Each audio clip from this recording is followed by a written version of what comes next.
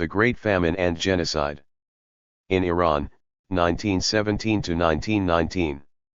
Mohammad Gholi Majd. Chapter 1. Introduction. The Great Famine of 1917 to 1919 was unquestionably the greatest calamity in the history of Iran, far surpassing anything that had happened before. It is shown in this study that 8 to 10 million Iranians, 40 to 50% of the population, was wiped out because of starvation and the associated diseases that accompany malnutrition.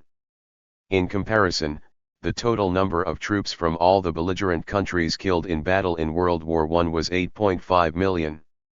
That is, Iranian losses were at least as great as the total fatalities suffered by all the belligerents. More people died in Iran than in all the battlefields of World War I. Unquestionably, neutral Iran was the greatest victim of World War I. Yet the Great Famine in Iran, one of the greatest famines of modern times, and definitely one of the largest genocide of the 20th century, has remained unknown and unexplored. The history of Iran in World War I and after cannot be understood without an understanding of what transpired in the country during 1917 to 1919. Other South Asian countries have also suffered devastating wartime famines in the 20th century, possibly the best known being the 1943 famine in Bengal, in which 3 to 5 million died, described in detail in a recent book. 1. A most remarkable fact about the Iranian famine of 1917 to 1919 is its relative magnitude.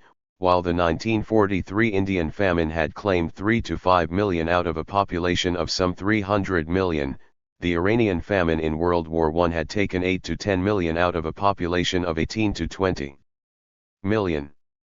Discussing the devastation of Iran, the Soviet historian Lev Miroshnikov wrote, "The First World War brought to the peoples of Iran incalculable misfortunes and privations. Vast regions were devastated by war, many tens of thousands of Iranians starved or died after illness, suffered or lost their lives as a result of military operations. Looking back, it is even now difficult to say how Iran might have suffered less. It was impossible to defend national sovereignty from encroachments by the great powers, each of whom considered Iran a prize in the struggle for new colonies and spheres of influence." 2. In a report submitted by the Iranian delegation to the General Assembly of the League of Nations, dated December 6, 1920, the following is stated: "At the beginning of the war of 1914 to 1918, the Persian government, anxious to continue its historic traditions, solemnly declared its neutrality. Despite her neutrality, Persia has been a battlefield during the world cataclysm. Her richest provinces in the north and northeast have been ravaged, divided, and disorganized by the Turco-Russian forces. Many are the ruins which cover Persian territory from Makkah to the very south. Towns and villages have been pillaged and burned, and hundreds of thousands of men were compelled to say a lasting farewell to their beloved homes and to find death from hunger and cold far from their native provinces. At Tehran, a city of about 500,000 inhabitants, 90,000 persons died of famine for want of bread, since the big lines of communication were cut by the invaders. All the governments which followed each other during the war were faced with insurmountable difficulties which arose from the violation of Persian neutrality. The food-supplying provinces of Persia, such as Mazandaran, Galen, Azerbaijan, Hamadan, and Kermanshah, which were rich in corn, rice and other cereals, were unable to produce anything, owing to the lack of labor and the want of security. Famine, that pitiless scourge, ruled over the greater part of the country and spread ruin and death among its people. It is with deep emotion that we mention the high figure of our loss in manpower, a cruel loss of 300,000 men, massacred by the sword of the invader. 3. As documented in this study, Tehran's population fell from 500,000 to 200,000, and its loss to famine and disease was at least 3 times as great as that stated in the above report. In his 1934 biography of the former British Foreign Secretary, the late Lord George N. Curzon, Harold Nicholson wrote, "Persia, during the war, had been exposed to violations and sufferings not endured by any other neutral country, for the subject was all but ignored and practically forgotten until August 1941, when at the time of the Anglo-Russian invasion of Iran one finds a few brief mentions in the American diplomatic records.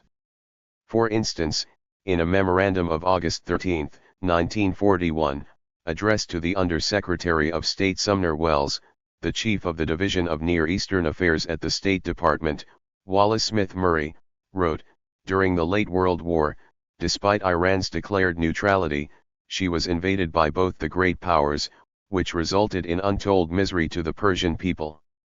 It is estimated that during the famine of 1917 to 1918, caused by the chaotic conditions of the country, approximately one-third of the population perished. 5. Given that the post-famine population of Iran in 1919 was 10 million, Murray implies that 5 million had perished. It is shown in this study that the reality was far worse." In a note to the Secretary of State Cordell Hull, dated August 21, 1941, and containing Iran's reply to the Anglo-Russian ultimatum of August 16, 1941, the Iranian minister to Washington, Mohammad Shayesteh, wrote, "The Iranians remember with sorrow the great misfortunes of the last war, the unbelievable number of the population which died as a result of famine and epidemics caused by foreign interference in Iran. 6. Thereafter, the subject was again relegated to oblivion." Iran in World War I. The conquest by Great Britain of the vast areas stretching from India to Egypt in World War I is one of the great colonial conquests of history about which little has been written and even less is known. Despite the fact that it took 4 years of often brutal warfare and hundreds of thousands of combat casualties, not to mention the millions who died of famine and disease, the subject has attracted practically no interest by academic historians in the West. As history is written by the victors, it is easy to misrepresent the past. For almost 100 years the history of World War I in the Near East has been popularly portrayed as the liberation of the Arabs from the Turks by such romantic fictional characters as Lawrence of Arabia, while the fate of the peripheral countries such as Iran was not even mentioned. For nearly a century the history of the Near East, including that of Iran, in World War I had remained shrouded in mystery and misinformation. Yet, it was within the context of the vast colonial conquest of World War I that Iran suffered its greatest calamity in its recorded history. While a detailed history of Iran in World War I is beyond the scope of this study, Chapter 2 gives an account of the military campaigns in Iran during 1914 to 1918. Not surprisingly, military operations in Iran by Great Britain, Russia, and Turkey were closely tied to the campaigns in Mesopotamia, Palestine and the Caucasus, and military operations in Iran must be viewed within the context of the wider war in the Near East. Iran was invaded and occupied by Great Britain and Russia in both World War I and World War II. In both wars, Russia invaded northern Iran on both sides of the Caspian as well as along the Caspian Sea. Similarly, in both wars, Great Britain invaded western and southern Iran from Iraq and the Persian Gulf. Great Britain also invaded eastern Iran from India in World War I. Similarly, Iraq was also invaded from the south and occupied by Great Britain in both wars. Because of her control of India, Britain was able to rapidly move large forces from India to the Near East in both wars. But the nature of the invasion and occupation of Iran and Iraq in the two wars was very different. It took Great Britain 4 years of often brutal warfare during 1914 to 1918 to conquer Iraq from the Ottomans and to subdue the country. In contrast, it took Great Britain just 1 month of sustained bombing in May 1941 to overthrow a hostile Iraqi government and to subdue the country. Similarly, the Anglo-Russian invasion of Iran on August 25, 1941, was a blitzkrieg in which the two allies unleashed overwhelming force against Iran and in just 4 days occupied the country. 7 There was very little actual combat on Iranian soil, and the war in Iran was over by August 28, 1941, when the Iranian government announced a unilateral cessation of resistance, and 3 days later the victorious Russian and British armies met and celebrated in Kashvin. In contrast, Iran was a battleground in World War I where for 4 years practically every corner of the land was at some point the scene of hostilities between the invading armies or between Iranians and the invaders. Large areas of western and southern Iran were devastated by the fighting. In analyzing the history of Iran in World War I, it is useful to identify three distinct phases of the war in Iran. The first phase was from November 1914 to March 1917. Iran was invaded and occupied by its three neighbors. Great Britain and Russia concluded a new secret agreement for dividing Iran and soundly defeated all attempts to dislodge them. By March 1917, when the British captured Baghdad and the Russians drove the Turks out of western Iran, Russia and Britain were the unquestioned masters of their respective halves of Iran, and, except for a brief period during May to September 1918, war in the form of battles between belligerents on Iranian territory came to an end. Thereafter, military operations by Great Britain consisted almost entirely of inflicting punishment and restoring law and order on the tribes that resisted British occupation. Phase 2 was from April 1917 to January 1918. In this period, the United States formally entered the war on the side of the Allies, and the political and military consequences of the Russian Revolution began to unfold. But Iranian rejoicing at the downfall of Tsarist Russia was very much tempered by the onset of famine in the country. The Russian Revolution and the entry of America into the war provided Great Britain a historical opportunity to conquer all of the Middle East. It soon became evident, much to Britain's relief, that Russia was incapable of sustaining an effective military presence in the northern half of Iran, let alone advance into Iraq. With Russia incapacitated, the British had turned their attention to the conquest of Palestine and to the subjugation of the tribes of southern Iran. Meanwhile, with the Bolshevik Revolution in October 1917, Russia had begun withdrawing its armies from Iran. The third phase of the war was from January to November 1918.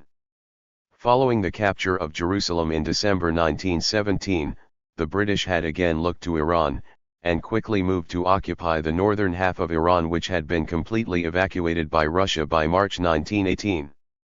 Also, beginning in May 1918, the British had set about subduing the remaining tribes of South Iran. The bitter fight with the tribes had lasted until October 1918, much longer than expected. In the summer of 1918, the Turks had occupied Azerbaijan, thus threatening the British lines of communication to the Caspian Sea. Following their defeats in Palestine in September 1918, and in Iraq in October 1918, the Turks withdrew from Iran, and Turkish forces had evacuated Iranian soil by the end of October 1918. Thus, by the advent of the armistice on November 11, 1918, the vast area stretching from Egypt to India, including all of Iran, Iraq, Palestine, and Arabia, was under British occupation. Having been freed from the claws of the Russian bear, Iran was swallowed by the British lion. Moreover, as described in this study, from the spring of 1917, or the onset of Phase 2 of the war, Iran had plunged into famine.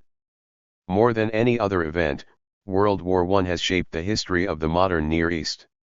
In the immediate post-war period, Great Britain had tried to create a legal framework for the formal control of Iran through the ill-fated and unpopular Anglo-Persian Convention of August 9, 1919. Complicating matters, Britain also faced rivalry with the United States over the Near East oil. Immediately after the end of World War I, American oil companies had tried to enter the lucrative oil fields of the Near East. Britain's initial attempts to exclude American oil interests from both Iran and Iraq had elicited considerable American anger and much diplomatic exchange between the two governments, including numerous formal notes. In addition, the American government had encouraged the Iranians to resist British attempts to impose the unpopular convention. Eventually, after much negotiation, an Anglo-American oil entente was arrived at in the fall of 1920, by which American oil interests were given access to the oil fields of Iraq.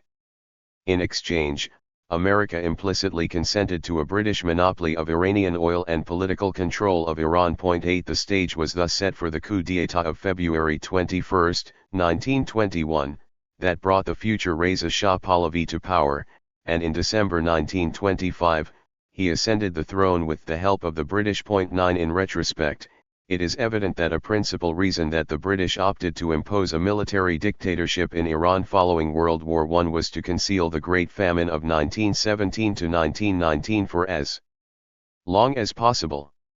And it succeeded admirably. For nearly 60 years Iran became a military dictatorship, which in turn made it possible to suppress information on and to cover up the country's greatest calamity for over 80 years.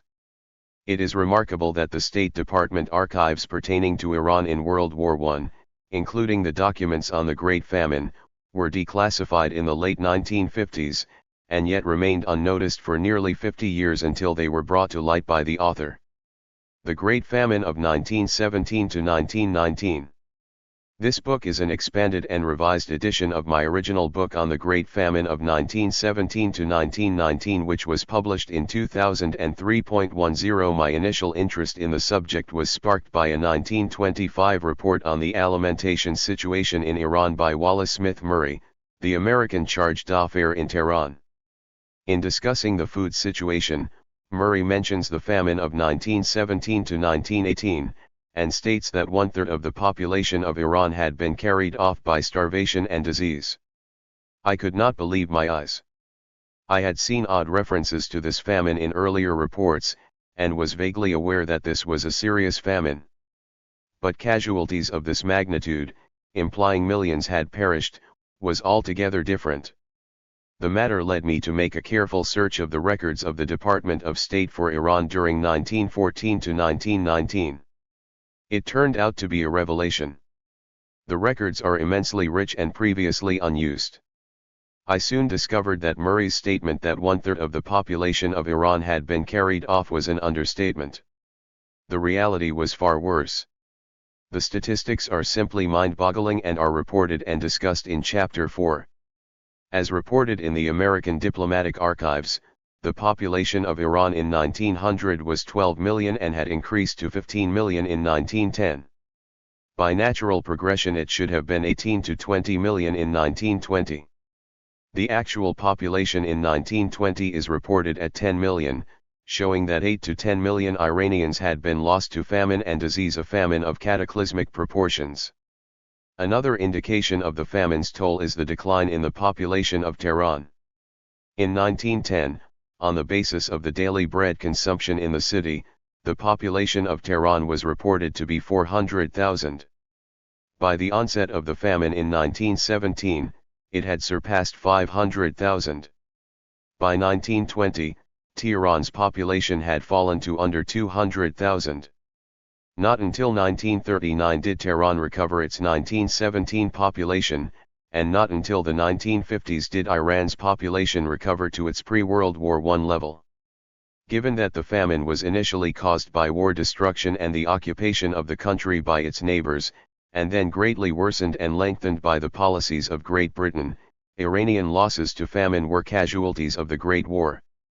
As noted, at least as many people died of famine and disease in neutral Iran than the combined battlefield fatalities of all the belligerents of the Great War. And yet Iran could not even get admission to the peace conference at Versailles nor get a hearing. These findings provide an entirely different perspective on the modern history of Iran and World War I. Another remarkable finding of Chapter 4 is that the population of Iran in 1920 was the same as the population of the country in 1850. That is, over a 70-year span when world population almost doubled, increasing from 1.1 billion to 1.9 billion, Iran's population was unchanged. Moreover, in the 50-year span of 1870 to 1920, Iran suffered two devastating famines, that of 1870 to 71 and 1917 to 19. In the famine of 1870 to 71, according to economic historians, some 1.5 to 2 million Iranians had perished, and, as shown in this study, 8 to 10 million Iranians were lost during 1917 to 19. In short, 70 years of population growth had been wiped out by famine. Here possibly lies the root of Iran's underdevelopment. As noted, Chapter 2 provides an outline of the main military and political events in Iran during 1914 to 1918. Chapter 3 provides a documentary account of the famine. The sources include American diplomatic dispatches from Tehran and Tabriz, reports by American missionaries from different cities of Iran, Iranian newspaper accounts on the extent of the famine, and the diaries and memoirs of several notable Iranians. They provide a rich source of documentation. In addition, use is made of the memoirs of British military officers who served in Iran, Major General L.C. Dunsterville, commanding officer of the British Dunster Force in Iran in 1918, Major General W.E.R. Dixon, Inspector General of the East Persia Cordon during 1918 to 1919, and Major M.H. Donahoe, a well-known war correspondent who served as a military intelligence and political officer in western Iran in 1918.11. These eyewitness accounts written immediately after the war are especially valuable and informative not only on the magnitude of the starvation and death, but also shed a great deal of light on the policies of Great Britain. Chapter 4 discusses demographic developments in Iran especially during 1900 to 1920.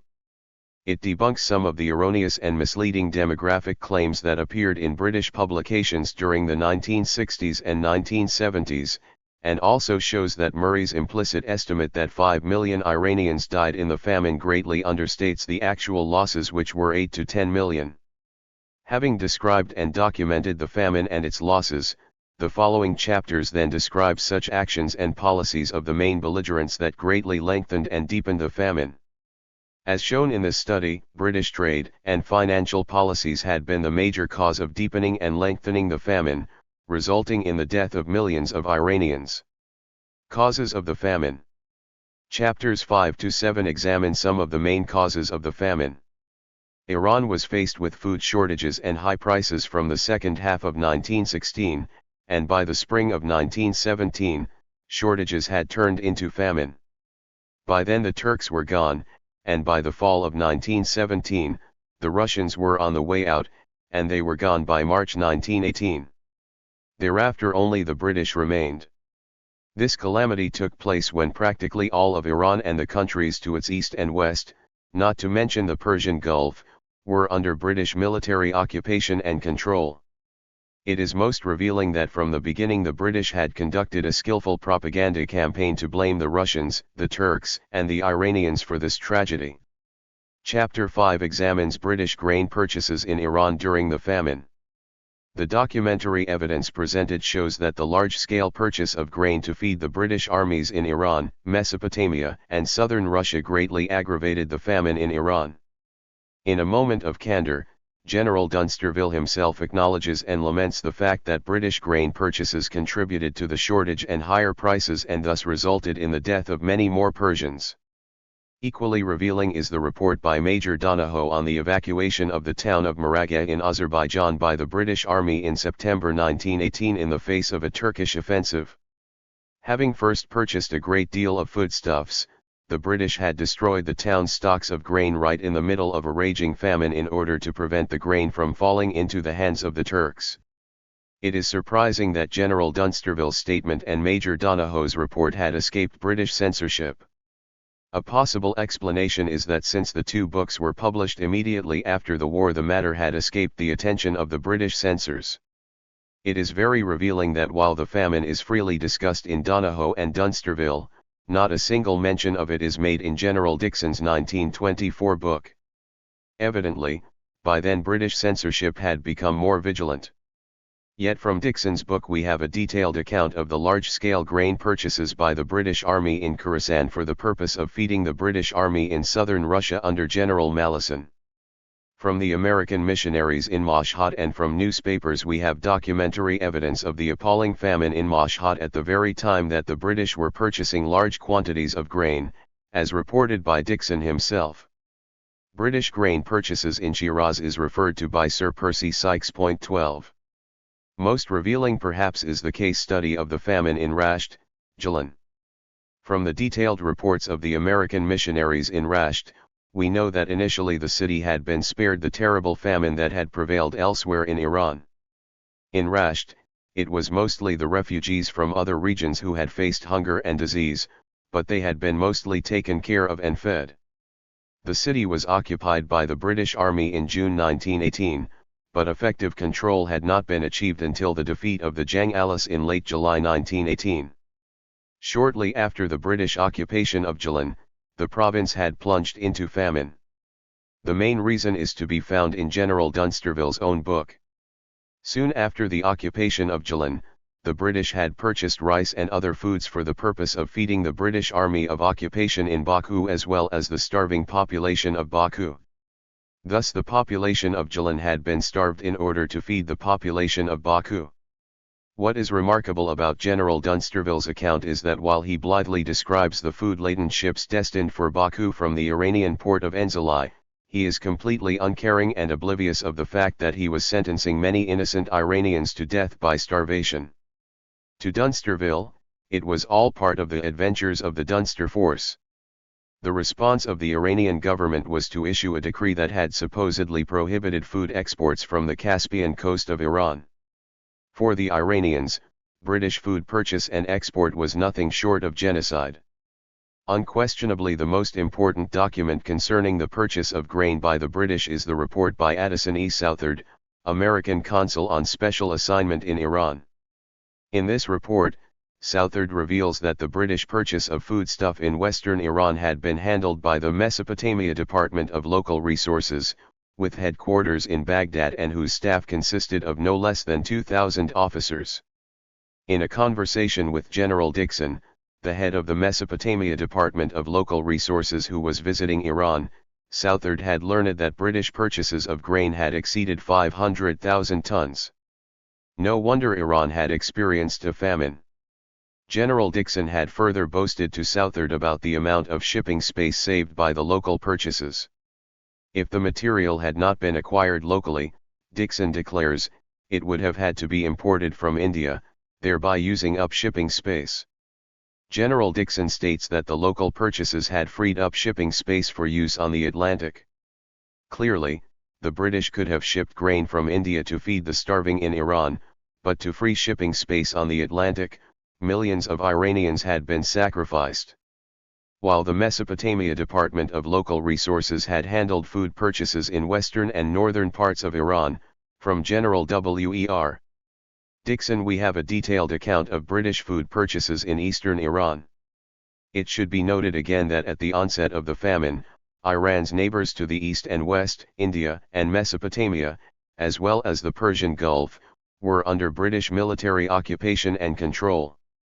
Moreover, in addition to purchasing large quantities of food in Iran, the British had prevented the importation of food into Iran from India and Mesopotamia. As noted by Southard, there was ample grain in both India and Mesopotamia, but Iran, located in the middle, had starved. In addition, the British had prevented the importation of food from the United States. As revealed in the American diplomatic dispatches, it is very remarkable that at a time when Iran was about to plunge into a vicious famine that killed millions, the British had prevented the importation of food from the United States. Moreover, one cannot refrain from pointing out that while the United States had rushed food to Belgium in World War I, saving some 7.5 million Belgians from starvation, it had shown no similar desire to undertake famine relief in Iran. 13 Given the current sanctions on Iran that severely restrict her ability to export its oil and import such vital necessities as food and medicine, the prevention and constriction of Iran's foreign trade in World War I is more than of historical interest. It appears that the current sanctions are simply a continuation of policies that were first pursued with great effect nearly a century ago. The financial strangulation. Chapter 6 examines the financial strangulation of Iran by the British and the Russian governments. It should be pointed out that in view of the current sanctions on Iran over its disputed nuclear program, the material in Chapter 6 is of special interest and significance. Depriving Iran of its financial resources was consistent with the British policy of depriving Iran of its food supply. Traditionally, revenue from the maritime southern and northern customs had been the main source of income to the Iranian government. Because of the indebtedness of the Iranian government to Great Britain and Russia, the southern and northern customs revenues were collected by the British and the Russian governments respectively. From these revenues were deducted the interest and amortization on the loans, and the balance was paid to the Iranian government. The advent of the war drastically reduced foreign commerce and hence customs revenues and created a financial crisis for the Iranian government. In response, a moratorium agreement was reached between the Iranian government and the governments of Russia and Great Britain. Under the moratorium agreement, for the duration of the war the servicing of the loans was deferred and the entire revenues were to be given to the Iranian government. With commerce dwindling because of the war, the moratorium payments proved insufficient. As part of an agreement with the Iranian government in July 1916, the Russian and British governments had agreed to pay Iran a monthly sum of 200,000 tomans. At the time this amounted to £30,000, the exchange rate being 65 crowns to the pound. For several months initially, this sum was withheld, and after the Russian Revolution, the Russians stopped payment of their half. Thereafter, the British paid on a very irregular basis. Subsequently, difficulties arose over the exchange rate.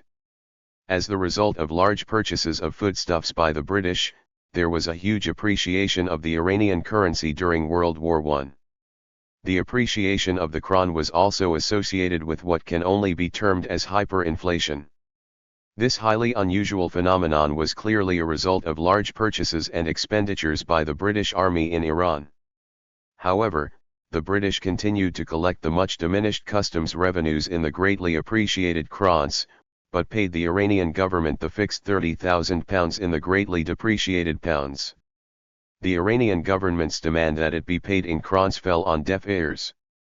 Given the huge depreciation of the sterling, the Iranian government was able to get less than a third of the number of krons than previously.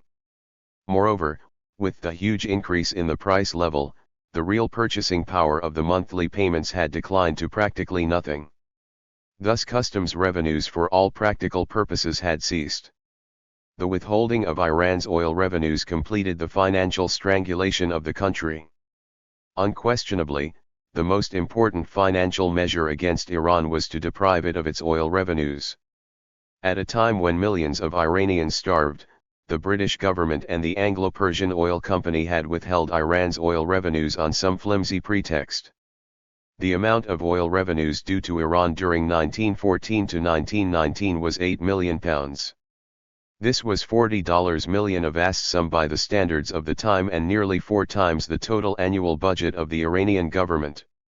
Had this money been paid, many would have been spared death by starvation and disease. In 1911, Iran had begun producing crude oil, and with the construction of the oil refinery in Abadan in 1912, Iran very quickly became a major producer and exporter of petroleum. The oil concession was held by the Anglo-Persian Oil Company, 2/3 of whose stock was acquired by the British government in 1914. With the war, oil production increased greatly and with it the profits of the oil company. Had the Anglo-Persian Oil Company paid Iran's royalties and income in good faith, the oil revenues would have many times compensated for the decline in customs revenues. In fact, with the vast profits made by the Anglo-Persian Oil Company, Iran's annual income would have amounted to £2 million, a huge sum by the standards of the time. Soon after the outbreak of the war in 1914, the British had stopped payments of royalties to Iran and had even demanded $2 million in compensation for the damages inflicted on the pipeline by some hostile tribesmen in February 1915. Although the Iranian government was not responsible for actions beyond its control, and the pipeline had been restored by June 1915, the British had continued to withhold payment of royalties to the Iranian government. Payments did not resume until after the 1921 coup d'état that brought Reza Pahlavi to power.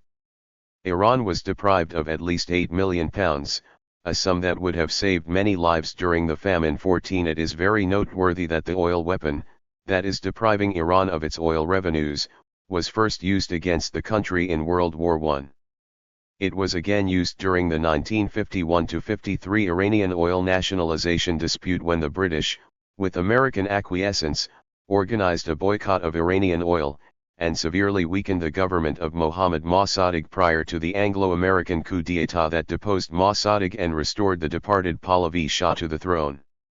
The current sanctions are also intended to deprive the Iranian government of oil revenues and force it to surrender its nuclear program. Deprived of most of its oil income, the Iranian currency has plunged 80% in a matter of months, and already shortage of essential goods such food and medicine are widely reported.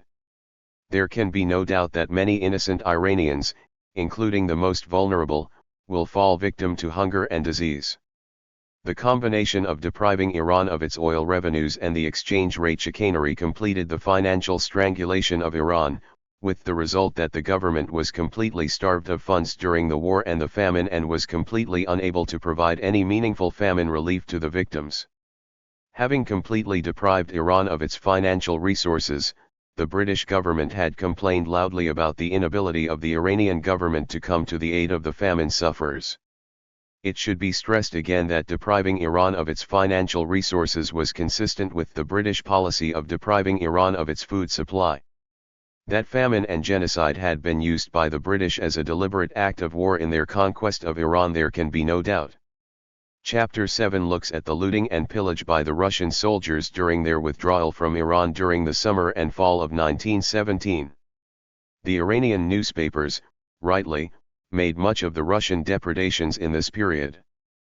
But it should be pointed out that the Russian transgressions took place when famine already stalked the land. The chapter also describes early British attempts to blame the famine on the Russians and the Turks, but most of all, on the Iranians themselves, that is on hoarding and profiteering by landowners and grain merchants, and corruption of high officials. With the advent of the peace conference at Versailles in 1919, Iran had hoped to participate therein and to obtain reparation for the devastation of the country and the war-induced famine. But the British, with the acquiescence of the American and French governments, were not about to give Iran a hearing at the peace conference. In retrospect, it is clear that the refusal was part of the early measures designed to conceal and cover up the Iranian Holocaust. Unable to get admission to the peace conference, let alone get a hearing, in March 1919, the Iranian delegation in Paris had put out a document that supposedly laid out Iran's grievances and demands for reparation. Chapter 8 describes Iran's failure to get admission to the Versailles Conference, and comments on the above document. The military and political history of Iran in World War I is completely misrepresented. In addition to ridiculous territorial claims, it is full of inaccurate, misleading and outright mendacious statements. Point 15 as described in Chapter 8, Iran's economic grievances and the causes of the famine are completely misrepresented. By mixing Iran's real grievances with a heavy dose of falsehood, it trivializes the famine, obscures its causes, and thus weakens Iran's case. The cover-up of Iran's greatest calamity had begun very early on. Chapter 2. Iran in World War I.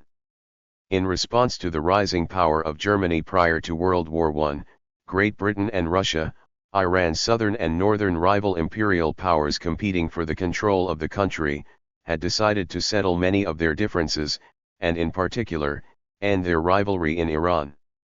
By the Anglo-Russian Agreement of August 13, 1907, Iran was effectively partitioned into two spheres of influence, and a neutral zone.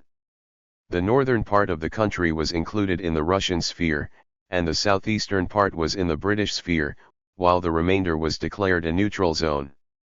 The ink on the agreement was barely dry when it was rendered obsolete by the discovery of oil by British interests in 1908 in the southwestern neutral part of Iran. There can be no doubt that the August 1907 Anglo-Russian agreement was also a response to the advent of the 1906 Iranian constitutional revolution and the granting of a constitution by the dying Mozaffareddin Shah Qajar in January 1907. In the new constitution, the Shah was but a ceremonial figurehead while power rested with an elected parliament. The two powers rightly saw the emerging system of constitutional monarchy and elected parliament as a menace to their control of the country and set about undermining it. In this cynical policy, the two imperial powers found an unwitting collaborator in the person of Muhammad Ali Shah Qajar, the son and successor of Mozaffareddin Shah. The advent of civil war in 1908 provided the two powers the opportunity and pretext to actively interfere in Iranian affairs, and Russia occupied Tabriz, Iran's second-largest city. Despite unfavorable odds, the revolutionaries triumphed and occupied Tehran in July 1909, replaced Muhammad Ali Shah by his 12-year-old son, Ahmad Shah, and reconvened parliament. Having consolidated its position, the new constitutional regime had looked to America as a countervailing force to Russia and Great Britain. The appointment of W. Morgan Schuster of New York as Treasurer General of Persia and his arrival in Tehran in May 1911 indicated Iran's earnest desire to set its house in order and to seek American assistance. Schuster had energetically set about reforming Iran's finances, and in a very short time had gained the confidence of the Iranians. Greatly alarmed at his success and at the prospect of serious American inroads into Iran, Russia and Great Britain had set about undermining Schuster, and seizing on some flimsy pretext. In December 1911, the Russians had presented an ultimatum to the Iranian government demanding an immediate dismissal of Schuster and the dissolution of parliament. While not a party to the ultimatum, the British government had actively supported the Russian demands. At the same time, the Russians had moved additional troops into Azerbaijan, while the British had occupied the southern port of Bushehr. The Iranians were thus forced to comply with the Anglo-Russian demands. Parliament was forcefully dissolved and Schuster left Iran in January 1912. A most revealing aspect of the Schuster affair was the lack of response by the U.S. government to the ouster of Schuster, who had been recommended for the Persian post by the President of the United States. Clearly, the U.S. government was anxious to avoid antagonizing Great Britain and Russia and desired no involvement in Iranian affairs. For the next 2 years, in the absence of parliament, Iran was governed by a regent and a cabinet acting on behalf of the boy king, Ahmad Shah.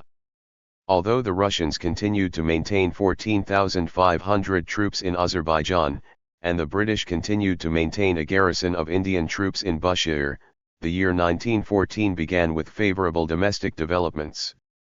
First, following intensive popular demand, beginning in February 1914, parliamentary elections to the Third Majlis were begun in Tehran and were continued in the provinces, and the elections were completed in April 1914. By May 1914, excitement for a reconvening of parliament was mounting.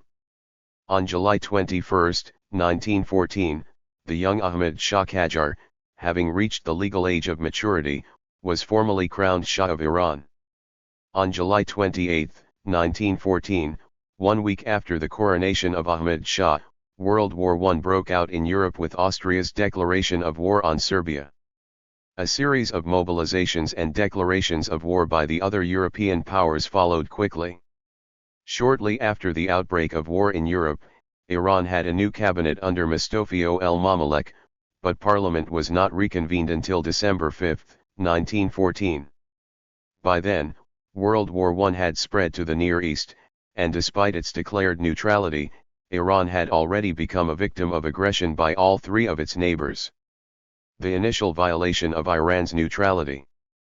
Prior to World War I, Germany had established extensive commercial operations in Tabriz, including a large carpet factory named the Pedig, and there was a large German colony in the city. Immediately after the outbreak of the war in Europe, the Russians had attempted to drive out the Germans from Tabriz and to seize German assets in Azerbaijan. On September 8, 1914, the Russian consul general in Tabriz had requested the Iranian governor-general of the province to arrest numerous German and Persian employees of the Pedig and to send them to Russia.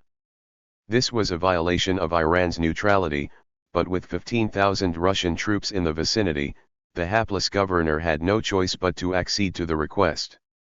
On September 10, 1914, the German consulate in Tabriz was attacked and a Russian had tried to assassinate the German consul in Tabriz. The terrified consul had suffered a complete nervous breakdown. With the deteriorating situation, Turkey had taken advantage of the chaos to occupy the area west of Lake Urumia in Azerbaijan on October 1, 1914, despite the fact that in 1913 an International Frontier Commission had supposedly settled all outstanding frontier issues between the two countries, and the area in question had been confirmed as Iranian territory. On October 7, 1914, the Iranian government had protested the Turkish action. It would appear that, Russian actions in Tabriz notwithstanding, this was the first overt aggression against Iran in World War I. Meanwhile, in early August 1914, upon the outbreak of war, the British government had instructed the Viceroy in India to prepare to send a naval force to the mouth of the Shatt al-Arab in the Persian Gulf for the purpose of occupying Abadan and its oil refinery and the port of Mohammad. A long telegraphic exchange between London and India on the desirability of military action in the Persian Gulf and the occupation of the Persian oilfields and of Ottoman Iraq had followed. On September 27, 1914, Turkey had closed the Dardanelles to Allied ships.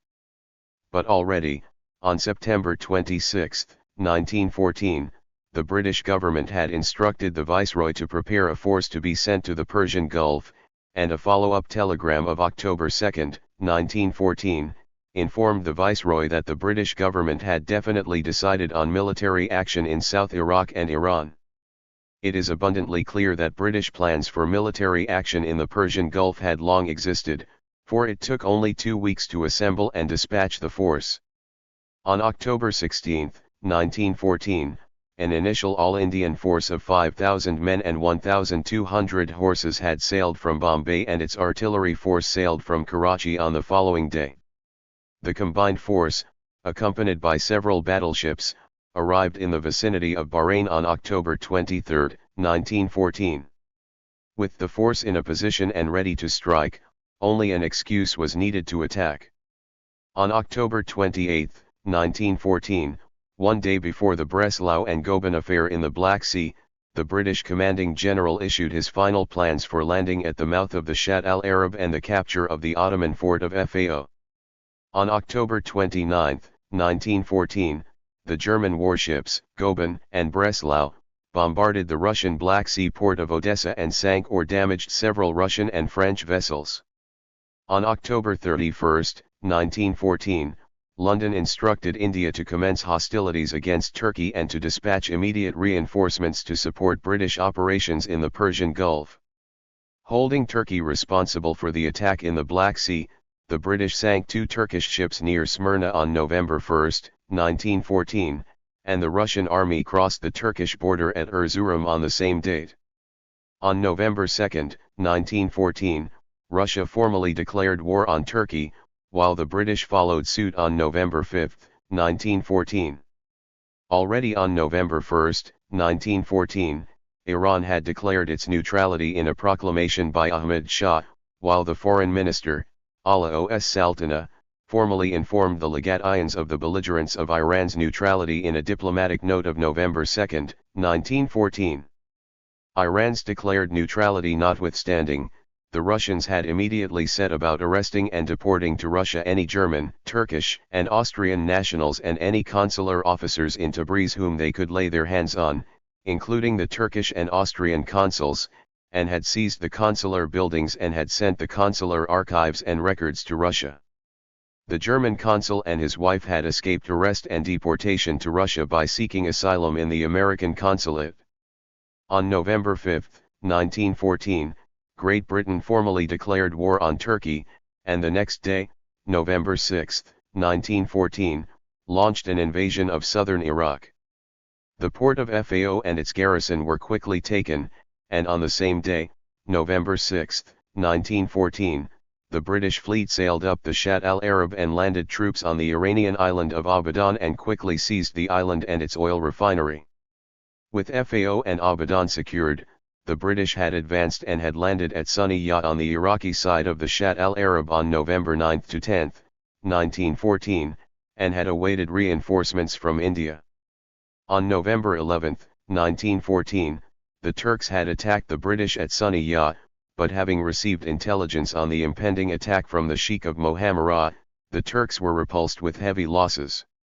Advancing north, the British defeated a Turkish force at the Battle of Sihon on November 15, 1914, and then routed a Turkish Arab force at the Battle of Sahil on November 17, 1914. At the Battle of Sahil the Turks and Arabs had suffered heavy casualties, 1,500 to 2,000 out of the Ottoman force of 5,050 were killed or wounded. British casualties were 489, the vast majority Indian. After the Battle of Sahil the road to Basra was open. On the evening of November 22, 1914, the British gunboat sailed into Basra, which had been abandoned by the Turks the day before. The capture of Basra, Iraq's second largest city, just 2 weeks after the initial landing, was a major achievement. Having consolidated their position in Basra, the relentless British advance along the Shatt al-Arab had continued.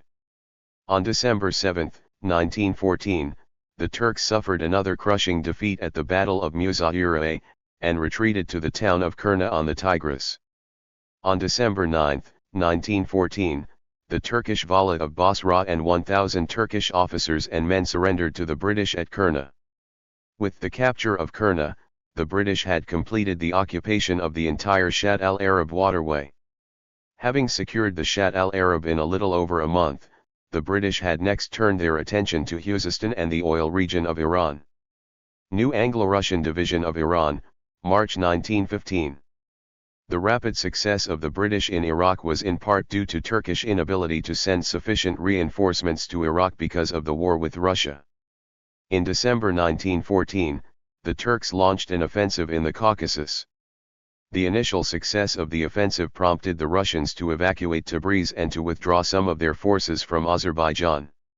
Taking advantage of the Russian retreat, the Turks quickly occupied the Iranian cities of Khoi, Sawibilak, and Urumia, and in early January 1915 entered Tabriz and received a warm welcome from the inhabitants who saw the Turks as liberators from the hated Russians. Turkish occupation of Tabriz, however, was brief. In mid-January 1915, the Russians inflicted a heavy defeat on the Turks at Sarikamish in the Caucasus, and reinvaded Iranian Azerbaijan with the aim of retaking Tabriz. In a battle outside Tabriz on February 1, 1915, the Russians inflicted a decisive defeat on the Turks, who immediately withdrew from Tabriz to Maragha and to the area west of Lake Urumia. The Russians had immediately set about arresting and deporting to Russia any remaining German, Turkish, and Austrian nationals whom they could detain, and seized all German-owned businesses, including the carpet factory. While the German consul had escaped with the Turkish army, his wife, who had been unable to leave, was given asylum in the American consulate, where she remained until March 1915. When the Iranian Foreign Ministry had instructed its representative in Tabriz to protest the Russian actions and the violation of Iran's neutrality, the hapless official was too terrified to deliver the protest to the Russian consul, and had even refrained from informing his own subordinates. As events in World War II were to demonstrate once more, having occupied southern Iraq, the British could easily launch an invasion of Khuzestan, which they did in early 1915. Having secured the control of the Shatt al-Arab waterway, as noted above, they turned their attention to the neighboring oil region of Iran. In early January 1915, as the Turks occupied Tabriz, the British sent a force from Basra to occupy Mohammad, and in late January 1915, another force from Kurna was dispatched to Awaz, while British gunboats sailed up the Karun towards Awaz, which was occupied on February 1, 1915. Not surprisingly, the British were to take the same route in August 1941 when they occupied Mohammad and Awaz and the oil region in a blitzkrieg offensive. Thus, on the day the Russians reoccupied Tabriz, the British occupied Awaz, having occupied Mohammad a few days earlier. By early February 1915, the British had 2,000 troops in Awaz. On February 10, 1915, the British received information indicating that a Turkish force, accompanied by a large number of Arab tribesmen, had reached 24 miles northwest of Awaz and were planning to attack the city. The British had immediately sent reinforcements from Basra, and several British gunboats had steamed into Awaz. While this force was sufficient to hold Awaz, it could not guard some 130 miles of oil pipeline which was severed in late February 1915 in several places by tribesmen resisting the British. Seizing on the incident, the British stopped payment of Iran's oil revenues and demanded compensation. The legal aspects and the financial consequences of this action will be discussed at length in Chapter 6. On February 20, 1915, a party of Germans headed by Wasmus, the German consul in Bushehr, arrived in Khuzestan en route to Fars. The arrival of the Germans and the news that a Turkish force, accompanied by 15,000 tribesmen, had gathered on the shores of the Karakar River, had emboldened numerous tribes to resist the British, who had responded by sending additional gunboats up the Curran River. On March 3, 1915, the British attacked a group of tribesmen who had encamped at Gatar near Awaz and inflicted heavy casualties on the tribesmen and prevented them from joining up with the Turks. Immediately after this encounter, the British had set about arresting all German consular officials and nationals in South Iran, prompting numerous protests from the Iranian government and much hostile press. With the Russian success in Azerbaijan and the British gains in Khuzestan, the stage was set for a new Anglo-Russian division of Iran. As above noted, in the August 13, 1907, Anglo-Russian agreement, Iran was divided into a Russian and a British sphere of influence and a neutral zone. Shortly after, oil was discovered in the neutral zone. On March 4, 1915, the Russian government had informed Great Britain and France that Russia insisted on the inclusion of Constantinople and the Dardanelles in the Russian Empire following the war, and had informed the powers that in return Russia would regard with sympathy the Anglo-French designs on the Near East. After extensive negotiations, London and Paris consented in principle to the Russian demands concerning Constantinople and the Straits. In exchange, on March 12, 1915, the British had formally requested a revision of the Anglo-Russian Agreement of August 1907, and the inclusion of the neutral zone of Iran in the British sphere of influence.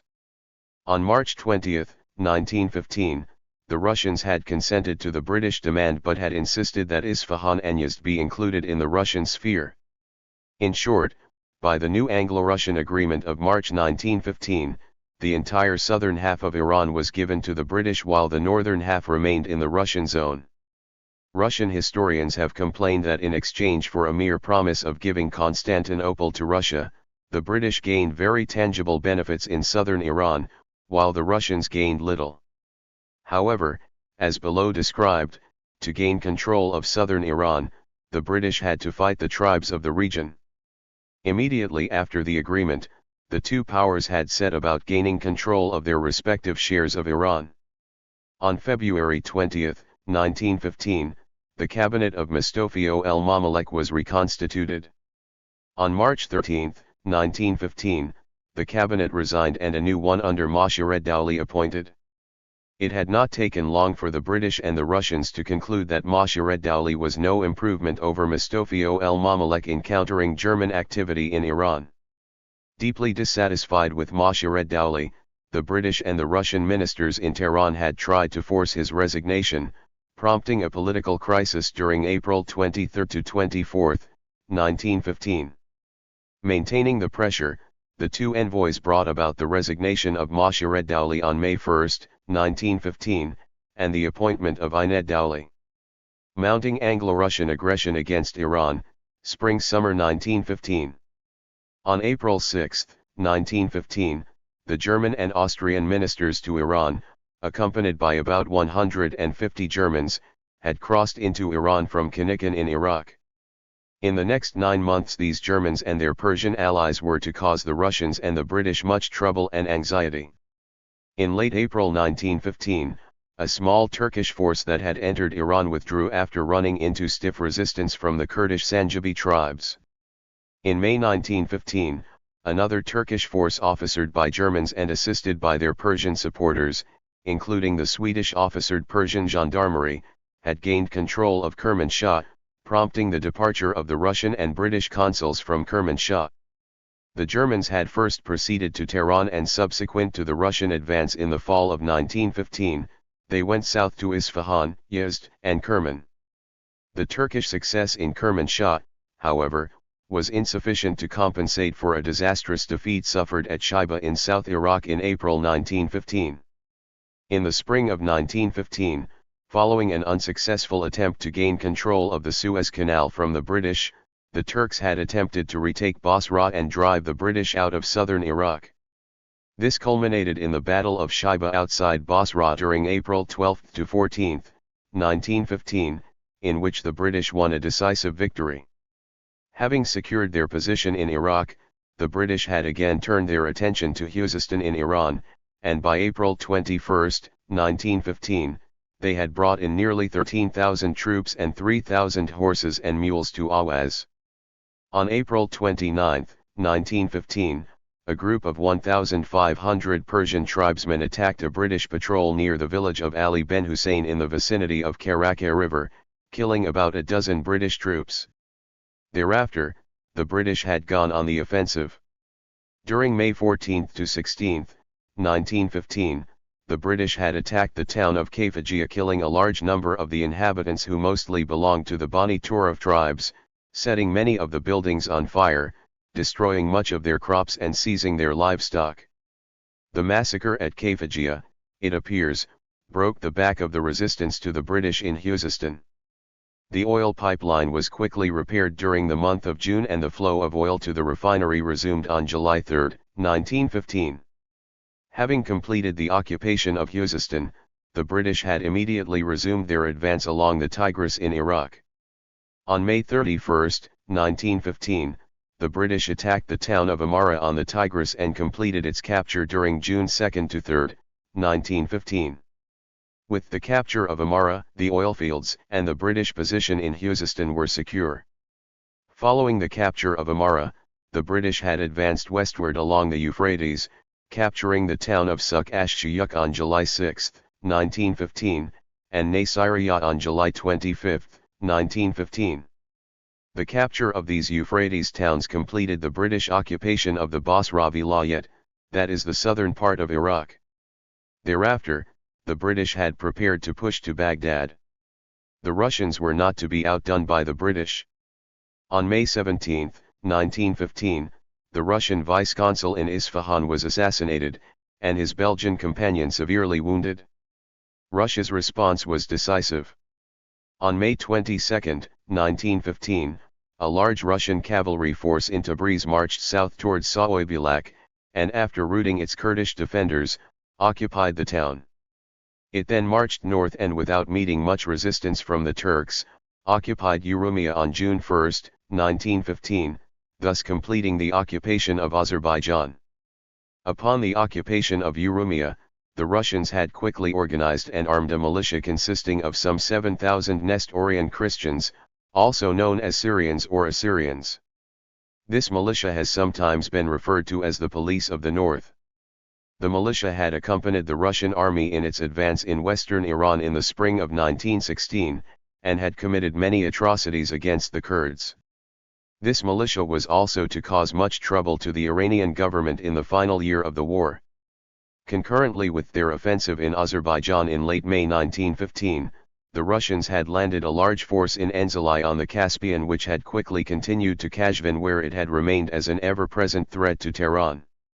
In June 1915, the Russians had advanced into Khorasan, and after the occupation of Mashhad, they had advanced as far south as Burjand, while the British had advanced north from Baluchistan, meeting the Russians at Burjand.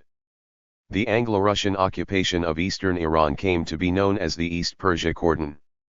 The Anglo-Russian force in eastern Iran was increased in August 1915, and on August 22, 1915, the British had decided to extend the railway line from India into eastern Iran. On July 12 and 13, 1915, meanwhile, the Tangstani tribes of southern Fars had attacked the British forces near Bushehr. The British had promptly dispatched a force from Basra which landed in Bushehr on August 8, 1915. The British had immediately sacked the Turkish consulate and expelled the consul, prompting sharp diplomatic protests from the Turkish government to the American government. On August 13, 1915, an amphibious assault was made on the main fort of the tribes located in the village of Dilwar, some 20 miles from Bushehr. The fort and the village were destroyed. Thereafter, intermittent warfare had continued until September 9, 1915, when the tribesmen had attacked in force. This was the opportunity the British had awaited. The British counterattack had inflicted a heavy defeat on the Tangstanis, which had suffered heavy casualties. Thereafter, the Tangstanis had ceased being a serious threat to the British. With matters satisfactorily settled in Bushehr, the British attention was again turned to Iraq. In the fall of 1915, the British decided to continue their advance along the Tigris and to push on to Baghdad. The Battle of Kut al-Amara took place on September 26 to 28, 1915, in which the Turks were forced to evacuate the town and retreated to Ctesiphon, a short distance south of Baghdad, where they took up defensive positions. Although the Battle of Kut al-Amara was considered a British victory, the Turks had escaped relatively unscathed from Kut al-Amara and were able to regroup to fight another day. It was clear to the Turks that if Baghdad was to be held, a determined stand at Ctesiphon were necessary. In the meantime, Turkish reinforcements had arrived in Baghdad. With the British fully engaged in Iraq, it was up to the Russians to deal with the deteriorating situation in Iran. New Russian invasion of Iran. In early July 1915, after a prolonged crisis, the cabinet of Majd Gholi resigned, and for 7 weeks the country was without a cabinet. On August 3, 1915, the newly arrived British minister, Sir Charles Marling, had expressed his great anxiety about the situation in Isfahan. In Kermanshah in western Iran, the British and the Russian consuls who had left in May 1915, had tried to return in August 1915, but were prevented from returning by the German consul and his Persian allies.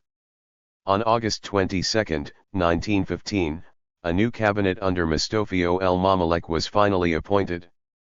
On the same day, about 2,000 Russian Cossacks stationed in Kashvin had marched towards Tehran, creating panic in the capital. After a day's march, the Cossacks had returned to Kashvin. It was a warning to the new cabinet in Tehran. The situation in Tehran had grown so bad at this time that the British and the Russians had contemplated moving their legations to Kashvin, which was occupied by the Russians. In the fall of 1915, it had become clear that unless decisive action was taken, the British and the Russians were in danger of losing control of the country.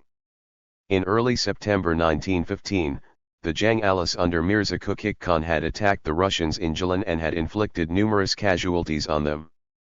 On September 13, 1915, perhaps in response to the British massacre of the Tangstanis in Bushehr, the British vice-consul in Shiraz was assassinated, while the British consul in Isfahan was wounded in an attempt to assassinate him. Terrified by the prospects of violence instigated by the Germans and their Iranian sympathizers in Isfahan, the British and the Russians had departed the city for Awaz and the protection of the British army. With Isfahan so evacuated, the Russian and the British consuls and residents had also left Yazd and Kerman for the safety of Bandar Abbas.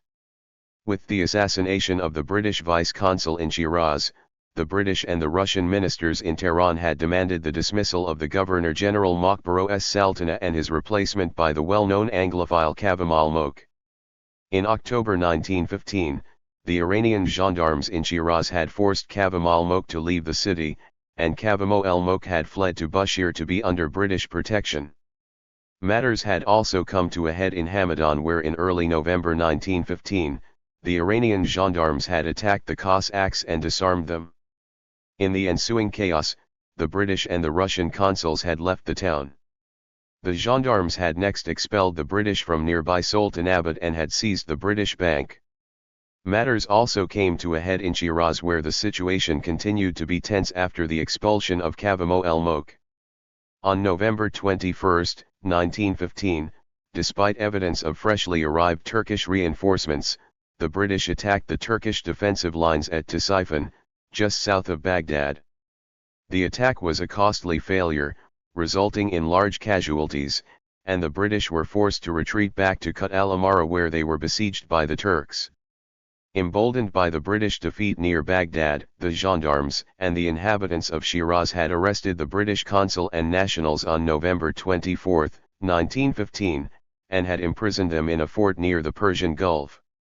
In early September 1915, a Russian force had landed in Enzeli and had occupied Rasht, where it had sacked the Turkish consulate, seized the archives, arrested the consul and paraded the Ottoman insignia in the streets, and after a bloody encounter with the Jang-Alis, it had continued its march to Kashvin.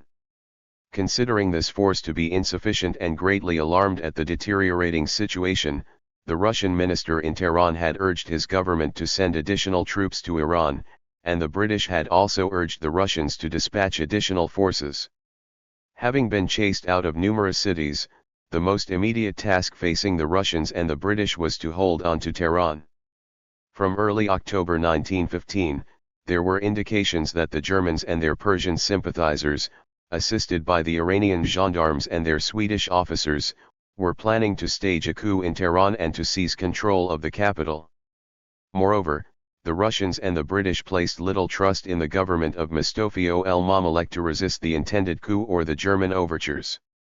On October 15, 1915, Russia had formally warned the Iranian government that an alliance with Germany would not be tolerated, and on October 20, 1915, the Russian government ordered the dispatch of another army into Iran, the first elements of which landed in Enzeli on October 28, 1915.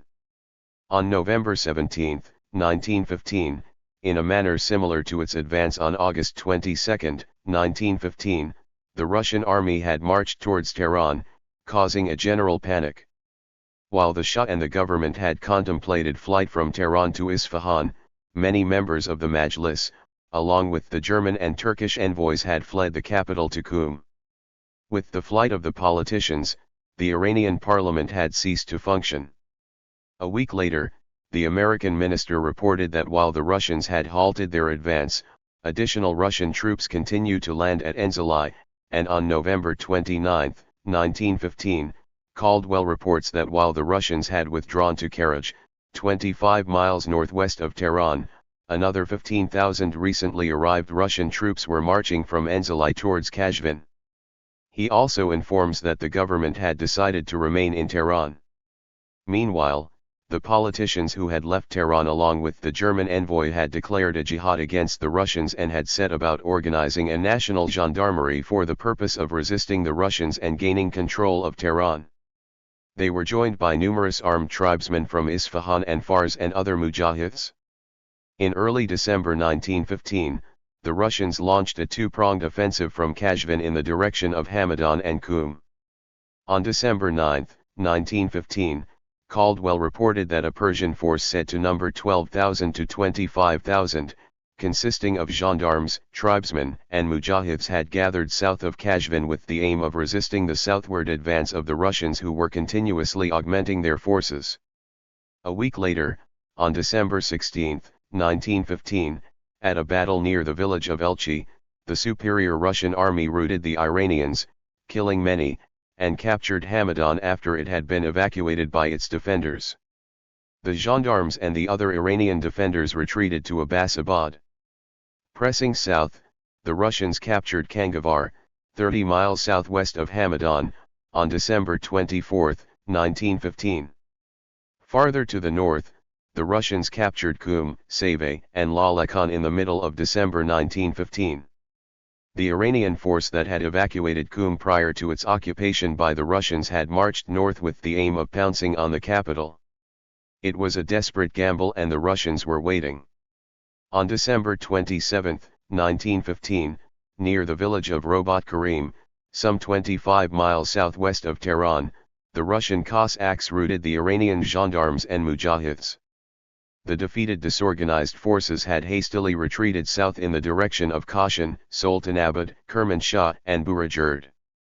Also on December 27, 1915, the cabinet of Mustafa el-Mamalek resigned and Prince Abdul Hossein Mirza Farman Farma formed a new cabinet, with Mohammad Vala Khan, Sepidar Ton Kaboni, as Minister of War. Having gained ascendancy in Tehran, the Russians and the British had succeeded in forcing the dismissal of the Swedish officers of the gendarmerie. In January 1916, the Russians had resumed their southward advance. On January 21, 1916, the town of Guris was captured, and according to press reports, looted by the Russians. By February 7, 1916, Nihavand and Burajurd were in Russian hands.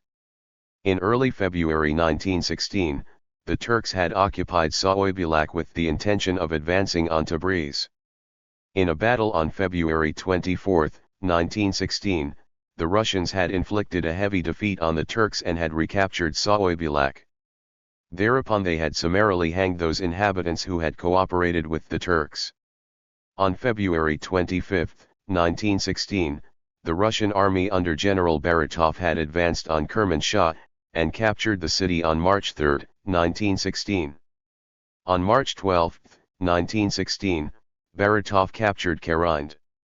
In central Iran, the Russian forces advancing from Qum occupied Kashan on March 1, 1916, and on March 19, 1916, occupied Isfahan after a sharp encounter with a force of some 1,000 Bakhtiari tribesmen. In a report of March 13, 1916, the American minister Caldwell reports that 100,000 Russian troops were engaged in military operations in Iran. Thus by March 1916, the Russians had completed the conquest of the northern half of the country. On March 3, 1916, following the Russian capture of Kermanshah, the cabinet of Farman Farma resigned, and on March 13, 1916, Mohammad Volakhan Sepidar Tonkaboni was appointed Prime Minister and given the title of Sepahsalar Azam. Completion of the British occupation of South Iran, 1916. With the defeat of the British Army at Ctesiphon on November 21 to 22, 1915, the remaining 13,000 British troops had retreated to Kut el Amara, where they were besieged by the Turks. During January-April 1916, the British had made numerous unsuccessful and costly attempts to lift the siege of Kut el Amara. Finally, faced with starvation and disease, the British government had consented to the surrender of its besieged troops. It was a costly failure, 41,000 in battle casualties plus the surrender of 13,000. Because of its operations in Iraq, the British had remained militarily inactive in South Iran during September 1915 to March 1916. As above described, in this same period of British inaction, the Russians had achieved a spectacular success and had occupied the entire northern half of the country, that is the area assigned to them in the March 1915 Anglo-Russian Agreement for the division of Iran. Anxious to claim their entire share of Iran, despite the difficulties in Iraq, the British had dispatched Brigadier General Sir Percy M. Sykes to Iran. Sykes landed in Bandar Abbas in mid-March 1916, at about the same time as the Russian capture of Isfahan. His ostensible task was to set up a so-called Persian force for the maintenance of law and order in South Iran. The Persian force was to be named the South Persia Rifles, paid for and officered by the British. But the fact that he had landed at Bandar Abbas instead of Bushehr or some other British stronghold indicated that his immediate task was to gain control of Kerman as well as parts of southeast Iran. Shortly after Sykes' arrival in Bandar Abbas in March 1916, the former Governor-General of Fars, Kavamo el-Mok, assisted by British arms and artillery, had departed Bushehr for Shiraz. In a battle near the town of Lar, Kavamo el-Mok's force had decisively defeated the outgunned Persian gendarmes, after which the door to Shiraz was open. Shortly after his victory at Lar, Kavamo el-Mok was killed in a hunting accident and was succeeded by his 28-year-old son, Ibrahim Kavam, who had entered Shiraz and had inflicted vengeance on those who had driven his father from Shiraz in November 1915. Similarly in Kerman, matters had come to a head shortly after Sykes' arrival in Bandar Abbas. The emboldened pro-British faction in Kerman had disarmed the gendarmes and the nationalists. Some 60 Germans and Austrians who had fled Kerman were soon captured by Kavam and imprisoned in Shiraz. With Shiraz and Kerman so liberated, Sykes had received reinforcements, including Indian artillery, which arrived in Bandar Abbas in April 1916. On May 17, 1916, Sykes and his newly arrived force set off for Kerman and entered the city on June 12, 1916. Upon arrival in Kerman, Sykes had discovered and arrested the former Turkish ambassador to Afghanistan who had remained in the city. The detained former ambassador and a Swiss national were dispatched to Bandar Abbas to be taken to India for internment.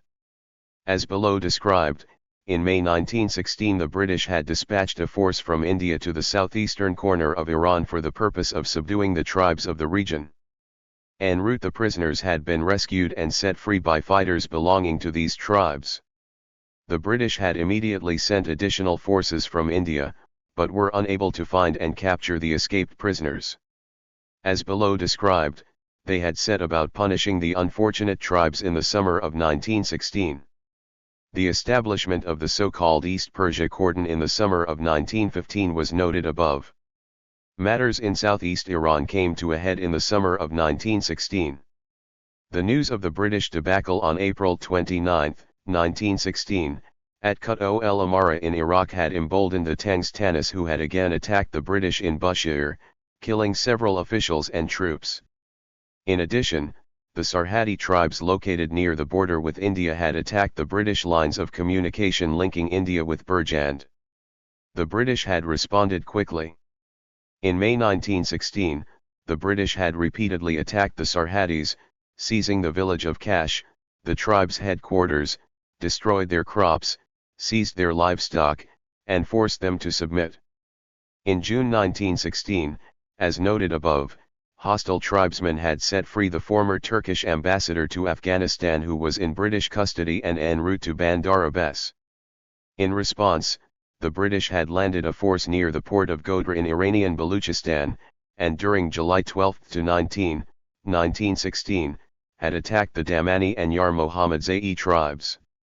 The British had inflicted heavy casualties on the tribes, seized their livestock and had forced them to pay reparation. In September 1916, the town of Sedabad, east of Kerman, had been seized by the tribesmen who had earlier set free the Turkish ambassador to Afghanistan. The British had attacked and occupied the town in October 1916. But the ambassador remained at large. Thus by the fall of 1916, southeast Iran was under effective British occupation, and the so-called East Persia Cordon ran from the Sea of Oman to the Russian border. Having set in motion the establishment of a brigade of South Persia Rifles in Kerman, Sykes and his force departed for Yazd on July 28, 1916, and arrived in Yazd on August 14, 1916.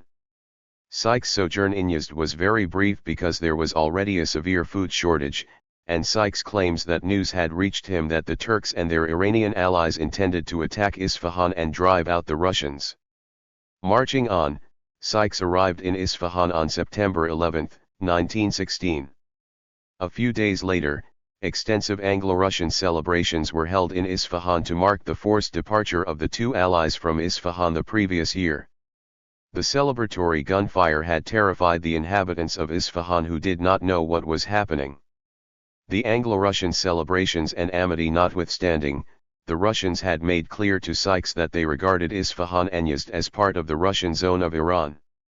Having overstayed his welcome, Sykes and his force left Isfahan in late September 1916, and made a triumphal entry into Shiraz on November 11, 1916. He was greeted by the new Governor-General Farman Farma, who had arrived in October 1916. Almost to the day 1 year prior, the British consul and nationals in Shiraz had been arrested and imprisoned. The timing and symbolism of Sykes' arrival in Shiraz was not lost.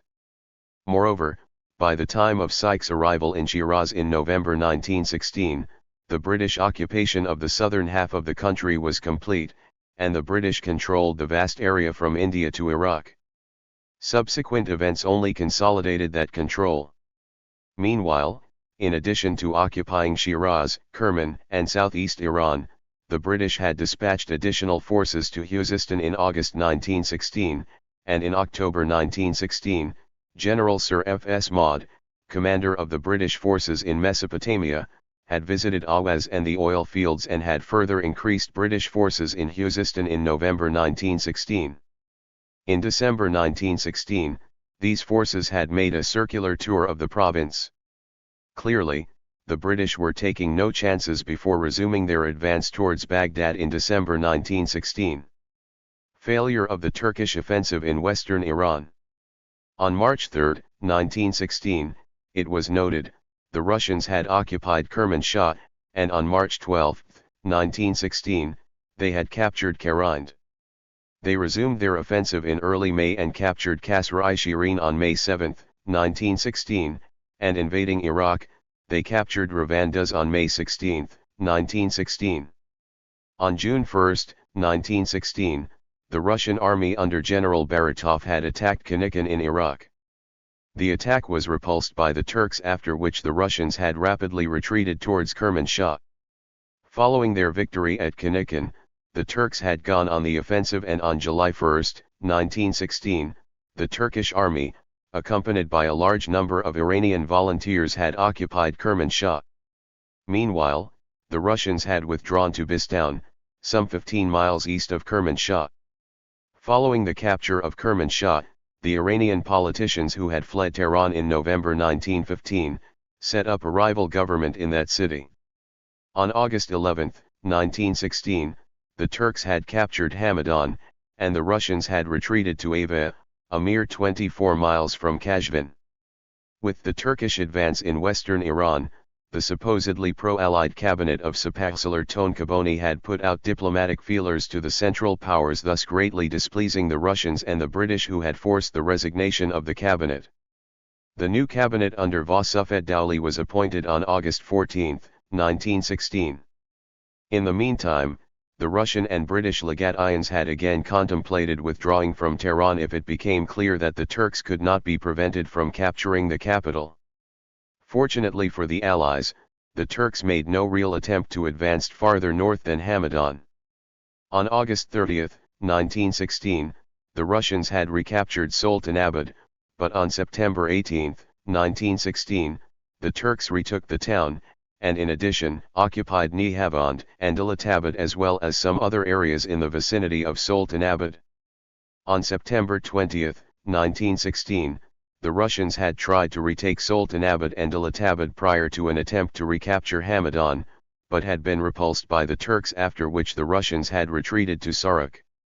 For the next 3 weeks, intermittent fighting had continued and several towns had changed hands. In early October 1916, the Turks had recaptured Nahavand and Khamzeh, but had failed to capture Ava and Save. As noted, following the occupation of Hamadan, the Turks had made no real attempt to march on Tehran. The reason, it turns out, was a Russian offensive in Azerbaijan which threatened to sever the Turkish lines of communication with Iraq. In early September 1916, the Russians won 2 decisive victories in Azerbaijan. On September 2, 1916, the Russians routed a Turkish army at Jurovkana, just south of Urumia, and captured 1,800 Turkish soldiers. Shortly after, the Russians had again defeated the Turks at Sakaz. Although the fighting on Iranian soil between the Turks and the Russians had continued until the end of March 1917, by October 1916 it was evident that the Turkish military enterprise in Iran had failed. But it would take another 6 months for the Russians to drive the Turks out of Iran. In December 1916, as noted, the British launched their final offensive to capture Baghdad, which they occupied on March 11, 1917. The loss of Baghdad was a bitter blow to the Islamic world and especially painful to the Turks. Baghdad had been ruled by the Turks from 1520 to 1622, when it was captured by the Iranians. The Turks recaptured the city in 1638, and until its loss to the British in 1917, Baghdad had been ruled by the Ottomans. It was the beginning of the end for the Turks in Iraq. In late February 1917, as the British neared Baghdad, the Russians had launched an offensive in western Iran. On March 2, 1917, they recaptured Hamadan, and continued their advance, reaching Bistoun on March 8, 1917. On March 11, 1917, the very day that the British entered Baghdad, the Russians defeated the Turks outside Kermanshah and entered the city. Continuing on, the Russians recaptured Kasr-i-Shirin on March 31, 1917, after a stiff resistance by the Turks. With the loss of Kasr-i-Shirin, the defeated Turkish forces evacuated Iranian territory and retreated into Iraq. It had been a costly failure. Meanwhile, another Russian column had captured Kanikin on March 22, 1917, and the forward Russian columns had met up with the British at Kizilrobat and, similar to the Anglo-Russian festivities in Isfahan in September 1916, the two allies had celebrated. But already, Russia was in the throes of revolution. Well before the onset of the Russian Revolution, Iran had plunged into chaos.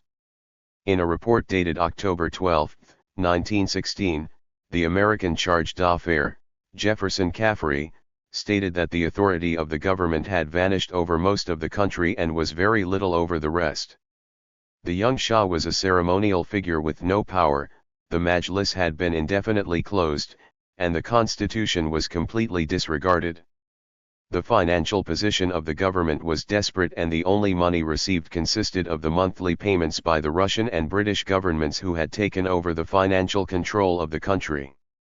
The British and the Russians were busy organizing military forces which, though nominally Iranian, were completely controlled and officered by the two powers.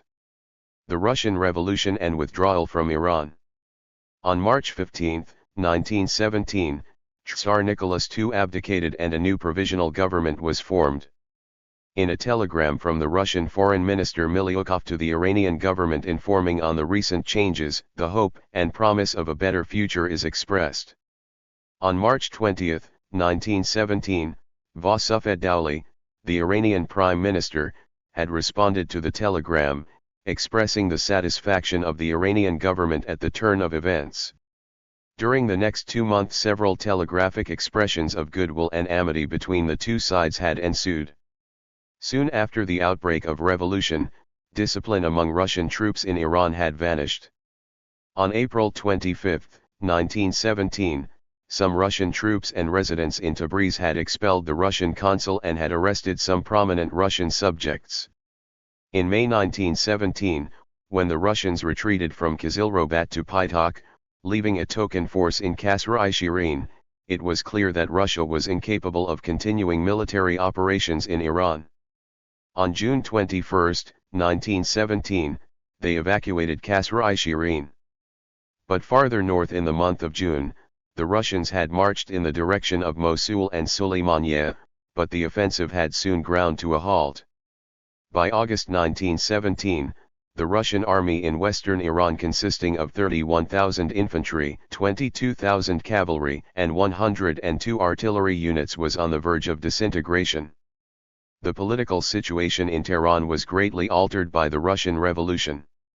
Those politicians who had fled in November 1915, returned, and by May 1917, it was clear that the cabinet of Vasuf Dowleh was on its way out. Starting in June 1917, a wave of political assassinations had greatly unnerved the Iranian public. Vasuf Dowleh resigned on June 12, 1917, a victim of the forces unleashed by the Russian Revolution. The most notable action of the new cabinet with Alaos Saltana as prime minister was to rescind the recognition of the South Persia Rifles granted by his predecessor. But political assassinations had continued unabated, and many prominent politicians fearing for their lives had gone into hiding. In October 1917, the cabinet of Alaos Saltana had resigned, and by November 26, 1917, Iran was still without a cabinet.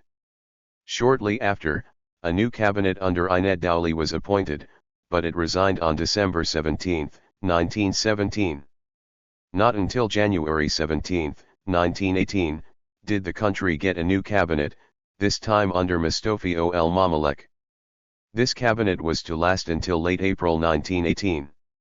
On May 1, 1918, a new cabinet under Samsamo el-Saltana Bakhtiari was formed, which lasted until early August 1918. On August 6, 1918, a new cabinet under Vasuf Dowleh was formed. It was to last until June 1920. Thus in a 13-month span, the country had 6 cabinets. With the Bolshevik Revolution in November 1917, Russian military operations in the Near East ended. In a declaration of December 3, 1917, addressed to the Muslims of the East, the Soviet government had renounced the Tsarist policies and had proclaimed a brighter future for the Muslims of Persia and the East. It had specifically repudiated the 1907 and 1915 Anglo-Russian agreements for the division of Iran. On December 19, 1917, the Soviet government formally informed the Iranian government of its intention to withdraw all Russian forces from Iran. Peace negotiations between Russia and Turkey began on December 22, 1917, and by the Treaty of March 3, 1918, signed at Brest-Litovsk, the Russians and the Turks undertook to evacuate Iranian territory by the end of March 1918. Of course, by then no Turkish troops remained on Iranian soil, and by the end of March 1918, Russian troops had evacuated Iran. Iranians were left to deal with the legacy of the occupation. Foreign military organizations, the Police of the North and the South Persia Rifles. The establishment of the Syrian or Assyrian militia by the Russians in Urumia in the spring of 1915 was noted above.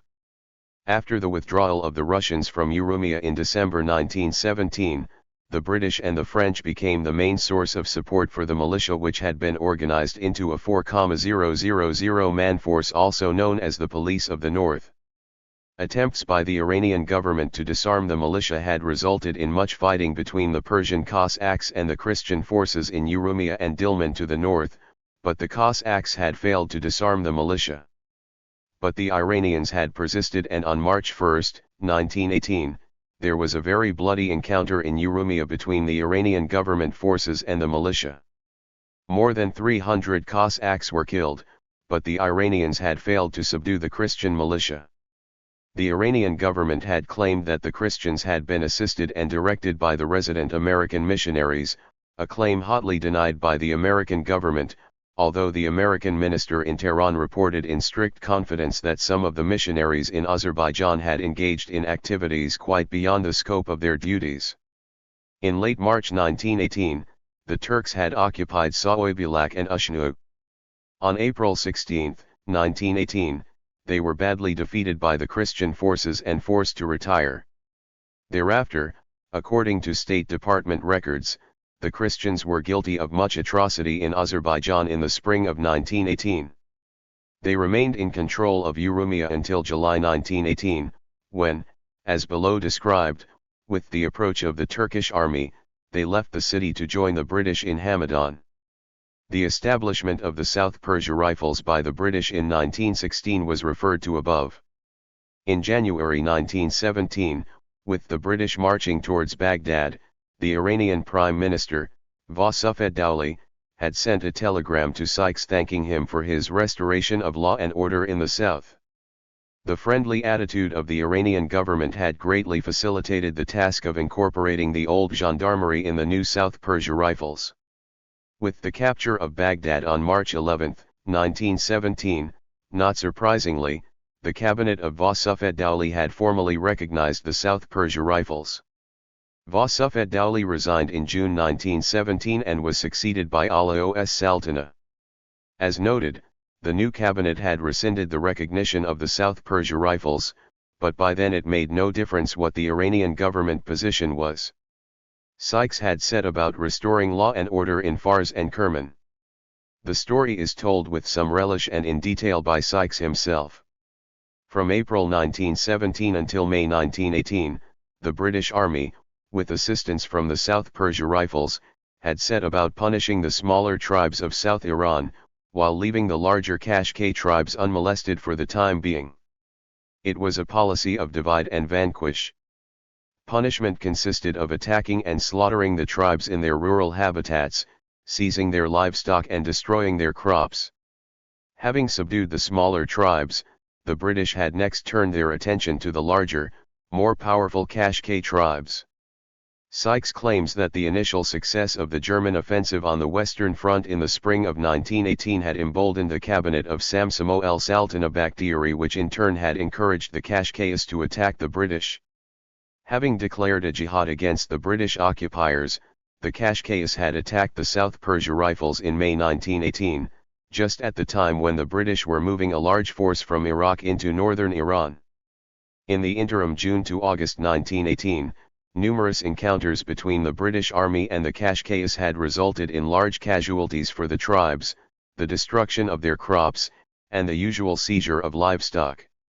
In desperation, the Kashkais had continued to resist.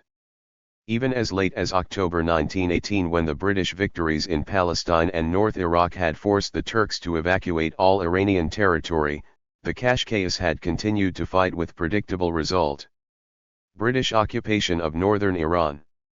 Having been freed from the claws of the Russian bear, Iran was about to be devoured by the British lion. Even before the withdrawal of the Russians, the British had begun occupying areas previously held by Russia. In early January 1918, British troops from Kanikan, Iraq, advanced to occupy Kasr-i-Shirin. It was the onset of the British occupation of the northern half of the country. On March 11, 1918, the British had formally notified the Iranian government of their intention to occupy the northern part of the country. But preparations for the invasion of northern Iran had been underway at least since June 1917. Following their victories in Iraq in the spring of 1917 and the capture of Baghdad, the British had diverted their attention and effort to Palestine.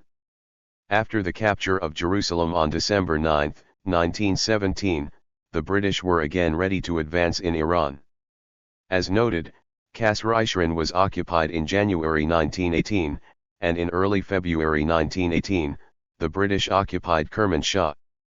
Hamadan, where the British established their headquarters in Iran, was occupied shortly after, followed by Kashvin where the British halted prior to their advance on the Caspian. 23 years later, in August 1941, the British were to take the same route in their invasion of Iran. In the British Parliament in August 1941, much nostalgia and admiration was expressed at the fact that General Wavell's troops in 1941 were taking the same path that General Dunsterville took in 1918. In the east of Iran, following the Russian withdrawal from Khorasan, the British advanced and occupied Mashhad on March 3, 1918, and quickly advanced to the Russian border. In late March 1918, in response to the British invasion of western Iran, Turkey had dispatched a force to Azerbaijan and had occupied Saoybulak and Ushnug. Meanwhile, in April 1918, similar to their policy of punishing the tribes of Fars, the British had attacked the Kurdish Sanjabi tribe of western Iran, slaughtering many, seizing their livestock and destroying their crops. In a particularly nasty incident on April 11, 1918, as recorded in the archives, British airplanes had bombed the headquarters of the tribe. Not having seen airplanes before, the terrified women and children had taken refuge in the nearby Zamkhan River, which was in full flow due to the spring snow melt. About 500 had drowned. On April 16, 1918, as noted, the Turks were badly defeated by the Christian militia and forced to retire from Saoybulak and Ushnug. In May 1918, in preparation for an attack on the Jang Alas of Gilan and advance to Rasht and Enzeli on the Caspian, the British had moved their headquarters from Hamadan to Kashvin. In late May 1918, the Turks had tried to occupy Urumia, but were repulsed by the Christian militia whom the Iranians had failed to disarm. On June 7, 1918, the Turkish army had occupied Tabriz, and had made no attempt to advance eastward for the time being. On June 11, 1918, the British routed the Jaganli defenders at Manjil, opening the road to the Caspian, and occupied Rasht and Enzeli shortly after. To block further Turkish advance, and in particular, to prevent Turkish assistance to the Jang Alas, the British had quickly sent a force to Zanjan and Mayana. Turkish failure to aid the Jang Alas proved devastating. On July 20, 1918, the Jang Alas had attacked Rasht in an unsuccessful attempt to drive out the British, and had suffered heavy casualties. After this costly failure, they had made peace with the British. The peace was short-lived. In the meantime, sectarian conflict in Urumia between Muslims and Christians had intensified. The Christians had held their own and had successfully defended against the Turks. By mid-July, having run out of ammunition and supplies, the position of the Christian militia was growing desperate. Shortly after, the Christian population of Urumia had left the city hoping to join the British forces at Hamadan. The Turks occupied Urumia on July 27, 1918. The Christian exodus, said to consist of 70,000 to 80,000 people, had precipitated a crisis in Azerbaijan. The so-called refugees had plundered many villages en route and butchered the inhabitants. In revenge, the Muslim inhabitants had attacked the endless columns of refugees, killing many. By September 1918, some 30,000 Christians had reached Hamadan, most having discontinued their journey and returned to Urumia, and some 5,000 had died on the way. On August 16, 1918, the British had occupied Baku. In early September 1918, the Turks had advanced from Tabriz in the direction of Mayana. In an engagement near Mayana on September 7, 1918, the British had retired and the Turks had occupied Mayana. The British had immediately sent additional forces to Zanjan for the purpose of resisting further Turkish advance. During the subsequent 3 weeks, intermittent small-scale fighting had continued between Mayana and Zanjan. On September 15, 1918, the British had withdrawn from Baku in the face of a strong Turkish attack, and the British force had returned to Enzeli from whence it had initially embarked for Baku. It was to be one of the last Turkish successes in the war. Upon withdrawal from Baku, the British force in northern Iran, known as Dunster Force, was reorganized and renamed Norpur Force. The change of name was indicative of the British desire to maintain an extended occupation of northern as well as southern Iran. In September 1918, the British launched their final offensive in Syria and won a decisive victory on September 21, 1918, and captured Damascus on October 1, 1918. By then it was clear that the Turks were no longer able to continue the fight and would sue for peace. But the British were anxious to grab more territory in Iraq, including the city of Mosul, before the advent of a ceasefire. The British launched their final offensive in Iraq in late October 1918, and defeated the exhausted remnants of the Turkish army at the Battle of Sharqat along the Tigris on October 29, 1918. It was to be the last large-scale slaughter of the Turks in Iraq. The next day, the Turkish Tigris Corps formally surrendered to the British and an armistice was signed to take effect at noon on October 31, 1918. But despite the ceasefire, the British had continued to advance until they occupied Mosul on November 3, 1918. Following the disasters in Syria and northern Iraq, the Turks had begun a rapid withdrawal from Iran. Tabriz was evacuated by October 25, 1918, and by the end of October 1918, all Turkish forces had withdrawn from Iran. By the end of World War I, only British troops remained on Iranian territory as well as the rest of the Near East. A land of coup d'état and military dictatorship. In December 1918, following the end of hostilities, Iran had sent a delegation to the peace conference at Versailles. As described in Chapter 8, at the instigation of the British government, the Iranian delegation was refused admission to the peace conference. Denied a hearing, the Iranian delegation had put out a statement on the history of Iran in World War I, and the document is discussed in Chapter 8. Having gained de facto control of Iran, Great Britain had attempted to formalize the control through the Anglo-Persian Convention of August 9, 1919. But Britain's attempt to impose the highly unpopular treaty on Iran was hampered by the post-war rivalry between Great Britain and the United States over the Middle East oil. Eventually, after much negotiation and exchange of diplomatic correspondence, an oil entente was reached by which Great Britain granted the American oil companies a share of the petroleum resources of Iraq, and in exchange for gaining access to the Iraqi oil, the United States gave de facto recognition of British monopoly of Iranian oil and political control of Iran. The stage was thus set for the coup d'état of February 21, 1921, which brought an obscure and practically illiterate military officer, Reza Pahlavi, to power. Another British coup in 1925 deposed the Qajar monarchy and placed Reza Pahlavi on the throne. In September 1941, to save the Pahlavi regime, in another coup, the British removed Reza Shah Pahlavi and placed his son on the throne.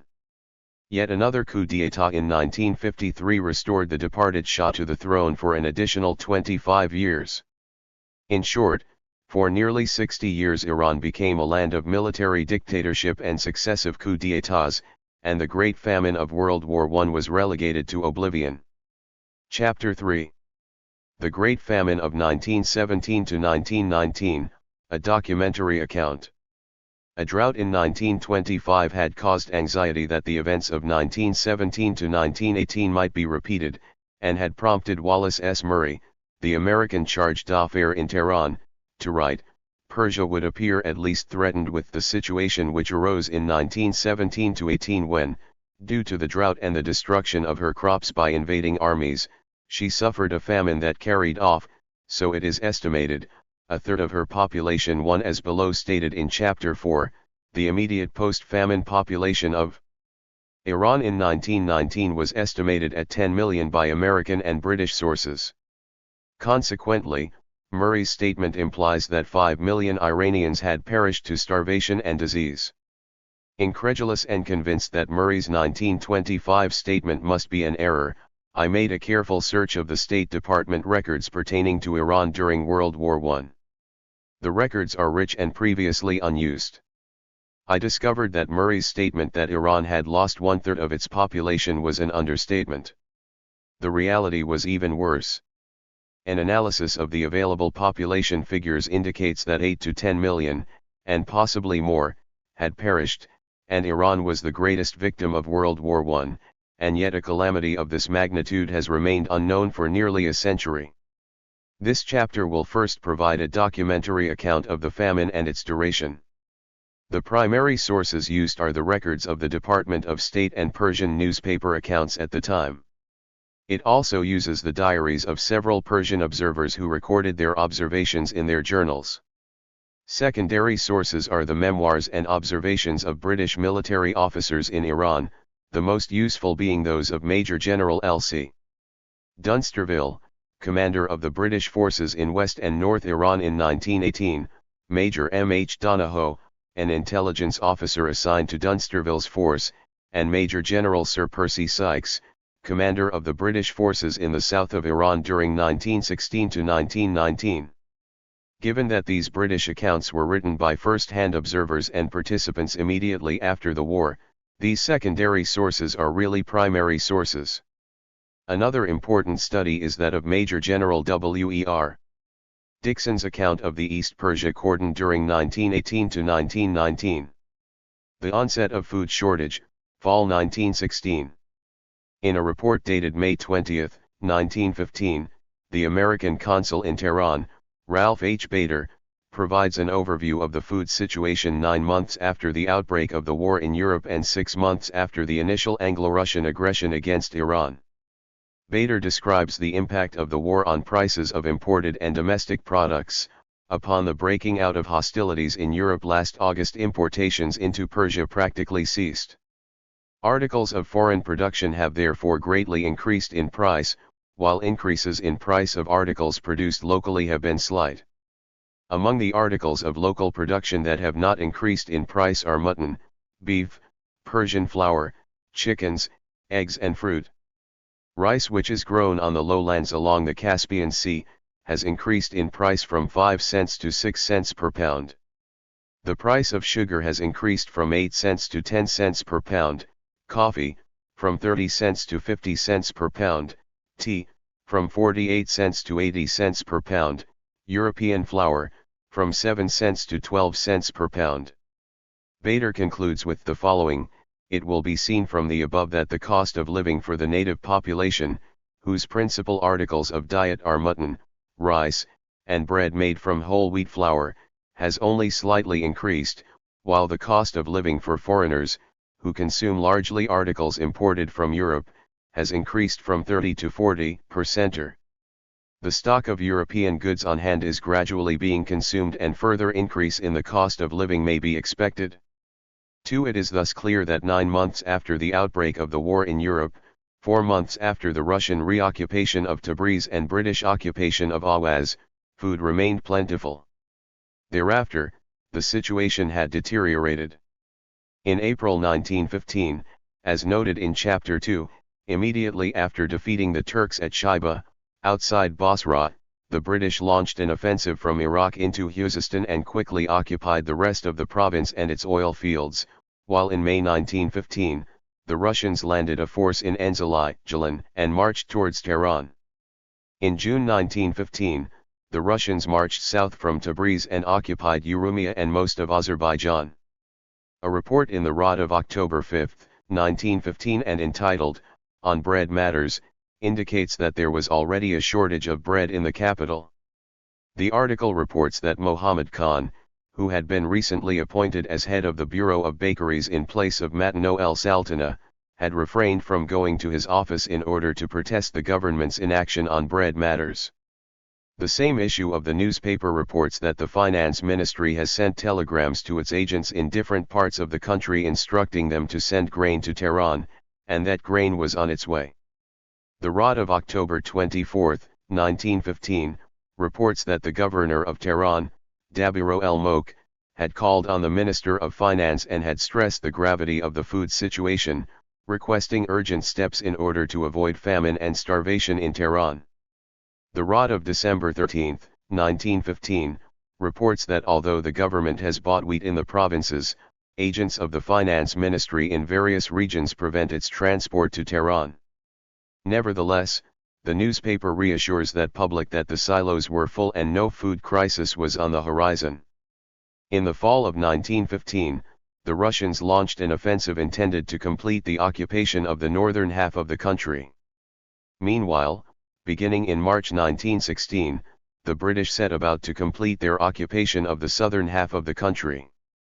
The Rod of March 16, 1916, just 13 days after the Russian capture of Kermanshah, reports that the new government of Mohammad Vala Kanton Kaboni, Sepahsalar, has announced that there is ample food in Tehran, and sufficient quantities arrive daily. The new government had reassured the people that there would be no shortages for the Nowruz festivities. Interestingly, the same issue of the newspaper reports that for the past several days, bakeries in Semnan have been practically closed due to lack of flour and the people of Semnan were in a state of great anxiety. The paper also reports that the eastern part of the country is faced with grain shortage and wheat was being hoarded in Khorasan. The Nobahar of June 10, 1916 reports on the deteriorating economic and political situation. It writes that conditions were very unsatisfactory, and disturbing news came from every corner of the land. The paralysis of the government in the face of foreign aggression and occupation, the transgressions of the Russian army against the people, the insecurity due to the breakdown of law and order and the rising brigandage on the roads had all but stopped regular trade, foreign and domestic. The paper declares that despite the lack of rains in the spring and the locust plague, large amounts of food were being taken out of the country. The paper concludes that very difficult conditions lay ahead and that the country was being plunged into poverty and famine. The situation in July 1916, nearly 2 years after the outbreak of the war, is described by Jefferson Caffery, the American charge d'affaires ad interim, who reports on prices in Tehran. Prices of goods which are imported are always high at this capital and prices of local products have been forced up on account of conditions created by the war. Clearly, as Caffery's report shows, there had been considerable inflation in 1916 and the exchange rate had appreciated. At present rate of exchange 1 kron equals $0.143. At normal rate of exchange 1 kron equals $0.0875. 3. Given that the British had ceased payment of oil royalties since early 1915, and given that regular foreign commerce had all but ceased, the sharp appreciation of the kron could only have been due to increased purchase of foodstuffs by the foreign armies. But, with barley selling for 2 cents a pound, a brief respite was provided by the harvest of 1916. Thereafter, the situation had deteriorated. The Rod of July 6, 1916, contains reports of disorders in front of bakeries as people had protested the scarcity and high price of bread.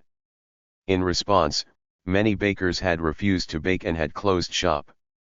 The government, in response, had detained many bakers, but the paper reports that despite government action, bakers have refrained from opening their shops and resume baking. The paper blames the rising price of food, especially rice and cooking oil, on middlemen and caravan owners.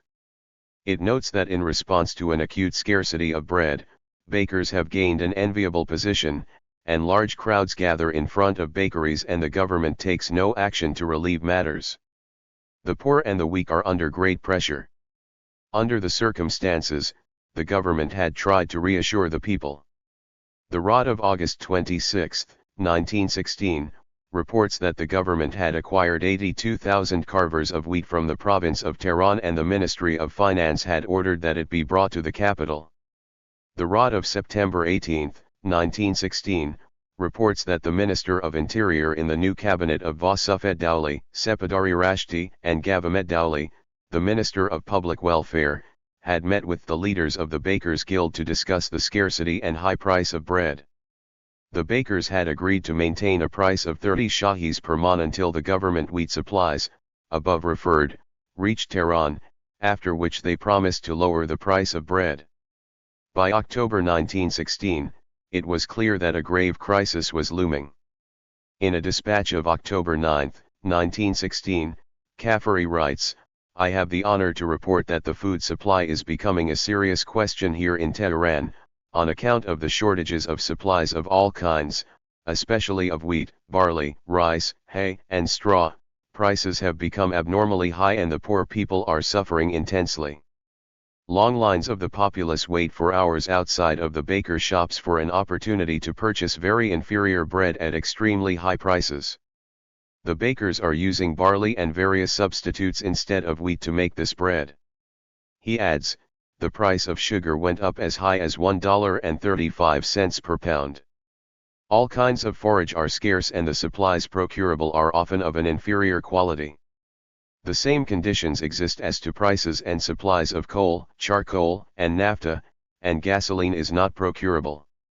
He concludes, "The state of the drug business is even more deplorable, as it is impossible to find, in Tehran, many articles employed in that trade for 1 week later." Kafuri again reports on the looming crisis, "I have the honor to report that the question of the supply of bread in Tehran has become very serious, as the quantity of wheat in the capital at present is entirely insufficient to meet the needs of the inhabitants. As the populace live almost exclusively on native bread and cheese, for them the matter is a vital one. Bread riots had broken out. Yesterday there were riots in the city, the chief participants being women, and a mob attacked the building occupied by the Ministry of Interior." Kafuri concludes, "The government has promised to take some measures to relieve the situation and if they do not succeed the situation here will soon be distressing." 5. Similarly, in an entry in his diary in the fall of 1916, Karaman Mirza Salur, Ano el Sultana, a nephew of Nasser ed-Din Shah and an enterprising landowner who had taken up residence in the mountainous Alamat region of Kashvan for the duration of the war, points to the approaching crisis. The war and aggression against the country, now into its second year, combined with a lack of rain, had made it all but impossible for the people to earn a living. What have we done to deserve this, and what has God in store for Iran? With great difficulty, we scratched a simple living from the land, and even that is being taken from us. In Kashvan and vicinity, there is such terror and anxiety the like of which no one recalls. In addition to their own troubles, the people of Alamat are worried about Tonkaban, for 2/3 of their livelihood comes from Tonkaban. May God have pity on us. 6. The onset of famine. In an entry of April 19, 1917, Ano el Sultana writes, "This is a bad year. There was little rain in the winter and now 28 days into the spring there has not been a drop of rain. The streams are dry, and all grass in the fields and orchards has withered. The spring wheat and barley crop is practically lost. In Tonkaban, only 1/3 of the rice area has been cultivated. No one recalls such a dry season." Ano el Sultana then adds that according to a report in the newspaper Rod, in the early days of the Persian New Year, on average 520 persons had died per week as compared to the usual 300, an indication that 220 persons died of hunger per week. 7 In an entry a few days later, Ano el Sultana writes, "Famine and hunger prevail in all parts of the country. Muslims and peoples of all faiths are dying. In Qum, currently, 50 die each day. In Hamadan, 30,000 have registered as destitute. In Tehran, the reporter for Rod saw with his own eyes a group of old men and women who were taking sheep blood from the slaughterhouse to feed themselves and their children. A dead camel found in a ditch had been stripped of all flesh and hide, and during the night even the bones were taken. 8. Quoting a reliable source, he adds that in Tehran each day at least 100 persons die of hunger in the streets and the number is rapidly increasing. 9. Matters would only get worse, and some newspapers had sought a scapegoat. The Nobahar of July 26, 1917 reports that poverty and hunger was everywhere. The people were angry and the government helpless. Tehran had become the center of corruption and evil. The paper asks if His Majesty the Shah was aware of what transpired in the lawless towns and barren plains of the country. It asks if London, Petrograd, Berlin, or Constantinople were the source of the misfortune. No, the paper claims, we know and His Majesty knows, that foreigners were not responsible. The source of the misfortune was in Tehran, that is the corrupt politicians and the greedy hoarders. The enemy has always been in Tehran, declares the newspaper. The Nobahar of July 29, 1917 claims that the wheat shortage in Tehran was due to hoarding and speculation and the wickedness of the bakers. It reports that each day large numbers gathered for hours in front of the bakeries and went home empty-handed and hungry. The Nobahar of July 31, 1917 again comments on the chaotic scenes in front of the bakeries where desperate hungry people gathered for hours and went away empty-handed. The Zabani-Azad of August 9, 1917 reports that the governor of Kerman had been instructed to permit merchants from Yazd to buy grain and transport it to Yazd where hunger was widespread. The governor had replied that grain from Kerman was diseased and could not be transported. The Zabani-Azad of August 15, 1917, yesterday in front of a bakery in the district of Darvaza-Kashvan, a woman collapsed after having waited for several hours. The other women managed to revive her, but she died after half an hour. Who is responsible for such happenings? Is the Shah of Iran saddened by the death of his subjects? Does he care? Evidently, all the government could do was try to reassure the people, with little success. The Iran of August 18, 1917, reports, as a result of the government's efforts plenty of grain is now coming into the city and yesterday the price of barley dropped from 35 to 30 tomans per carver 10. The Zabani-Azad of August 30, 1917 has a report entitled, Poor Kashvan. The paper reports that Kashvan and villages in that region had faced food shortages since early 1917, and people had slaughtered their livestock for consumption or for sale. Many rural inhabitants had abandoned their villages and had headed to Tehran where they hoped conditions were better, only to be disappointed. Many had gone to Tonkaban in Mazandaran where they had succeeded in procuring small quantities of rice, but the local officials prevented any grain from leaving the area, causing great inconvenience to buyers and sellers. The Zabani-Azad of September 2, 1917, reports that bakeries had reduced baking due to a scarcity of flour, and that they were adding all sorts of extraneous matters to their bread. The paper adds, because the officials and supervisors of bakeries do not consume regular bread, they have no idea of the situation of the poor and the weak who manage to scrape a couple of krons after toiling from sunrise to sunset, and after hours of waiting at a bakery, manage to buy a piece of bread totally unfit for consumption. We draw the special attention of the Council of Ministers and the Minister of Finance to this lamentable situation, and beg for immediate and effective action. The Zabani-Azad of September 13, 1917 reports on the scarcity of bread in Zanjan. It adds that a group of women had thrown stones at the governor's house and had set fire to the house of a man said to be exporting flour to Rasht. They had then taken the man, Haji Mehdi Tajir, hostage, beating him severely, and forced him to hand over his entire stock of grain. The same issue of the paper reports on grain shortage in such places as Yazd, Kashvan, Kashan, Semnan, Save, and Kermanshah, adding that most of the stores were closed and the people were extremely anxious and fearful. The bread situation was extremely grave in Kermanshah, where people feared for their lives, honor and property. The people of Semnan had gathered in the telegraph office, besieging Tehran to send help. It adds that from sunset to sundown, all the notables of the city gathered at the telegraph office. All the stores were closed and the bakeries no longer functioned. The situation was desperate. The Zabani Azad of September 18, 1917 reports that some 4,000 persons had occupied the government buildings in Zanjan to protest the bread situation. The paper adds, there has been no decrease in the amount of mischief and intrigue by the leading bakers. Every day and by any means possible, they take advantage of the situation to rob, and apparently the leadership of the Bakers' Guild fully acquiesces. The Iran of September 21, 1917, lack of grain is producing a famine throughout Persia.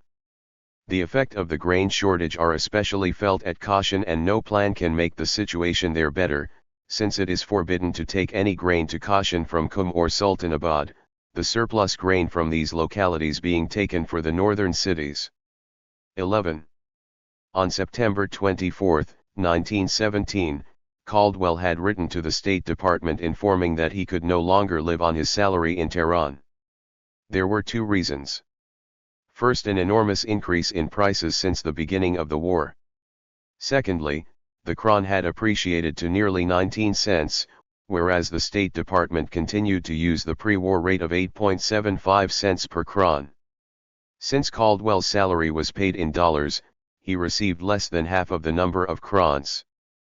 Previously he received 11 3/7 krons per dollar.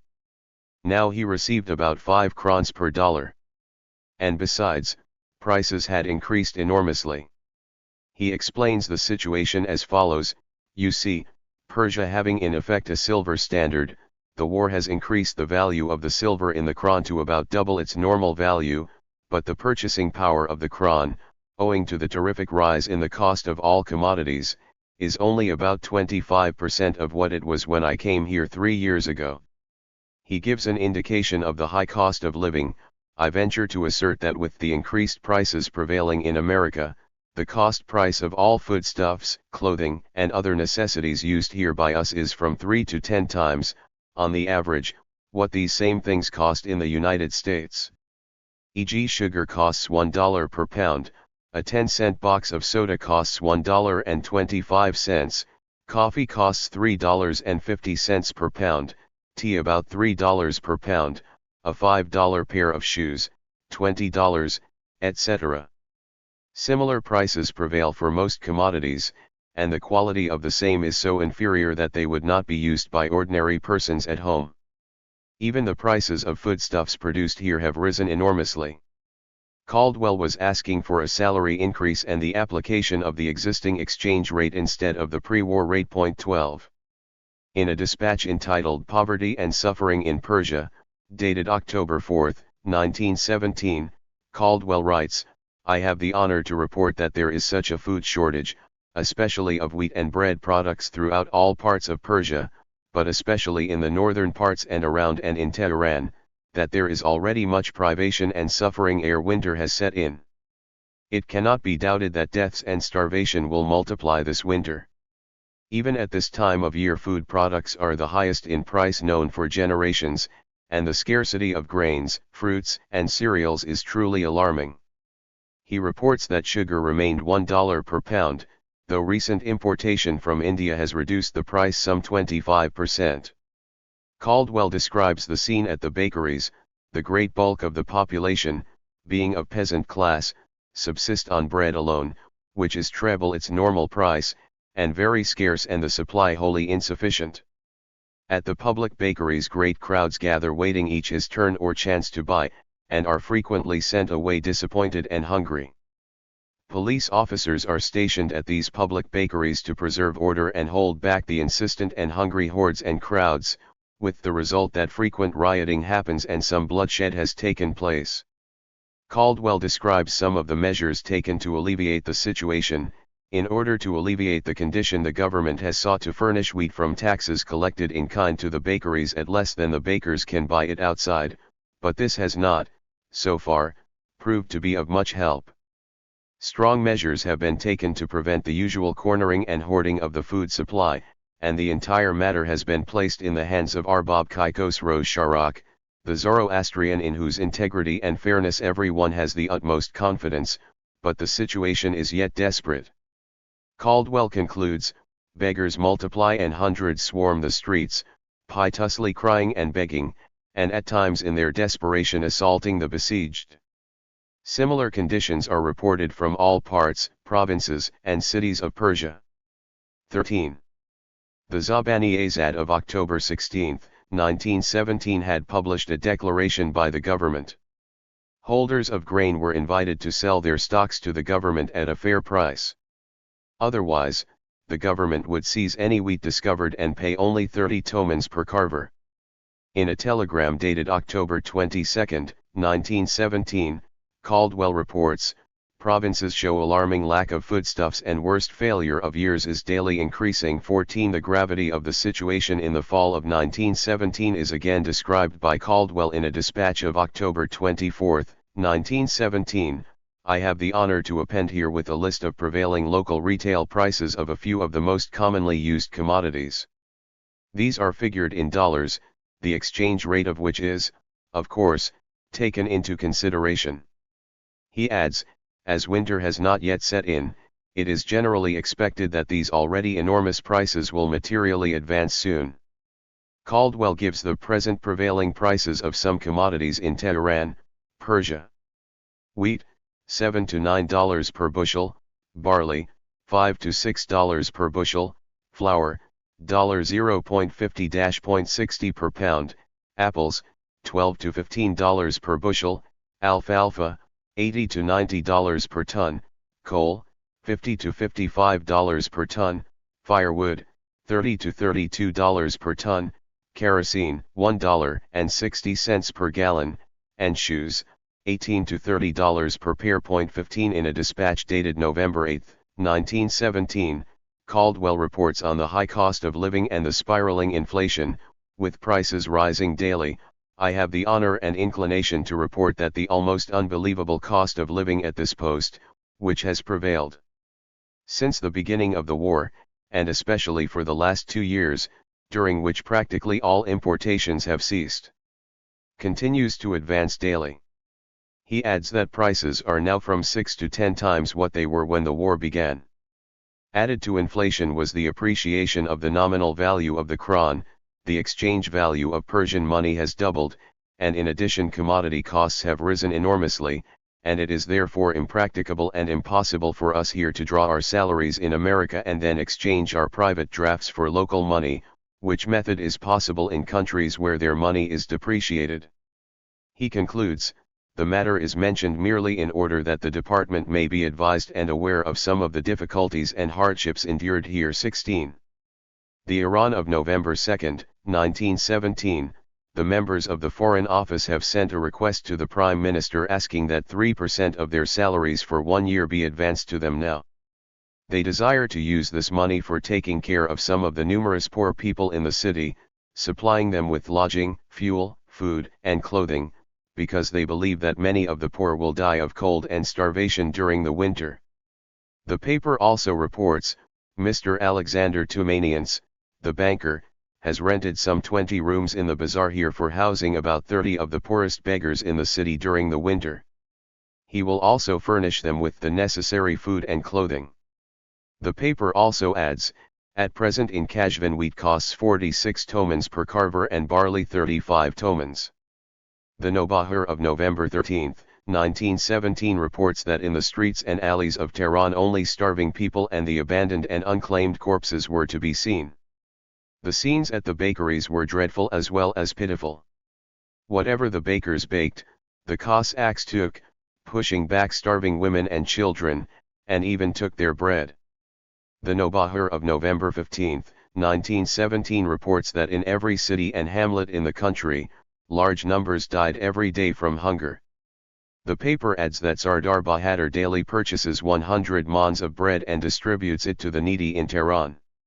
The paper adds that if other wealthy people followed the example of Sardar Bahadur, many more could be saved.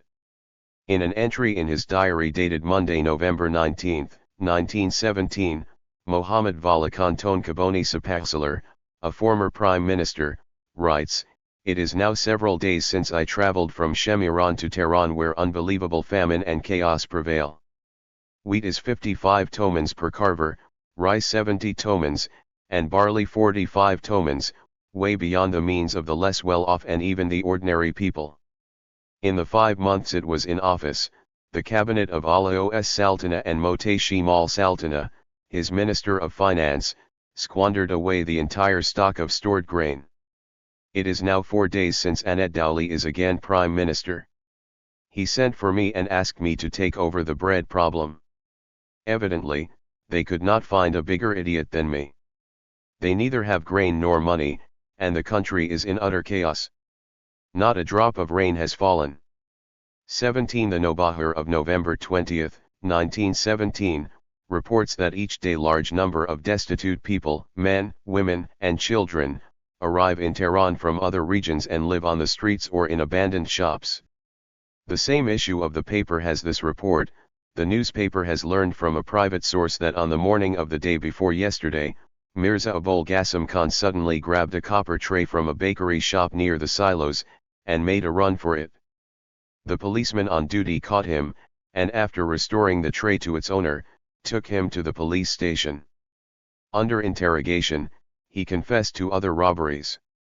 Consequently, 10 police officers and a lieutenant were sent to search his house. After entry, a policeman removed a filthy quilt that was lying in a corner of a room, and found the bodies of a small boy and a small girl who had died of hunger. At the other corner of the room, the man's wife was distraught from grief and hunger.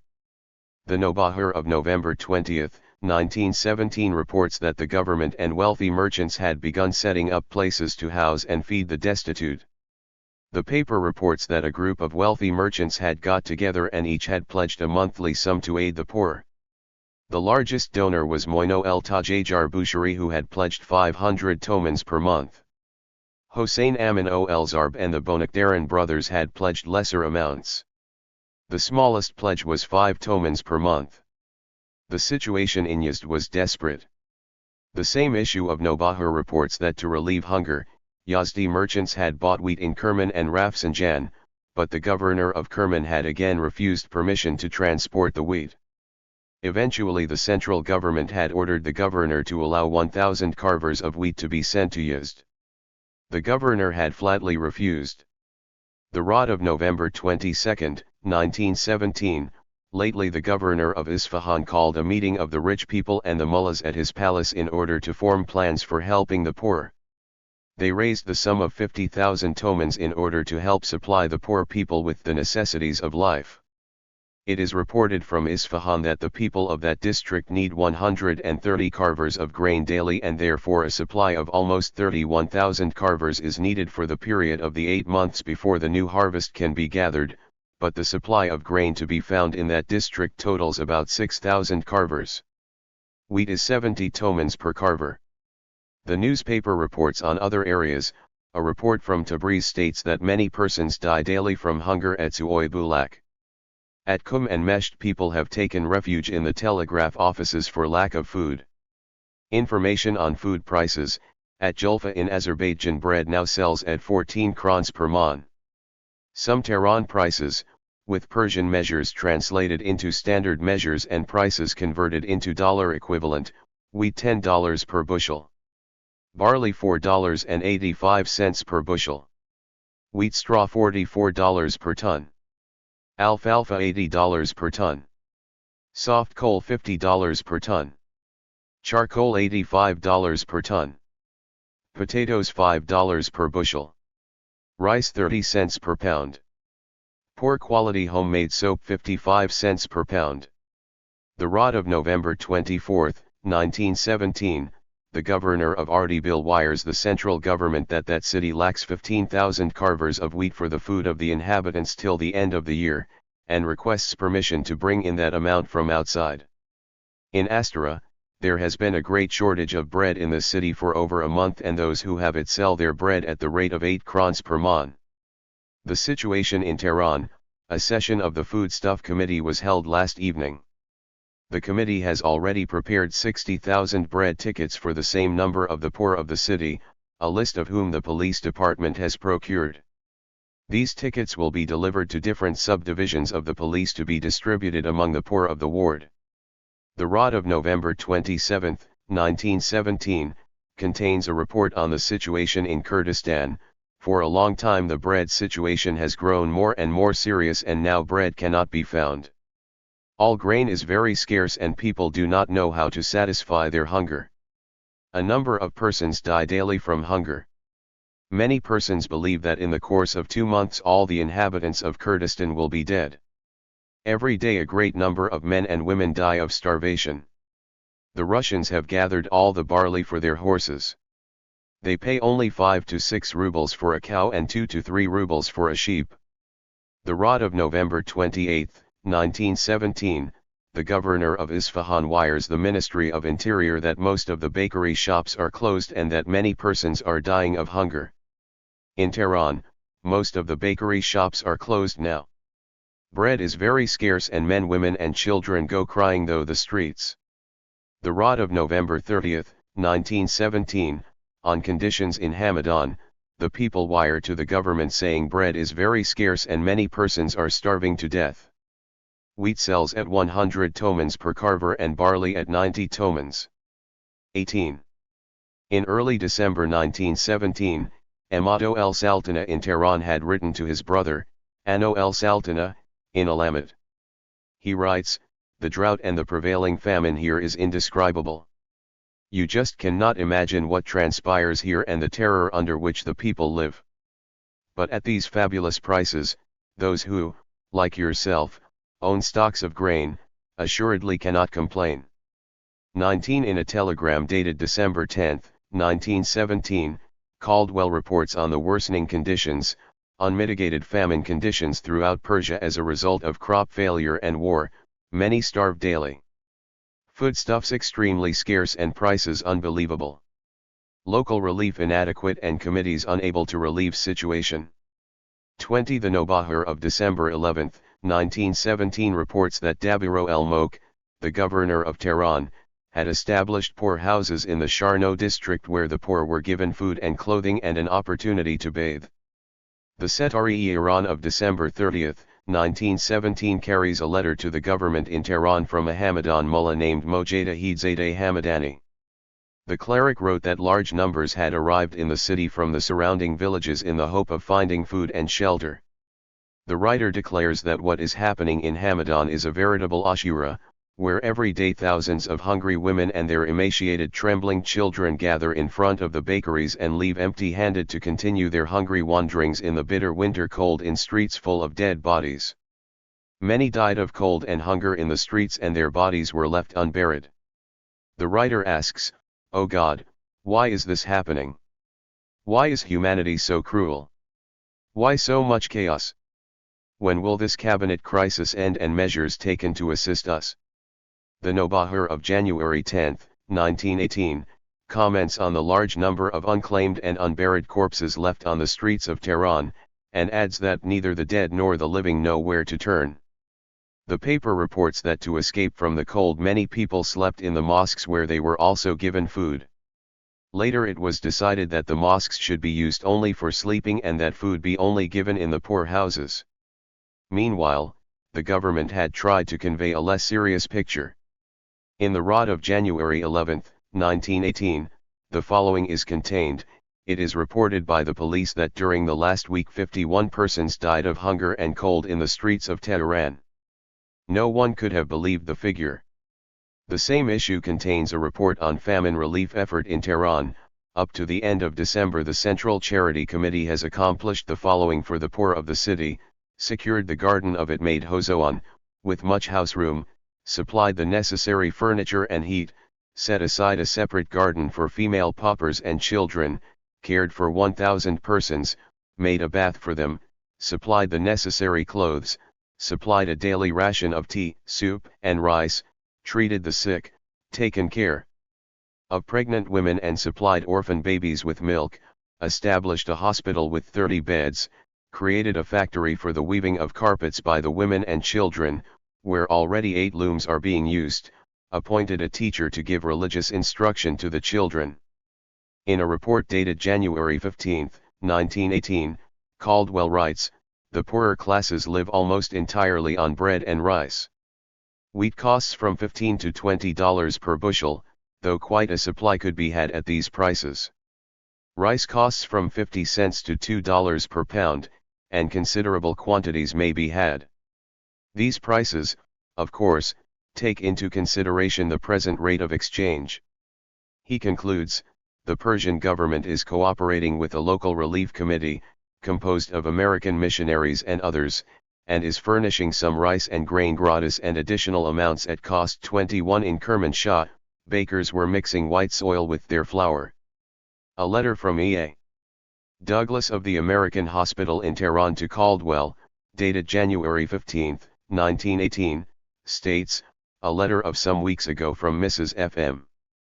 Stead, Kermanshah, spoke of such scarcity of grain that the public bakeries were mixing white earth with their flour to make it go further. 22. Meanwhile, the rod had continued to paint a less alarming picture, overwhelming evidence to the contrary notwithstanding. According to the rod of January 16, 1918, the situation was improving in Isfahan. The governor of Isfahan wires that as there has been a great deal of rain and snow lately, there is plenty of grain on the market and it is believed that there will be enough to last until the next crop.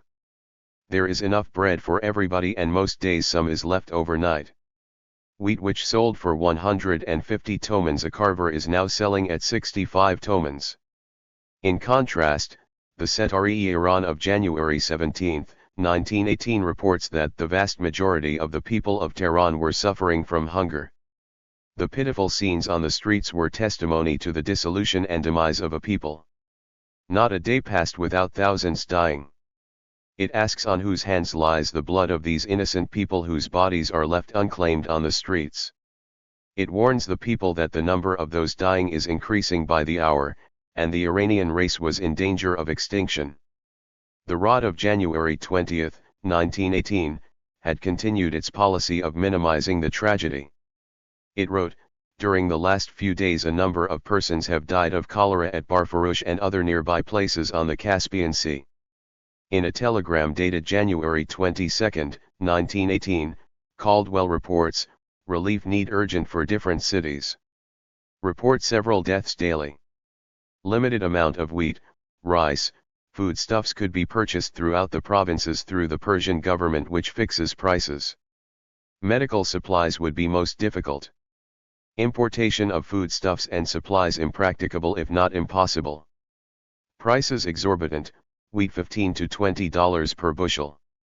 Persian citizens and authorities cooperating but task too great for them alone. One local organization spends $20,000 monthly in Tehran but cares for only 10% of cities needy. Conditions are similar in all the provinces. 23. The rod of January 28, 1918, contains the following on conditions in Qum. The condition in the city of Qum is most deplorable in respect to foodstuff. During the past week more than 50 persons died there of hunger and cold, and a number of them have been left unburied. A number of the people have only sheep's blood for food. The paper reports on the proposed opening of government bakeries in Tehran in its issue of January 29, 1918. The government is planning to open 20 bakery shops in order to sell bread to the poor at a low price, and other bakers may sell at any price they wish. The Nobahar of January 29, 1918 reports that Mustofio el-Mamalek, the prime minister, had donated 6 months of his salary to help the poor. Amir Mofaxam Bakhtiyari had donated 5 months of his salary to medical clinics treating the poor, and that his son, Mortaza Ghola Khan, had given 20 carvers of grain to feed the poor. The Nobahar of January 31, 1918 reports on the formation of a committee representing the wealthy in the district of Hassanabad for the purpose of aiding the poor. On February 1, 1918, Caldwell telegraphs, famine conditions unabated. 24. Meanwhile, the rod of February 5, 1918, had reported on the number of famine deaths in Tehran. The governor of Tehran reported to the Ministry of Interior that during the last 20 days the number of deaths, mainly due to famine conditions, in Tehran amounted to 520 persons. 25. No one could have placed any credence on the latter figure.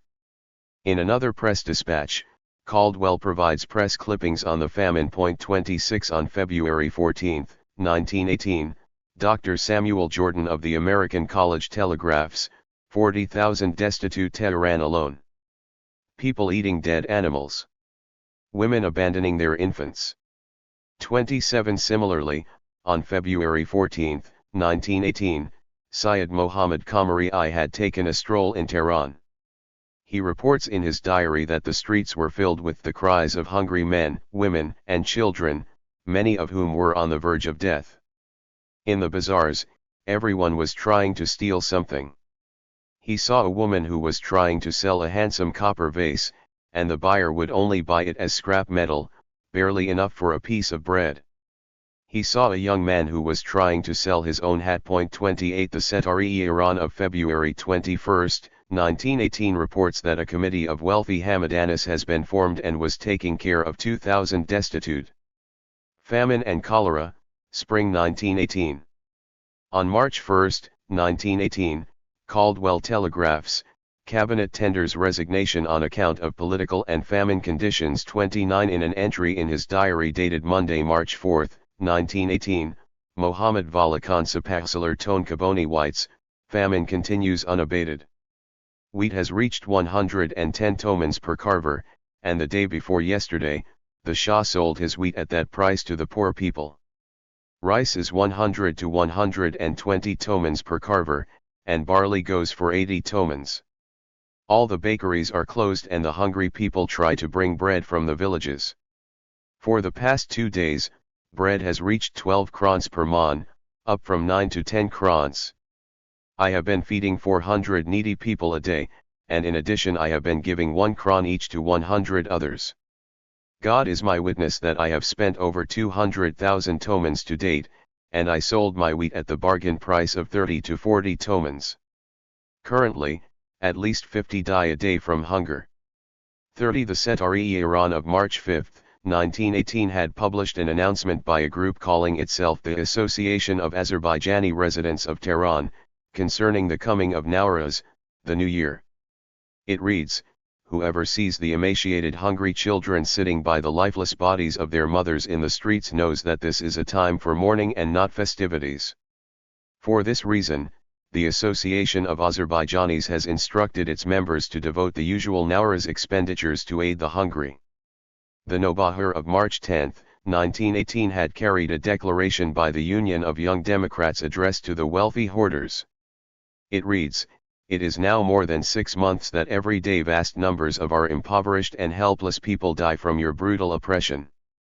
You have shamelessly garnered and hoarded the people's food.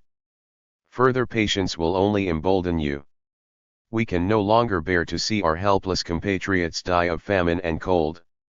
We warn you that unless by the beginning of the year you open up your silos and give the food to the poor and needy, we, the Young Democrats, will forcefully do it for you.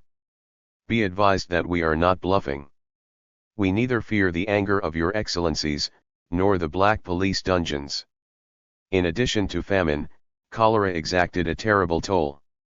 Ano El Saltana reports that cholera, also known as death by diarrhea, had created terror among the people, high and low, and many had stopped eating fruit. He writes, I read in the newspaper that it had killed 1 million people. If each 12 krons that the government pays for the funeral of an unclaimed corpse had been initially spent on prevention, not so many would have died. Most families have spent so much on doctors and drugs that they are left with no furnishings nor can they afford bread. They are destitute and must now beg. 31. Ano El Saltana describes the situation in Kashvan in the spring of 1918. Price of wheat had reached 130 tomans per carver, at least a 20-fold increase over its normal price. Barley sold for 100 tomans per carver, as were legumes such as peas and lentils. The hungry people of Alamut were going to Tonkaban in the hope of acquiring rice, but the local officials in Tonkaban forbade its transport.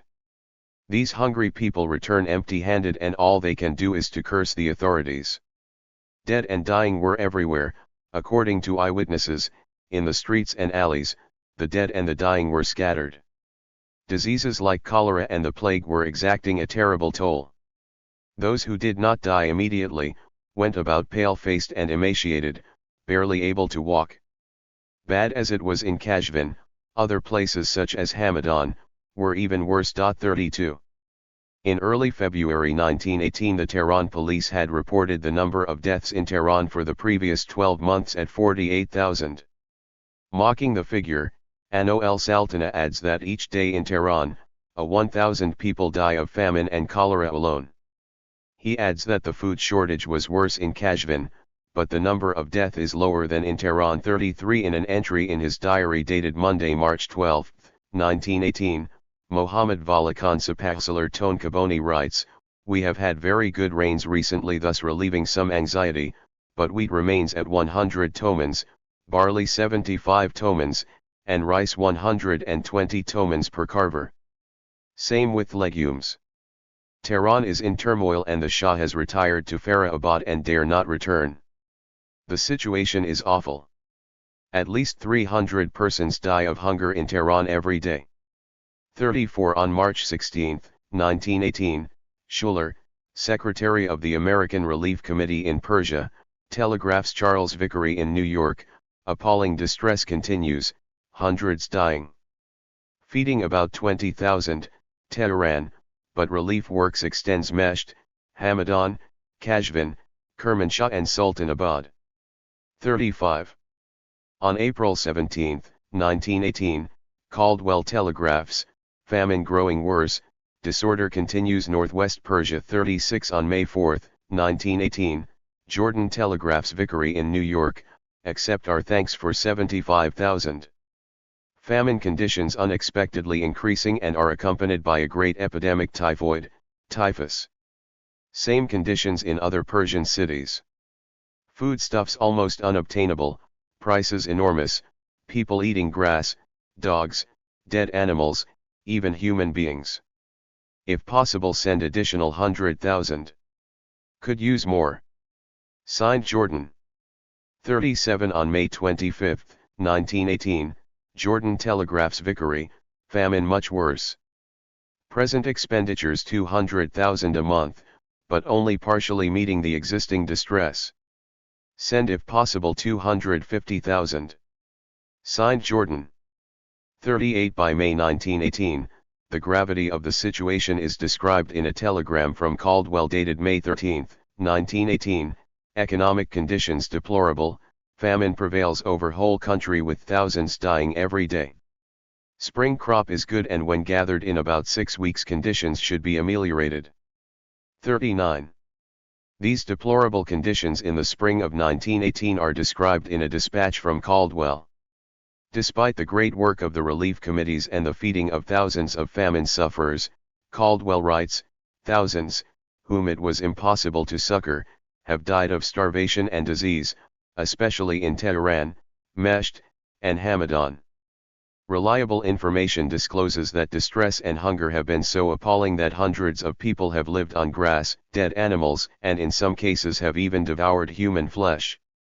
Widespread distress prevails also in the smaller cities and the thousands of Persian villages, but it is almost impossible to reach any of these places with the lack of assistance to be found, to say nothing of the difficulty of transporting food supplies to these remote mountainous and desert regions. The native Persians seem to have grown accustomed to seeing death in its worst form, starvation, and even the foreigners here are somewhat hardened to it on account of the abundant misery everywhere visible. Caldwell provides insight on the magnitude of the death and suffering. The normal death rate in Tehran is 10 to 15 persons per day, but the latest reports of the local sanitary council state that the daily death rate in Tehran is now 180. This is an alarming figure considering that the best informed estimate the population of Tehran to be something less than 200,000 persons. As an indication of the scarcity of bread, Caldwell writes, "Bread is the principal if not the sole article of food for the poor, and the normal price is about 3 cents per pound, but at the present time the price is between 35 and 40 cents per pound, and is so scarce as to be hardly procurable at even that price." In addition to the scarcity of food, Caldwell adds, an epidemic of typhoid and typhus, and some cholera, has been raging in different places in Persia for some time past. 40 Abul Hasan Amidi Nouri, an attorney and future editor of the newspaper THIRD, writes in his memoirs that during the famine of 1917 to 1918, bodies were scattered in the streets of Tehran. In addition, in the morgues corpses were stacked in big piles and were buried in mass graves.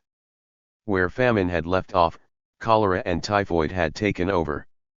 The writer of the memoirs states that in his own house, 3 people died of cholera within a short period in the summer of 1918.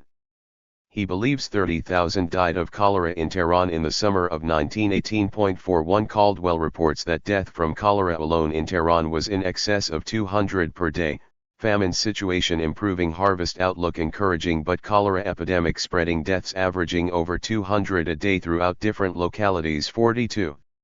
In May 1918, the Tehran police had put out new and revised mortality figures, and as reported by Ano El Saltana, these had been published in the Tehran newspapers, including the Rod.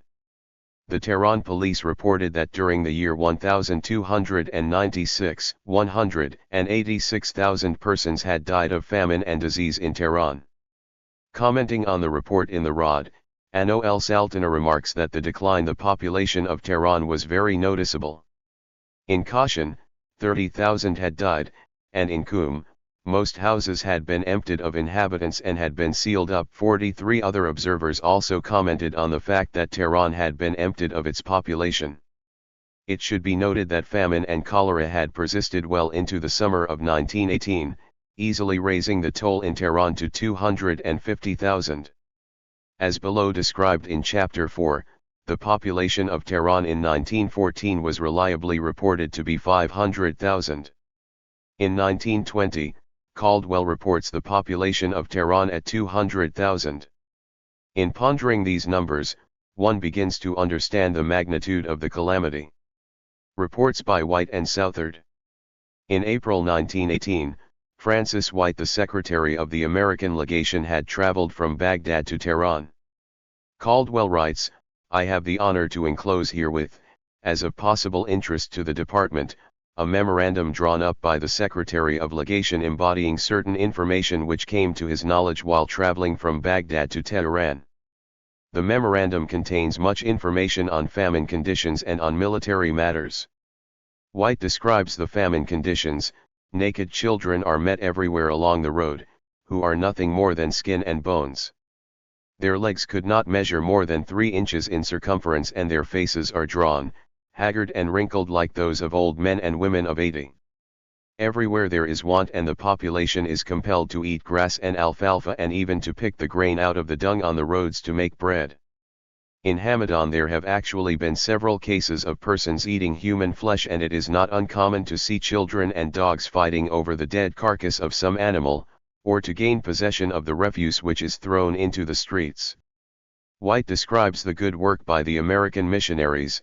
At Hamadan the American missionaries are very active in carrying out relief measures, and several thousand persons are fed or given work on road construction by them every day. It is hoped that after the spring harvest is in, conditions will be very much ameliorated, and that they will more nearly approach normal after the autumn harvest has been reaped. 44. In a memorandum prepared for the American Relief Committee, dated December 24, 1918, Addison E. Southard, American consul on special assignment in Persia in the summer of 1918, provides interesting information on famine in Persia. 45 Shortly after White had passed through Kasr-i-Shirin on the Persia-Mesopotamia border, Southard on his way to Tehran had stopped at Kasr-i-Shirin to have his lunch. He describes what happened. "Going into Persia last June, I saw many evidences of the severe famine of the winter of 1917-18. On the first day across the frontier, at Kasr-i-Shirin, our convoy of motor trucks stopped for the noon rest. I sat upon a truck to have my lunch, which consisted mainly of a tin of baked beans. I opened the tin and, skimming off a spoonful of beans from the top, because they looked unfit to eat, threw them into the thick dust of the sandy road. I had not noticed the ravenous-looking villagers who had gathered around in the meantime, but when I threw the spoonful of beans into the dust there was a sudden rush as a dozen men and women, so weak that they could scarcely stand alone, threw themselves into the road in a wild scramble to get the bits of food which I had just thrown away. Each grabbed a handful of the sandy dust which might contain a bean, and crammed it into his or her mouth. These same people crouched around the convoy begging for food, and watching wildly for every crumb that fell into the dust. Each empty food tin thrown away would be wildly fought for, and the possessor would frantically thrust fingers and tongue into the tin to gather any morsel left. In their eagerness they would often, but with seeming indifference, lacerate their fingers or mouths on the sharp edges where the tin had been opened. He also adds, I personally saw along the Persian roads natives dead and dying from starvation, some of whom are reported to have had relief distributed money upon their persons, but which was useless to them because there was no food to buy. I also saw starving people eating animal dung, and ravenously eating such scant blades of grass as had not yet been withered by the scorching summer sun. Other pitiful sights were moribund people lying along the road, their glassy-looking and unnaturally large eyes being eaten by flies and the terrible sun, and with leaves and grass protruding from their mouths because they were without strength to move or swallow. 46. Observations by General Dunsterville. Information on the famine is also given by Major General L.C. Dunsterville, the commander of the British forces that invaded Persia in the spring of 1918, the so-called Dunster Force.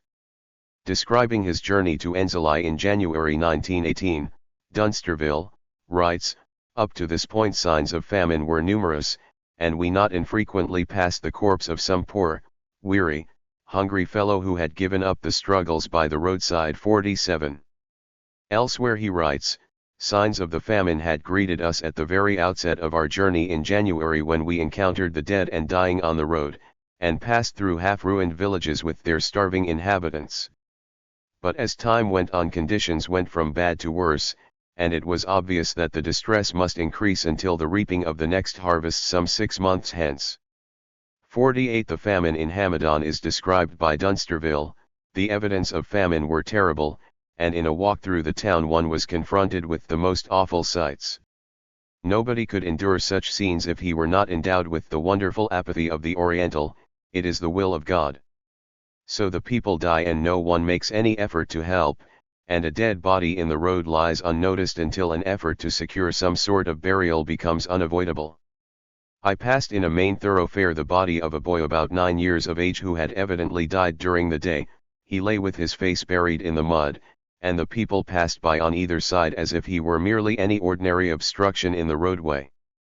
49. He talks of the extraordinary apathy of the people of Hamadan, and reveals that out of a population of 50,000 at least 30% were on the verge of starvation, and for a very large percentage death was inevitable. The wealthy of Hamadan, Dunsterville claims, had made large profits from selling grain, but were unwilling to help save their poorer brethren. 50. As described in Chapter 5, by this time the British were engaged in large-scale purchase of grain and other foodstuff throughout Persia. It did not occur to Dunsterville at this point that the food purchased by the British was at the expense of the starving Persians. Having decried the apathy of the people of Hamadan, he blithely discusses the quality of the food fed to the British soldiers and the construction of a new bakery for the purpose of supplying refined bread instead of the coarse Persian sangak. Fortunately for the British, the Russians had left behind equipment that could be used to produce white European bread. 51. Dunsterville describes a sangak episode in which he had bought a piece of bread for a starving boy in the bazaar in Hamadan. The act had resulted in a stampede by the starving onlookers in which the small boy was nearly trampled to death. Dunsterville comments, beastly, you may say. But why malign the beasts? 52. On May 18, 1918, General Dunsterville had traveled from Kashvan to Hamadan. He describes a countryside that was carpeted with beautiful spring flowers and the corpses of the famine victims. The most beautiful flowers were those on the top of the Sultan Bulak Pass, exactly in the spot where we found 7 corpses of unfortunate victims of the famine. Such corpses strewed the road between Kasvan and Hamadan at intervals throughout its length. 53. Famine in Western Iran, observations by Major Donahoe. Donahoe, a well-known war correspondent, had joined the British Army, and was assigned in January 1918 as an intelligence officer to the Hush Hush Force, the nickname given to Dunster Force. He had crossed into Iran on April 5, 1918. He describes his first observations: "On the other side of the frontier I had heard a good deal as to the appalling economic conditions of Persia, and of the shortage of food, but now, brought face to face with the terrible reality, I understood for the first time its full significance." He describes the scenes: men and women, shriveled and huddled heaps of stricken humanity, lay dead in the public ways, their stiffened fingers still clutching a bunch of grass plucked from the roadside, or a few roots torn up from the fields with which they had sought to lessen the tortures of death and starvation. At other times, a gaunt, haggard figure, bearing some resemblance to a human being, would crawl on all fours across the roadway in front of the approaching car, and with signs rather than speech plead for a crust of bread. At Kasr-i-Shirin, where we made a short halt, we were soon surrounded by a starving multitude asking for food. One poor woman with a baby in her arms begged us to save her child. 54. Donahoe describes the arrival of the British force at Kairind, a village on the way, which was inhabited by an elf-like people in whom months of semi-starvation had bred something of the sullen ferocity of a pack of famishing wolves.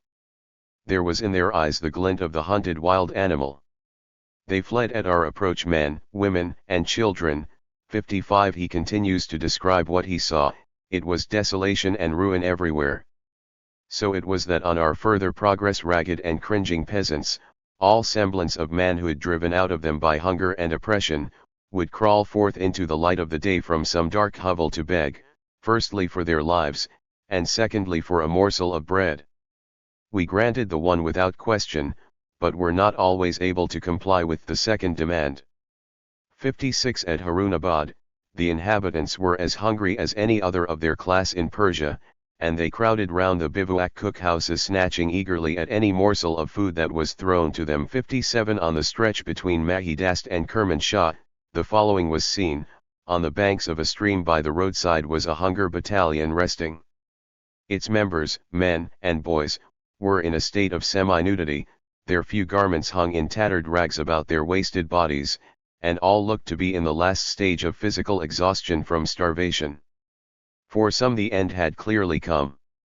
They were incapable of further effort, and lay waiting for a merciful death to cut their sufferings.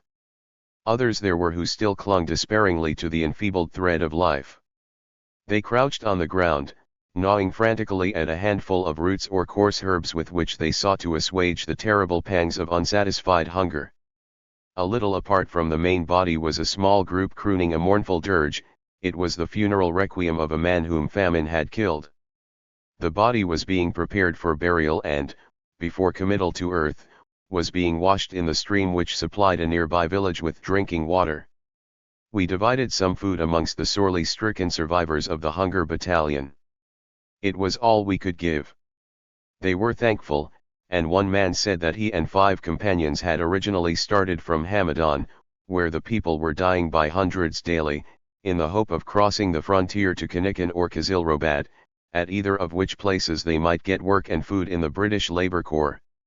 Of the 6 who had set out on this quest he was the only survivor. 58. If the British were feeding the people of Hamadan, they were doing a very poor job, as indicated by Donahoe himself. Meanwhile the hunger mortality in Hamadan was increasing. Bread, the chief, indeed the only, article of diet of the poor, was 14 krons a batman, and the wheat combine saw to it that the price increased rather than decreased. On May 6 Mr. McDowell, the British consul, officially computed that the daily deaths from starvation were 200. Hamadan was a city of horrors. The unburied victims of the famine, men, women, and children, were lying in the streets and in the fields adjoining British headquarters.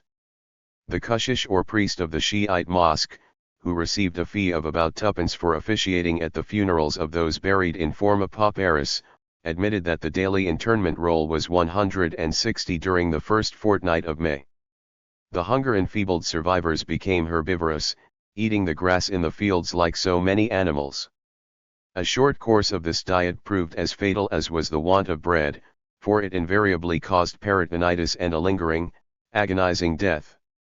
He then describes instances of cannibalism, but there was worse to come. The foodless people, driven crazy by their sufferings, now resorted to eating human flesh.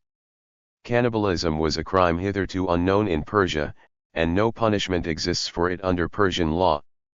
The offenders were chiefly women, and the victims' children stolen from the doorsteps of their homes, or snatched up haphazard in the bazaar purlieus. Mothers of young children were afraid to leave them while they went to beg for bread, lest in their absence they should be kidnapped and eaten. I never went into the bazaar or through the narrow, ill-paved streets without a feeling of sickly horror at the sight of the human misery revealed there. Children who were little better than human skeletons would crowd round to beg for bread or the wherewithal to purchase it, and in parting with a few coppers to them, one could not help shuddering and wondering if they, too, were destined, sooner or later, to find their way into the cooking pot. 59. The police had arrested some of the offenders.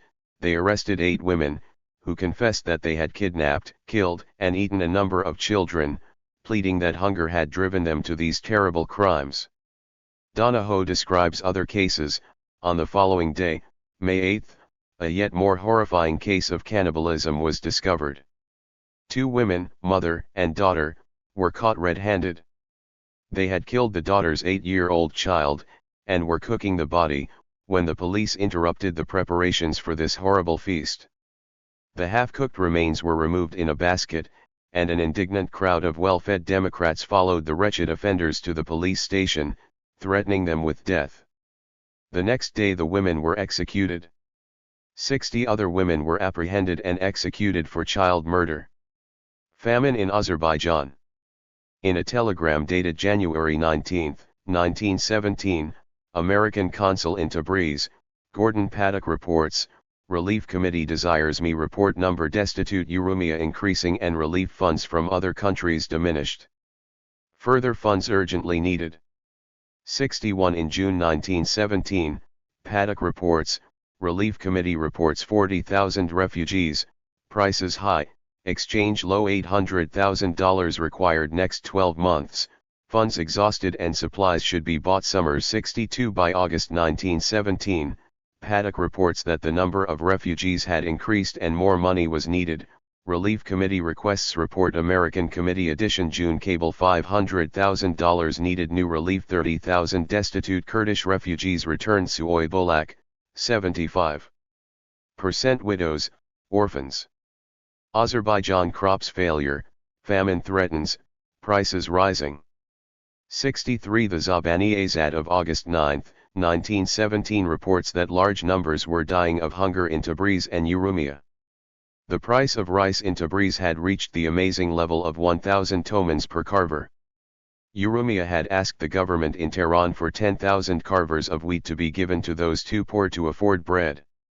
In addition, the paper claims that as many as 30,000 bandits and outlaws were wreaking havoc on the defenseless people, and that the Russian army was assisting the outlaws.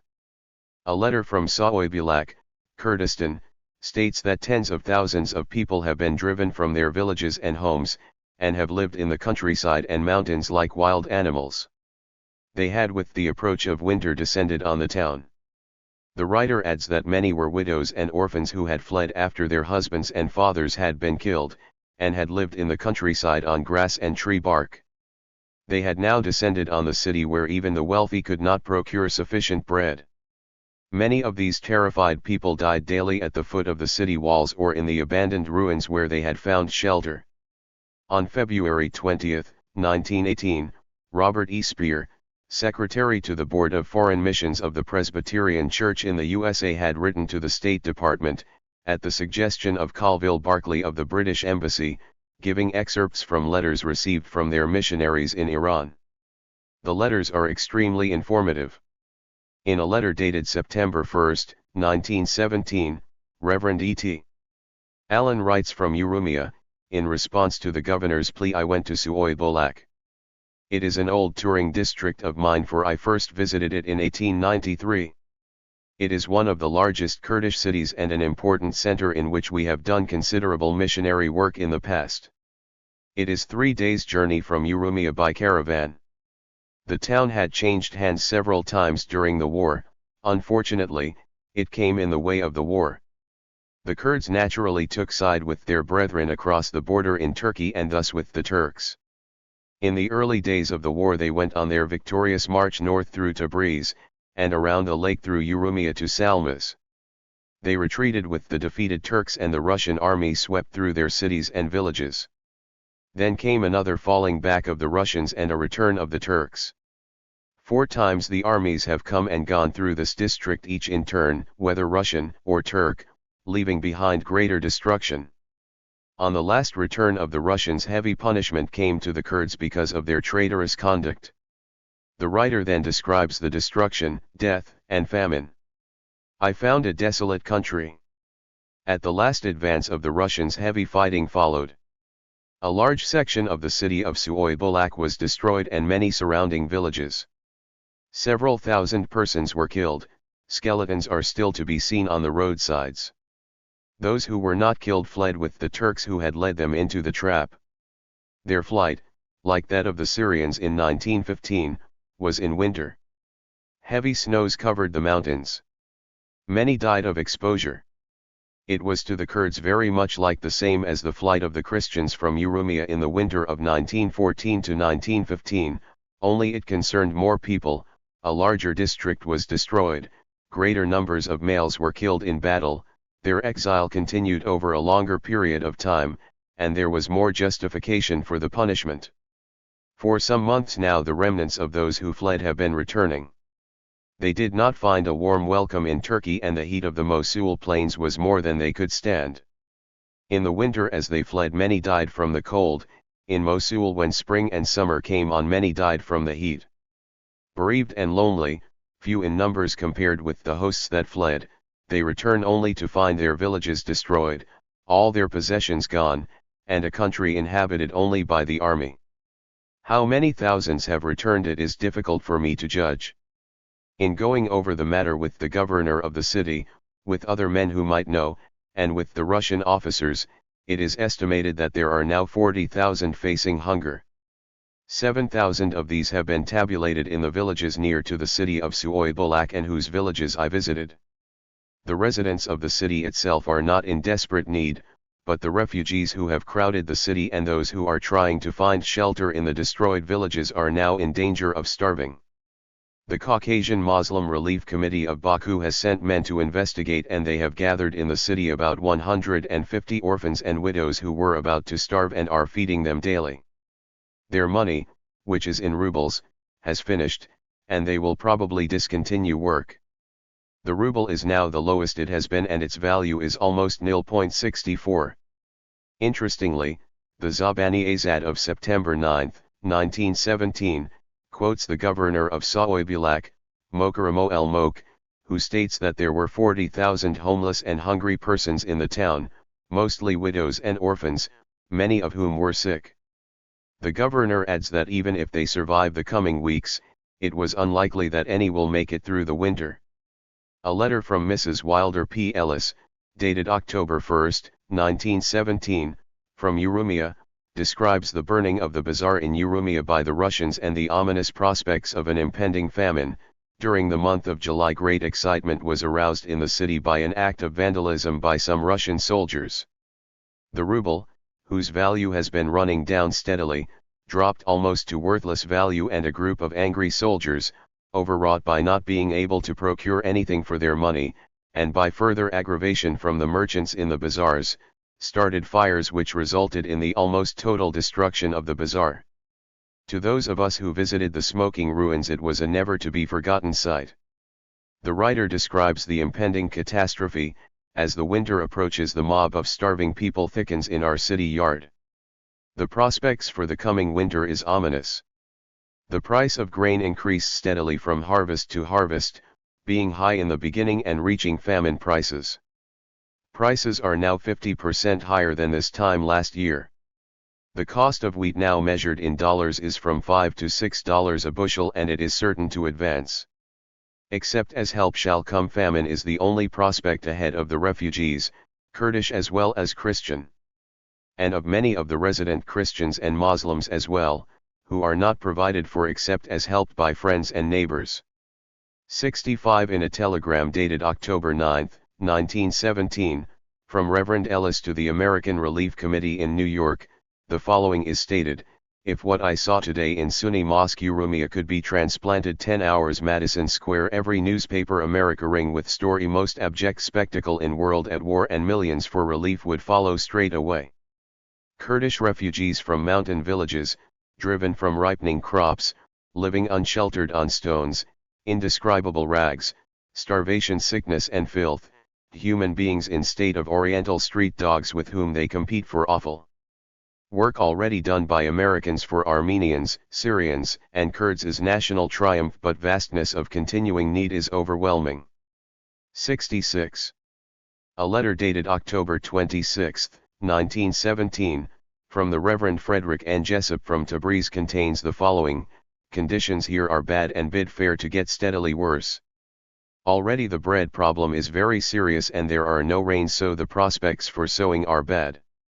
How the people are to get through the winter no one knows, for we fear things will be very bad long before spring. We get the same reports from Urumia and Suoy-Bolak. We hear there are some 40,000 Kurdish women and children in the most terrible want and already dying of starvation. Outside of the food situation, the internal affairs of this region are bad. The political parties are resorting to assassinations, and every little while someone is murdered. 3 prominent men have thus been killed in Tabriz in the last 10 days. Of course you are informed of conditions north of us, they have their reflex influence on affairs here. The Persians are so bitterly pro-German that they cannot understand how America should be on the other side. Reverend Jessup's letter of October 31, 1917, from Tabriz contains valuable information. On the famine he writes: the spirit of movement and unrest has been observable in the whole community. Conditions have been growing steadily worse as prices of everything have been steadily rising. The drought last winter and spring has meant a small wheat crop, while the export of cattle and foodstuffs to the north has gone on continuously. By September the price of wheat had more than doubled. Now it has nearly quadrupled. For weeks the bakers' shops have been besieged by crowds of hungry women fighting for their turn to buy and often compelled to go away hungry.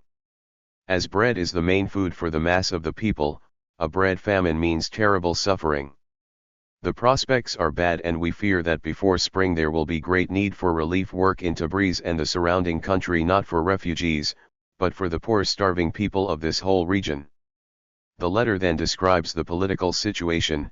At the same time the city has been gradually filling with revolutionaries and extreme radicals, and political parties and secret committees have been busy. A series of assassinations has been planned and is being carried out here, beginning in July with the murder of the former governor, and continuing up to the present with increasing severity, so that some nights several prominent men are killed. Though some of the murders take place in daytime and the assassins must be known, there is no government strong enough to check them. It is said that the victims are warned beforehand, but few seem able to escape. It is hard to discover just the motive for the assassinations, but it seems a mixture of revenge upon the reactionaries of 1908-9 and 1911, of terrorism for the wealthy who are charged with storing wheat instead of supplying the city's need, and of blackmail. 67. In a dispatch dated January 21, 1918, Caldwell encloses a report from Tabriz by Consul Gordon Paddock, dated January 9, 1918, and a letter from Reverend W.A. Shed, from Urumia, dated January 3, 1918. Paddock's report includes a description of the desperate condition of 30,000 Kurdish refugees in Sujaybulak area of Azerbaijan. As mentioned also, a member of our committee visited the Sujaybulak region, where there are estimated to be some 30,000 utterly destitute Kurds, most of them women, children, and old men, who have straggled back to their ruined homes since the cessation of Russian military operations there. This visit was in response to a letter addressed to me by the Persian governor of Sujaybulak describing the pitiful conditions of these people. It was found, however, that although we had at that time funds for the purpose, no provisions could be obtained in that district, which had been the scene of successive Russian and Turkish occupation, and finally had been devastated partially by the former for punitive reasons. As there is no present possibility of transporting provisions to that region from elsewhere, it is not probable that we shall be able to undertake relief measures there in the near future, if at all. Thus the fate of the poor refugees had been sealed. In addition to Russian misdeeds, Paddock gives another reason for the exorbitant price of wheat and barley: hoarding. Describing the philanthropy by some of the wealthy residents of Tabriz, Paddock writes, "These latter are said to be actuated by a desire to gain merit in a future world, but it is probable that they are likewise inspired by the desirability of preventing possible famine riots, which would naturally be directed against them as village proprietors and possessors of stocks of provisions.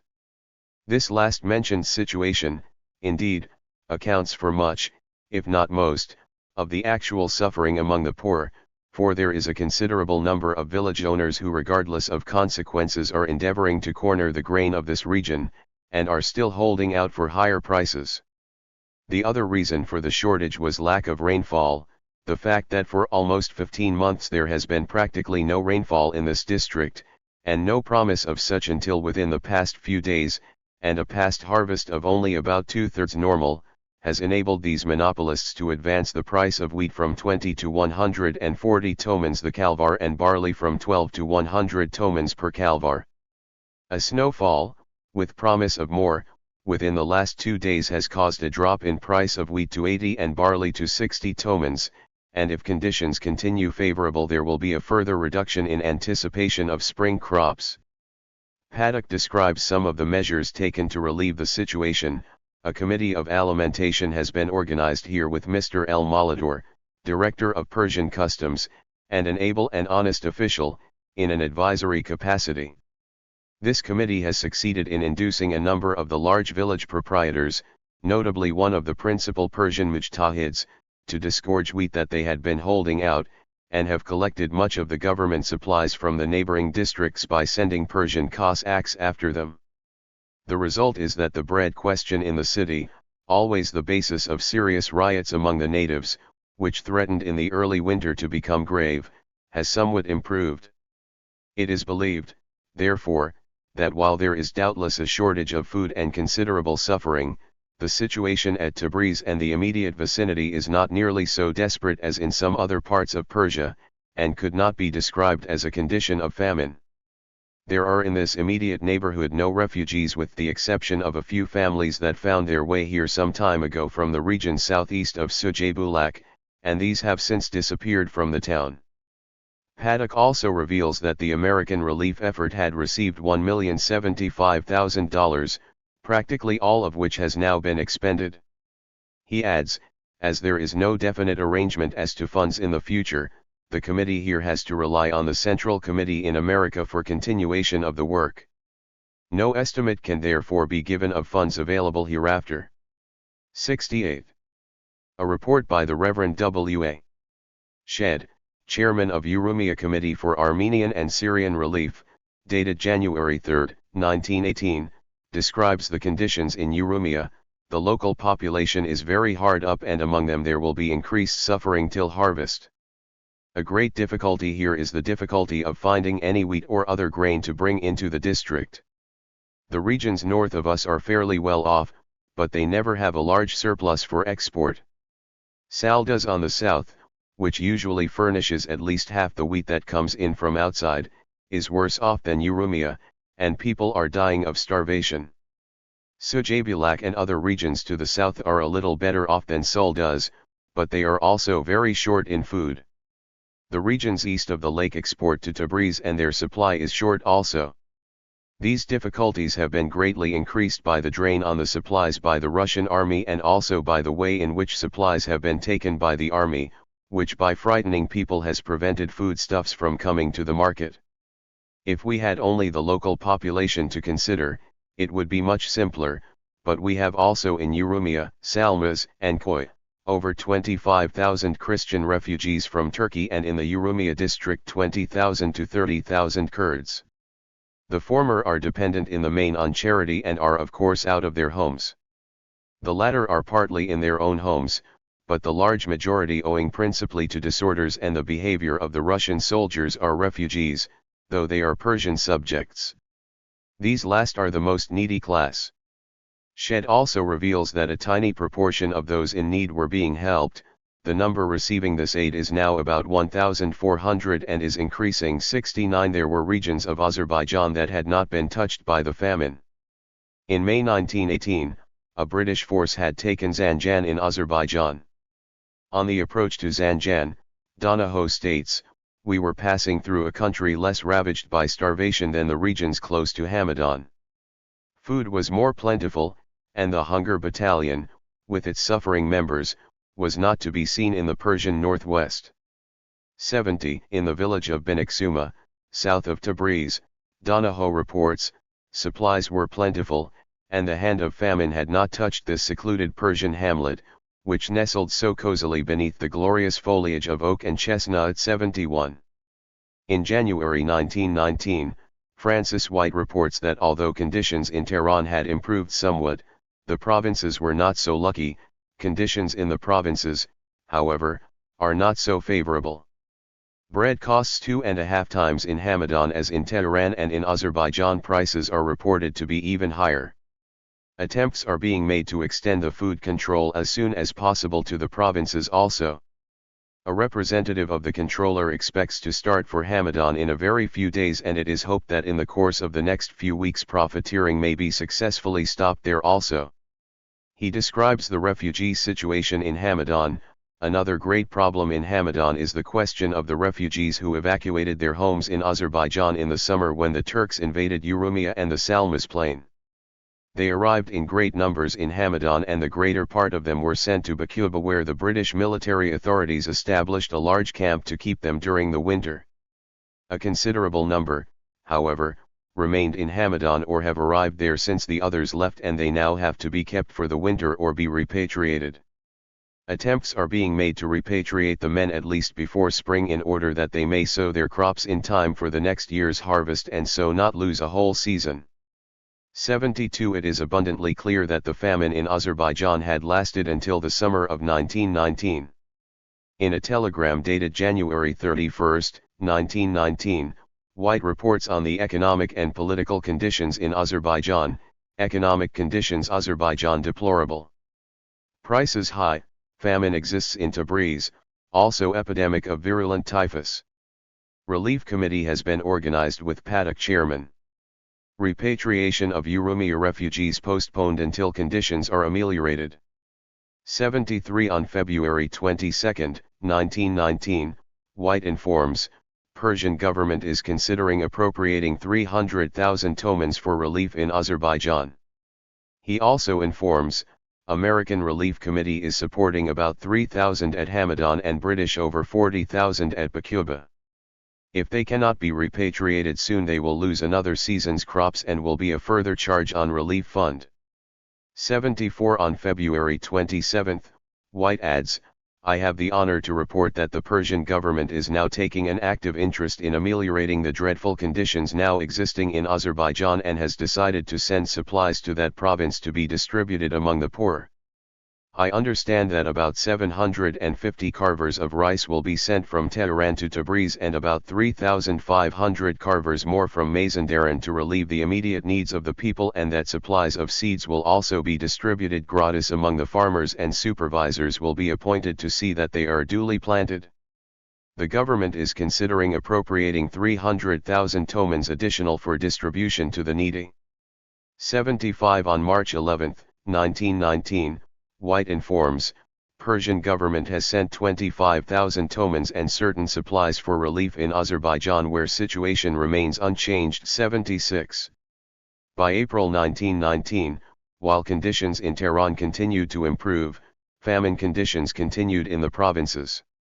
On conditions in Tehran, White writes, due to the good crops last harvest and the food control instituted in Tehran by the Persian government under the direction of a Belgian official, bread is plentiful in the capital and reasonably cheap. The prices of other commodities, however, continue to be about 10 times the normal price, and the wages of a laborer are just sufficient to buy 5 eggs. Bread, however, forms the staple diet of the working classes, and they are enabled to live reasonably well on the 6 pounds of bread which daily wages of 3 krons will buy. In the provinces, famine continued. Conditions in the provinces are not so favorable. In Hamadan, prices are higher than in Tehran, although they have dropped considerably during the last 3 months. The most serious conditions exist in Azerbaijan, where prices are extremely high and where famine conditions exist. The Persian government is contributing rice and wheat to help feed the poor, and the American Persian Relief Commission is helping to feed about 25,000 indigent persons daily in Tabriz alone. Virulent typhus is epidemic in Tabriz and effectually completes the ravages made by hunger and famine. 77. Famine in Khorasan. The Nobahar of August 2, 1917 writes that fully 5 months before the current situation, the people of Khorasan had foreseen the coming famine and had telegraphed the government of the impending crisis and had asked that the government to sell back its grain to the people. Despite the famine, food was continuously exported, speculators were hard at work, and there was no authority capable of dealing with the food crisis. The Zabani Azad of August 14, 1917 reports on bread shortage in Mashhad, Khorasan. It reports that bakeries in Mashhad were closed, and that hungry and angry crowds gathered in the streets shouting slogans against the government. Fearing disorders, the Interior Ministry had asked the Finance Ministry to send grain in haste. The Zabani Azad of September 9, 1917 contains a letter from Abdul Hossein Khorasani, who writes that the province is burning from famine, cholera, and insecurity. Some of the inhabitants of Kukan, who had taken refuge in the shrine of Imam Reza, had poured kerosene and set themselves on fire. The London publication, Near East, in its issue of April 12, 1918, contained a report from Mashhad, Khorasan, describing the conditions in November 1917. By April 1918, the Russian forces had withdrawn and all of eastern Iran was under British occupation, Mashhad having been occupied by the British in March 1918. In sending the article, Caldwell comments, though somewhat belated, this article fairly describes conditions as they existed last fall and even at the present time in Persia, and it is hoped that the article may prove of interest. Similar and even worse conditions and higher prices have existed and still prevail in Tehran, Hamadan, Shiraz, Tabriz and other Persian cities. The article entitled Conditions in Northeastern Persia, dated November 28, 1917, had been delayed in transmission. It contains the following. For more than a year and a half the Mesh district has had no rain or snow, and the drought is becoming very severe. The price of wheat has risen from a normal of about 12 tomans per carver to 45 to 50 tomans. The poor people who received the same wages as they did before are paying about 4 times a normal price for bread. For them, extras such as tea, sugar, fruit, etc., are entirely out of the question as being beyond the capacity of their purse. Thousands of them have not tasted any meat for months. All their money goes for bread, and a great many of them cannot get enough even of that. I am told on good authority that babies being left in the streets to be picked up by anyone who will take them and care for them, and that about 25 such soundlings have been taken to the hospital of the shrine of Imam Reza. The following incident I can vouch for. The carcass of an animal was thrown out into the open just outside one of the city gates. As soon as this carcass was thrown out, people went running to the spot and began cutting off and carrying away chunks of the meat, while the dogs stood around wagging their tails patiently waiting for their turn to finish up what was left. Among the villagers, upon whom the cities are dependent for food, the livestock is being greatly depleted for lack of fodder. Dry leaves off the trees are selling for 4 tomans a carver, whereas 2 tomans used to be about a normal price for carver of good straw. Animals are dying, and others are being killed, because there is nothing to feed them on. A sheep with her lamb at her side is selling for 11 krons, whereas the lamb alone used to sell for 15 krons.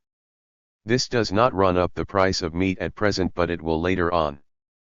but every camel, horse, mule, or donkey that dies or is killed does help to increase at once the price of every kind of farm produce and every article of every kind that has to be transported, because there is no transport except by animals.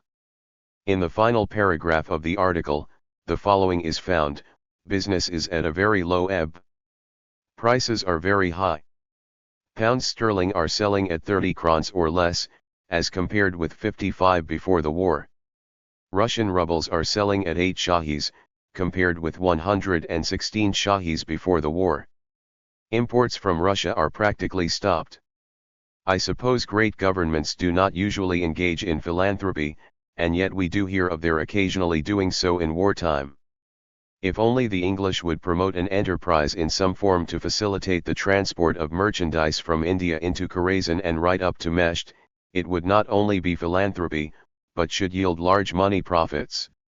78. The writer asks the obvious question: why did the British government not bring in food from India? In a subsequent report by Southard it is made clear that ample grain was available in India at very low prices. Southard also reveals that ample grain was available in Mesopotamia just across from Kermanshah, where many people were dying from famine every day. Why was it that while both India and Mesopotamia had ample grain, Iran, located between the two regions, was starving? It turns out not only the British were not bringing any food into Khorasan, they were engaged in large-scale purchases of foodstuff for the purpose of feeding their armies in Iran and Russia. A letter from E. A. Douglas of the American Hospital in Tehran to Caldwell, dated January 15, 1918, contains the following on conditions in Mashhad. Reverend L. F. S. Eldon, Mesht, writing on December 21, states famine conditions are developing here and growing more severe every day. Wheat is now 65 tomans per 650 pounds. Writing again on January 3, he says the poor people here are suffering terribly for food. We are feeding a few of them every noon from money given by friends for that work. 79. Famine in Isfahan and Fars. The famine in Isfahan is described by S.J. Christian, an English resident of Isfahan, in a letter dated April 24, 1918, to a relative in England. I feel sorry to write concerning the situation in Isfahan. The cost of living is something terrible. Every day masses of Persians die from starvation. When we go out in the morning, we see corpses lying here and there in the streets. A large number of Persians grind bones and eat them or feed on dead animals and die. But until now no Armenian has been starving. Their relatives in India support them with money forwardings. If this famine continues for a few months more, there is no doubt that the Armenians themselves will not survive. A carver of corn costs 200 tumans, formerly it did not cost more than 15 tumans. A liter of butter which before the war cost 15 crowns is now sold 7 tumans. A liter of meat, formerly 8 crowns, now costs 32 crowns. 80. The famine and the associated diseases in the southern province of Fars had extracted a dreadful toll. The terrible toll in the city of Shiraz is described by an eyewitness, Mohammad Ali Jamalzadeh, who gives the following account: the World War was just about over when in the midst of one terrible dark night 3 terrifying horsemen, each wielding a sword and a whip, silently passed through the city limits and entered the city. One rider was named Famine, another was named Spanish Flu, and the last was named Cholera. The poorer classes, old and young, succumbed and fell like autumn leaves in front of the assault by these pitiless riders. As no food was to be found, people were forced to eat whatever that could be chewed, objects or animals. Soon not a single cat or dog or crow was to be seen. Even mice and rats were exterminated.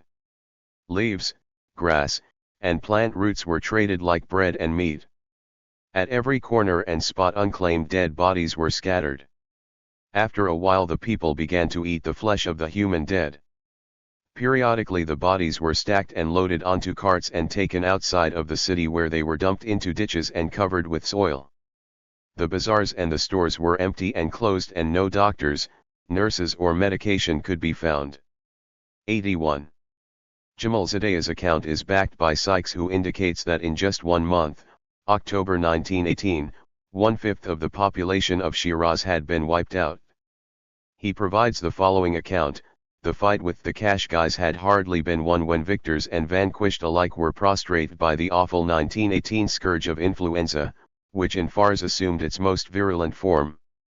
At first we did not realize that the disease was destined to slay 1/5 of the population, striking down the troops in Shiraz and at Firozabad with equal severity. He describes the death toll.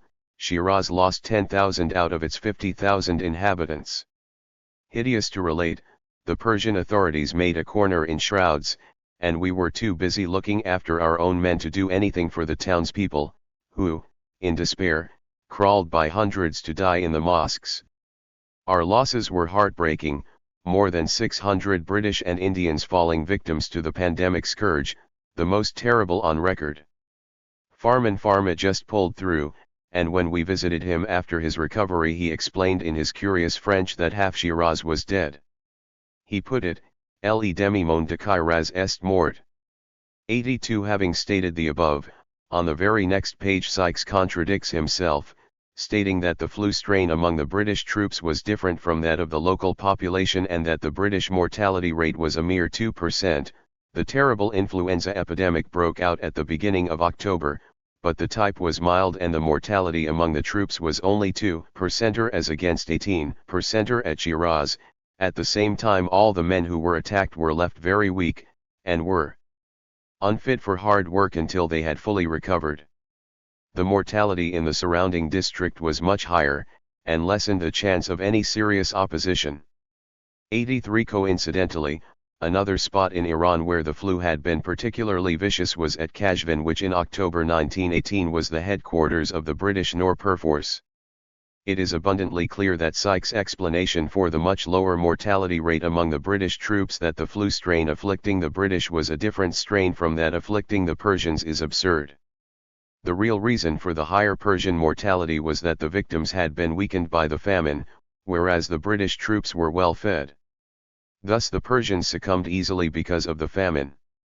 The 10,000 victims of the influenza were really victims of the famine. Thus if 1/5 of the population of Fars was wiped out in just 1 month, it is not surprising that nearly 1/2 of Persia's population fell to the famine during 1917 to 1919.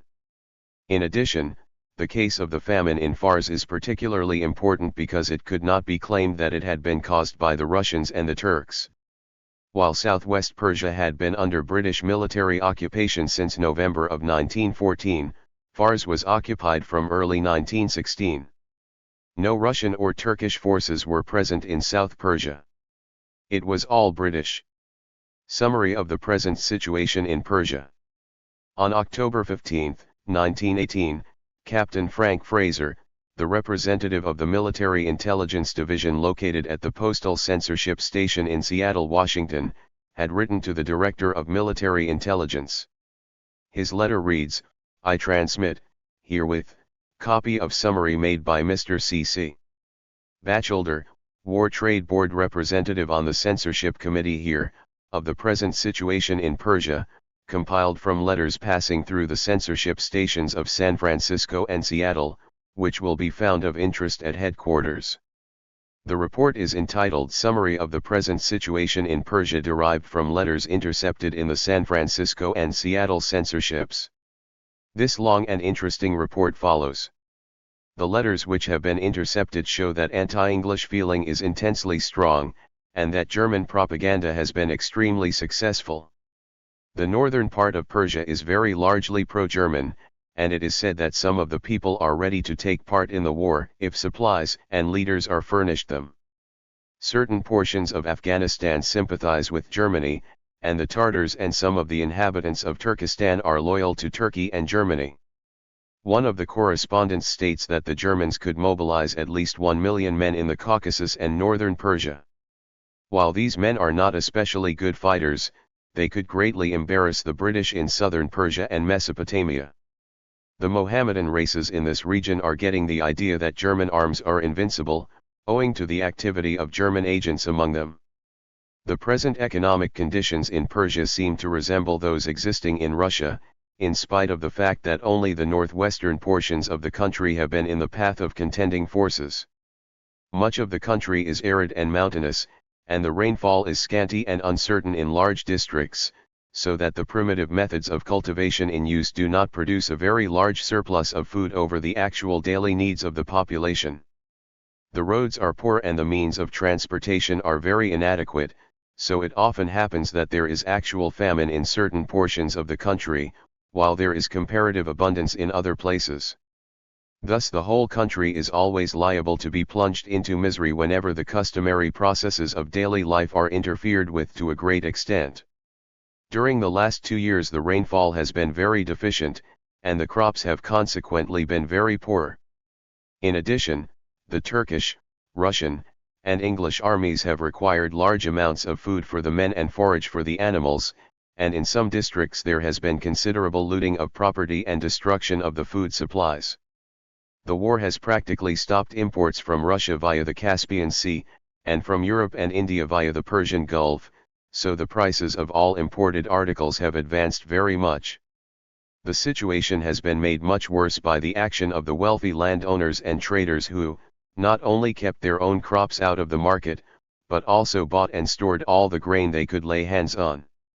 As usually happens in such cases, many of the poorer people were tempted by the high prices offered, and sold all their surplus grain, with the result that they were left practically destitute after a few months. Similar conditions often prevail in other misgoverned Oriental countries. In some districts there is abundant food in the cities, but the lower classes are starving, because they have no money to buy it. There is but little prospect of improvement in the situation until the harvest time. There is also much disease, and typhoid is epidemic. Typhus and cholera are also prevalent. The descriptions of actual conditions are heart-rending. Men, women, and children are dying of absolute starvation, and the survivors are like living skeletons. People eat slaughterhouse offals and dirt to fill up their stomachs. The villages in some regions have been utterly destroyed by the various armies passing through, so that the people are not only hungry but without shelter also. The unsettlement of trade has practically ruined the native industries, and carpet making and silk weaving have stopped, throwing thousands out of employment. The workmen, who are never able to save, are therefore reduced to beggary. A very large number of formerly self-supporting artisans, laborers, shopkeepers, and servants are now out of work. Thousands of families have already sold everything saleable in order to get bread, and are now destitute, and this condition is increasing daily. Even if this next harvest should be abundant, destitution would still continue until other economic conditions recover, and many thousands of families will have no money to buy bread, even though it should become ridiculously cheap. Number 1584. The cities and towns are filled with people from the mountains and villages who flock in, hoping to find food and shelter, and as they have no place to go, and no money to buy food, die of hunger in the streets. People are eating the bodies of dead animals which have died of starvation. One of the native officials has evidently been appointed food controller, in imitation of other countries, but he has not accomplished much judging from the following extracts, an awful story, the truth of which is vouched for by one of our Persian friends, is as follows. A portion of a child's body was found in a Persian home in a village not far from Hamadan. Investigation revealed that the man had killed the child for food. He was taken out and stoned to death. As we walk the streets, the beggars catch at our coats, seize our hands, and fall to the ground and kiss our feet, imploring for help. As we return to our homes their cries ring in our ears for hours. Not that I suppose there is any sense of shame for those conditions to be found in the food controller, and I am not writing this to make him ashamed, but for the sake of making the truth known. Number 1585. The Assistant Chief of Police of the Persian Empire, states that 2/3 of the people of Tehran are practically starving, and dead people are lying unburied in the streets unheeded. The British officers and men say they have never seen anything like the terrible conditions by the roadsides. Persons who have spent years in China and India and have seen famines there, say that nothing they have seen in those countries has approached the present conditions in Persia. The government proved itself entirely unable to cope with the situation, and the cabinet has changed 3 or 4 times in the last 5 months, without improving the situation. One of our church members came running in a few days ago crying, "Oh, give me a little money."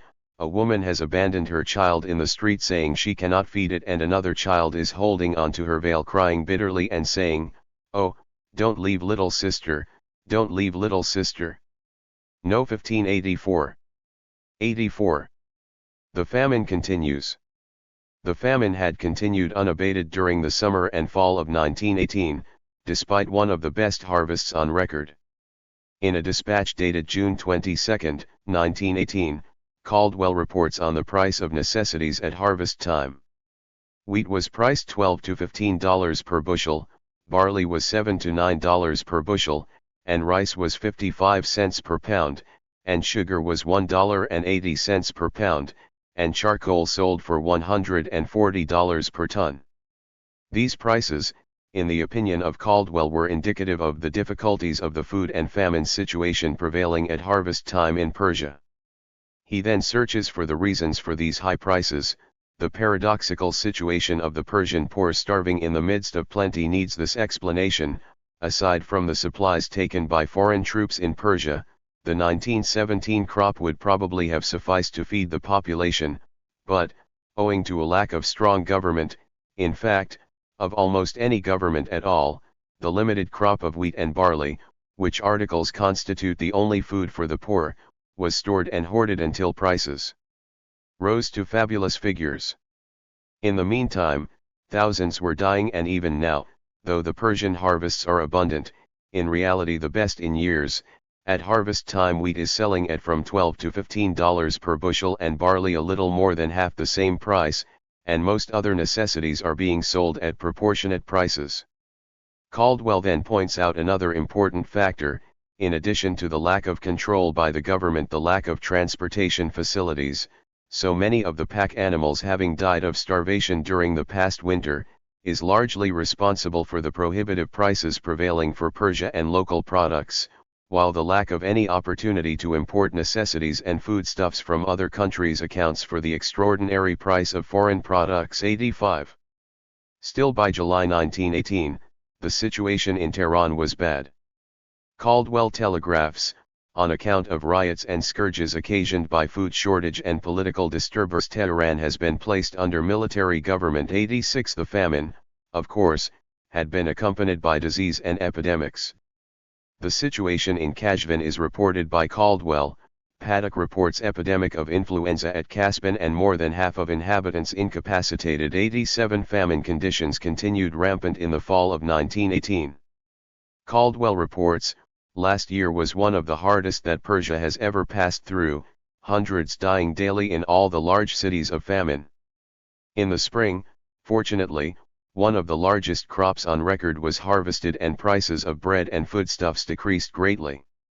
Unfortunately, the government is unable, or more probably unwilling, to stop the hoarding of grain by the rich landowners, and prices are therefore artificially held at a level far higher than conditions warrant. In the last few weeks a Belgian has been appointed food controller, and it now remains to be seen whether the government will give him proper and sufficient support to effectively regulate prices and compel owners of grain to sell it at a reasonable price. If he is properly supported, he should be at least able to keep prices from rising above their already very high level and, in another year, to make a considerable reduction in the cost of the most staple foods. If he is unable to keep prices from rising, it is greatly to be feared that the appalling famine conditions with their attendant starvation and suffering which existed last year will be repeated again this year. 88. The Iran of September 13, 1918, reports on the appointment of a food controller, Monsieur El Malador, a Belgian in the government service who has lately come to Tehran from Tabriz, has been appointed to take the responsibility of food control. He has been charged with the responsibility of the management of the Department of Royal Lands, Government Wheat Storage, Public Food and Bakers Department, and these departments have been informed that they are now under his direction. The paper concludes, "We hope we shall soon notice the results of his measures in the regulation of the bakers' affairs." One of the measures taken by M. Malador was the lashing of the hapless Kerbalai Hossein, a wicked Tehran baker. The Iran of September 20, 1918, reports on the affair. Gholi Hossein, who is one of the chief bakers and who has unlawfully made much money while holding his position and whose name has often been noticed in the list of the most wicked bakers, has been pursuing his former schemes during the last few days, while Majd, the newly appointed food controller, has been seriously investigating the work of the bakers. Lately it was discovered by the food department that he has been storing away a part of the wheat which the government has sent to his shop for present use. He was therefore arrested the evening of the day before yesterday and taken to the police station where he was tied to a tripod and given 100 lashes. The serious attention given by the food controller to the punishing of a number of the thieves of the bakers department, who are content to help starve hundreds of innocent people, is really appreciated, and we hope he will pursue the same policy with the others as he has with Gholi Hossein. The shortage and high price of wheat, the lashing of Gholi Hossein notwithstanding, is reported in the Iran of September 15, 1918, which describes the seizure of the wheat and the high prices. During the last few days great quantities of wheat have been brought into Tehran. In accordance with the preliminary directions given by the food controller, the wheat is being held by the government, and after the owner has been informed, a part of the wheat is returned to the owner, who must secure permission before taking it, and the price of the part kept by the government has been paid to the owner, counting wheat at 45 to 50 tomans per carver, or from $7 to $10 per bushel. 89. Improving conditions in Tehran, Spring 1919. In a report dated October 7, 1918, American Consul Ralph H. Bader also describes the appointment of Lambert Molitor, a Belgian subject, as food controller for Tehran and district, upon whom has been conferred full power to deal with the food situation. Bader also describes the government attempt to refill its granaries. An effort is being made to fill the government granaries, and to that end an order has been issued requiring half of all the grain brought into Tehran to be turned over to the food controller at the current market price. Grain is being bought as rapidly as possible in the provinces, and those farmers who do not sell to the government will forfeit 10% of their grain each month. Bader then notes the end of the famine in Tehran. A supply of flour is delivered to bakers daily, and the price of bread has been fixed at 3 krons per man. The normal price of bread is 1.1 krons per man. The yield of grain being good this year, it is believed that with proper and timely governmental control the price of bread will be kept at the price named, and a repetition of the deplorable food situation of the past year will be avoided. 90. In Quarterly Report Number 2, dated January 10, 1919, White indicates that conditions in Tehran were improving. Economic conditions in the capital have been much improved during the last quarter due, in a great measure, to the appointment of a Belgian as food controller. The price of bread, which is now plentiful, has been fixed at 3 krons a man, which is low enough to allow the poor to buy sufficient for their needs. There were intrigues against the food controller at first on the part of the rich landowners who wanted to hoard their grain to get the same famine prices which they received for it last year. The intrigues failed, however, due to the firm attitude of the cabinet. The Shah sold his grain to the food controller at a very moderate price, and his example was of great assistance in making the food control a success. The American Persian Relief Commission was also of immense assistance in the matter. 91. In Quarterly Report Number 4 of July 7, 1919, White reports that the famine is finally over with the harvest of 1919. The harvest which is just being brought in is reported to be one of the best in years, and it, coupled with the excellent crops last year, has removed all chances of a repetition in the near future of the famine conditions of 18 months ago.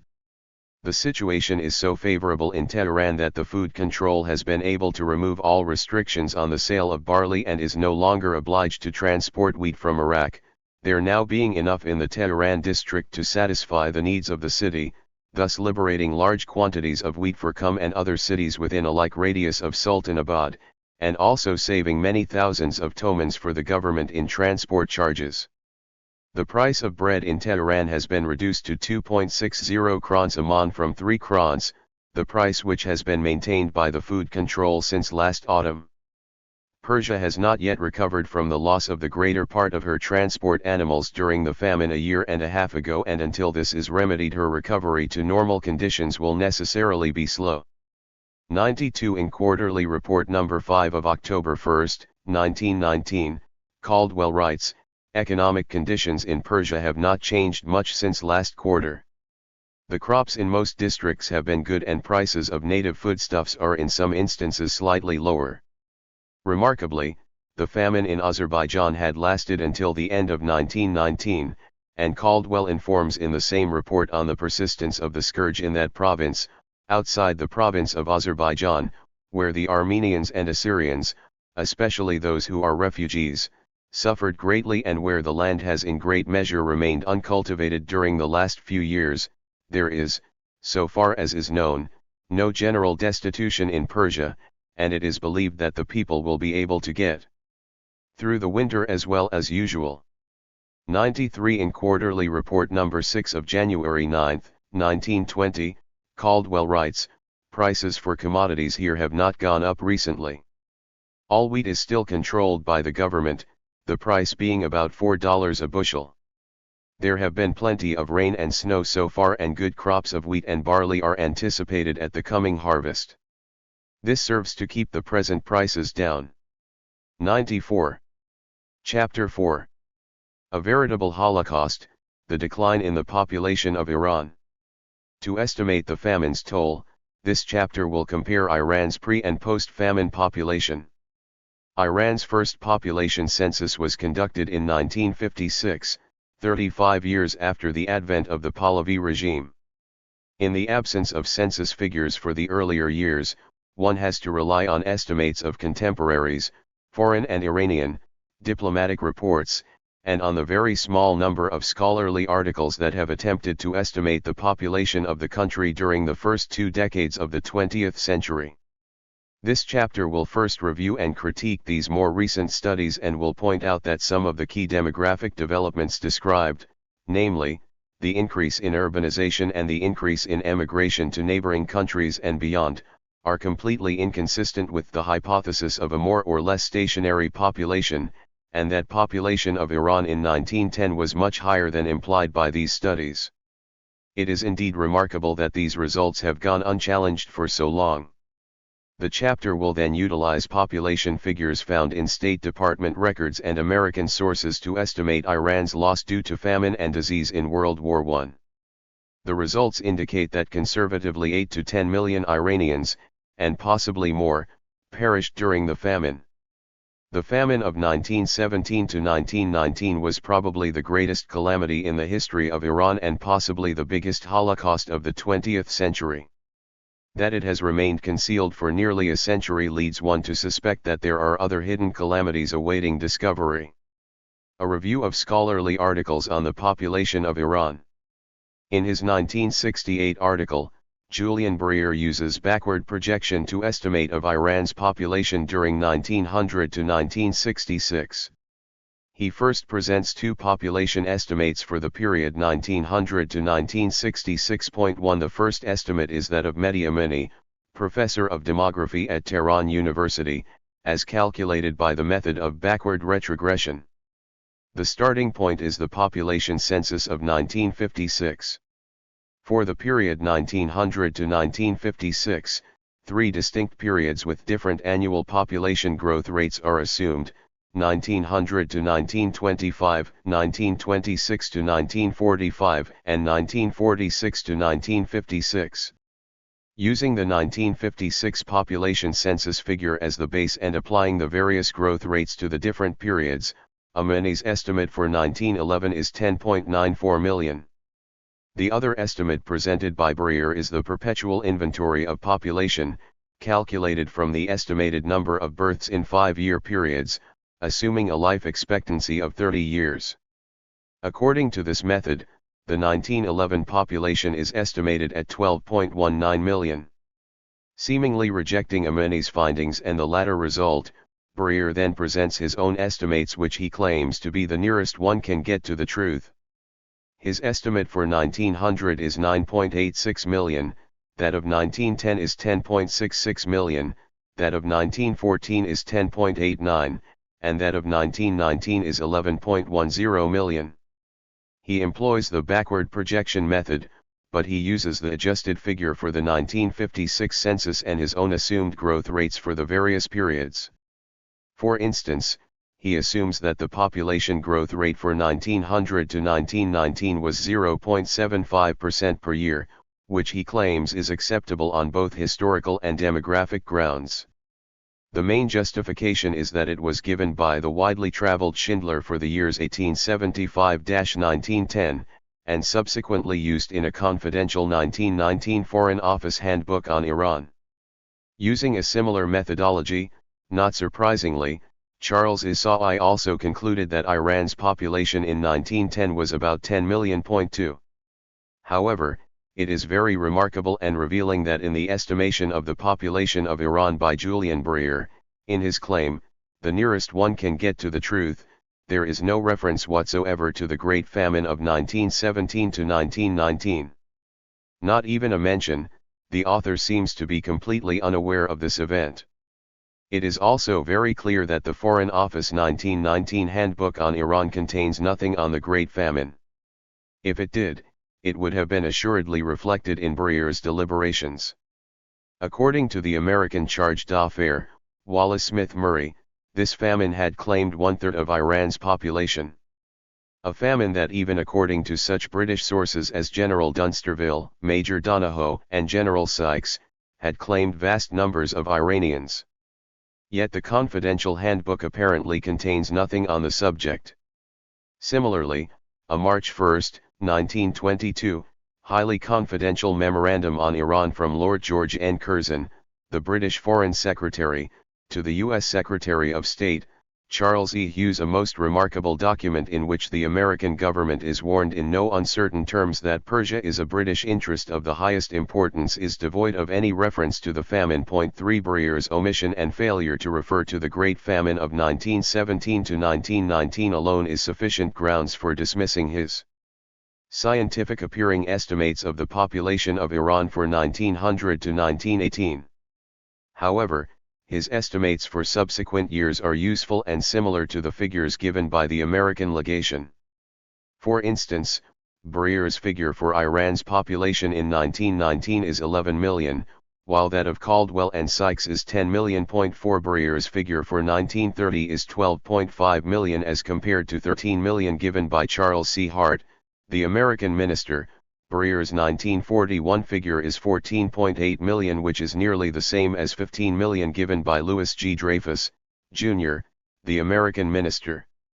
Breyer's results are used by Gad G. Gilbar in his 1976 article on demographic developments during the second half of the 19th century and the first decade of the 20th century. 5 For the 1850 to 1860 period, Gilbar uses the population figures given by H.C.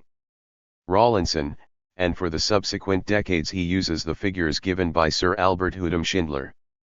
Gilbar's justification for dismissing the figures given by the other contemporary observers is that only Rawlinson and Hoodham Schindler, because of their long years of residence in the country, were qualified and competent to estimate the population of Iran. In addition, Gilbar notes that Hoodham Schindler's population figure of 9.00 to 9.25 million for 1900 is consistent with Breyer's figure of 9.86 for 1900, obtained by retrogressive calculation. Using these sources, Gilbar concludes that during the second half of the 19th century, Iran had zero population growth. To quote, in 1850 the population of Persia would have numbered 9 to 10 million people. In the 1850s and 1860s the population growth would have been limited because of the occurrence of periods of severe famine and cholera, and by 1868 it would probably have been no more than 9.5 to 10 million people. Of these, only 8 to 8.5 million would have survived in 1873, after the years of the Great Famine. For the next 25 years, until the late 1890s, the population would have grown steadily at an average rate of 0.5 to 1.0%, and by the turn of the century the population would have been about 10 million. Gilbar's underestimation of the population of Tehran, it should be pointed out, is indicative of his underestimation of the population of Iran. The 1908 population of Tehran he gives at 280,000. As below described, on the basis of the daily consumption of bread in Tehran in 1910, its population was estimated to be 350,000 to 400,000. By 1914, its population was reported at 500,000 by Iranian newspapers and other Persian sources, and was substantiated by the 1917 election results to the Majlis. Moreover, both Hudom Schindler and the Russian geographer-statistician, L.A. Sabatsinsky, state that the population of Iran in 1910 was 10 million. 6. In other words, the population in 1910 was the same as in 1850, and Iran's population had not grown in 60 years, while the population of the world expanded from 1.2 billion to 1.7 billion in this period. That of Iran was unchanged. One can identify at least two notable demographic developments in this period that are inconsistent with the hypothesis of zero population growth: increased urbanization and increased emigration to neighboring countries, especially Russia. Gilbar estimates that the urban population of Iran increased from 850,000 in 1870 to 1.8 million in 1900, and the population of Tehran increased from 70,000 in 1870 to 250,000 in 1900. There is ample evidence that Iran's urban population had grown to at least 2.5 million by 1910. In his 1913 article, part of which was reprinted in Isai, Sabatsinsky discusses urbanization and its determinants in Iran. In 1910, three cities were 100,000 or more: Tehran 350,000, Tabriz 300,000, and Isfahan 100,000. That is, three largest cities had a combined population of 750,000. In addition, there were numerous towns between 50,000 and 100,000, including Mashhad, Hamadan, Shiraz, Urumia, Kashvan, Kermanshah, Kerman, Yazd, Kashan and Koi. These had a combined population of some 600,000. Conservatively, the largest 12 cities had a population of 1.3 million. As noted by Isai, travelers' accounts abound in material showing that the streets and bazaars of Iranian towns, especially the large commercial centers, were overcrowded with poor and unemployed persons, ready to sell their labor for a piece of bread. 7. Clearly, there was considerable rural-urban migration. In addition, one can list more than 60 towns between 10,000 and 50,000, with a combined population of at least 1.2 million. 8. We also know that some of the so-called villages in Sabatsinsky's account were really towns of 10,000 people or more. One was the village of Taft. Sabatsinsky elaborates, most villages consist of a few houses, though at times one finds a large village, such as Taft, where some 10,000 persons of both sexes live. Given Iran's level of development, it is impossible to reconcile an urban population of at least 2.5 million with the estimates by Hudom Schindler, Breer, and Gilbar that the 1910 population of 10 million, because it would imply an urban population ratio of 25%. Sabatsinsky writes, in Persia there are no factories which, being concentrated in towns, could provide earnings to the incoming population and cause the gathering of the inhabitants in the towns. In addition, Persian towns do not offer, as regards services and amenities, any advantages over village life. Nor is there in Persia that powerful factor of growth of European towns, credit banks advancing loans on urban real estate. Last, for Persia the time has not yet come when the production of food requires a smaller percentage of the labor force in the villages, thanks to the introduction of various kinds of improvements. Thus, at a time when in several countries a quarter of the population is concentrated in towns, in Persia the urban population does not exceed 12% of the total. 9. Applying the urban population ratio of 12% to an urban population of 2.5 million, we obtain a population figure of 20 million, which, interestingly, is the figure given in two 1914 reports by the American minister to Iran given below. The other demographic development that undermines the claim of zero population growth during 1850 to 1910 was the explosive growth of emigration from Iran to the neighboring countries, especially to southern Russia during 1890 to 1914. As pointed out by Isai, the statistics on migration from Iran are very incomplete, for they covered only those who paid a tax at the consulate for an exit permit. A large number of poor people crossed the frontier secretly and naturally were not counted. But even the fragmentary data point to the massive, and growing scale of migration from Iran to Russia. Tengelbar reports that between 1876 and 1890, some 195,000 Persian nationals entered Russia legally, that is with passports and permits. The migration levels increased significantly in the 1890s, and in 1896 alone there were 56,000 legal emigrants to Russia. Isai reports that in 1904, the number of visas issued to unskilled workers in Tabriz and Urumia alone was 54,846, and in 1905, the total number of Iranians crossing the border was not less than 300,000. Even in 1911, during the crisis with Russia over Morgan Schuster, Sabatsinsky reported that 193,000 Iranians left for Russia, while 160,000 Iranians returned from Russia, net emigration of 33,000. Even from as far away as Sistan and Baluchistan, large numbers went north to Russia. Russia, of course, was not the sole neighboring country to receive Iranian migrants. In addition, there was migration from northeastern Iran to Herat and from the southeast and south to Karachi, Muscat, and even the Zanzibar Islands. 11 Gilbar reports that in the years 1900 to 13 about 1.765 million Persian nationals left legally for Russia, while 1.412 million returned from Russia, implying a net legal emigration of 354,000 people to Russia alone. If those who traveled illegally are included, the number would be much higher. As pointed out by Isai and Gilbar, these were mostly laborers and peasants seeking manual work in Russia. From the above, it is clear that during 1900 to 1914, the urban population increased by nearly 1 million, while the population of Tehran doubled. Conservatively, 500,000 emigrated legally to Russia and neighboring countries, while an unknown number went illegally. If we accept Gilbar's proposition that the population was basically static, it follows that there must have been a large decline in the rural population and the agricultural labor force, and a big increase in agricultural productivity. There is no evidence of an agricultural revolution, and Gilbar devotes considerable space to the alleged neglect of irrigation and transport by the Qajars.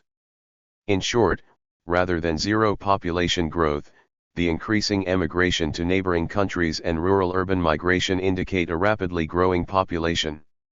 Large numbers of Iranian workers and families relied on employment in Russia and the resulting remittances. With the advent of World War I, this valuable source of employment and income dried up, and Iranian migrants were forced to return home only to become victims of famine and disease. As noted above, before the famine, city streets and bazaars in Iran were overcrowded with unemployed persons, ready to sell their labor for a piece of bread.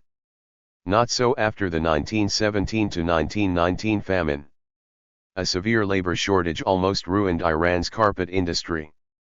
In a dispatch dated October 1, 1919, Caldwell writes, "Persia has no manufactures whatsoever, except rugs." As a result of the famine, an acute labor shortage had developed, making the Persian worker the highest paid in the world. He adds, it is frequently pointed out that, efficiency considered, the Persian worker is the highest paid in the world. For example, he gets an average perhaps 4 crowns per day. At the present exchange rate this is around 75 cents gold. Now an American ordinary laborer will average not less than 6 times as much accomplished, which makes the same work here cost $4.50 per day. 12. As noted, there is no mention of the 1917 to 1919 famine in Brier's 1968 article. Although published in 1971, Isai's Economic History of Iran stops in 1914. Nor, Surprisingly, is there a direct reference to the 1917 to 1919 famine in Gilbar's 1976 article. Gilbar's statement on the 1869 to 71 Great Famine includes the following: although famine and epidemic diseases caused the death of many thousands, they did not, except in one case, bring about a substantial decrease in the population of the country.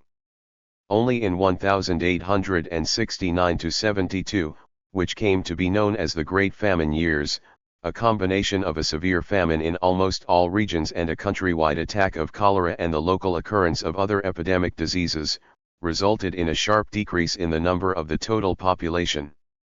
Estimates of the number of people who died of hunger and cholera range from 500,000 souls to over 3 million. A check of the many sources which gave data on the effects of the famine and cholera on the nomadic as well as the settled population in various regions suggests that the number of deaths was about 1.5 million souls. It thus seems that the ravages of the Great Famine years were more severe than at any other period in the 19th and early 20th century Persia. 13. It appears that Gilbar is unfamiliar with the 1917 to 1919 famine and its severity. Though he does not specifically state, it also appears that Gilbar was of the opinion that 15% of the population perished in the 1870 to 71 famine. Using Gilbar's work in her 1986 article, Shoko Okazaki concluded, the Great Famine of 1870 to 71 was arguably the most tragic event in the modern economic and social history of Persia. 14. American reports on the population of Iran, 1900 to 1920. Having rejected the proposition of zero population growth, one can look for alternative sources and numbers. Among those whose figure on the population of Iran was rejected by Gilbar on the grounds that the writer was somehow unqualified, was that of Herbert M. Bowen, the American minister to Iran in 1900. In January 1900, the State Department had instructed the American legation in Tehran to report on the population of the country. Bowen replied on March 15, 1900, and his reply reads, I have the honor to acknowledge the receipt of your circular of the 20th of January, 1900, regarding census statistics in Persia, and in reply beg to state that hitherto no census of the population of Persia has ever been taken, consequently no authentic statistics exist on the subject.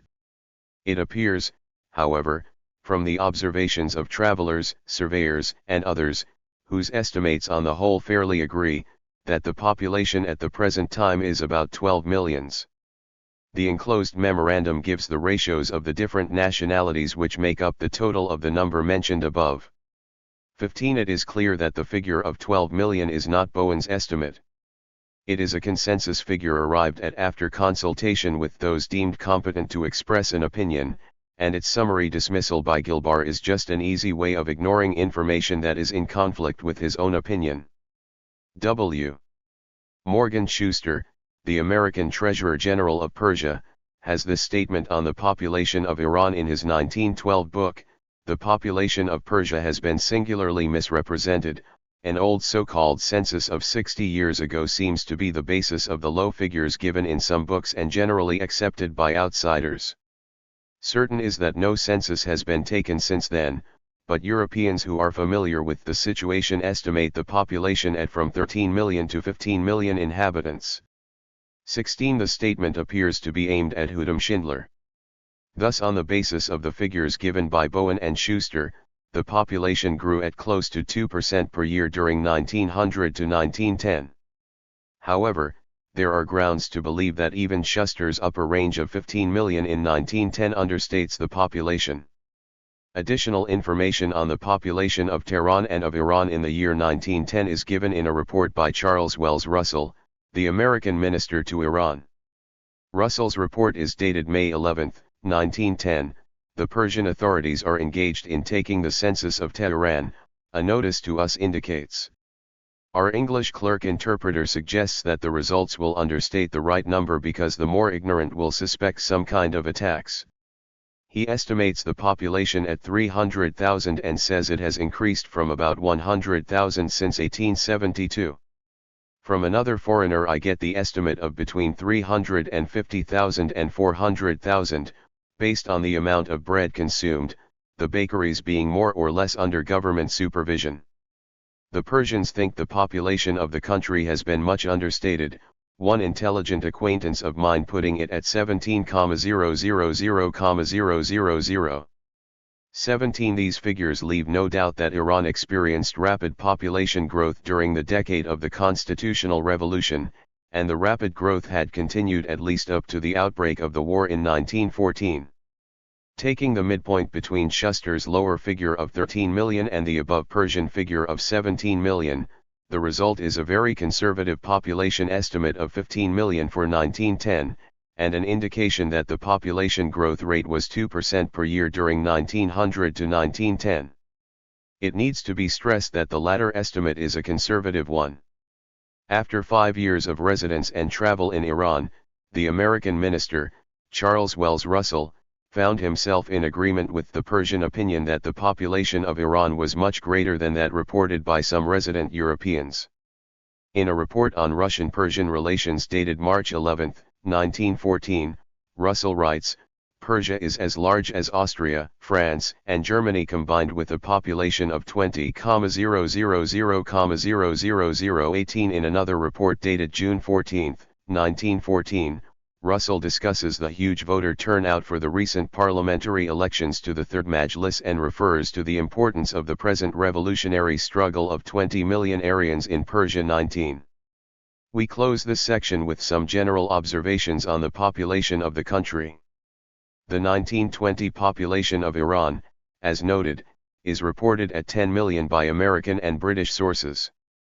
In other words, Iran's population in 1920 was the same as that of 1850. During this 70-year period, world population doubled while Iran's was stagnant. In a report dated June 15, 1925, and entitled, The Financial and Economic Situation of Persia, by Arthur C. Millspaugh, the American Administrator General of the Finances of Persia and Morgan Shuster's successor, the following is stated on the population of Iran and of Tehran in 1925. The population of Persia is estimated at about 12 millions, or an average of about 19 per square mile. The capital and the principal city of Persia is Tehran with about 250,000 inhabitants. 20. Thus, the 1925 population of Iran was the same as that of 1900, further indication that 25 years of population growth had been wiped out by war and famine. In addition, it had taken Iran another 15 years to recover its 1910 population. It was only in 1940 that the population of the country had again reached 15 million.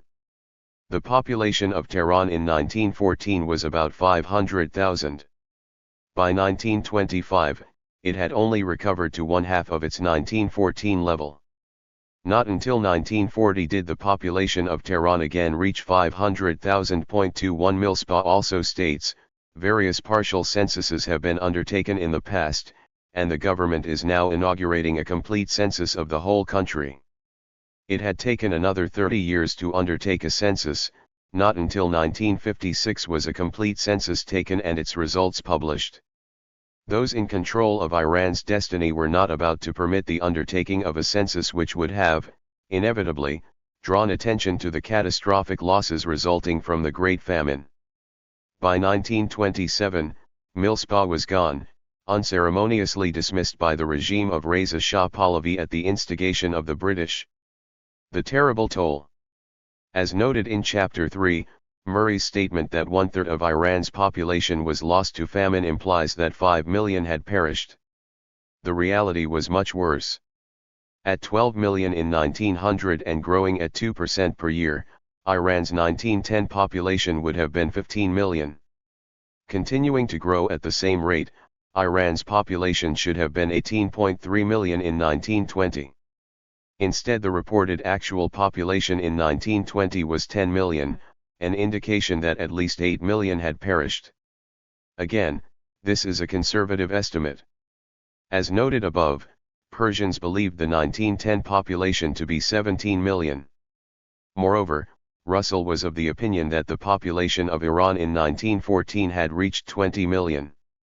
To the extent that the actual 1914 population exceeded the 16.2 million implied by our calculation, then the famine losses were greater than 8 million. It can be confidently stated that the population of Iran in 1914 was 16 to 20 million and that 8 to 10 million Iranians were lost to famine and disease during World War I. That is, one half of Iran's population was wiped out, and that more people died of war-induced famine in Iran than all the combined battlefield casualties of the war. None of the belligerents suffered casualties of this magnitude in absolute and relative terms. It is difficult to find historical parallels where half the population was wiped out. One thing is very clear. Poor neutral Iran was the greatest victim of the Great War. The subsequent history of Iran cannot be understood without an awareness of this famine and its consequences. It is also astonishing that a calamity of this magnitude has remained concealed for much of a century. The most revealing and significant indicator of the famine's toll is the decline in the population of Tehran. On the basis of daily bread consumption, as noted, Tehran's population in 1910 was about 400,000, and it should come as no surprise that by 1917 its population had surpassed 500,000. In the Tehran elections to the 4th Majlis in October 1917, 75,000 votes had been cast, the winners receiving 55,131 votes. 22 Given that only males 21 years or older could vote, and given an average household size of 6, the population of Tehran could have easily surpassed 500,000. And this is indeed the figure given in Persian diplomatic reports. 23 As stated in the previous chapter, the Tehran police had reported that 186,000 had died of famine in the city during the Persian year 1296. Given that the famine in Tehran had continued at least up to August 1918, and was supplemented by the cholera outbreak and the flu epidemic in the fall of 1918, the number of victims could have easily surpassed 300,000. The population of Tehran in 1920 was reported at 200,000 by Caldwell, while the population figure given by Vice-Consul Robert W. Embry in 1924 is even lower at 150,000. 24 There can be no doubt that Tehran had suffered a catastrophic decline in its population which had fallen by as much as 60%. Chapter 5. Depriving Iran of food. From the beginning, Iranians had blamed British food purchases for the famine. In early 1917, the British had promised to instruct their forces in Iran to refrain from purchasing and storing grain and to help the country. 1 In a diary entry shortly after, Anno El Saltana writes, "The Russian and British military authorities are continuously taking our food supplies and are hoarding it for themselves. In addition, to weaken and destroy us, the British government has even instructed its Imperial Bank of Persia to buy and store grain. In Kashvan, which is many leagues distant from the headquarters of its police in the south, the said bank is buying and hoarding grain. Such is British policy." To the Zabani-Azad of September 25, 1917 reports that according to reports reaching the paper, British officials, with the assistance of their local agents and middlemen, were busy buying wheat, and wherever grain was found, they bought it at an exorbitant price and stored it. They showed not the slightest care or concern for the suffering and hunger of the people around them. As a result of British purchases, a grain shortage had developed in Isfahan, Fars, Yazd, and Kerman, and the people were terrified by the prospect of a famine. The Nobahar of December 16, 1917 writes that although lack of rainfall had reduced last year's crop, it could not possibly have caused a famine of this magnitude. For the past 2.5 months the British had been buying all the available food, everything they could lay their hands on, in a deliberate policy to cause hunger and famine. They were expected to continue this practice until things hit the bottom, after which the British will try to appear as the savior of the people. Persian newspapers had continued to blame the British. In an article in the Setari-i-Iran of January 22, 1918, a writer by the pen name of Newly Arrived Observer, states that the British had followed the same policy in India. Commenting on the famine in Khuzestan, The writer claims that before the arrival of the British Army in 1914, the province could feed half of the world. Today the entire population was in danger of extinction, and he holds the British responsible. The article reports that in Tehran each day 1,000 children died of hunger and cholera. Each day, thousands of hungry people flooded Tehran, and that the streets and alleys were full of corpses who had died of hunger and cold and had been left unburied. In early 1918, the British had arrested Soleiman Mirza Eskandari, a Majlis deputy and leader of the Democratic Party. In commenting on the affair, Kamalal Sultan Sabah, editor of Setari-e-Iran, wrote in the issue of February 21, 1918, "Now we know at whose instigation the shrine of Imam Reza was bombarded. Now we know who expelled Schuster from Iran. It is the same government that has arrested Soleiman Mirza. It is the same government that seized your money in the bank, the same government that has beggared you. It is the same government that has bought and hoarded your grain and has caused famine in this unfortunate country. The famine and death has been brought by this merciless enemy. Each day, thousands of people, young and old, die a most agonizing death." Not surprisingly, after the British occupation of the northern half of the country in the spring of 1918, anti-British articles in the Iranian newspapers had ceased. Detailed information on British food purchases is contained in the official history of the British military campaign in Mesopotamia written by Brigadier General F.M. Moberly, Memoirs of British Military Officers in Iran, as well as in the records of the Department of State. This chapter develops the available information in these sources, and shows that at a time when a vicious famine was decimating Iran's population, the British were engaged in large-scale purchase of food for the stated purpose of feeding their armies in Iran, Iraq, and in southern Russia. In addition to their purchases in Iran, it is revealed in the records that the British had prevented importation of food from the United States, and had done all they could to prevent and discourage Iranian trade with Mesopotamia. Next, it discusses the information on British grain purchases in western Iran and Azerbaijan given by General Dunsterville and Major Donahoe. This chapter also describes the establishment and work of the Mesopotamia Department of Local Resources, the British agency engaged in food purchases in Iran as well as Iraq. It is revealed from American diplomatic reports that the purchase of grain by the British in western Iran was through the above agency, and that during its first 18 months of operation it had purchased in excess of 500,000 tons of foodstuff, which in the absence of local purchases, would have had to be brought from India. The records reveal the satisfaction of the British at saving so much shipping space through the local purchases. Detailed information on British food purchases in Gilan and the export of food from Iran to Baku is also given by Dunsterville. The famine in Gilan is particularly important because it is shown that Gilan had plunged into famine after its occupation by the British and the export of food from Gilan to southern Russia.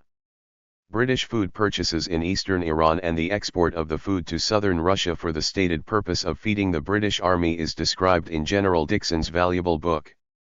The consequence of British grain purchases was the huge appreciation of the Persian currency and a depreciation of the pound sterling. The chapter also describes the British actions to prevent Iranian trade with the United States and Mesopotamia. The records reveal that at a time when Iran faced famine, the British had sabotaged food imports from the United States. Deprived of financial resources, and completely powerless because of the British military occupation of the country, the pitiful response of the Iranian government was to protest British food purchases and to issue decrees that prohibited food exports from Iran. In addition, it had imposed food control in the vicinity of Tehran. These measures had no impact on reducing suffering and death. Mesopotamia Department of Local Resources. The Mesopotamia Department of Local Resources was the principal agency for the British acquisition of food in Iraq and Iran.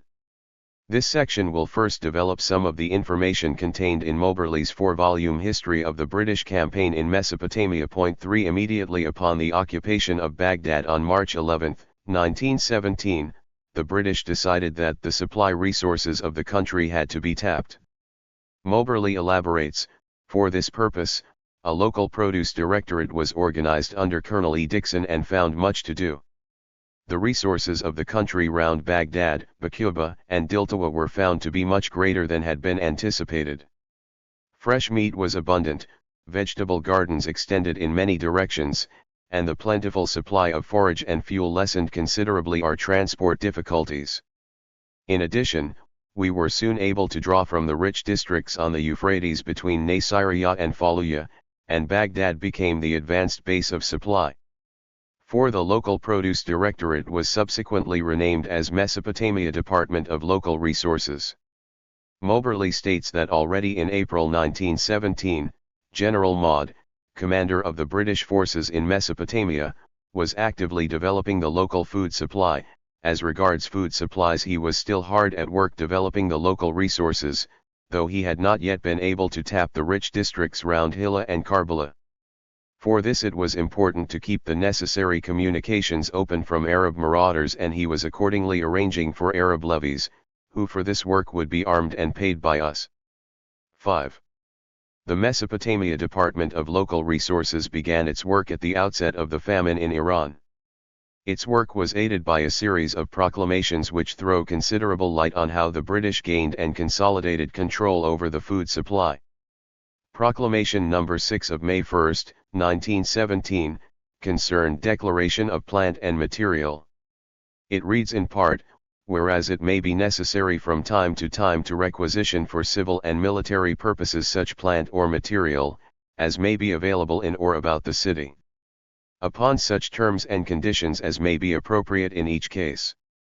It is hereby ordered that all persons in possession of such materials or having information in regard to the same, shall forthwith furnish to the military governor, Baghdad, a full, complete and true list thereof, stating the purpose for which such plant or material is being or may be used.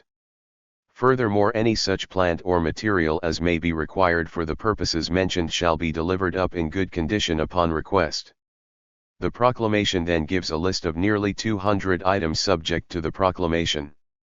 The punishment, the penalty for contravention of this order, whether in respect of furnishing information, unlicensed usage or disposal of, or failure to deliver them up when called upon, may include confiscation of the goods, in all or in part, and such other punishment or penalty as the military governor or other officer duly authorized, may under his powers inflict.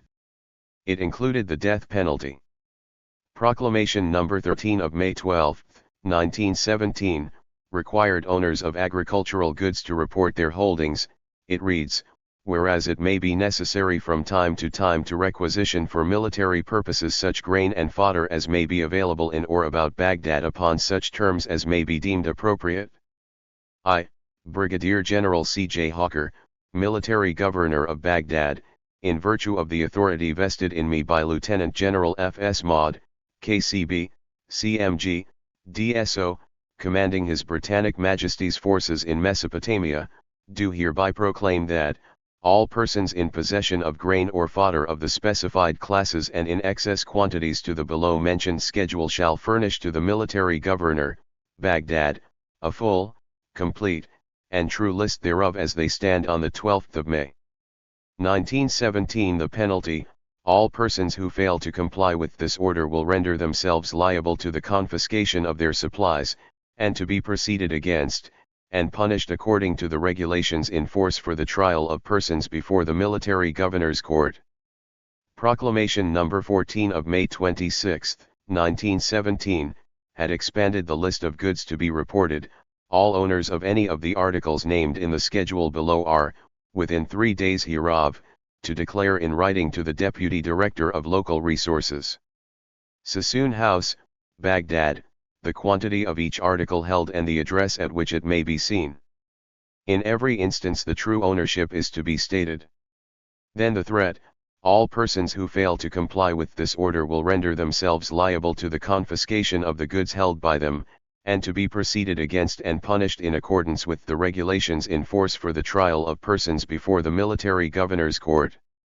The schedule mentioned consisted of wool, hides, skins, galls, opium, intestines, and gum. The British had routinely requisitioned farm and transport animals. Hoping to discourage seizure of their animals, the owners had adopted a policy of deliberate neglect of the beasts. The British had not been amused, and the practice had prompted Proclamation No. 15 of May 28, 1917, whereas owners and drivers of animals in Baghdad are held responsible for the good condition of the animals they own, or of the animals they are working. And whereas the confiscation, destruction, or such other treatment deemed necessary of animals that are found to have been illicit, or which are unfit to work, shall be decided by the veterinary officer before whom the case is brought. Therefore, any person who illices, tortures, cruelly beats, or willfully works in an unfit state any animal, renders himself liable to be punished in accordance with the regulations in force for the trial of persons before the military governor's court. 6. The combination of commandeering all beasts of burden as well as all boats on the Tigris and the Euphrates, had rendered domestic trade as well as trade with Persia practically impossible.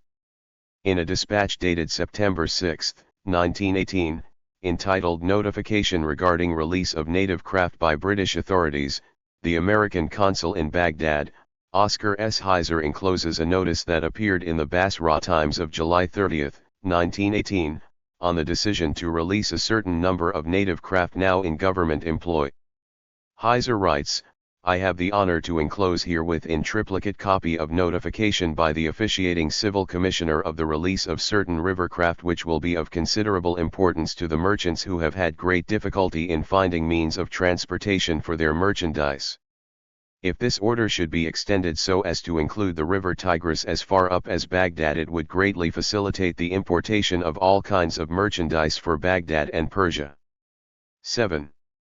Proclamation No. 22 dated August 25, 1917, imposed the death penalty for food hoarding and profiteering.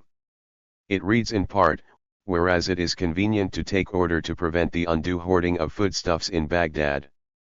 Now therefore be it known to all whom it may concern, that the following acts constitute offences against the authority of the general officer commanding the army of occupation and are punishable on conviction of the offender by any competent court with the penalty of death or any lesser penalty at the discretion of the convicting court, or of the army commander, whensoever and wheresoever committed even by persons innocent of evil intent, namely, 1. The hoarding of foodstuffs by persons for their own consumption in unreasonable quantity, 2.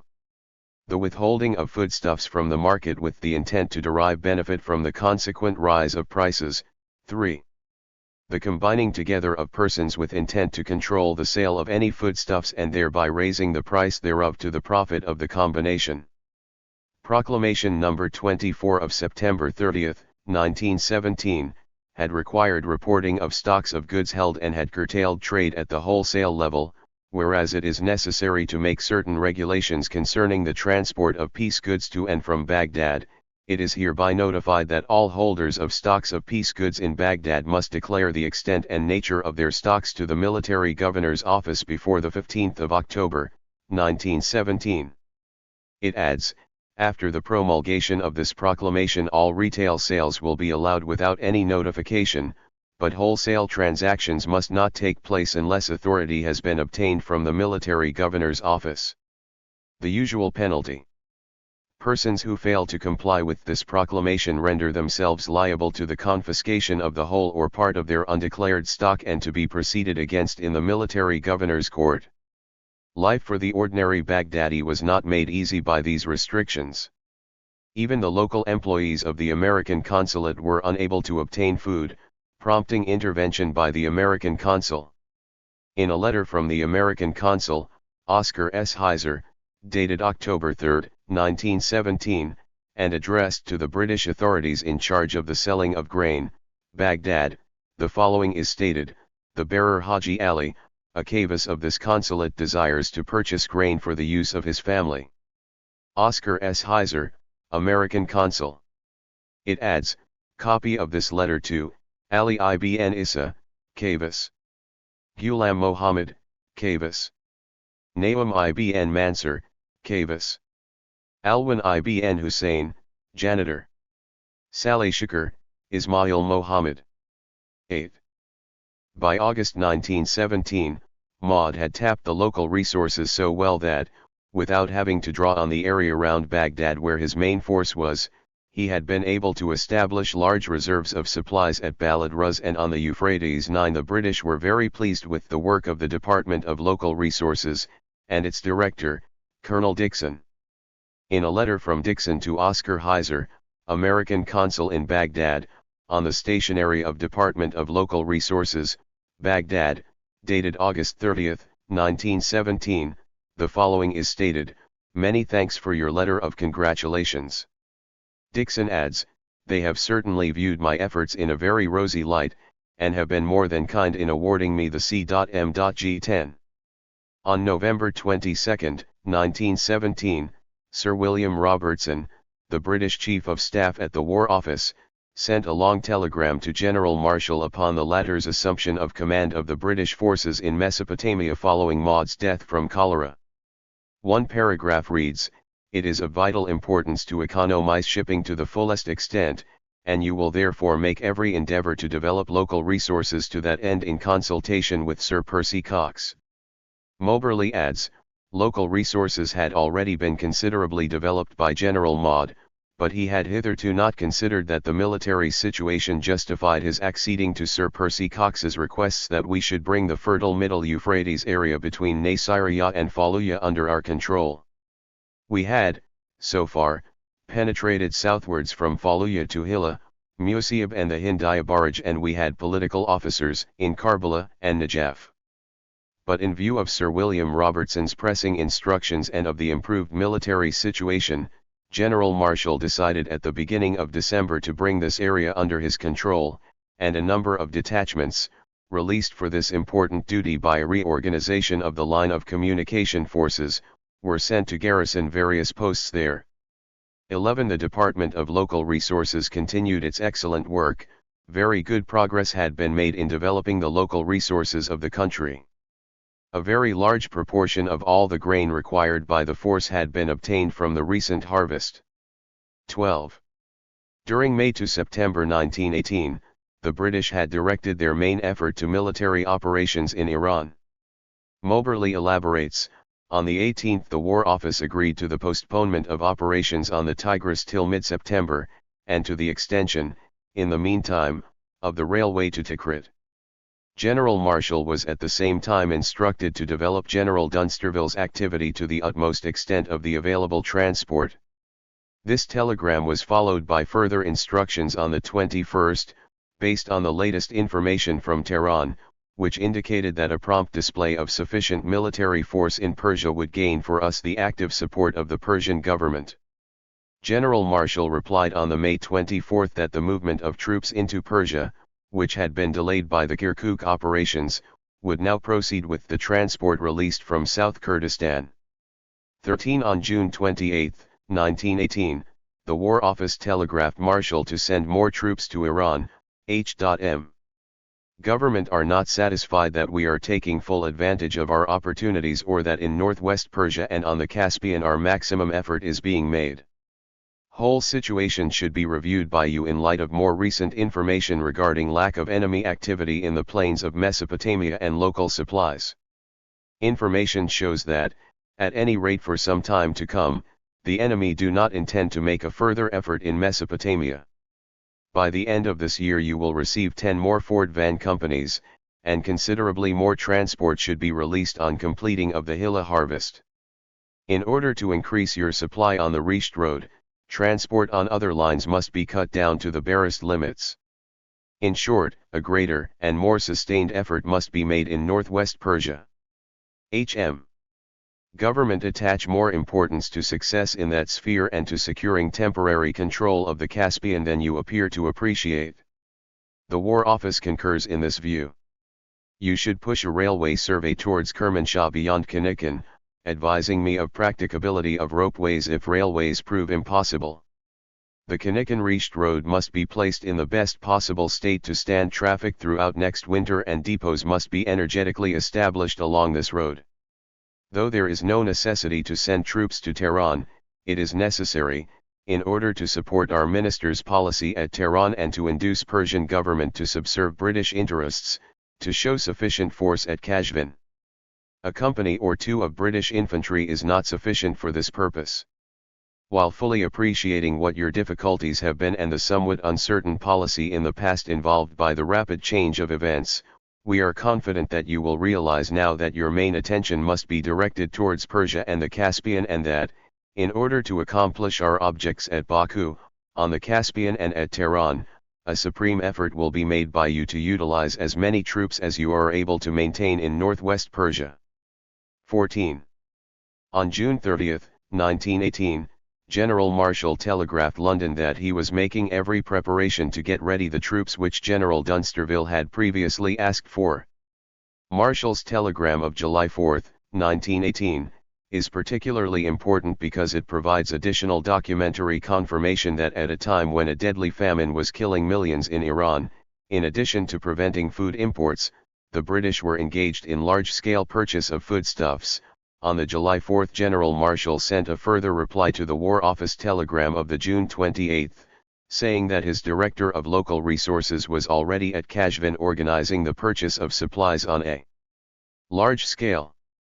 He also adds, part of the transport allotted for the collection and distribution of the Hilla harvest was being withdrawn, and all available lorries, including those belonging to the artillery, were being utilized to supply Dunster force. Marshall concludes, the wish of H.M. government to show as much force as possible in northwest Persia is thoroughly realized, and only space and lack of means to overcome that space limits my efforts to carry out that policy. 15. On July 6, 1918, Marshall telegraphs that, owing to the extensive mechanical transport requirements of Persia, any advance beyond railhead on the Tigris and Euphrates fronts would be out of the question. 16. With the British effort concentrated on Iran, matters remained quiet in Iraq during May-September 1918, in Mesopotamia during the period under review. There were few incidents of importance. 17. And until October 1918, in Iraq there were no active operations of importance. 18.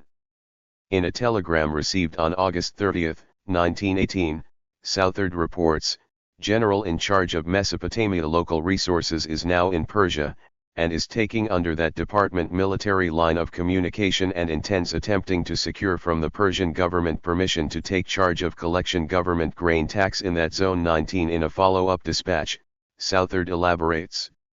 The role of the British purchases in Iran's famine is made abundantly clear in a report by Southard, dated September 6, 1918, filed from Baghdad, and entitled Mesopotamia Department of Local Resources, and Extension of its Work into Persia. Southard begins, I have the honor to refer to an interesting phase of activity which was developed by the late General Majd in connection with his taking from the Turks the greater part of Mesopotamia. He then describes the establishment of the Department of Local Resources, and its purpose.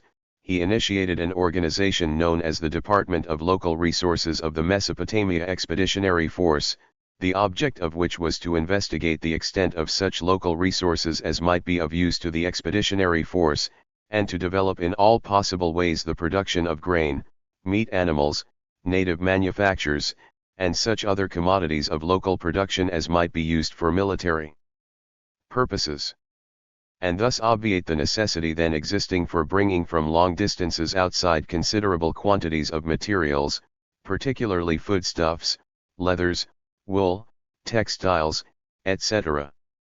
Southard then describes the rapid expansion of the Department of Local Resources. The original organization consisted of an officer and a half-dozen men, and in a year and a half it has grown to an organization consisting of more than 2,000 under command of a brigadier general. Southard then provides vital information. I had the pleasure and good fortune to meet General Dixon, who is in charge of this work, in Persia, where he had come to take charge of the procuring and developing of local resources for the Dunster force in the zone through which their Baghdad-Caspian Sea line of communication passes. Southard concludes with the following, General Dixon informed me that his organization had during the year and a half in Mesopotamia supplied about 500,000 tons of supplies which otherwise would have had to be brought from India and other places, and that a great deal of the shipping thus saved released steamers for transport work on the Atlantic this year. 20. Evidently, with the released shipping space on the Atlantic, millions of Iranian lives had been sacrificed. 1 week after Southard had written his report, the Iran of September 13, 1918, provides information on the work of the Department of Local Resources, and its seizure of 1/3 of the wheat crop in Hamadan. The newspaper writes, according to private information from Hamadan, the British military officials there have taken measures for the preservation of the wheat supply and have discussed the matter with the proprietors and the people. The British have obliged these to divide their wheat into 3 equal parts: 1. For seed and use of the proprietors and villagers, 2. For the use of the people of Hamadan, 3. For the supply of the military. Because of the Amir Mofaxam's declining to agree to this arrangement for the preservation of wheat, some troubles have arisen between him and the British officials. 21. Assuredly, depriving an area of 1/3 of its wheat crop is sufficient to cause scarcity if not famine. As below described, the famine had not ended until the summer of 1919. Documentary evidence shows that British grain purchases had continued to increase despite the famine. On July 16, 1918, Southard telegraphs on the expansion of British forces in Iran. According to latest reports, the movement of British forces into Persia via Baghdad-Caspian line of communication continues. He adds, number of troops to come limited by as yet insufficient transportation to bring food from Baghdad. Because of famine in Persia during the last year. Food is available locally without depriving population, which British government seems particularly interested in preventing. Crops are good this year, but it is not anticipated that there will be food in excess of Persian needs. 22. But then a month later Southard amends the previous statement on British grain policy, referring to my cable of July 16, 5 p.m., the British, in view of the good crops, have changed from their original plan and are contracting for supplies of grain for military forces. This will make prices higher, but it is not expected materially to affect local food supply. 23. Caldwell also reveals that the British had resumed large-scale purchases of Iranian grain. Military authorities are buying grain reserves sufficient for several months locally, but are experiencing considerable difficulty due to great stringency of silver coinage. Expects this difficulty to be over in about a month. 24. In a report dated January 10, 1919, White reveals that no grain from Mesopotamia could be expected before the summer of 1919. White writes, a meter-gauge railway has now been completed from Baghdad to Ruz, and the tunnel through Table Mountain has been completed, so that it is expected to have the railroad in operation as far as Kermanshah next summer. It will doubtless be continued still further later on and will be the means of opening up and developing western and central Persia. It will also allow Mesopotamian grain to be brought into Kermanshah and Hamadan at reasonable prices, and should be the means of preventing the recurrence of the terrible famine conditions which existed all along the route from Kasr-i-Shirin to Kashvan and Tehran last year. 25. By then the famine was over. Describing the line of communication in West and North Iran, General William Marshall wrote, Colonel Cappers took charge of the supply arrangements and the formation of depots along the whole route, not only for foodstuffs but also for petrol and spare parts for the now endless procession of motor vehicles. I thought that Cappers had done wonders in the organization of supply, and in this work had been most ably assisted by Colonel Mowens. 26. In discussing the feeding of the Christian refugees who left Urumia in the summer of 1918, Marshall reveals that the British depots were filled, the mass of homeless and starving people had to be fed en route, and our supply depots, which had been filled up with so much labor, were soon exhausted. I suppose that from a humanitarian point of view one could not do less than we did, but what these refugees eventually cost the British taxpayer I would be afraid to say. We are an altruistic nation, and this was one of the penalties we had to pay for the ill-advised Persian venture. 27. Dunsterville and Donahoe on British food purchases in western Iran.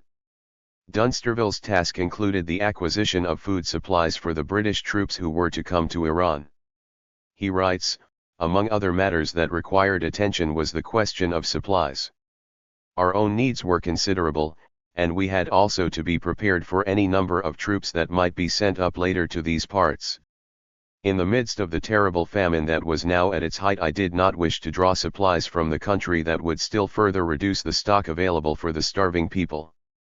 But we soon had accurate intelligence on the supply question and found that there was sufficient grain and fodder for all, though no abundance, and it was only being held up to secure higher prices. Unfortunately, however, the result of our small purchases was to send prices still higher, and each fractional rise meant the death of many individuals. 28. Having admitted grain purchases by the British on page 62, the same is denied on page 64.29. Having denied grain purchases, Dunsterville reveals on the same page that the British had paid good prices. 30. A report by Southard leaves no doubt that despite the claims that the British forces in Persia were fed with food from Mesopotamia, they had been fed from local Persian supplies. During the winter months there is a comparatively heavy snowfall in that part of Persia through which the Baghdad-Caspian line of communication passes. The several mountain passes from the frontier onto Hamadan are frequently so blocked with snow that traffic is exceedingly difficult. At the end of the winter there are heavy rains which, with the melting snows, make the use of the imperfect road difficult. These are matters which have to be taken into consideration by the British in maintaining their forces on the line to the Caspian, and because of the difficulties the number of troops which can be supplied from Baghdad is very restricted. During the latter half of the summer just ending, a great effort has been made to carry in supplies to stock the depots which have been established at various places along the line. 31. Elsewhere in his narrative, Dunsterville provides information on prices paid by the British for the grain. In a letter dated May 5, 1918, from Hamadan, he writes, "The famine here has been awful. We are buying forward crops at 40 tomans and hope to get some for less. Cases of cannibalism have occurred in the town. Many die daily, and men have actually died while actually on relief work. Now that the snow has melted and spring has begun, the people go out and graze in the fields like cattle." 32. Many of these unfortunate people had died while they were grazing the fields. In May 1918, Dunsterville traveled between Kashvan and Hamadan and had admired the wild flowers. The most beautiful flowers were those on the top of the Sultan Bulak Pass, exactly in the spot where we found 7 corpses of unfortunate victims of the famine. Such corpses strewed the road between Kasvan and Hamadan at intervals throughout its length. 33. The Iranian government had tried to prevent the British from purchasing the food supply. Dunsterville elaborates, "I wanted not only to supply our own needs, but also to begin laying in stocks for the troops that must eventually move up this road. But we were hampered by the famine conditions, by the resistance of the local officials, and by an order issuing from the government at Tehran that the British were to be prevented from getting supplies of any sort." 34. The matter is described in detail. Dunsterville reveals that the British were secretly intercepting all official communication between the government in Tehran and the provincial administrations in western Iran. The Iranian government had ordered that all grain contractors selling grain to the British were to be arrested. The order had been carried out, but immediately Dunsterville had pressured the Iranian governor to release them. 35. By April 1918, Dunsterville was able to report that supplies were now easier to obtain, and Captain Campbell, the supply officer, was able to report that stocks had reached a figure that made the prospect of any further crisis very remote. Even if supplies were not always easily obtainable, we knew where the wheat hoards were, and only required troops to insist on their surrender at a fair price. Thus, except for the bacon and jam part of the ration, we could guarantee to feed a large number of troops without difficulty. 36. In a letter dated May 5, 1918, from Hamadan, Dunsterville further discusses the difficult supply situation and expresses satisfaction at his ability to procure supplies. "In spite of this, supplies come in very well, and I could supply a brigade in actual bread and meat between here and Menjil." 37. Dunsterville had moved his headquarters to Kashvan on June 1, 1918. He describes the supply situation at Kashvan. "We found prices in Kasvan about the same as in Hamadan, but supplies were not difficult to obtain." 38. Information on British grain purchases in Azerbaijan is provided by Donahoe. Now we can begin to understand why the famine in Azerbaijan lasted until the summer of 1919, 2 years after the departure of the Russians. On May 21, 1918, a small British column left Hamadan for the northwest region of Iran, and after 6 days the force was in Azerbaijan and in the country of the Afshar tribe, whose chief was Jahan Shah Afshar, also known as Amir Afshar. Afshar had invited the British to stay at his residence in the village of Karazv. The Amir Afshar proved an admirable host, and supplies were forthcoming in abundance from the many villages in his domain. 39 Although a slippery person to deal with, Donahoe adds, for all that, during the darkest of the famine days, he kept the British commissariat well supplied with grain, and that, too, at a reasonable price. 40 On May 31, 1918, the British had taken Zanjan. The 24,000 inhabitants of the town had been terrified. In a moment we flung ourselves into the saddles and, with a wild British cheer that shook sleepy folk out of their beds, we dashed across the stone bridge spanning the river and so into Zinjan. If our sudden arrival failed to surprise the Turks, it certainly alarmed the inhabitants of Zinjan. Panic seized them. In the bazaars the women and children fled at our approach, and the shopkeepers, trembling in every limb, made frantic efforts to bolt and bar their premises. He concludes, shutters came down with a run, and as a slight token of local appreciation, and in honor of our coming, all bazaar prices were immediately, and by universal consent, increased 100%. 41 The reason for the increase in prices is demonstrated upon the arrival of the British at Mayana. When the Wagstaff mission finally reached Mayana from Zinjan, it began to collect grain supplies, buy purchase, and set to work to raise and train irregulars. There are the merchants and grain growers guilds, and they were always attempting to dip deep and dishonestly into the British treasure chest. It would be doing this delectable spot no injustice to say that, in proportion to its population, it can boast a greater percentage of unchained rogues than any other town in the whole province of Azerbaijan. 42. Upon abandoning positions in the face of Turkish advance, the British had routinely destroyed foodstuff they could not carry. Leaving a village with the approach of the Turks, Donahoe states, there was no time to be lost. So, destroying our surplus stores, and with grim faces, we set off in the darkness of the night. 43 At Mayana, as the British were about to evacuate, the people had shown their true feelings to the British, including landowners and the notables, with one exception, all the district notables who had always been reiterating their professions of friendship, and to whom we had paid large sums as subsidies for faithless, turntail levies, or as purchase price for grain went over to the enemy. 44 Just before abandoning Mayana on September 8, 1918, Donahoe reports, the British had destroyed its food stock. All the stores of wheat and barley which had been accumulating in Mayana were destroyed before evacuation, and the rearguard crossed the Karang without molestation either from the Turks or from their new allies, the Mayanihites, who were hourly showing themselves more hostile to the retiring British. 45 Assuredly, the destruction of the city's food stocks at the time of a famine constitutes war crime and genocide. Posted as a British political officer to Bijar in Kurdistan, Donahoe reports that its governor had hinted that, as the district was in the throes of famine, he would have no objection to collaborating in the purchasing of wheat with British money in order to alleviate the prevailing distress. 46 And purchase of wheat by the British had continued. Describing one of the landowners, he writes, our friend was a confirmed pilophile, which is an impromptu Perso-Greek expression for money lover, and, while awaiting our military downfall, he had no conscientious objections to seeking to rob us right and left in wheat transactions. 47. From the beginning, the British had claimed that their forces in Iran did not rely on local food supplies and that they brought in all of their needs and did a great deal of famine relief.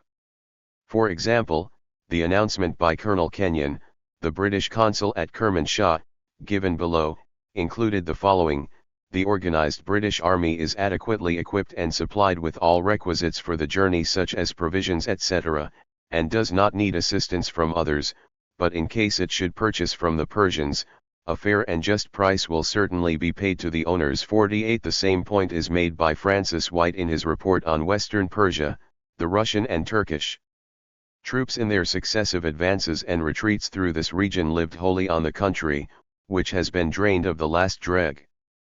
The British, on the contrary, are bringing their supplies with them and are entering very largely upon famine relief among the needy. At Karind 1800 famine sufferers are given employment on road building by the British authorities under the supervision of Mr. Francis M. Sneed, an American missionary from Kermanshah. Similar work is being done on a smaller scale in the city of Kermanshah and also at Hamadan. 49. The reality was otherwise. A 1915 telegram from the British consul in Bushire to the governor of Kazirun includes the following: England is at war with Germany and not with the Islamic governments, and has proved that by letting Turkey have lots of grain from Persia and elsewhere. 50. The Setari Iran, in its issue of September 28, 1917, reveals that the British had been purchasing grains in South Iran from early on. The article states, the agents of this same England have been buying and storing all the foodstuff they are able to get in different parts of the south. Whenever the English officers arrive, the prevailing good order is taken away. In all the different parts of the South Persia rifles have caused such a panic that no one there considers his life and his goods as his own. 51. The matter is confirmed by Sir Percy Sykes himself. In discussing the two routes between Kerman and Shiraz, along the direct route via Surjan and Niraz, Sykes complains that supplies were scarce along this route. 52. In October 1916, when Sykes decided to march from Isfahan to Shiraz, he reveals that wheat remained available in Isfahan. Thanks to the telegraph officials, there was little difficulty about supplies, which had been arranged from Isfahan for part of the way, but the consul informed us that there was great scarcity at Shiraz, and we therefore took a quantity of wheat with us. 53. Sykes arrived in Shiraz on November 11, 1916. Farman Farma had arrived in October 1916 as Governor General. Shortly after Sykes' arrival, he states that owing to scarcity of foodstuffs, I had to buy wheat outside of Fars, a cruel commitment in addition to my other difficulties. 54. Clearly, the cruel commitment indicates that no small quantities were involved. On the expenses of the South Persia rifles, Sykes states that the force was expensive for three reasons. First, the two headquarters were far inland at Kerman and Abede. Secondly, due to the dearness of local supplies owing to locusts, drought, and anarchy. Thirdly, the appreciation of the kron. Before the war, the kron was worth 4 pence, but by 1917 it had increased to 17 pence, thereby doubled our expenditure in Indian currency. 55. Sykes tries to blame the famine on the nomadic tribes, a novel argument. Persia had been brought to misery and poverty by the insecurity of life and property, and the nomads were the perpetrators of outrage after outrage which had materially reduced the population in numbers and wealth. The landowners received demands for money and supplies, and, if they did not submit to this blackmail, their villages were looted. 56. Having blamed the tribes, he next blames the Russians and the Turks. After the Russian Revolution, the Russians had begun to withdraw, by the terms of the Treaty of Brest-Litovsk, signed on March 3, 1918, it was laid down that Persia should be evacuated by Russian and Turkish troops. In the winter of 1917 to 1918, the movement had already begun. The Russians, before leaving the trenches, sold munitions and equipment to the Turks, and then marched north, plundering and pulling down houses as they went, in order to secure food and fuel. Western and northwest Persia, indeed, paid a heavy price for the helplessness of its government. Famine conditions prevailed throughout the country, which had been denuded of supplies and livestock. 57. During the famine, it was claimed that wheat could not be transported because of lack of adequate roads. Sykes reveals that more than 1,000 miles of roads existed in the south of Iran. Motoring in Persia involved many risks, especially at the onset, but we opened up altogether more than 1,000 miles of main routes, and nothing that we did appealed so much to the peasants and caravan owners. The Khans, too, were longing for the day when they could buy cars and visit their estates in comfort. Touring cars ran easily over the hard surface, but motor lorries would soon have made deep ruts. In other words, the routes in southern Persia were suitable for certain amount of light motor traffic, but not for the heavier motor lorries. 58. In his report on the famine in Iran, Francis White provides additional insight on the purchase of grain by the British Army. From his account, it is clear that the British purchases of grain for their army of 400,000 men in Mesopotamia and for their forces in Iran had been a main reason for the grain shortage and famine. White states, unfortunately the sufferings of the people are in many places aggravated by the hoarding of grain by the rich merchants who desire to sell it at large profits to the British for their troops. The presence of the British has been used as a pretext by their enemies to explain the high cost of grain to the people, who are told that it is due to all grain being bought up to feed the English troops. Fortunately, the harvest this year is very good, not only in Persia but also in Mesopotamia, where a very large acreage was sown under the supervision of the British military authorities. The crop there is expected to be large enough to feed the entire Mesopotamia forces, 400,000 in number, with a surplus for exportation, and some of this will be used for relief work in western Persia. The next part of the report also establishes the fact that the British had been buying large amounts of grain at least up to the middle of April 1918. The price of wheat in Kermanshah was 120 tomans a carver on April 15, when Colonel Kenyon, British consul there, posted a notice in the bazaar stating that the British were not going to buy any wheat in Kermanshah, but on the contrary were bringing in all they needed for their troops from Baghdad and an extra amount which would be given out free to the people. The price of wheat fell to 80 tomans a carver overnight and has since continued to decline. 59. Prevention of trade with Iran. The British were not anxious to promote trade between Iraq and Iran. Proclamation No. 17 issued in Baghdad on June 9, 1917, had prohibited the export of Persian currency, the Kron. It reads, I, Brigadier General C.J. Hawker, Military Governor of Baghdad, in virtue of the authority vested in me by Lieutenant General F.S. Majd, KCB, CMG, DSO, commanding His Britannic Majesty's forces in Mesopotamia, do hereby proclaim that, until further notice, the export of crons from Baghdad either by land or water is prohibited, except with the written permission of the chief political officer, or other officer authorized by him to act on his behalf. Any person failing to comply with the above order renders himself liable to be punished in accordance with the regulations in force for the trial of a person before the military governor's court. 60. Proclamation No. 19 of June 27, 1917, had severely restricted the export and import of goods.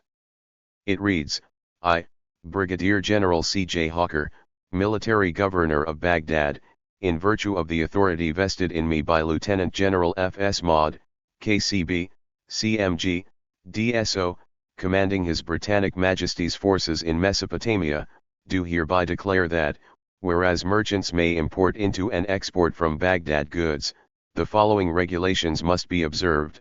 1. Applications for permission to export goods from Baghdad must be submitted in writing to the blockade officer at Beit Sassoon. 2.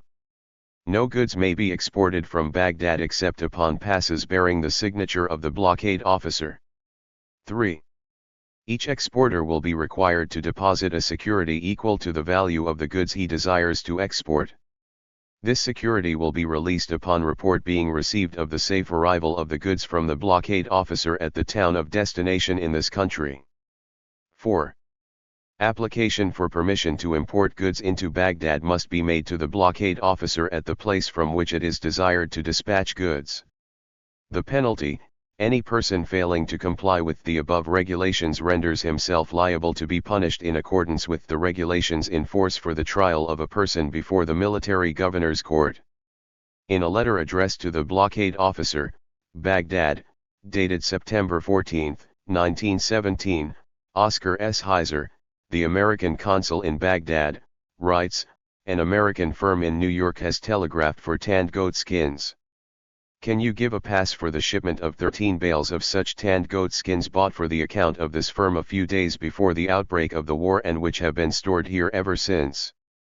61. The reply is from Colonel E. Dixon, Director of Local Resources, Mesopotamia Expeditionary Force, is dated September 25, 1917, and is on the stationery of the Department of Local Resources. It reads, your letter No.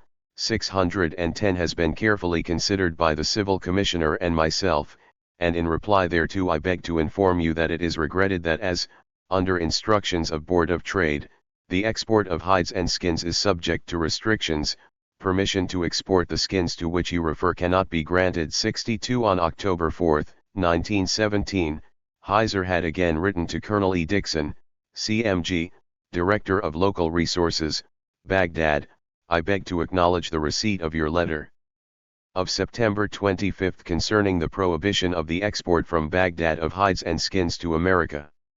He adds, I now desire to inquire if this applies to such articles as rugs, sheep casings for sausages, gum tragacanth, tombac, and sheep's wool. 63 The reply from the Department of Local Resources is dated October 11, 1917, and is signed by Lt. Colonel G. W. Reed on behalf of the Director of Local Resources, Mesopotamia Expeditionary Force. It reads, in reply to your letter No. 610 of the 4th instant, I am to inform you that the prohibition applies to all articles falling within the category of raw wool, hides and skins. Application to export the remaining commodities you mentioned should be made to the Collector of Customs, Basra, by intending exporters. 64 In a dispatch dated October 9, 1917, Heiser reports, I have the honor to inform the department that by order of the military governor of Baghdad it is prohibited to export from Baghdad more than 1 radel 27½ pounds of dates at one time. No permit is required by persons leaving Baghdad with this amount. 65 On November 27, 1917, Heiser continues, referring to this consulate's dispatch number 65, of October 9, 1917, in regard to the prohibition of the export of dates from Baghdad, I now have the honor to report the following, published in the Times of India Illustrated Weekly, Bombay, November 7, 1917, under the title Dates, and Basra. The press statement was as follows, the Collector of Customs at Basra, in a notice appearing in the Basra Times of 13th October, refers to the recent notice that the export of dates in cases and baskets is prohibited except with his permission, and gives further warning that in order to ensure that the quantities required by the military authorities shall be forthcoming the issue or permits will be restricted, while it may be necessary in furtherance of this policy to cease issuing permits at an early date. 66. On April 15, 1918, the British had announced the new regulations concerning imports to Iraq from Iran, and it had been duly published in the Baghdad newspapers, including the El Arab. In reporting the matter, Heiser provides a copy of the announcement and its translation, also original and translation of a notice appearing in the same newspaper regarding the collection of duty on merchandise arriving from Persia for the territory under British occupation in Mesopotamia. The notice is entitled Payment of Duty on Imports from Persia. It reads, all tobacco and merchandise imported from Persia are subject to an ad valorem duty of 10%, or which duty is payable at the custom house. Persons importing goods from Persia will observe the following rules. A declaration of the goods imported should be transmitted to the custom authorities either at Baghdad, Konakan, or Mandalay. If the goods should pass via either of the routes leading to the above-mentioned places, the owners of the goods will communicate, in writing, with the first political officer they come into contact with on their journey, and a declaration will be made to him. The political officer, after having obtained a guarantee from the owner, will issue a pass permitting the passage of the merchandise to Baghdad and its delivery to the custom house for the collection of duty. The owners of the merchandise are permitted, after having paid the customs duty, to forward the whole or part of the same to any place within the territories occupied by His Britannic Majesty's government, on notifying the customs authorities to the effect, and obtaining a free pass declaring that the duty had been paid in full and that there is no objection to the forwarding of the merchandise. A pass should always accompany the goods stating that it is intended to pay the duty in Baghdad, or a pass declaring that the duty has been paid in full. Without either one or the other of these passes, the merchandise will be liable to seizure and confiscation. Dated Baghdad, April 15, 1918, Collector of Customs. Point 67. Clearly, these regulations were intended to stifle Iranian trade with Iraq. Thus unable to export such products as tobacco, the Iranians were unable to import grain which was plentiful in Iraq. Heiser also reports on regulations concerning exports to Iran from Iraq. On April 23, 1918, the British Civil Commissioner for Iraq had published the following notice: the export of goods to Persia is now freely permitted, subject to the usual blockade rules. It adds, the export of the following articles is not at present permitted: arms, ammunition, metals, kerosene oil and petrol, rubber, tea, coffee, sugar, and certain other articles, details of which are ascertainable on application to the blockade officer. On the same day, April 23, 1918, Heiser addressed the following letter to the blockade officer, Baghdad. It reads, "Sir, in the Baghdad Times today there is a notice to the effect that one may ascertain from your office the articles which may not be exported to Persia. Will you please give me a list of the articles in question?" 68. The reply, also dated April 23, is on the stationery of the Department of Local Resources. It reads, the notice referred to shows the articles prohibited at the present. For all articles a blockade pass on guarantee is required and trade is allowed only in the hands of merchants approved by the Civil Commissioner and the consuls at Kermanshah and Hamadan. Export of peace goods is allowed, but not woolen goods manufactured in Baghdad. It adds, on receipt of estimated requirements from the consuls at Kermanshah and Hamadan, the export of foodstuffs will be allowed. It ends, all export is to be consigned to H.M.s. Consuls pending further orders. Signature and seal of blockade officer, Baghdad. 69. In a report dated August 5, 1918, and entitled Trade with Persia, Consul Heiser gives additional information. One of the most important factors in the commercial life of Baghdad is the opening up of the Persian trade route, closed for several years for political reasons. Trade with Kermanshah was permitted by the British authorities in June for cotton goods and, generally speaking, for all articles not specially required for military use. Sugar, coffee, and tea, included in the list of blockade articles, were only permitted to be exported in July in a limited quantity, approximately 200 to 200 tons per month. Rice, which is an article of important military necessity, was nevertheless recently permitted to be exported in view of the exceptionally difficult position of food supplies actually prevailing in Persia. Exportation as regards the quantity to be exported is subject to certain formalities in order to prevent the exported articles reaching the enemy. Trade with Kermanshah is only permitted when goods are consigned to certain specified firms registered at the British consulate there. Consul Heiser also provides information on the grain market in Iraq.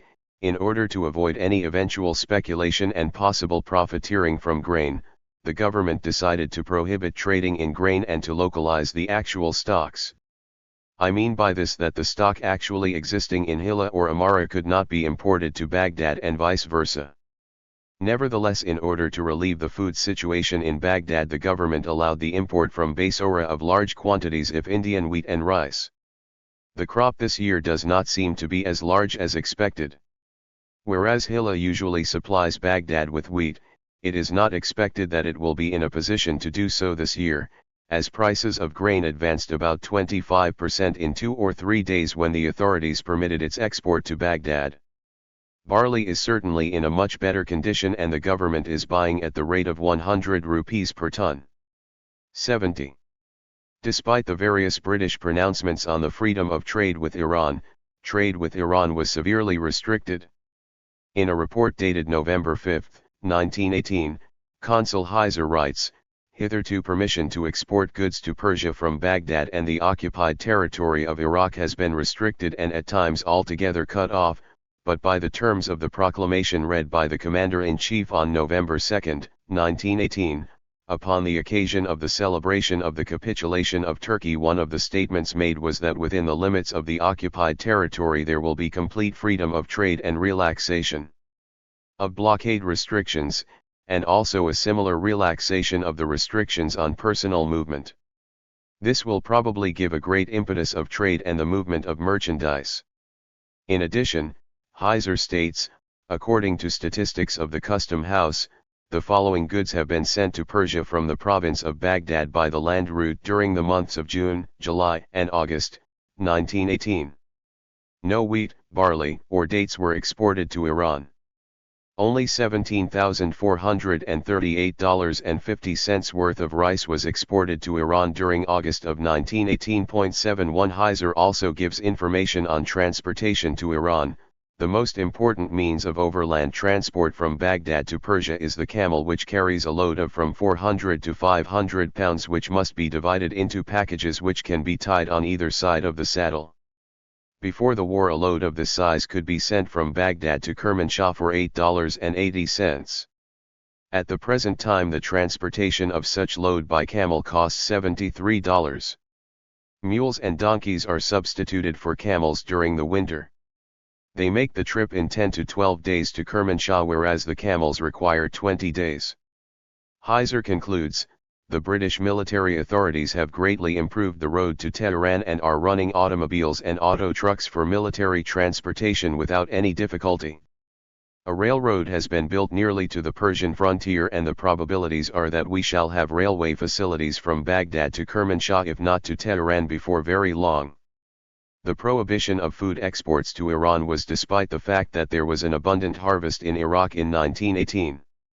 In a report dated June 11, 1917, Consul Heiser writes, "Farmers are now exceedingly busy, since confidence has been restored, getting ready to increase their acreage and repairing and putting in order their water pumps for irrigation purposes, which they have not been able to use since the outbreak of war on account of the prohibitive price of petroleum.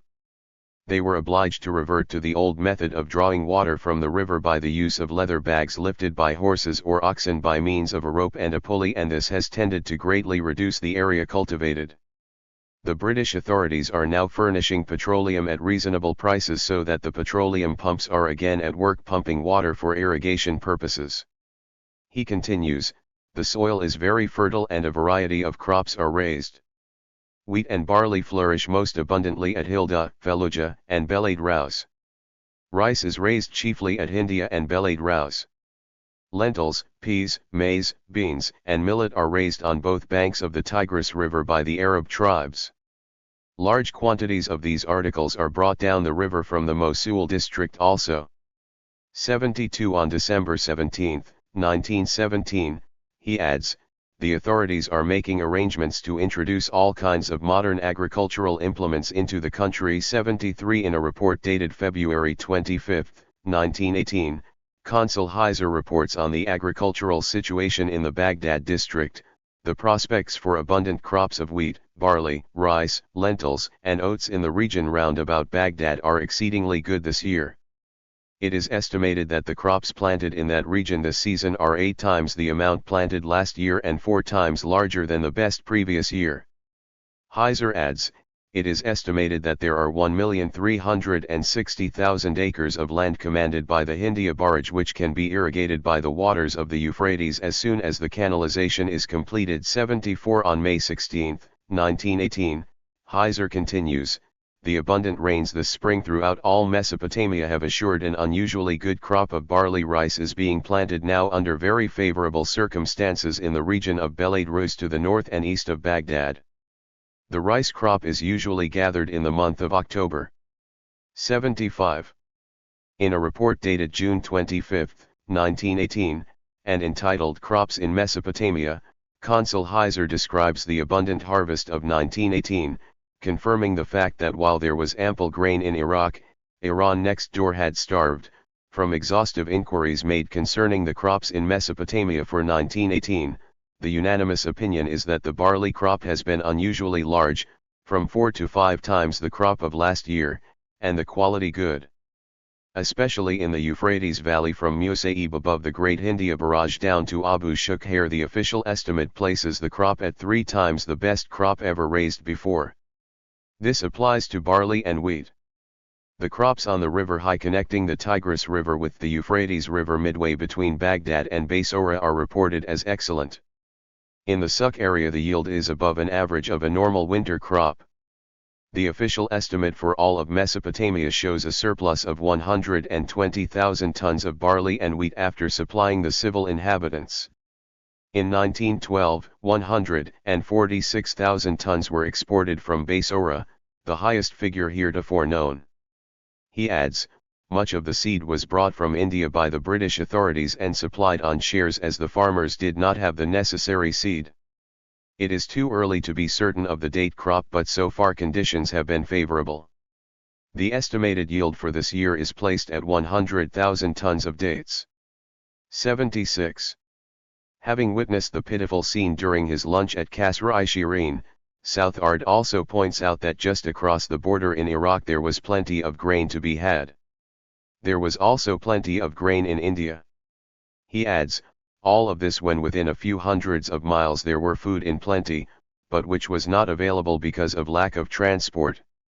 In parts of Persia, I am told, there were considerable stores of grain to be had at reasonable prices, and that just over the frontier in Mesopotamia there were stores of grain to be had. But there was no way to transport this grain. Unfortunate Persia has not been permitted to develop her roads or railroads, there being less than 100 miles of railroads in all this great country, and the development of transport would, it seems, be of greater importance in relief work than in distributing actual money in the country. Transport and actual food, and not money, is the need within Persia, and food can be supplied both from without and within if transportation is available. Southard adds, these were the first of many sights and experiences of this sort which I experienced in a brief trip through Persia, which indicated the terrible starvation existing in a land with plenty of food available in some parts of it, and in some of the neighboring countries, but which was not available because of the lack of transport. One felt ashamed to eat his own food in the face of it, and wondered if these poor people had ever known what it was to have a full stomach of wholesome food. After these experiences I could never refuse a contribution to feed the starving, and I believe no other normal human could refuse.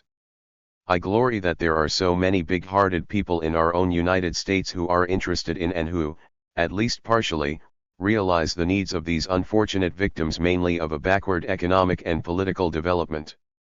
The generosity of the American people in relief contributions has established for them a reputation among these poor unfortunates which they should be proud to maintain. Southard concludes by pointing out the need to bring in grain from India. The Persian famine sufferer can neither eat nor plant money, but he can eat and plant grain. With India nearby as a place where great quantities of grain can be purchased at reasonable prices, it would seem to be much better to take in supplies of that grain to the needy than to distribute the money for which the peasant is in famine times often unable to obtain food.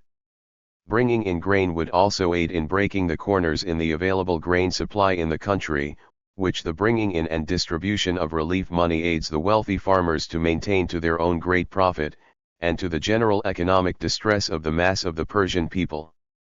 A drive for funds to buy motor trucks or other transport, to employ peasant labor in road building, and to buy and bring in grain from India or other neighboring countries and less accessible parts of Persia. American business has great possibilities in these Near Eastern districts where the native is already predisposed in favor of American goods and looks up to the American people and the American government because of even the little he knows of our proverbial generosity and political ideals. 77.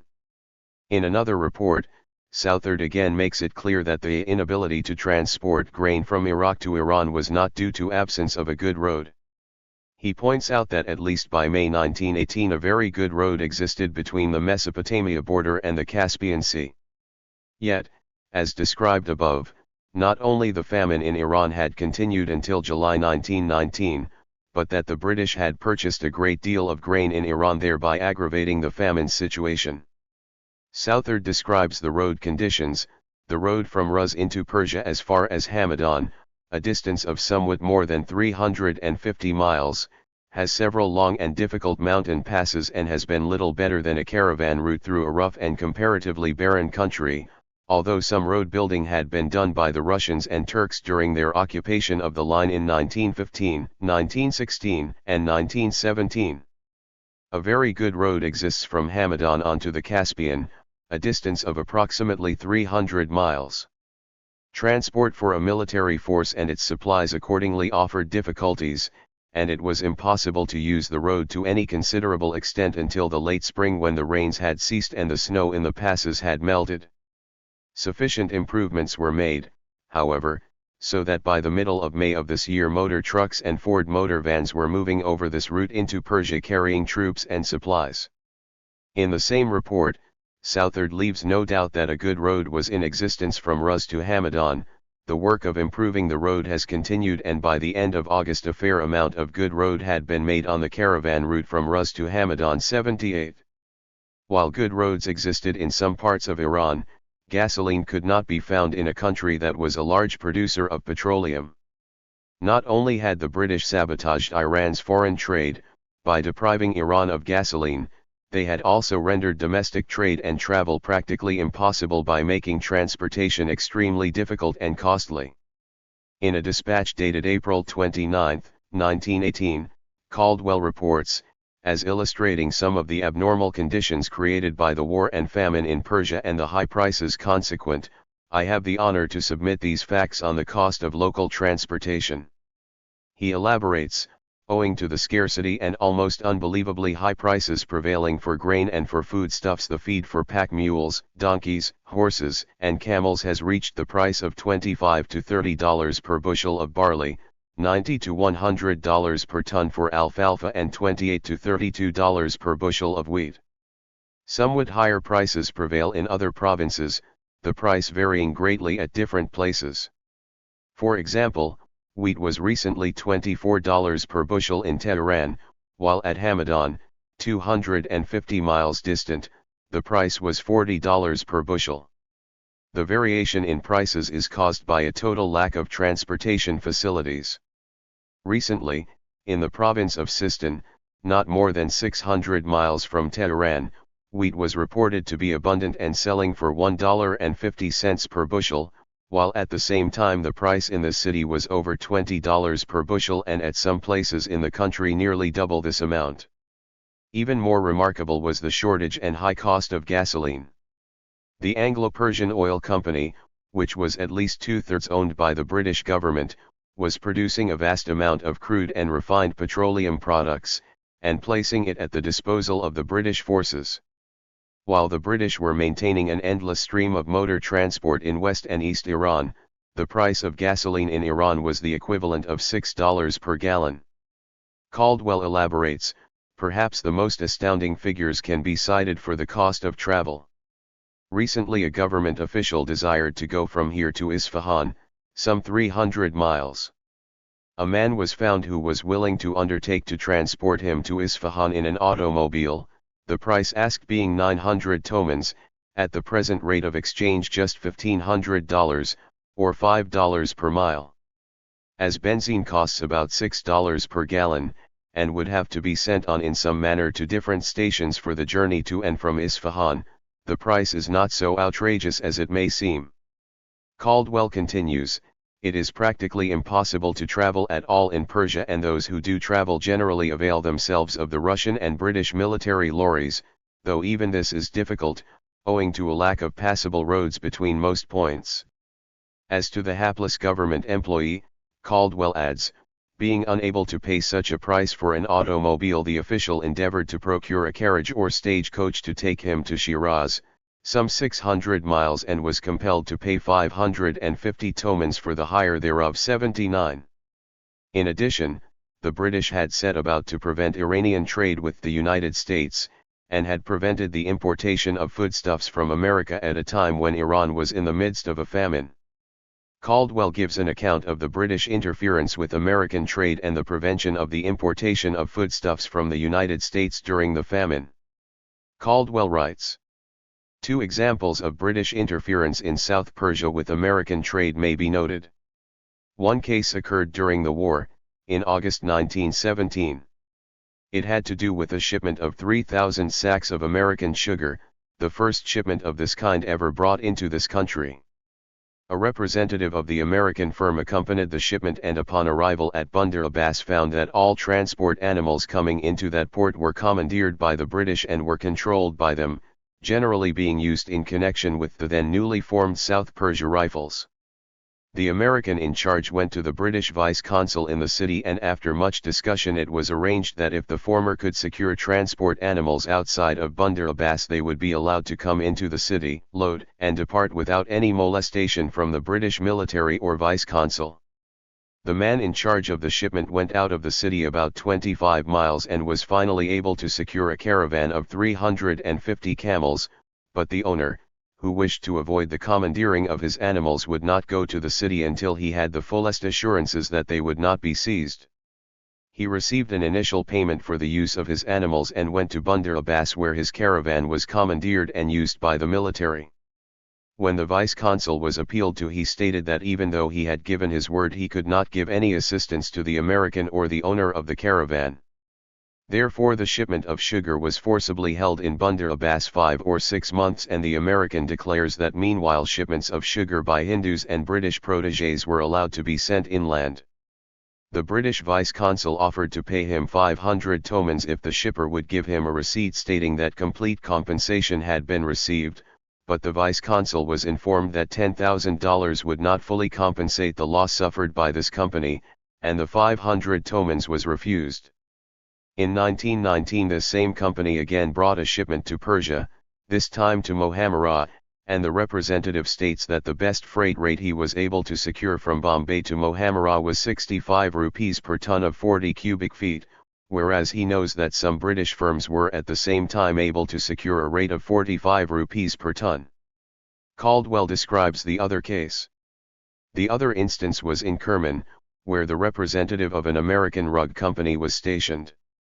This man was an Armenian, a Turkish subject, who had been in America 2 years, long enough to know something of it and to grow to love it better than any other that he knew. He received American papers and magazines and often quoted passages from them in favor of America, and even went so far as to state sometimes that if America hadn't entered the war the Allies would not have won, and America was therefore the decisive factor and had won the war. The British consul at Kerman received reports on such matters and put a spy on the trail of the offender. The cargojar, who has local authority over cases where foreign interests are involved with Persian interests, was informed that the British consul was not in favor of this representative of the American company, and every case that came up involving this man or his company was decided in favor of the Persians. It was made so uncomfortable for the Armenian in Kerman that he wished to leave, but he dared not go without getting permission from the British consul, so he went to the consul and asked for permission, whereupon he was asked, "What assurance can you give that you will never come back here again?" The man felt so persecuted that after getting the permission he had requested he actually fled from Kerman, leaving no one in charge of the interests of his firm, and the company has, in consequence, suffered great loss in that district. 80. The famine in Gholi. In a dispatch dated January 15, 1918, Caldwell encloses contents of letters received from some American missionaries in Iran. One of the enclosures is an extract of a letter from Reverend Charles A. Murray, dated December 28, 1917, describing the conditions in Rasht, Gholi. This important document establishes the fact that in January 1918, Gholi remained free of famine.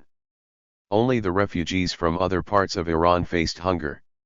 Murray writes, "The need for relief here, regarding which I wired you, does not arise from local conditions at all, as you inferred. The people who need help are the thousands who are fleeing from destitute homes in the plateau and mountains and villages long distant from Risht. Just now there are 2 women, one with her husband and 3 little children in a downstairs room, people we could not refuse to take in. The man and his family come from near Zenjan, their home having been plundered by the 2 armies that were fighting in that region a year ago. Nothing was left for them to eat, as they came to Risht where they thought rice would be plentiful and cheap. They have absolutely nothing save the rags they wear, and there is no work to be found." The other woman tells the story. She lived in a village 4 miles from Hamadan, but the Russian soldiers came there to buy or plunder, and there was a fight in which her husband was killed. Their 7 camels and everything else were taken from them. She sold her little baby girl for 3 tomans in order to get a place where it might at least live and to secure something to keep herself alive a few days longer. For some reason, the baby was thrust back upon her. These people seem clean and tidy and are willing to work. The man receives a little pittance of rice from some Mohammedan committee, and we ourselves, as you will understand, are able to help the people very little during this time of high prices and necessity of helping the servants. The baby of the larger family died a few nights ago. Several estimates that there are about 7,000 in the city now, having come as far as Zenjan and Hamadan, and even near Tabriz. They are not from the villages near Risht, unless in very small proportion. Reports give it that 4,000 are now on their way. It is probable that the above estimates are too large, however this much is true that the Taqiyya buildings are all filled at night and all other buildings, stables, hovels etc. that the people can find. The floors of many of these buildings are so covered with people at night that they have no room to lie down to sleep. Great numbers sleep out on the street at night. We see them everywhere lying in the shelter of a wall or building, with nothing under them, in most cases, except the mud and damp pavement, and nothing over them except a thin quilt or an abba stretched over 4 to 6 people. The Persian secretary to the British vice-consul said that in one night, to his knowledge 24 persons died from exposure or hunger or by disease contracted by these. I have heard of 2 women who gave birth to babies, lying in the street at Sabzimiadan. The burden might be, I would say, could be borne by the rich of Risht if they were possessed of the right spirit. But they are not bearing the burden as they ought, and human beings are suffering and dying, and we in Risht feel that something must be done to relieve the situation. 81. A letter from E.A. Douglas of the American Hospital in Tehran to Caldwell, dated January 15, 1918, states: Dr. J.D. Frame, Risht, on January 9 reports there is still a great deal of suffering in the city, but recently the Jungle Brothers, who have quietly taken over the whole city government, paying the bills, etc., have organized the best relief measures I have ever seen here and have provided for a large section of the refugees. Little has been done for the sick or to provide proper care for children. In the first place, they took over the control of rice, requiring permits for each load that is brought into the city, and forbidding export without permission. Then they apportioned the earlier poor among the well-to-do of the city, and sent some thousands out to the villages to be cared for there. Still the crowds coming in from the mountains, they rented shops, etc. for refugee posts. This for the time being has relieved much suffering, but the people are still dying in large numbers because of their insufficiency of care for the weaker ones. We hope therefore that our recent request for assistance will meet with response. Very sincerely yours, E.A. Douglas, American Hospital. 82. The city of Rasht, however, appears to have been initially spared from the universal Oriental dishonesty. Caldwell elaborates, Risht and the rich province of Mazandaran have established a food control and have effectively taken hold of the famine conditions existing there. Our committee sent funds to Risht, but the American missionaries there returned the money, stating that owing to the effective measures taken by these tribesmen our assistance was not needed. 83. The city of Rasht was not long spared from famine, the efforts of the Jang Alis notwithstanding. In June 1918, after the defeat of the Jang Alis at Manjil, Rasht was occupied by the British. The attempt by the Jang Alis to drive out the British was defeated in late July 1918. By August 1918, Rasht had plunged into a famine. The Iran of August 21, 1918, reports on food shortage in Rasht. Letters coming from Risht relate the extraordinary difficulty of living and the high prices of foodstuffs in that city and its vicinity. The price of rice has gone up to 16 tomans a box and other foods are very scarce. The people, especially the poor, and even a number of the rich, cannot support themselves. However, hope has been revived on account of the recent rainfalls, which it is hoped will make up for the past difficulties and ensure a good rice crop. If the disturbed conditions are not renewed and the farmers are not prevented from gathering the harvest, it is likely that conditions will greatly improve soon and the first harvest is expected to be available in about 15 days. The Iran of September 15, 1918, complains of the high cost of rice in Tehran. During the last week a large quantity of rice has arrived at the capital, but compared with the quantity brought and the information received about the price of rice in Mazandaran, the price of rice in Tehran is still extremely high. Recently the new rice sold in Mazandaran for from 15 to 18 tomans for 40 mans. Although the freight for 100 mans from Mazandaran to Tehran has been only 25 tomans, the price of rice here has not been lower than 132 tomans for 100 mans. The principal reason for this has been the profiteering of the rice merchants. 84. The famine in Gilan resulted from British food exports to Baku, about which Dunsterville provides much information. In August 1918, the British had sent a force to Baku.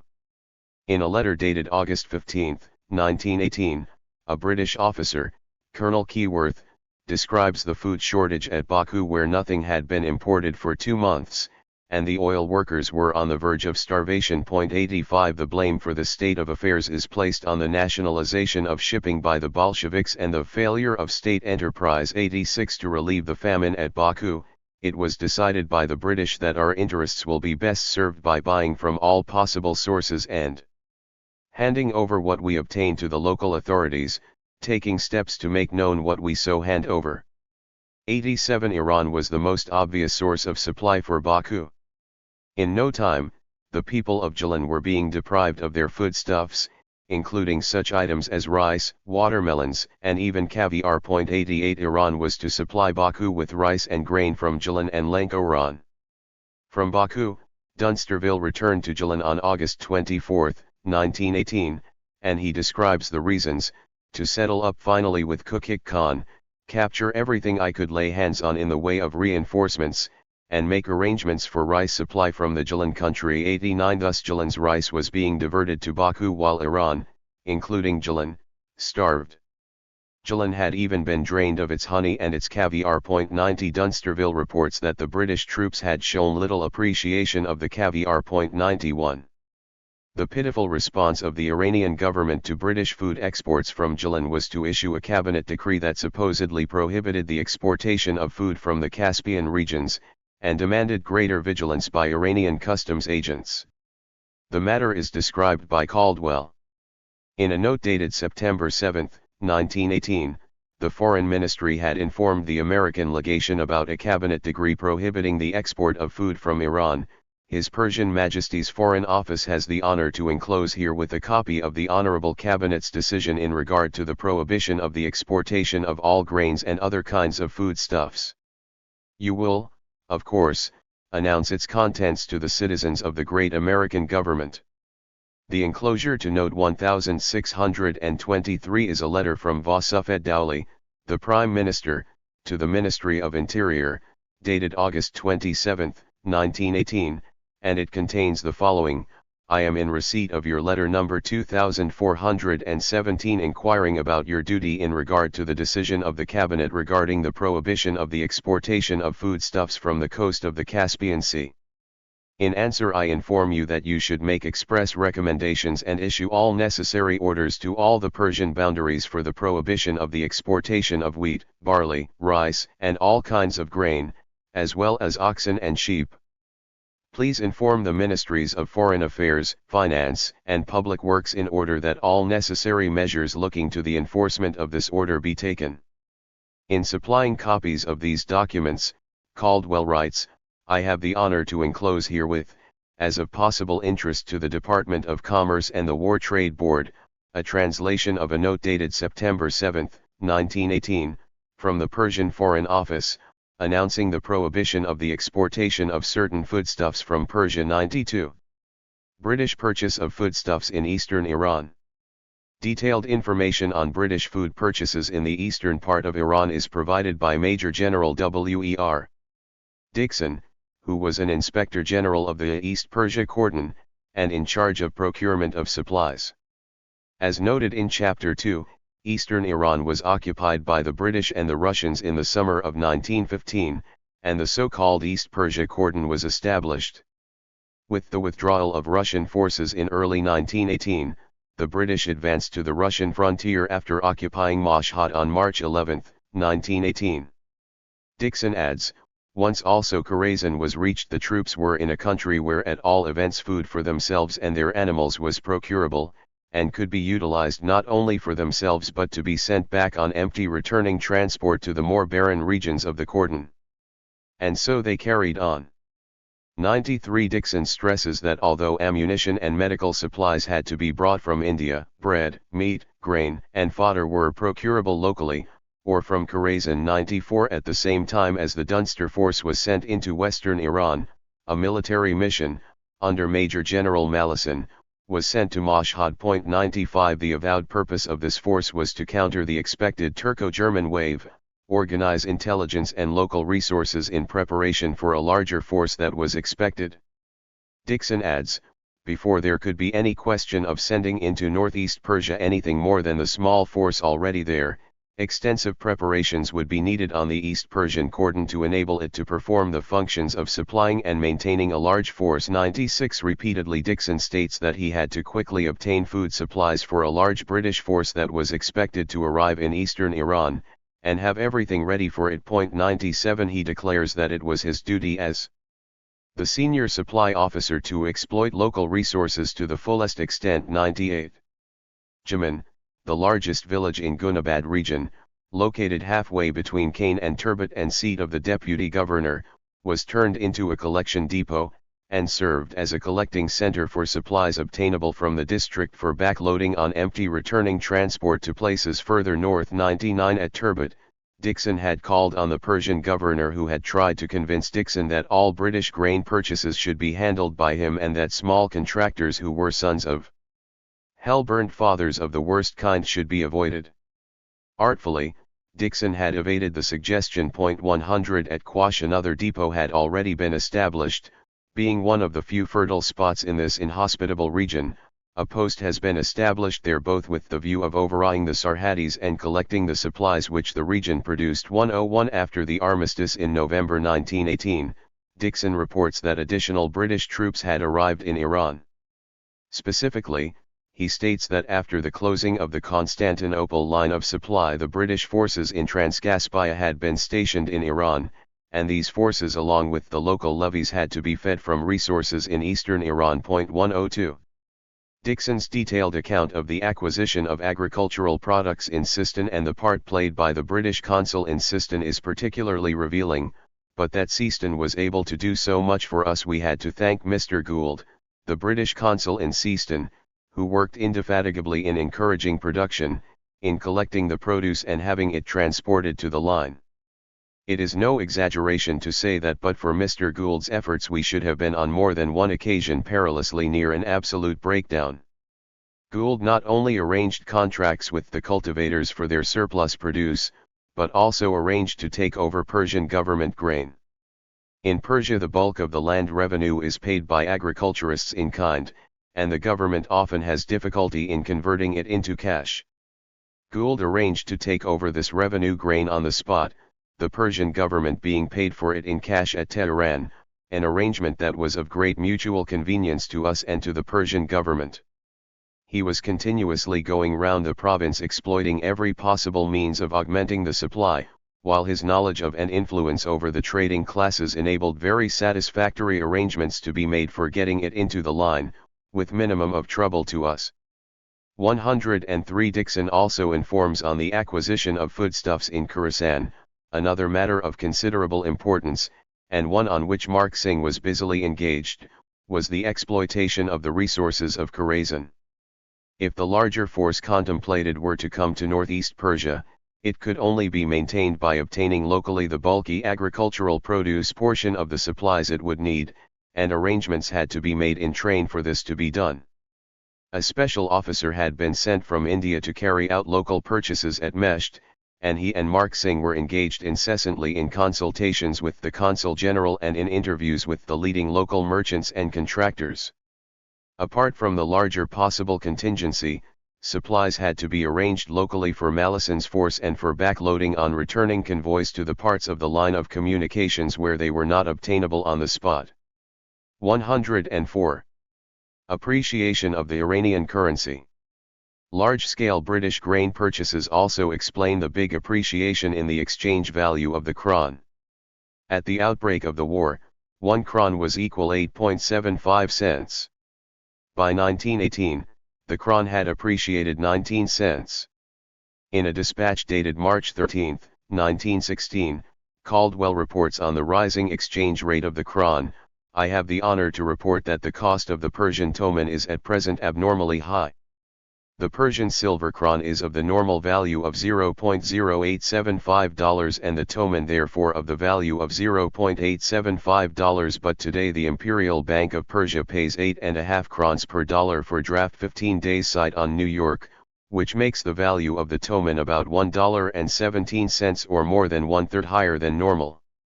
But while American dollars are very low, English pounds are even lower, said bank, quoting a rate of 40 krons for the pound sterling but not buying at any rate. Most of the drafts for salary and contingent expenses of this legation have therefore been negotiated with private parties when a slightly better rate could thus be obtained.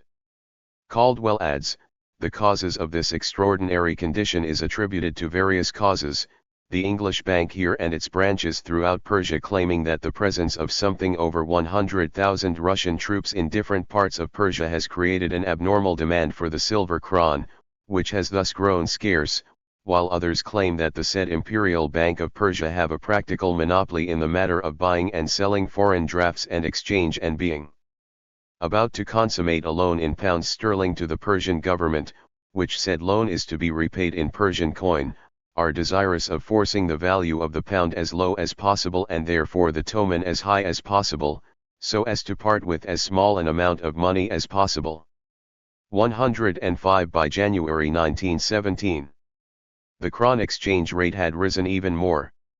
In a dispatch dated January 6, 1917, Caldwell reports on the appreciation of the kron. I have the honor to submit that the existing rate of exchange of all foreign monies into Persian money is something most extraordinary. The present rate at which we are compelled to sell dollars is about 4 9/10 krons, and every indication points to an even lower rate. This makes the American dollar worth about 42 cents at this time. The rate for pound sterling is 24 krons, which makes its comparative value about the same as the dollar. 106. In November 1918, when World War I ended, the exchange rate remained high. Caldwell comments, the exchange value of the kron has more than doubled since the outbreak of the war. The gold dollar, which is normally worth 11.43 krons, is now worth but 5.50 krons and has recently been as low as 5.20. During the last quarter the value of the kron fluctuated from 5.20 to 5.60, or a difference of 9%. There had been a sharp decline in Iran's visible foreign trade while its currency appreciated. The foreign trade of Persia is at present in a very unfavorable state. Since the war, trade in North Persia, which was for the most part carried on with Russia, has been nearly at a standstill. Trade in the south has increased perhaps to some extent, but taken as a whole the trade of Persia during the war has been reduced by over a third, and during the last year the volume of trade has been only about 1/2 of what it was before the war. Caldwell adds that although trade in the south may have increased somewhat from what it was in the previous dismal year of 1917, the greatest boon to Persia has been the abnormally high rate of exchange, requiring only half the normal amount of krons to pay for merchandise purchased abroad. 107 With imports and exports so greatly reduced, the appreciation of the kron, it is clear, was due to large-scale military expenditures by the British, which in practice meant large-scale purchase of foodstuffs. It is interesting that the appreciation of the kron was seen as caused by a shortage of silver. As seen by the contemporaries, Iran was on a silver standard. The increased demand for silver by the British Army caused a scarcity of silver, raising its price and thus resulting in an exchange appreciation of the kron. Caldwell explains, at the present moment there is a rather acute stringency of silver coinage in Persia. This is due in great measure to the presence of the British Army, which requires a great deal of the metal to pay its troops and to pay for the supplies it is purchasing locally. Furthermore, this is the time of moving the crops, when a great deal of money has to be sent into country districts, for that purpose, which does not come back into circulation until the crops are all in and the farmers begin to come to the towns to purchase their winter supplies. 108 The silver shortage had continued.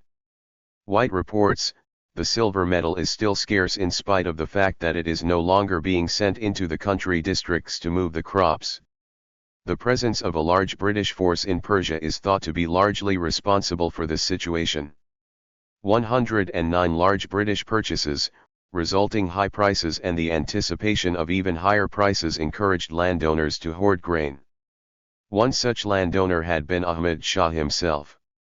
Described in the next chapter, Southard paints a very unflattering picture of Ahmad Shah as a youth motivated by greed and lack of compassion. 110.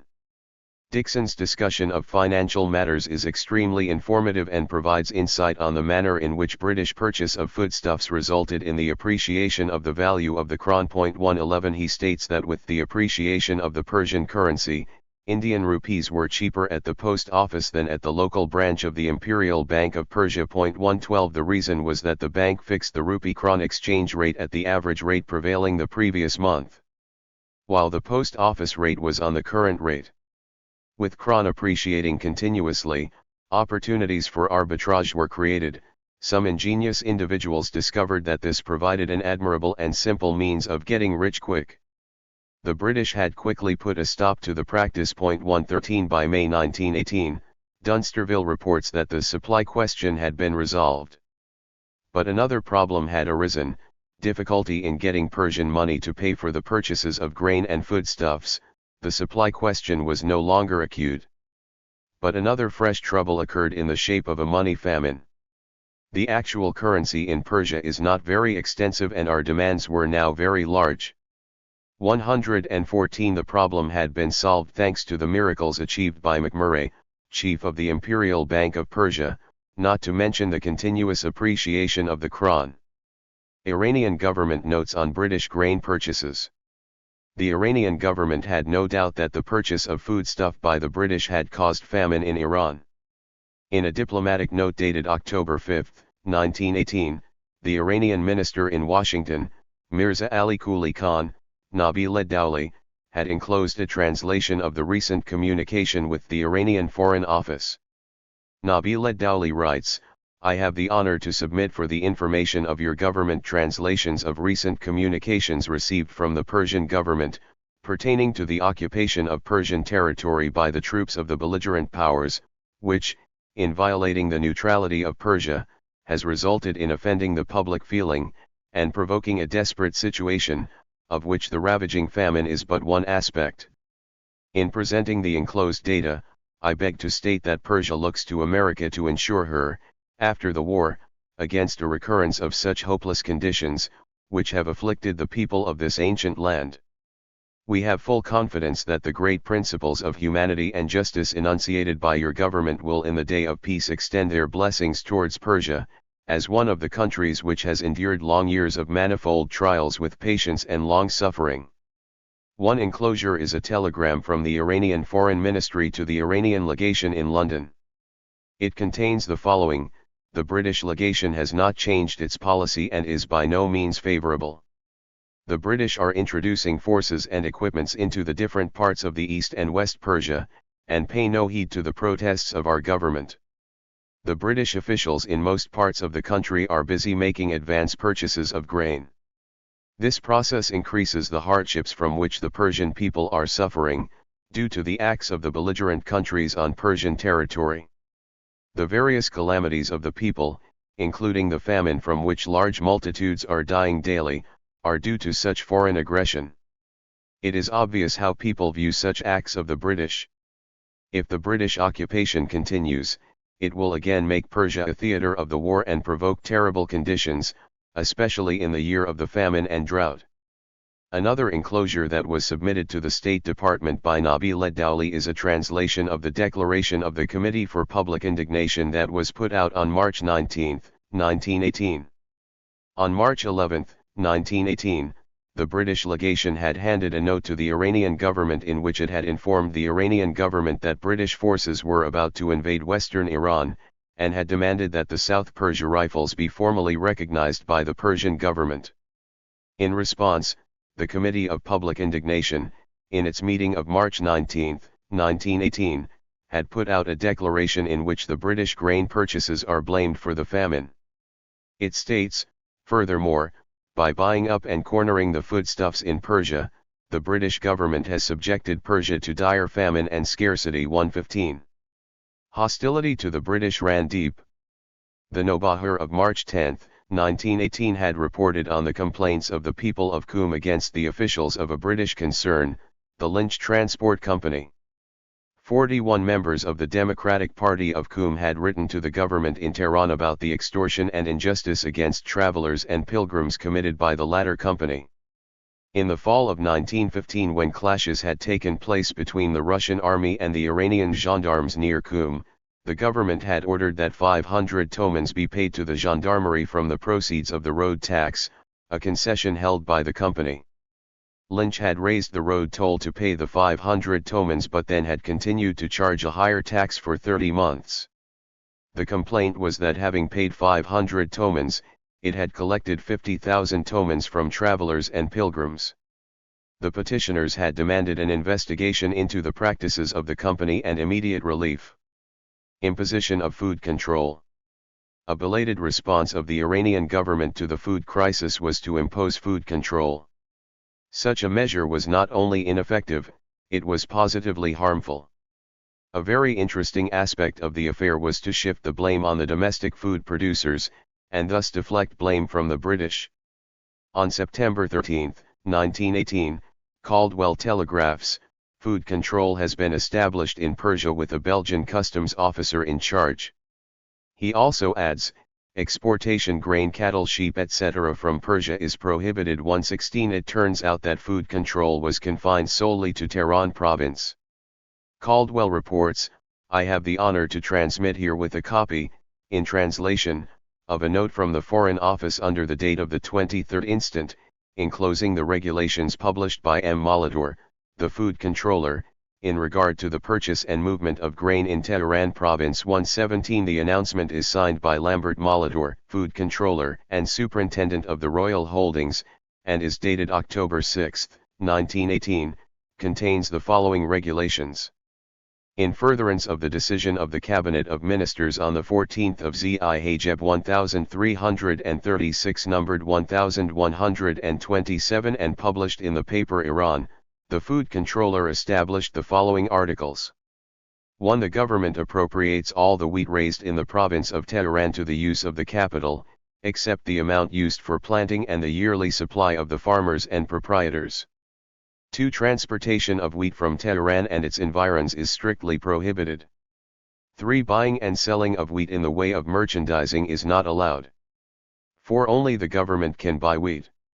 5. Those who obstruct the carrying out of the measures in regard to the food control and disobeying the food regulations will be punished in accordance with the separate articles approved by the Cabinet.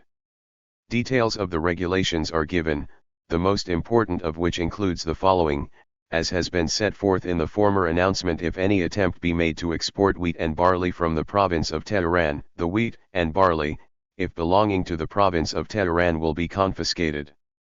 In order to accomplish this end, a special force has been authorized to prevent the exportation of wheat and barley out of the province of Tehran.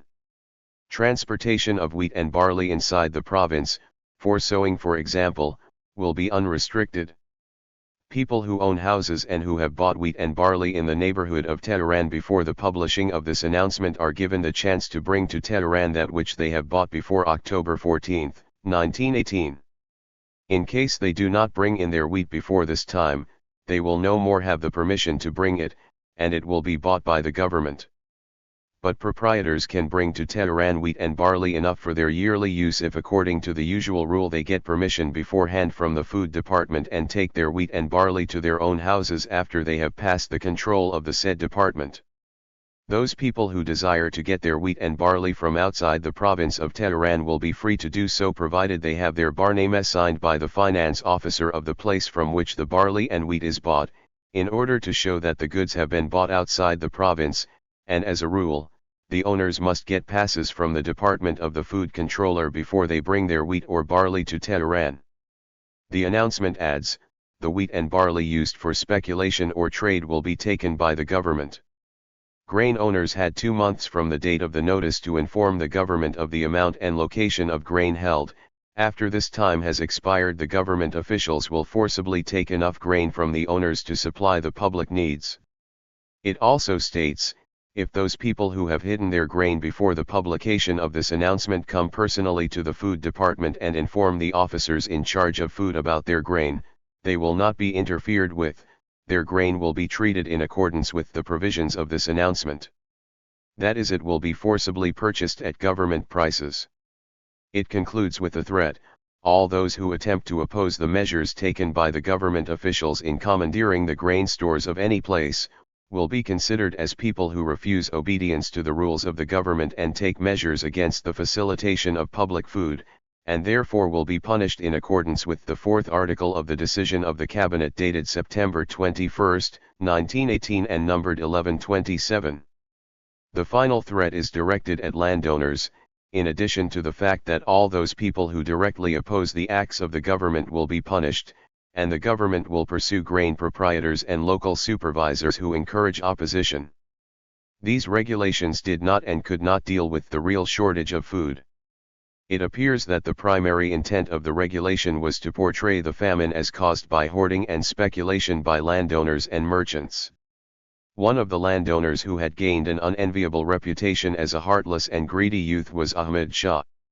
Southard describes a particularly disturbing incident involving Ahmad Shah and grain sales right in the middle of the famine. The Shah of Persia is a young man who is represented as being exceedingly fond of money by the people who know him, and his intimate friends and supporters say that he takes the attitude that he is probably the last Shah which Persia will have, and that he should make as much money as he can before he loses the throne. As an instance of the Shah's desire to acquire wealth by any possible means, I repeat the following, which was told me confidentially by one Arbab Khosrow Sharak, a very prominent politician and businessman in Tehran, who is stated by Mr. Schuster in his book to be the only honest man in Persia. Southard describes the incident involving Ahmad Shah and his wheat. This man is a member of the Relief Commission in Tehran, which last winter expended considerable sums of American relief money. He was commissioned to buy wheat for this committee, and knowing that the Shah held considerable quantities, he called up the Shah's business manager and inquired. The business manager said the Shah held some wheat which he would sell for 90 tomans a carver. Mr. Khosrow said that he would take a certain number of carvers at that price and would be over later with the sale papers and the money. A little later the Shah's representative called up and said that he had seen the Shah, who now decided that he must have 95 tomans a carver for his wheat. Mr. Khosrow again agreed, knowing of no other place to get wheat for the starving Persians in Tehran. Finally, before he arrived at the palace to close the deal, he was again called by the Shah's representative, who said that the Shah, in thinking further of the matter, had decided that he wouldn't sell under 100 tomans per carver, the Shah knowing all the time that the grain was to feed his own starving subjects and would probably be bought at any price by the committee. When Mr. Khosrow finally arrived at the palace, the Shah had decided not to sell his wheat at all, preferring to wait until later when the price would certainly be higher.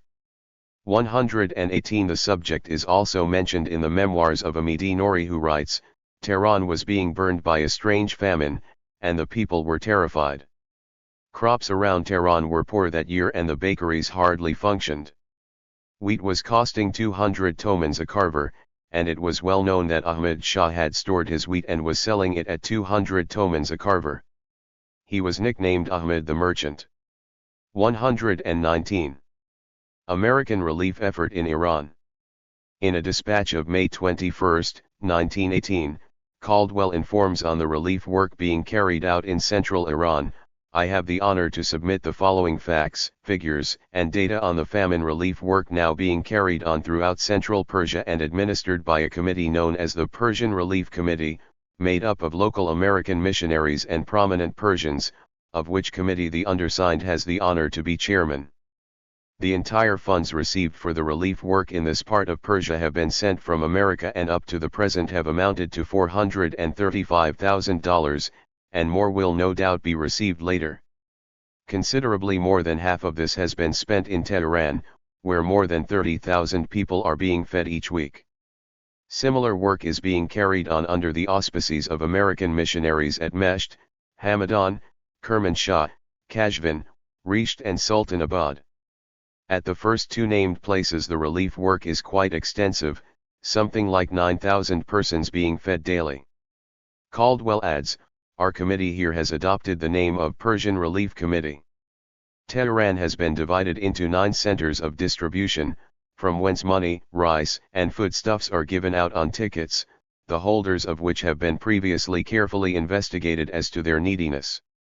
Notwithstanding the fact that this committee is feeding about 30,000 people in Tehran, reliable figures show that there are about 75,000 additional in the city alone who are in as great need as those receiving aid, and many of these needy die of starvation. These numbers are truly staggering.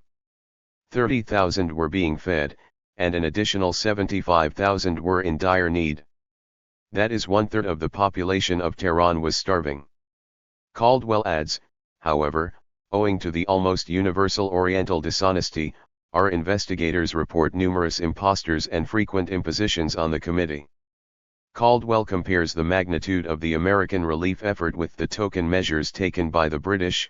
The department is doubtless aware of the details of the relief work on a vast scale that has been done during the last 3 years in northwest Persia, where over $2 million have been donated and spent.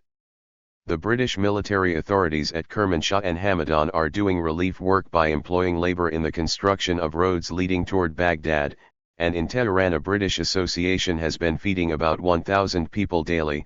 But aside from this and the relief work carried on with the money received from America, there is very little aid being extended to these people who are in the direst need.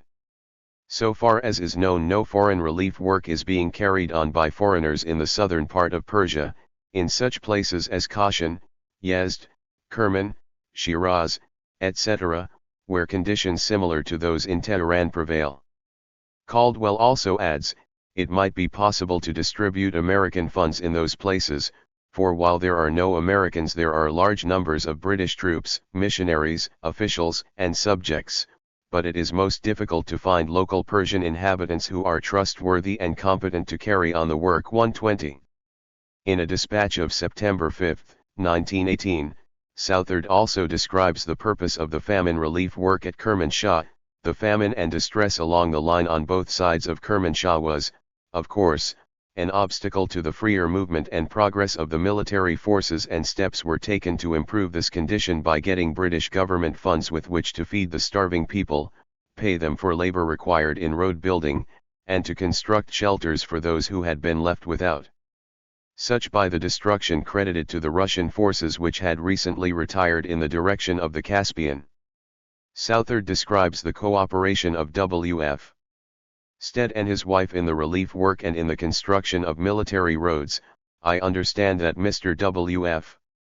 Stead and Dr. Stead, his wife, who are the American missionaries in charge at Kermanshah, volunteered to assist in this work, and that due to his intimate knowledge of the local conditions as well as his evidently practical knowledge of construction work, Mr. Stead was able to supervise a great deal of the road building work and the construction of shelters for the workers and famine victims in the vicinity of Kermanshah, using British government funds allotted for the purpose. His wife, Dr. Stead, took charge of many of the starving children gathered up by the British along the road and was able to restore a number of them to strength and health. 121. In his report entitled, Summary of the Present Situation in Persia, cited in Chapter 3, cc. Batchelder writes, the British and American missionaries are evidently doing their best to alleviate the widespread distress, as far as their funds and supplies, at their disposal admit. NOS 1583-84-85-86. One missionary is feeding nearly 4,000 starving people, and is obliged to turn away crowds daily. Lady Marling, the wife of the British minister, is conducting a soup kitchen with funds contributed by the foreign community, and supplies about 2,300 meals per day, which are issued to the people who have been investigated and given tickets. A Persian Relief Committee has been formed comprising among its members, the United States Minister to Persia, various members of the Legations, a number of missionaries, the Governor of Tehran, and a number of cabinet ministers and members of parliament. A number of these Persian committees are doing a limited amount of relief, and the government has collected some 3,000 of the homeless poor, and is caring for them in 2 places in the suburbs, one for the men and one for the women. They have also opened soup kitchens throughout the city, where they sell a sort of rice stew, which is passably good food, at about half the real cost, £1 for 4 cents. Tickets for this stew can be bought, and they are favorite means of helping hungry people. There is no limit to the amount of relief money which could be spent to advantage. Applicants have to be turned down constantly, and hundreds are not being reached, especially the petty tradesmen and laborers who are too proud to confess their wretchedness. Mr. C.A. Douglas devoted himself heart and soul to relief work, but died of typhus fever, contracted during visits to the houses of the destitute, and Mrs. Douglas and the servant who accompanied him on his visits barely recovered. One of the most interesting features of the whole situation is the way in which Mr. and Mrs. Douglas organized the relief work. A small amount of money was made available, but there were too few foreigners to administer systematic relief. The young men of the high school were the solution to the problem. Previous to this time, a number of students of both schools and some of the teachers had been assisting. Now we decided to free the senior class for a time from all their lessons, in order that they may make a thorough canvass of the city. The boys responded magnificently. The city was district and investigators appointed for the various quarters and the subdivisions of the same.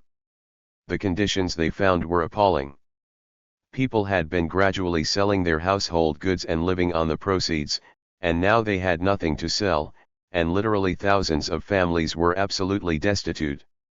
By the help of the boys we were able to extend our work to 9 centers including 5,000 families, which is about the limit we have set for ourselves, though perforce we are compelled to keep adding.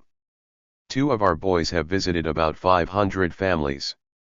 Part of the money was received from London and we gave them a grant of $2,000 of the $265,000. We have sent $20,000 to Mesht, $14,000 to Hamadan, $3,500 to Kermanshah, $250 each to Kashvan and Risht, and various outlying districts have been helped. A center that is felt to be certainly one of the best forms of relief work is the work of the college grounds, where about 280 men were employed at a fair wage are given their luncheons and rice on Saturday nights, according to the number in the family. Roads are being built, football and running tracks graded, and now a double college dormitory to accommodate 70 to 80 boys, and a residence are being built. We hope to have both buildings completed by the middle of June, when we plan to discontinue relief work. At first we called this center the sieve, as it effectually separated the lazy ones from the ones who were willing to work. The sifting process is fast becoming a thing of the past, and the beehive would seem to be more correct. The work of the distribution is so systemized that it requires a minimum time.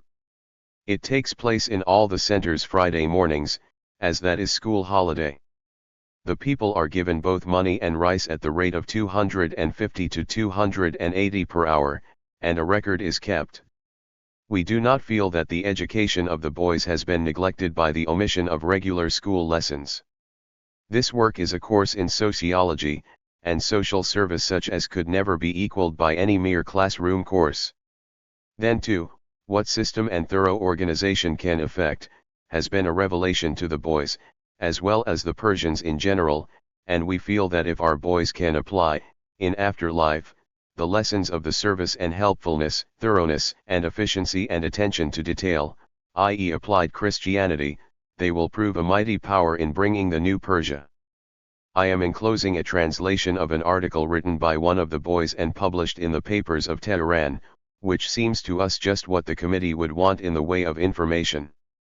I do not need to explain that it was not shown to any of the missionaries before it was published.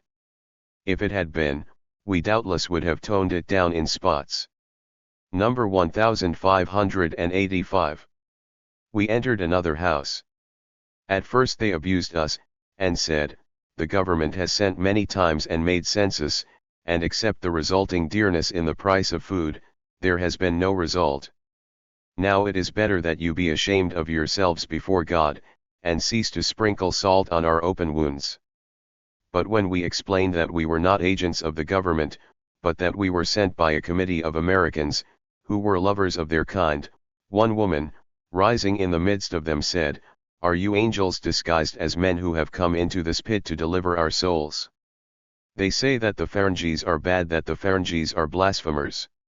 Are our nobles Muslims? Is there one atom of the zeal of the Ferengis to be found in any of our rulers? O God, since we are unable to do anything, do thou thyself give these Ferengis their reward, and to our grandees the punishment they deserve." No 1585. 122. American Relief Aid to Jews. On May 7, 1918, Albert Lucas, Secretary of the Joint Distribution Committee of the American Funds for Jewish War Sufferers, wrote to the State Department quoting from two cables received from Persia. The first from Tehran states, 50,000 needy Persian Jews, 15,000 starving, will you assist? The other from Hamadan, terrible famine.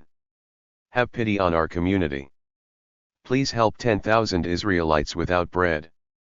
Lucas had requested the State Department for information on the status of the Jews in Persia. 123 In response to State Department instruction of May 10, Caldwell responds on May 13, needy Jews in Persia estimated 30 to 40,000, of which probably 25% are starving and in dire need. 124 In a dispatch dated June 18, 1918, and entitled, American Relief Fund for Persian Jews, Caldwell reports on the distribution of $15,000 sent to Persia by American Jews for help to Persian Jews. I have the honor to confirm reception of the Department's telegram number 60, of May 29 advising that a Jewish Relief Committee had deposited $15,000 and authorizing the undersigned to draw for this sum. Accordingly, on the 4th instant, the said $15,000 was sold to the Imperial Bank of Persia at the rate of 6 1/8 crowns per dollar, telegraphic, less the cost of the cable. The $15,000 thus netted 91,475 crowns, as shown by the attached credit note from said bank. Caldwell then describes the use of the money. In further compliance with said cable instruction, a committee composed of 15 of the leading Jews and members of Jewish societies of Tehran were assembled together and organized into a Jewish Relief Committee, with the undersigned as chairman. On June 5 the proceeds of the $15,000 were turned over, as shown by the attached receipt, to B. Kadada, a banker of Tehran who had been duly elected as treasurer of said committee.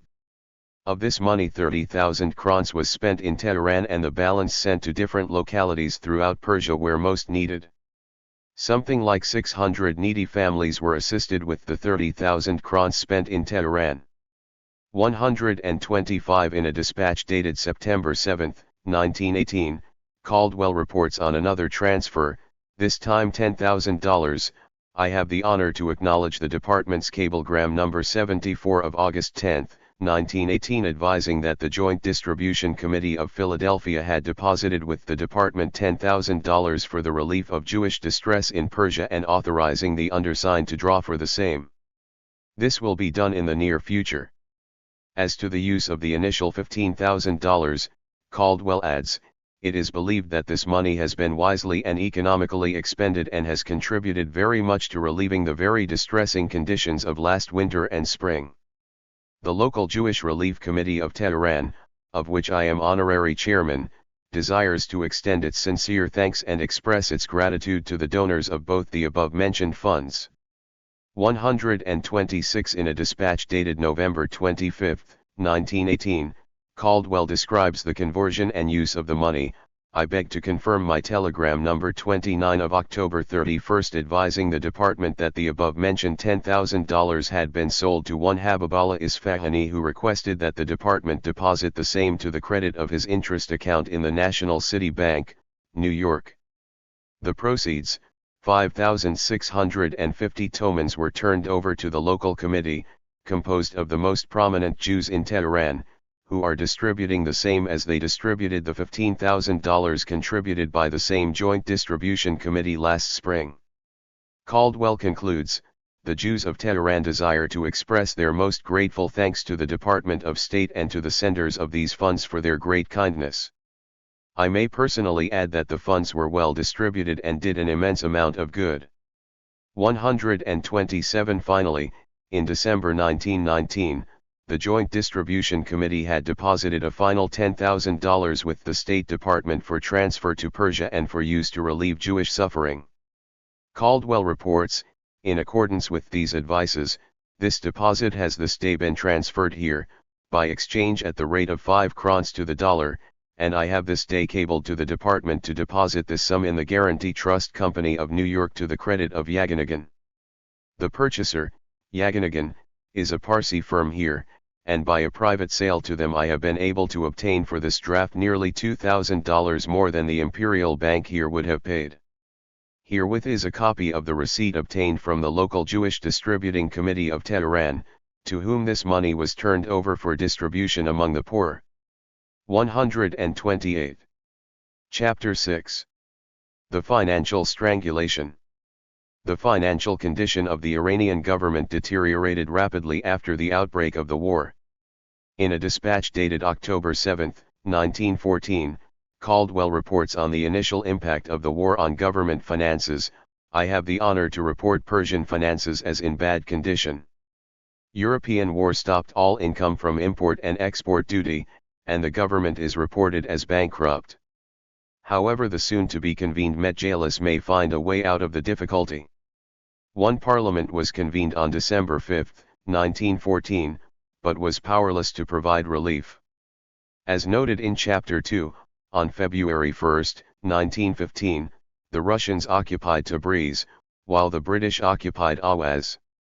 Anxious to exert a show of authority in Azerbaijan, the Iranian government desired to send the heir apparent to the throne to Tabriz where, traditionally, the same acted as governor-general of the province.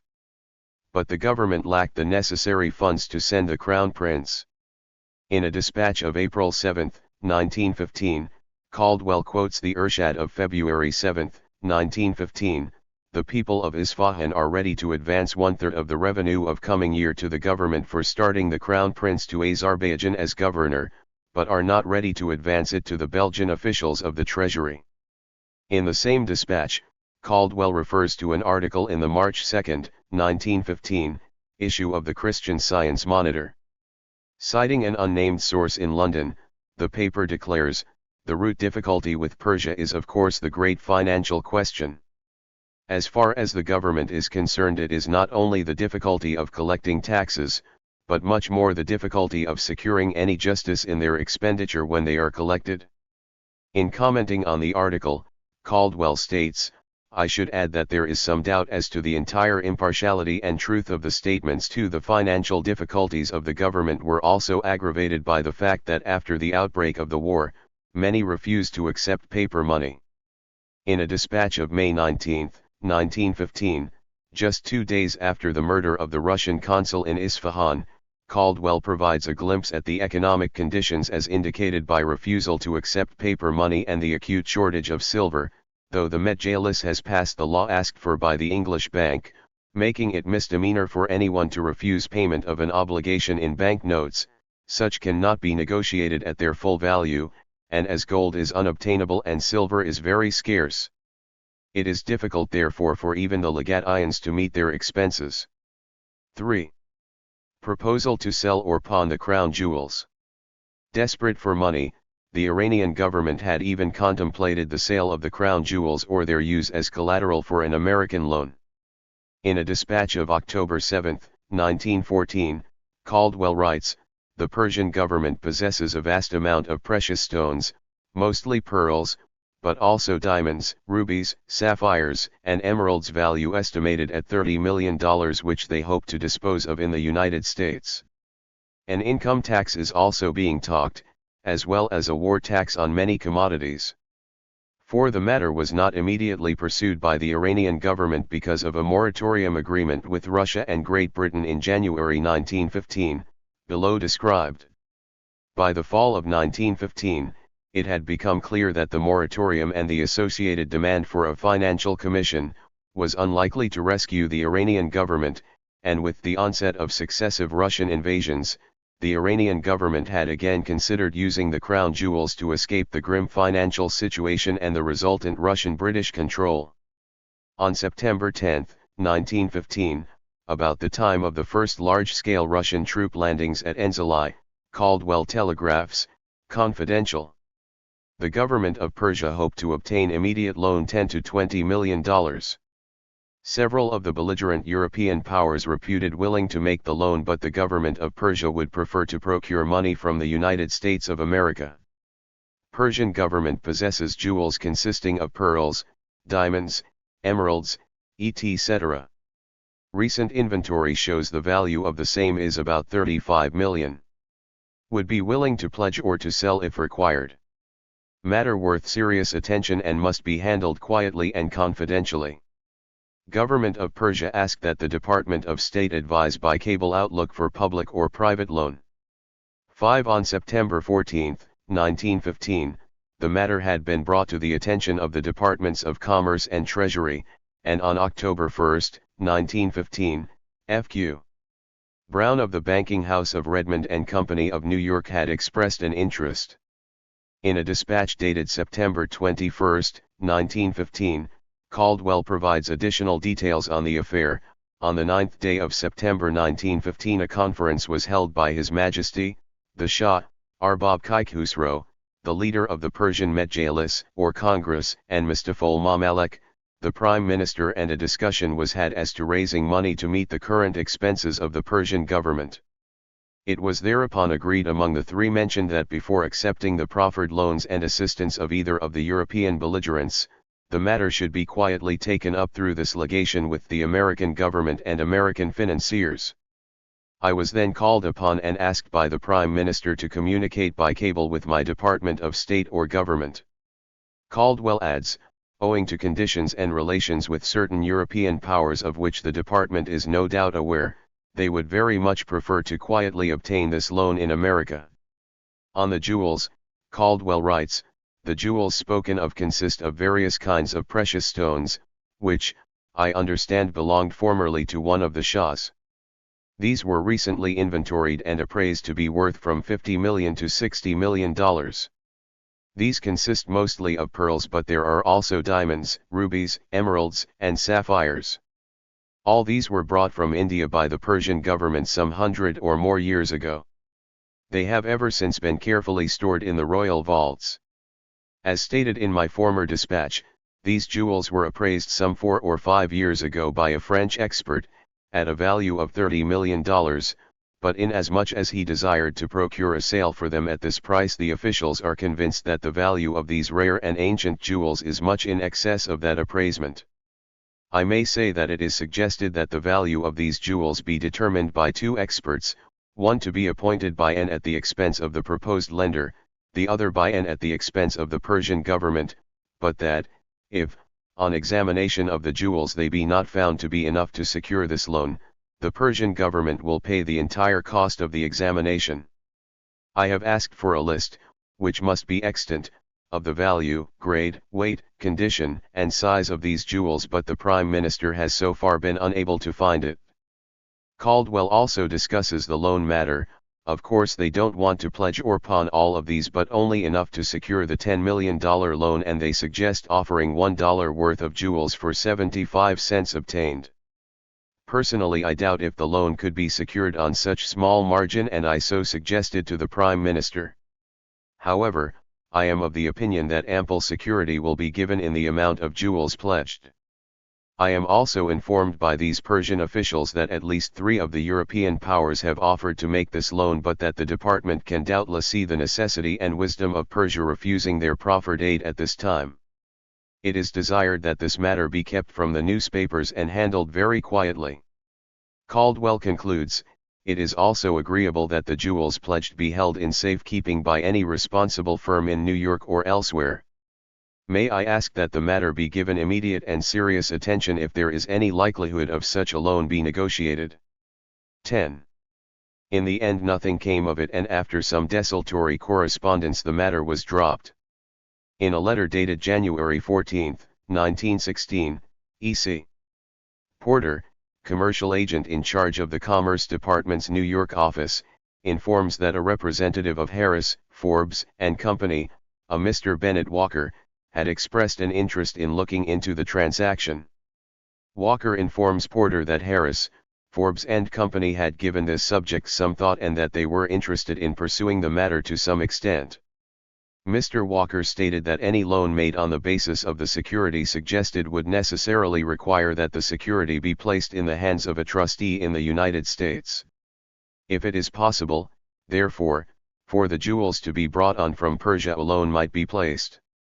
Mr. Walker wished to make it clear that the banking concerns interested in this proposition are not committed to the loan, although they have expressed an interest in it. 11. At the height of the famine 2 years later, the Iranian government, desperate for money, had again tried to borrow money from America. On April 7, 1918, Caldwell telegraphs, "Persian government requests me to ascertain if the United States of America would make loan to Persia of 1 million tomans, entire sum to be used exclusively for the purpose of famine relief in Persia and under my personal surveillance." Caldwell adds, "I earnestly recommend serious consideration of this request. Compliance therewith, if possible, would be a most humane act and would ameliorate present horrible conditions beside having a most salutary political effect." 2 days later he follows up, referring to my cable of April 7, in the matter of requested loan to Persia. "I have reason to think that should the government of the United States deem it expedient, security for repayment might be arranged either by hypothecation of certain customs receipts, or if you prefer a personal pledge, the Persian government might be induced to pledge their valuable jewels." 13 On May 1, 1918, the State Department had sent an instruction to Caldwell that contains, "You may advise the Minister of Foreign Affairs of, and with his permission give publicity to, the following. The government of the United States has received with great concern reports from Persia in regard to the suffering of the Persian people through famine. Through the American minister at Tehran this government has now received the request of the Persian government for a loan of 1 million tomans for the purpose of famine relief. The laws of the United States permit only of loans to those governments which are engaged in the war against Germany, but in order to meet this provision of the law the government has urged relief societies in this country to aid in ameliorating, as far as possible, the unfortunate situation in Persia. A loan necessarily carries with it an obligation for repayment. The American people, however, have already donated the sum of $2,037,173.48 sent directly to Tabriz and Tehran, besides other money sent to northwestern Persia through Tiflis, and are ready to give from $1 to $2 million additional during the present year. Consequently, Persia is receiving as a gift from the United States a sum for relief purposes far in excess of the 1 million tomans which she requested as a loan. The contribution which the American people have made to Persian relief is indicative of American sympathy with the Persian people in their hour of trial and suffering. 14. The establishment of a moratorium. In January 1915, the British and the Russian governments had established the so-called financial moratorium for the purpose of helping the Iranian government deal with the fiscal crisis. In a dispatch of September 2, 1918, Southard describes the establishment of a moratorium in early 1915. At the beginning of the war many of the Persian customs stations were under supervision of the Russian and British governments, which applied a part of the collections to the payments and interest on the loans which Persia had from the two governments named. As the war stopped a great deal of Persian commerce, and otherwise lessened the government's income, financial matters in Tehran became more critical than usual. Great Britain and Russia decided, effective January 1915, to declare a moratorium with reference to these loans and interest payments and to turn them over to the use of the Persian government for the time. After the establishment of a moratorium, the Russians and the British had attempted to establish a financial commission.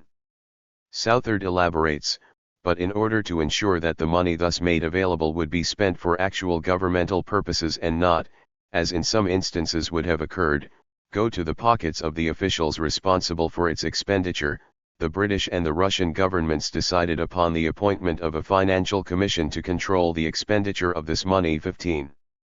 In a dispatch of November 1, 1918, Caldwell further informs on Iranian customs revenues. The chief source of Persia's revenue has always been the customs receipts.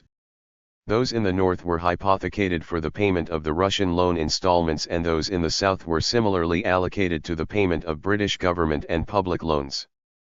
The customs receipts have always been sufficient to meet these obligations, with a surplus, mainly from the northern customs, of about £150,000 STG yearly, which sum became available for internal administrative purposes. Since the war, and more especially since the collapse of Russia, the northern customs receipts have dwindled to practically nothing, and the surplus has of course disappeared. Caldwell adds that the southern customs revenues were irregular and that the Iranian government had experienced difficulty in obtaining the money. He elaborates, by an arrangement made with the Imperial Bank of Persia at the time these loans were contracted, all revenue from the southern customs houses is deposited in the branches of that bank and eventually transferred to Tehran. As the Persian government was indebted to the bank for rather considerable sums, the surplus was sequestered by the bank and not turned over to the Persian government. Now, however, all debts, about which there can be no question, have been paid off, and the surpluses are released as received to the government for its internal administration. There are still outstanding debts of a controversial nature, which the bank still claims, due to brigandage and the closing and looting of the branches of the bank in the south in 1915, when there was disaffection among the gendarmerie, and subsequently in western and northern Persia by the invasion of the Turks and the action of the jungle tribesmen. These claims are being held in abeyance, however, until the end of the war. 16. Anglo-Russian demand for a financial commission. On May 10, 1916, Caldwell telegraphs, Persian finances placed under control of Budget Committee composed of one Englishman, one Russian and one Persian. 17. In a dispatch dated October 13, 1916, Kafuri dwells on the desperate financial and political situation. I have the honor to state that, as hitherto noted, the government here is in a very embarrassing financial situation, and were it not for the funds advanced by the English and Russian governments, it would be unable to carry on the affairs of government.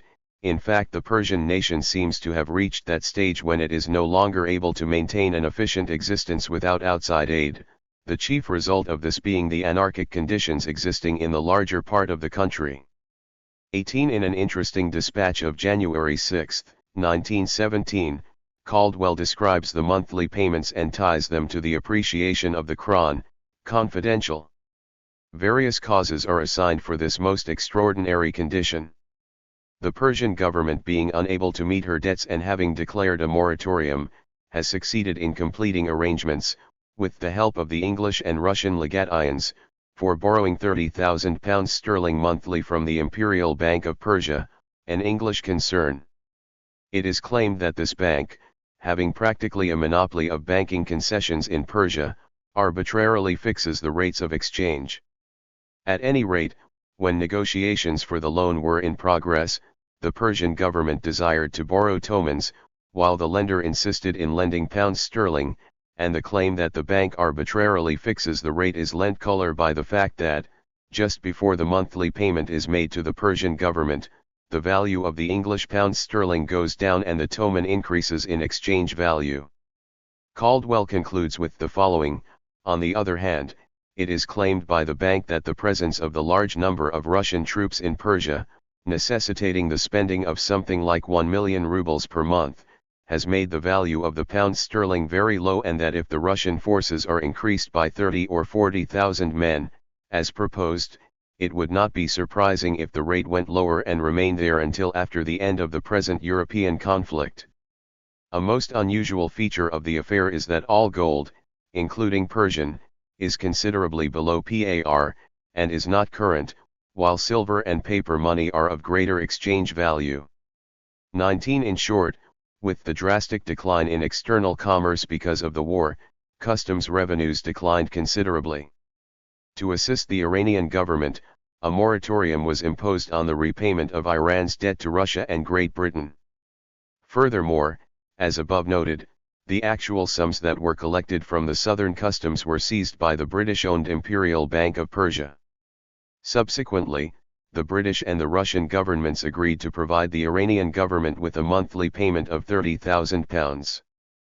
But with the sharp depreciation of the pound and the big rise in prices, this amount was entirely insufficient to meet the needs of the Iranian government. Shortly after, a dispute arose over the Anglo-Russian demand for a financial commission to take charge of Iran's finances. In a dispatch of January 10, 1917, Caldwell elaborates on the Anglo-Russian demand for the establishment of a financial commission and the Iranian resistance thereto.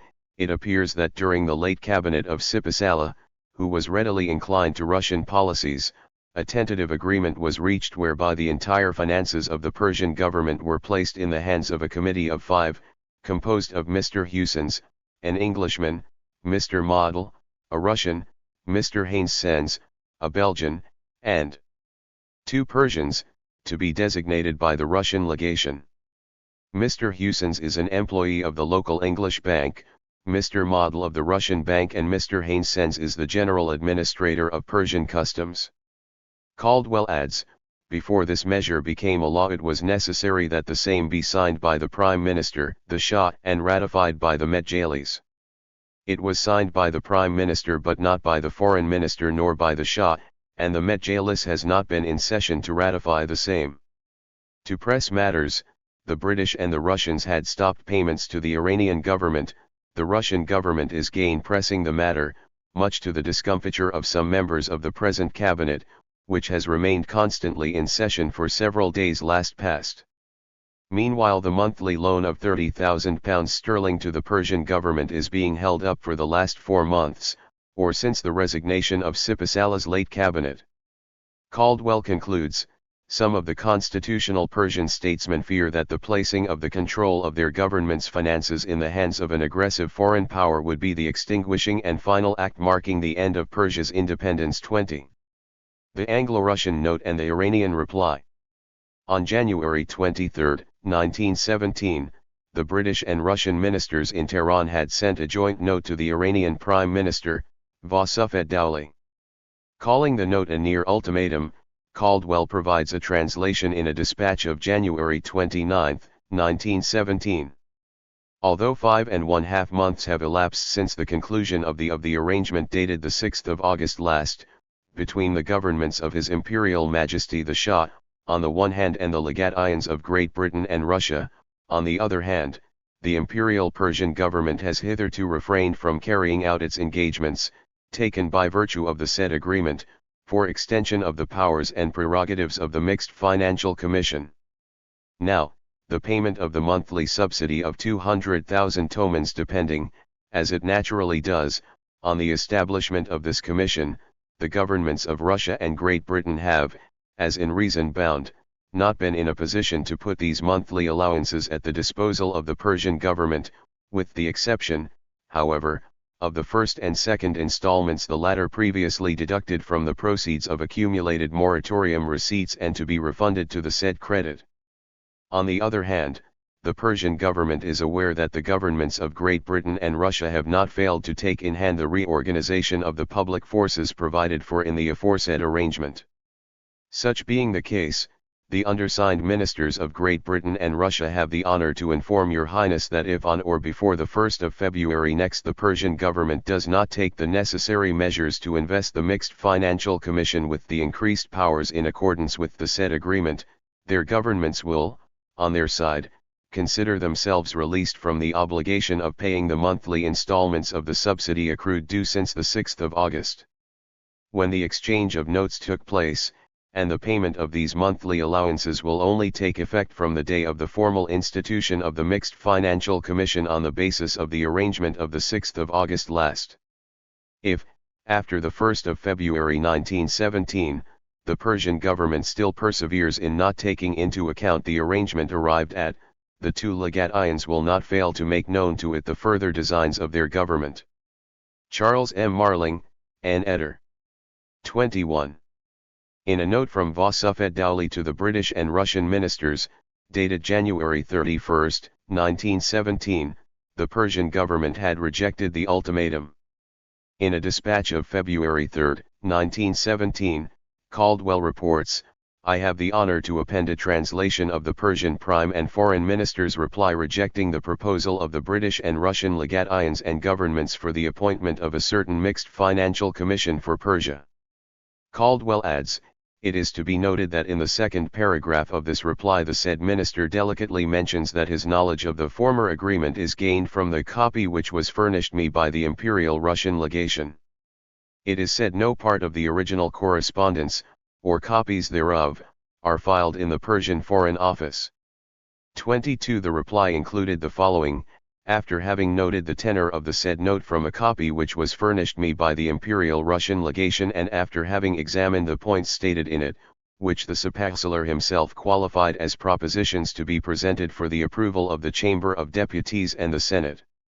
In accordance with the requirements of the constitutional law of the Empire, I have not failed to bring to the attention of Your Excellency verbally in the course of conversations during the last few months, the point of view of my government on this subject, and I hasten on this occasion to refer to Your Excellency to these conversations. The reply also attempts to add sugar to the rejection.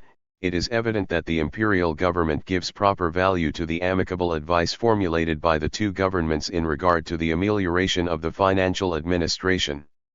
In conformity with these ideas, the Persian government counts on engaging European specialists and provide them with necessary powers so as to obtain a perfected reorganization of its finances and to furnish necessary guarantees to its creditors. It goes without saying that my government will not fail to proceed to an exchange of views with the governments of Russia and Great Britain concerning the choice of a third nation that should furnish the specialists. Further commenting on the affair, Caldwell writes, the refusal of the government of Persia to carry out the provision according to arrangement of August 6 is based on the alleged fact that the aforesaid draft agreement did not bear the signature of the then Persian Minister for Foreign Affairs, was not signed by, nor known to the Shah of Persia, and therefore same were never ratified by Persian Congress as provided by law. It is doubtful whether or not the present Persian cabinet, though rated as very pro-Russian, will accept these demands.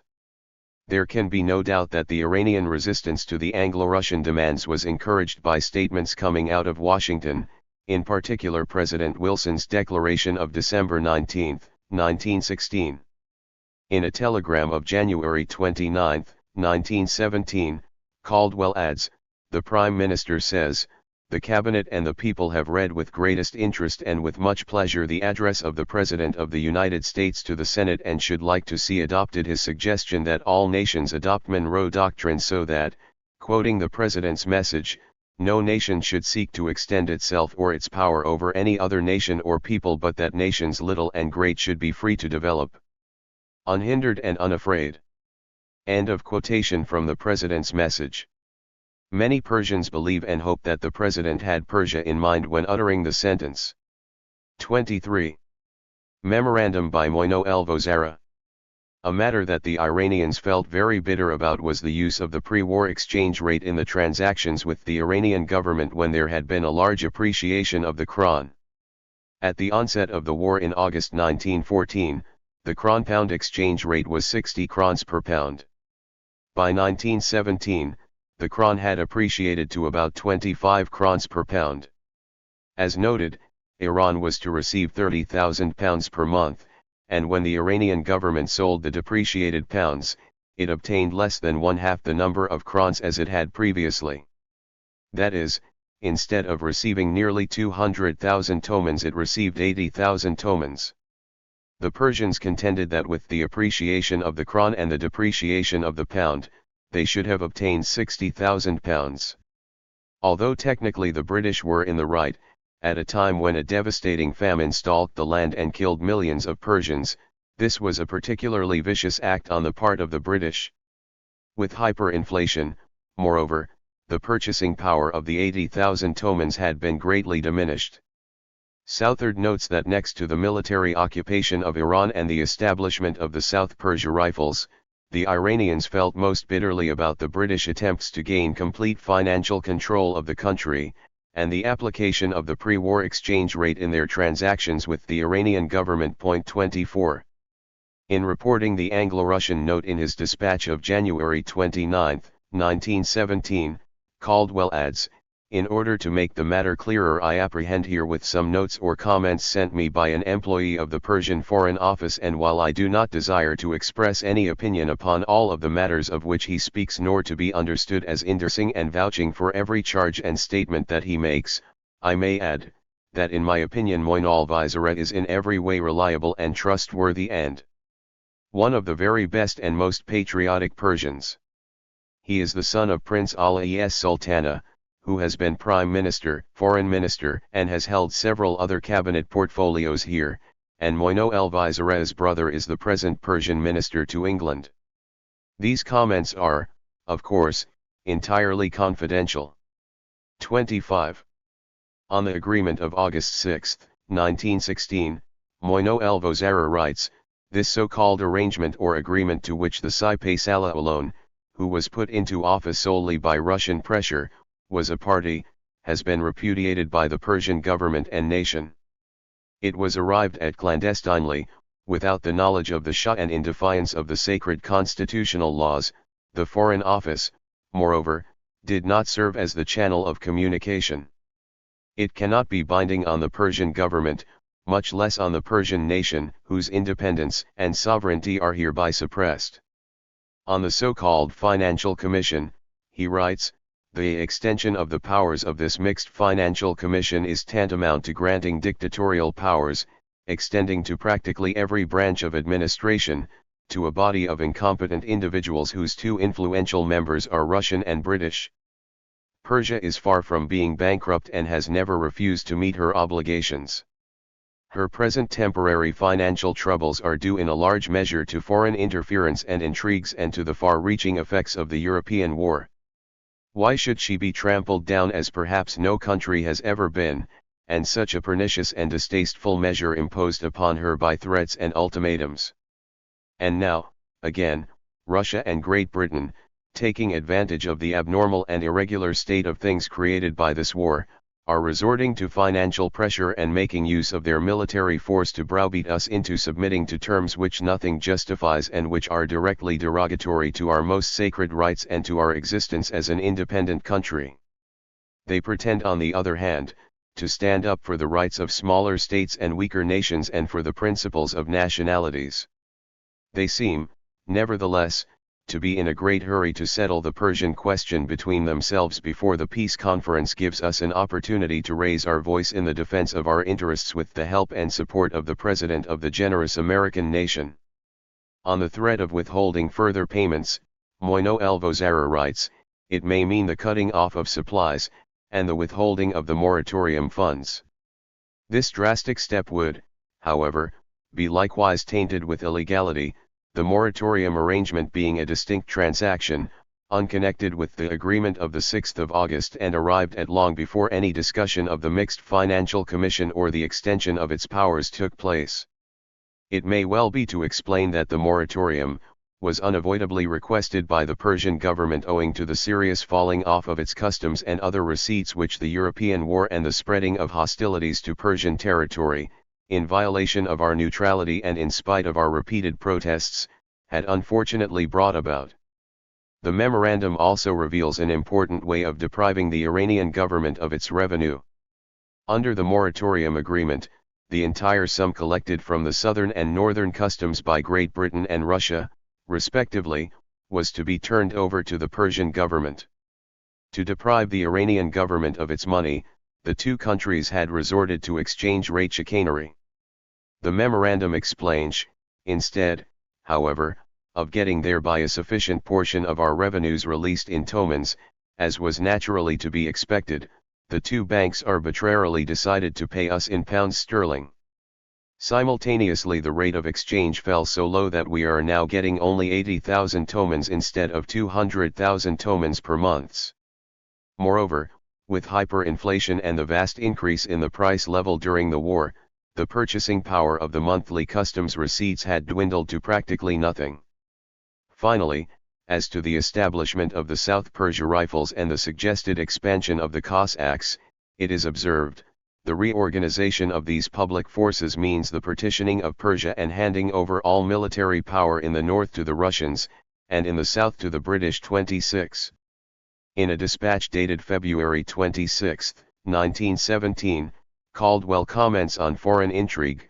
The department is doubtless aware that possibly no country on earth suffers so much from legation government as does Persia.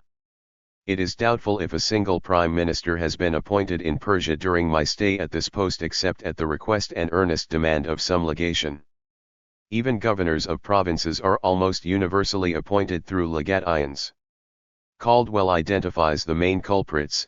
Of course, such activity is usually confined to the British and Russian legations, but of late other legations have begun their activity. It is, perhaps, needless to say that this legation has always refrained from any such participation. Caldwell then describes the attempts by the Spanish and Italian legations to get into the act, and in the process he sheds much useful light on the political situation. When the question of the adoption or rejection of the financial control note was before the Persian cabinet for consideration, the British and Russian ministers pressed very hard for the acceptance of the same, and their efforts were supplemented by the other ministers of the Allied powers. Even the Spanish minister volunteered to advise the Prime Minister to accept the conditions of said note, which advice was not followed. Local feeling has, in consequence, been somewhat aroused, and a few days ago one Ismail Khan, a Persian who had charge of the public granary and who was a confidential reporter to the Oriental Secretary of the British Legation, which said secretary is generally credited with dictating many appointments and by the Persians with pernicious political activity in local affairs, was murdered when passing along the street, and as yet his assailants have not been apprehended. He informs on the Italians. The Italian minister, Count Arrivabene, was reported to be insisting very strongly on the Persian government accepting the financial control note, and upon late occasion, when displeased with the action of the Prime Minister, he pounded on the latter's table and threatened to pull down his flag and to sever diplomatic relations altogether with Persia. This is the same minister who challenged Sir Charles Marling, the British minister, to a duel last spring. A few days ago both the Italian minister and the Spanish minister received anonymous threatening letters advising them that they would meet the fate of the late Ismail Khan if they continued to volunteer unsought advice detrimental to Persian interests. 27. Despite the onset of famine and the desperate financial situation, the Iranian government had refused the insistent demands for a financial commission, and the British government had continued to apply pressure by withholding payments. An example of British withholding of payments to Iran is reported in the Rod of January 28, 1918. The paper reports, the Foreign Office requested the Imperial Bank of Persia and the British legation to allow Persia to have the extra revenue of the customs for the last year, which amounts to 900,000 tomans. The former replied that it has been applied on the debt of the Persian government to England. 28. In a dispatch of September 2, 1918, Southard writes, this commission was made up of the director of the Russian Bank at Tehran, the commercial attaché of the British legation at Tehran, the Belgian director of the customs, and 2 Persians. The Persian government objected to this as an infringement of its sovereignty, and it is understood that the Financial Commission never actually exercised its power. With the Russian Revolution, the British had put on additional pressure. Southard writes, the money was used by the Persian government until a little more than a year ago, when it was decided by the British legation that the Financial Commission should assume its proper powers. The Persian cabinet then in power refused to accept the money under these conditions, and none has since been used by the Persian government. Southard also states, the more radical Persian Democrats could see in the Financial Commission only a direct step by Great Britain and Russia to control entirely the finances of the country, and they feel very bitter about it. With the appointment of a new Vasufed-Dowli cabinet on August 6, 1918, things were expected to be different.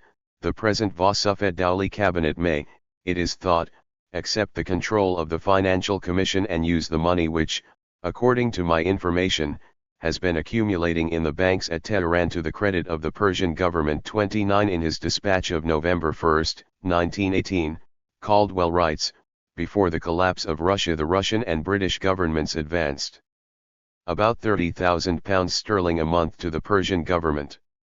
Since the revolution in Russia this has been carried on, though suspended at intervals and in much reduced sum, by the British government.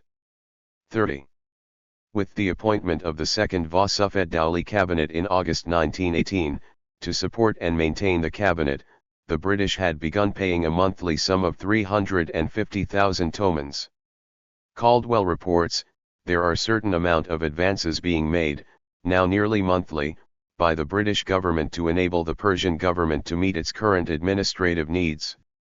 There was a considerable interval when no advances were made, but the sum total of Persia's indebtedness from this cause alone will aggregate a fairly considerable sum at the end of the war. The interest payable on these advances and the date of their liquidation has not yet been determined, but will be arranged at the end of the war. 31. 6 months later, White reports, the monthly advances of the British government to the present cabinet of 350,000 tomans continue, but no definite arrangements for their liquidation nor the interest they are to bear have been made as yet. 32. 3 months later, White reports that the financial situation of the government was much improved, the finances of Persia were in a most deplorable state, and the treasury did not have sufficient funds for the most pressing daily needs of administration. The British government was ready and willing to help out, and, ever since the Vasufet-Dowley cabinet assumed office in August 1918, has been making monthly advances to the Persian government of 350,000 tomans. 33. These advances were to continue until the fall of the Vasuf cabinet in June 1920. In addition, to the monthly payments to the Vasuf cabinet, the fiscal situation had improved. Caldwell reveals that Persian government expenses had been reduced. In particular, the British had taken over the Cossacks and were paying its expenses, and the Persian gendarmerie had all but been dissolved. He elaborates, besides the surplus received from the southern customs, the Persian government receives, as stated above, certain monthly advances from the British government. In addition to this, their administrative expenses are very much reduced by the fact that the gendarmerie has been decreased to something under 3,000 men from over 8,000, and the Cossack brigade is now financed by Great Britain. Caldwell concludes, Persia is thus in a position to meet her immediate needs while the war continues.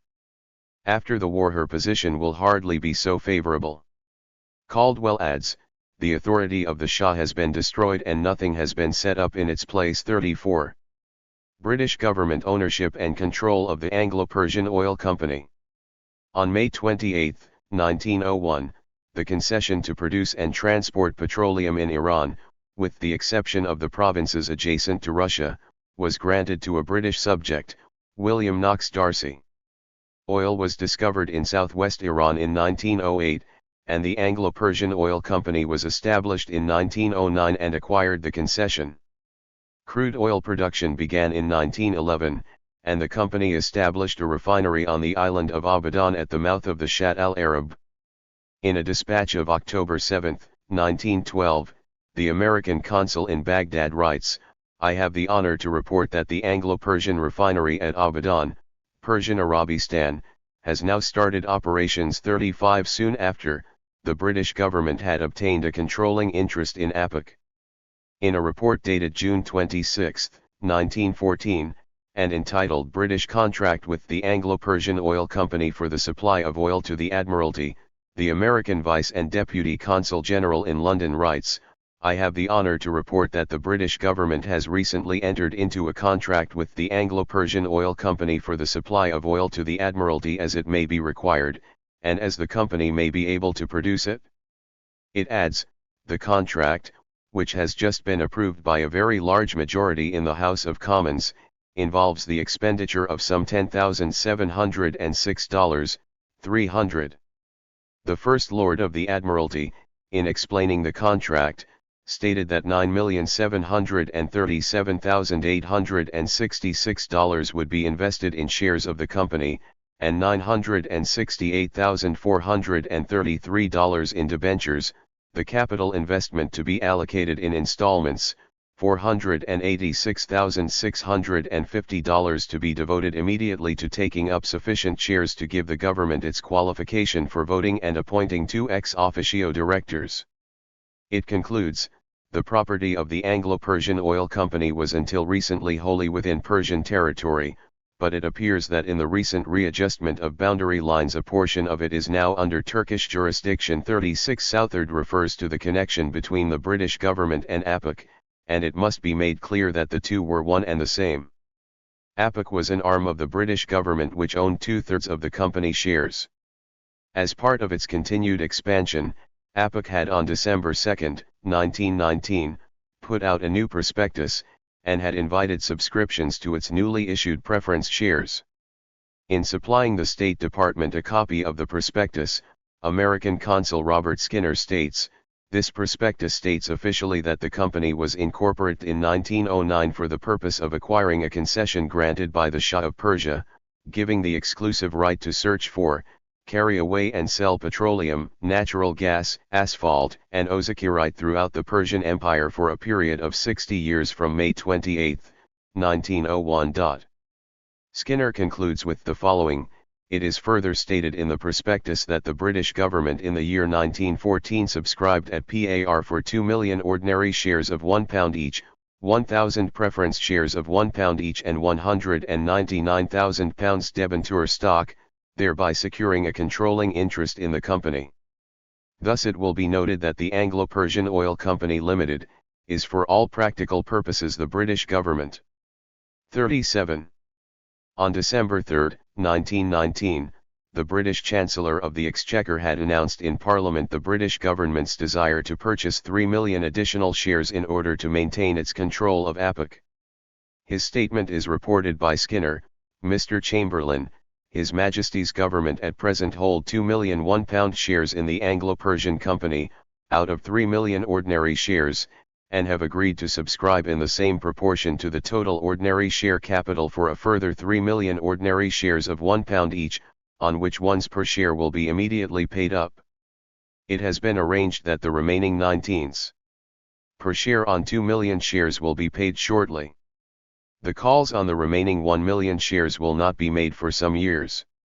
Tentative arrangements for financing the call of 19s per share on the 2 million shares have been made and will be embodied in a bill which will be presented to the House immediately." 38. On December 11, 1919, there was a discussion in the House of Commons following the presentation of a resolution authorizing the use of public funds for the purchase of APAC shares. The full transcript is given by Skinner, and excerpts follow.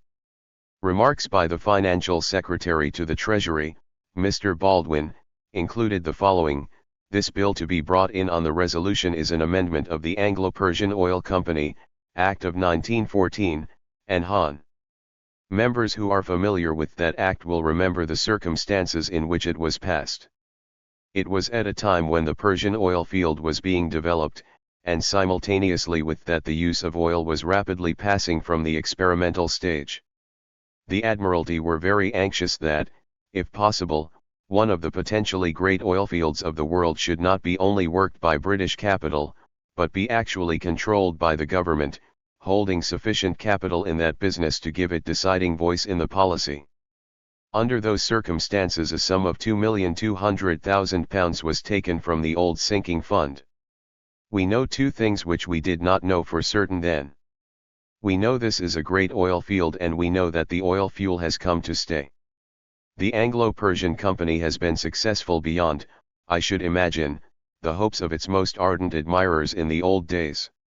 So much has the business developed that they have had to raise a considerable amount of fresh capital, and the question, of course, then arose, was the government to apply for enough of that new issue of capital to still maintain its controlling interest in the company, or was it to give up the position it had held and run the risk of the shares being otherwise taken up and acquired by various people and by various interests, and that thus we should lose the position we acquired and held?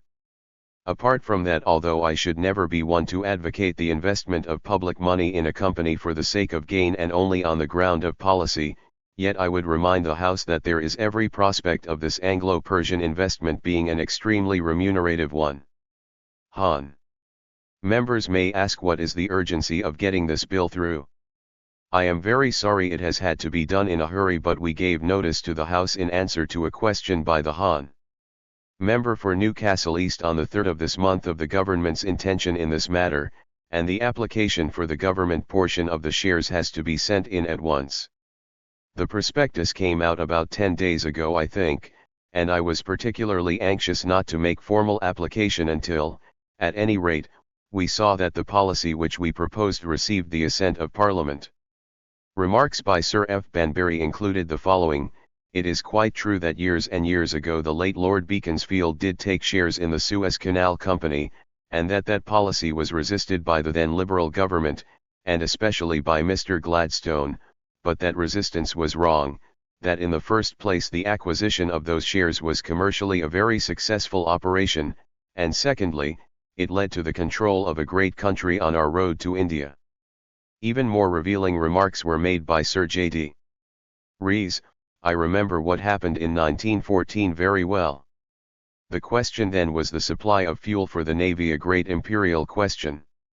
It was not a money speculation, but if in the course of action taken for the British Navy, and for a great imperial purpose, the government also happens to make a large profit, which is extremely unlike most of the operations, it does not seem to me be a great additional reason for reproving the action they then took, because the British taxpayer has gained largely by this operation. There is also the fact that my right-hand friend left entirely out of consideration. That this investment gives the British government a preponderating influence in Persia. Apart from the trade of Persia, this is a most important link between the mother country and our Indian Empire." 39. The proceedings in London were keenly watched by the American oil companies. On February 6, 1920, Lt. Thomas of the Standard Oil Company of New Jersey, 26 Broadway, New York, had written to the Secretary of State enclosing the latest APOC prospectus discussed above, and had made the following comments: "It occurs to us that the enclosed prospectus dealing with the increase in capital of the Anglo-Persian Oil Company, together with the form of application for additional shares, may prove of interest but, in any event, should be of record in the Department of State."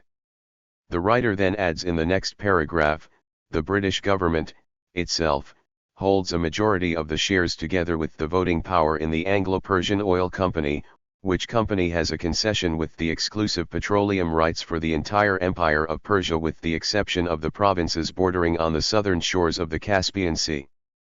The concession embraces 4/5 of the Empire of Persia and carries with it exclusive pipeline privileges of the entire country." 40. As to the control and ownership of the Anglo-Persian Oil Company by the British government, Southard adds the following observation: "The Persians are well acquainted with the desire of the British to have their own independent sources of oil supply as applied to Persia, and in a recent report of the Anglo-Persian Oil Company a quotation from a speech attributed to Lloyd George, in which he referred to the Admiralty financing of the oil company, is made as follows: 'The Minister and Cabinet, which secured control of the Anglo-Persian Oil Company and thereby established an important source of supply, free from foreign or monopolistic domination of any kind, of a commodity which is necessary for our national existence, have performed a greater service than Disraeli,' etc. The underscoring is mine to show the part of this quotation which the Persians have seized upon to show that the British intend permanently to possess or control as their own territory that part of South Persia in which the oil fields are located. 41. Withholding of oil revenues. The financial strangulation of Iran was completed by the withholding of the oil revenues by the British government. On the basis of the Darcy Concession of 1901, APOC was obligated to pay Iran 16% of its total profits. In addition, the Iranian government had a 10% ownership in the company. Thus the Iranian government was entitled to 1/4 of the profits of the company. From 1913, oil production increased rapidly, and the profits of the Anglo-Persian Oil Company expanded even faster. The figures as reported by financial statements of the APOC are indicative of the profits earned by the company. A 1952 World Bank report on APOC includes the following revealing statement: "Despite cut-rate fuel oil supplied to the Admiralty and profits siphoned off into subsidiaries, the company accounts disclose sizable profits, as the following statements of its board chairman, Sir Charles Greenway, show. We have surplus assets at the end of March 31, 1919, of nearly £6 million. During the fiscal years 1921 to 1923, APOC spent for capital installations £32 million. Between fiscal years 1914 to 1923, the company made capital expenditures of £19 million out of earnings and paid £9,500,000 in dividends and interest. 42. Thus, under the Darcy Agreement, it is clear that Iran was entitled to many millions of pounds in oil royalties during 1913 to 1919. To illustrate, APOC had surplus assets of £6 million in 1919, its capital expenditures out of earnings, and its dividends and interest payments were in excess of £28 million, giving a total of £34 million in reported profits. As these figures indicate, and as I have shown elsewhere, Iran's just share was at least £8 million, not counting the large profits that were siphoned off into subsidiaries, and the cut-rate fuel supplied to the British Admiralty. Actual payment was only £325,000, paid during 1913 and 1914.43. Contrary to Southard's statement that the oil revenues had been partially withheld, they had been entirely withheld after 1914. Iran should have received £8 million during 1915 to 1919, or an average of £2 million per year. That is, Iran's annual oil revenues, if received, were 5 times the total of $2 million expenditures by the American charities during 1917 to 1919. The records reveal that at a time when millions of Iranians died from famine, the British had illegally withheld payment of oil revenues due to the Iranian government. Assuredly, millions of Iranian lives would have been saved if the money had been paid to Iran by the British government. This constitutes a crime against humanity. As noted in Chapter 2, in February 1915, following the British invasion of Khuzestan, some tribesmen had severed the oil pipeline in several locations. Although the pipeline was repaired and restored by June 1915, this episode was used as the pretext by the British to withhold Iran's oil revenues. Southard also elaborates on the matter. In 1915, Persian tribesmen in Arabistan, instigated according to report by German and Turkish agents and encouraged by the threatened Turkish advance into that part of Persia, succeeded in damaging the wells of the company and the pipeline which carries the crude oil from the wells in the vicinity of Majd Nafta to the refineries at Abadan. The company estimated its damage at roughly £400,000, which some consider excessive, and held the Persian government responsible. To repay this damage, payments of the royalties have been partially withheld, and as the Anglo-Persian Oil Company is known by the Persians to have been largely financed by the British Admiralty and therefore under government control, they allege that this is only another way in which the British government is persecuting Persia. A 1952 World Bank report discussed below reveals that actual damages to the wells and pipelines was about £20,000, a tiny fraction of royalties due to Iran. Moreover, while withholding payment to the Iranian government, APOC was undergoing huge expansion. Southard elaborates, the oil company has had the services of British and Indian troops in guarding both its wells in the interior and its plant on the Shat el Arab part of the Tigris River. Its business has tremendously increased in supplying fuel oil, benzene, and kerosene to the Mesopotamia Expeditionary Force, and to other military forces of the British Empire in the East and the Near East. The company's business is growing very rapidly, and one of the more recent evidences of its expansion is the installation of a supply plant at Aden, reported by dispatch from the Aden consulate in July 1917. The Anglo-Persian company has just shipped machinery for drilling near Kanikan, and any oil developed there will probably be piped to a refinery to be constructed at Baghdad.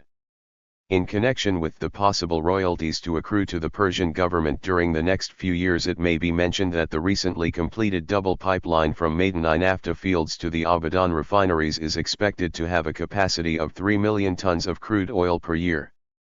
Not surprisingly, Southard adds, an official of the company told me that the British Admiralty's original investment of £3 million in this company is now valued at about £8,000,000,00044. On the withholding of oil revenues during 1915 to 1920, The 1952 World Bank report states the following: the British government had barely got into the picture before the company began exerting pressure to amend the Darcy concession. Its first move was to stop payment of royalties to Iran. This was done on the grounds that a neighboring government had incited the sabotage of the pipelines. Although the actual damage did not exceed $100,000, the company used this as a pretext to withhold royalty payments for 5 years and even claimed some $2 million in compensation. Article 14 of the concession provided that Iran was only obligated to protect the property of the company and the lives of the employees, but was not liable for any loss or damage caused by acts beyond its control. Another reason given for withholding payments was that the company had to pay a 3% royalty to the owners of the land on which the wells had been drilled.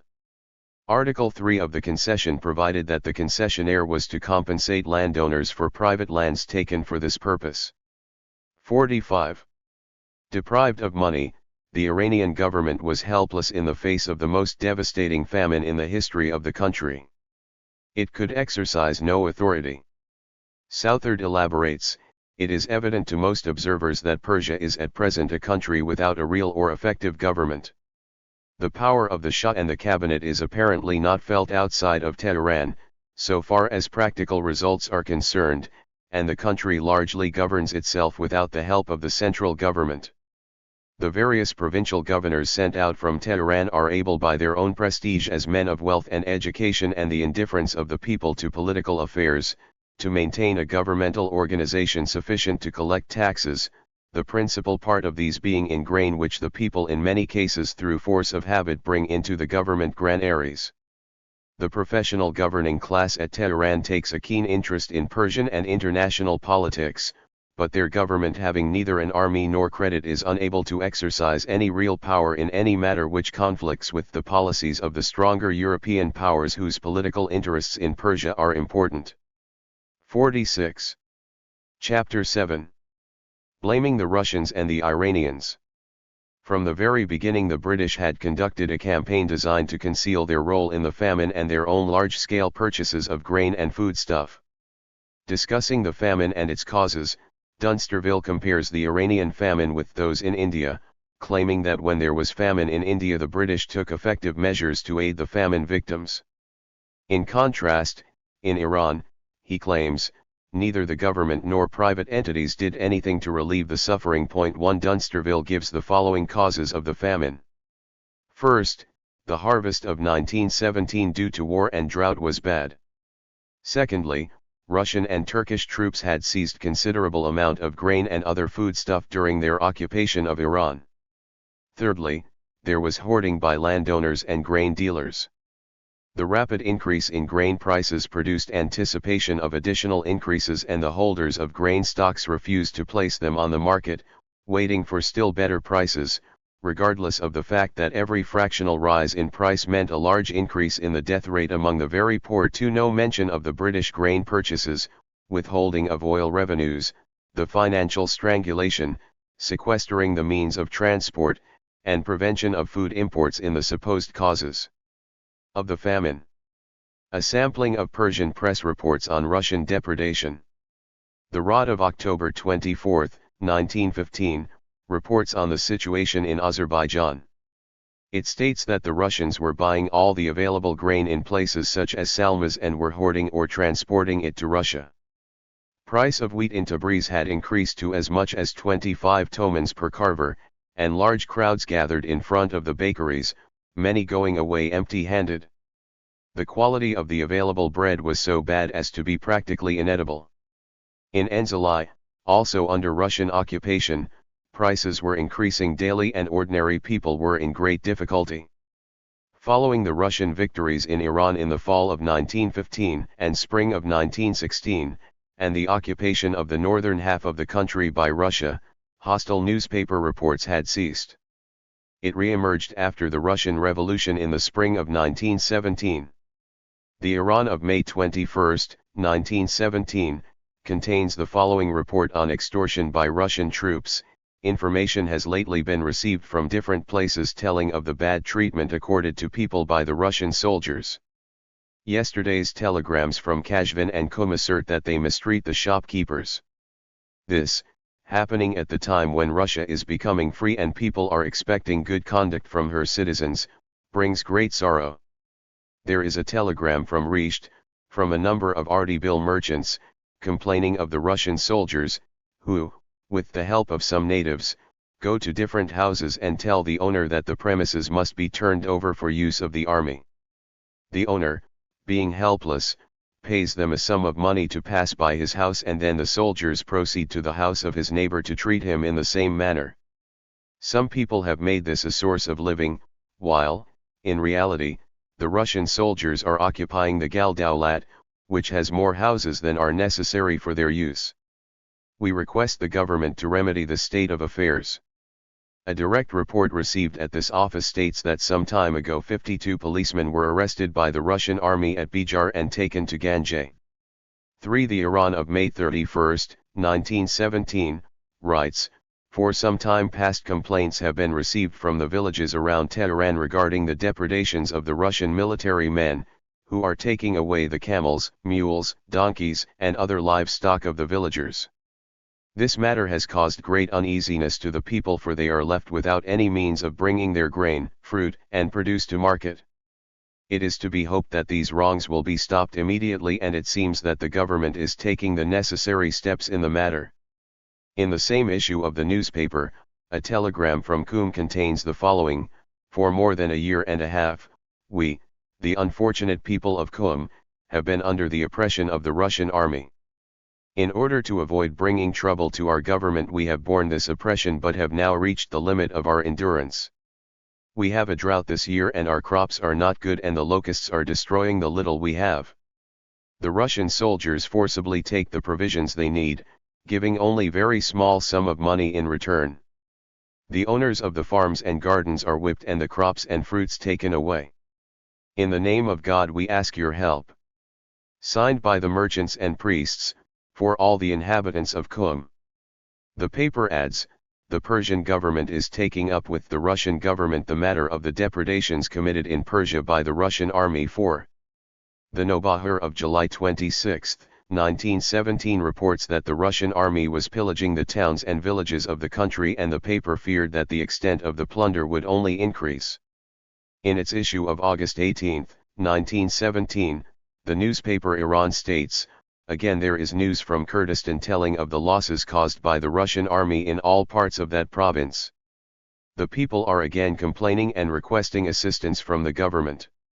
5. The Zabani-Azad of August 30, 1917, reports that Russian soldiers in Kashvin had looted many stores and had carried away goods worth 400,000 tomans. The paper quotes an eyewitness who says that store shelves had been emptied, and the few items left had been hidden by the storekeepers who feared Russian depredations. Orchards and vineyards had been emptied by the Russians, who invariably beat up the owners and the cultivators. The Zabani-Azad of September 4, 1917, reports a confrontation between marauding Russian troops and inhabitants of Kashvin in which the Russians had fired on the people. The paper reports that the premises of Sayyid Mohammad Rizavizadeh, a local merchant, located next to the offices of the British Imperial Bank of Persia, had been looted and goods to the value of 1,500 tomans taken. Following this incident, all merchants in Kashvin had closed shop and taken refuge in the telegraph office and had telegraphed the government in Tehran seeking help. The same issue of the paper reports on the scarcity of food in Zanjan and the recent entry of the Russian army into that town, which had created great fear among the local inhabitants. The Zabani-Azad of September 18, 1917 reports that Russian officials in Manjil had gone to Tarim for the purpose of gathering grain, and had transported much to Zanjan for storage. The Iran of November 2, 1917, there is no safety in the city of Kashvin at the present time, and the Russian soldiers there are causing a great deal of trouble, looting the bazaars etc. News from Hamadan, 2 days ago a number of Russian soldiers plundered the shops in the bazaar. The Setari-Iran of November 21, 1917 reports that the Russians in Hamadan were plundering the shops and taking goods without payment. In consequence, the shops and bazaar remained closed. In addition, because of hunger and poverty, a mob had sacked and plundered numerous shops, taking goods, including opium and cash. The governor and the police had acted energetically in reopening the stores, and had laid up sufficient grain for the needs of the Russian soldiers and the people. But the price of wheat and barley had increased to 190 tomans per carver, respectively. The Rod of November 25, 1917, after the evacuation of Van, a great number of Russian soldiers came to Khoi. At that time the Russian consul reported to the cargo jar that the troops would likely plunder Khoi and that he was unable to prevent them because there is no way to telegraph to Russia. The Rod of December 9, 1917, reports on the looting. A telegram from Khoi states that the Russian army, having retired from Van, arrived at Khoi and plundered the whole bazaar and most of the houses. The news from Kashvin, a special report states that Russian cavalrymen have stolen the governmental mail outside the city and have also taken away 6,000 tomans in cash. 6. The Nobahar of December 11, 1917 reports that the food shortage in Kashvin was very serious and hunger was on the rise. The poor people are in great need, and their sufferings has been augmented by brigandage and depredations of the Russian troops. The Rod of January 28, 1918, reports on the arrival of the Bolshevik envoy and the announcement of Russian troop withdrawal from Iran. Mr. Brevin, the Russian diplomatic agent of the Bolsheviks to the court of Persia, arrived on Saturday last at Tehran and has taken rooms at the Grand Hotel. Yesterday many of the inhabitants and representatives of the Democrats met him and congratulated him on his arrival. The paper also states, the Foreign Office has been officially informed that all the Russian troops will leave Persia and necessary steps will be taken to prevent them from causing any trouble during the time they are passing through the country. But trouble they continued to cause. The same issue of Rod contains the following: the Russian soldiers who were returning from Van entered the bazaar at Khoi, fired some shots and began looting the bazaar. The Russian consul entered the bazaar with a number of Russian officers and drove the soldiers out, assuring the people that nothing further would happen. After an hour the soldiers re-entered the bazaar and plundered until midnight, then set fire to the whole place. The Rod of January 29, 1918, reports on Rasht. A number of Russian troops arrive at Rasht each day from Kashvin. They sell all the goods they have stolen and buy rubles and cloth. 7. The two press dispatches dated February 2, 1918, and February 27, 1918, contain much on Russian misbehavior in Iran. From the Rod of January 11, 1918, the inhabitants of Sayadiha wire that the Russians who retire from Hamadan have totally looted them, killed one girl and two men and shot and wounded another girl. They were even taking away the governmental grain, and the people scatter, escaping to Kashvin and other places. The Rod of January 16, 1918, states, according to a special telegram, the Russians have sealed and confiscated all the grain stores of the people and government at Nihavand and plan to take them to Hamadan. The same issue reports on Zanjan. The vice-governor of Zanjan reports that the Russian soldiers are again troubling the people of the city and villages, and nothing in that district is safe. The Rod of January 20, 1918, reports on Russian misdeeds. When the Russians left Sena they took away with them all the sheep and other animals they could get hold of. Matters were no better in Kashvin. There is a report from Kashvin to the effect that the Russian consul there has brought under his own control the Persian Cossacks sent by the Persian government to guard the city. Most of the inhabitants are armed to protect themselves. The paper adds, many Russian soldiers arrive at Rasht daily from Kashvin and other parts of Persia. They sell whatever they have and buy rubles, so that now horses are sold for 8 to 10 tomans each. 8. The Rod of February 4, 1918, states, a letter was written to the Russian legation regarding the works of the Russian troops and their new organization in Kashvin, and their plundering at Tabriz, Zanjan, Hamadan, Kermanshah and other places. Long telegrams were also sent to Petrograd and Tiflis protesting against the actions of the Russians and asking their withdrawal from Persia. In the press dispatch of February 27, 1918, the following is contained. The Rod of February 8, 1918, reports on Zanjan. Long telegrams are being received from Zanjan saying that some 5,000 Russians are plundering the villages and assassinating the inhabitants. They also transgress the females. 9. The same issue of the Rod adds, it is reported from Suoybulak that the Russian soldiers in that district have plundered the city and set it afire. The people rose against these invaders, but after 12 Russians and 18 Persians had been killed, affairs became more quiet for the time being. The Russians are interfering in all the departments of the government there. 10. Other reports of Russian misbehavior. The contemporaries placed much blame for the famine on foreign armies occupying Iran.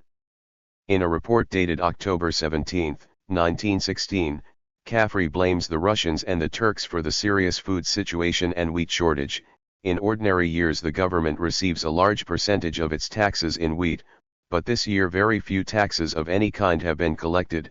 Also, the main regions from which the supplies of grain come, the districts of Hamadan, Sultanabad, and Kermanshah, are now occupied by the Turks, and therefore it is impossible to receive any wheat or barley from that part of the kingdom.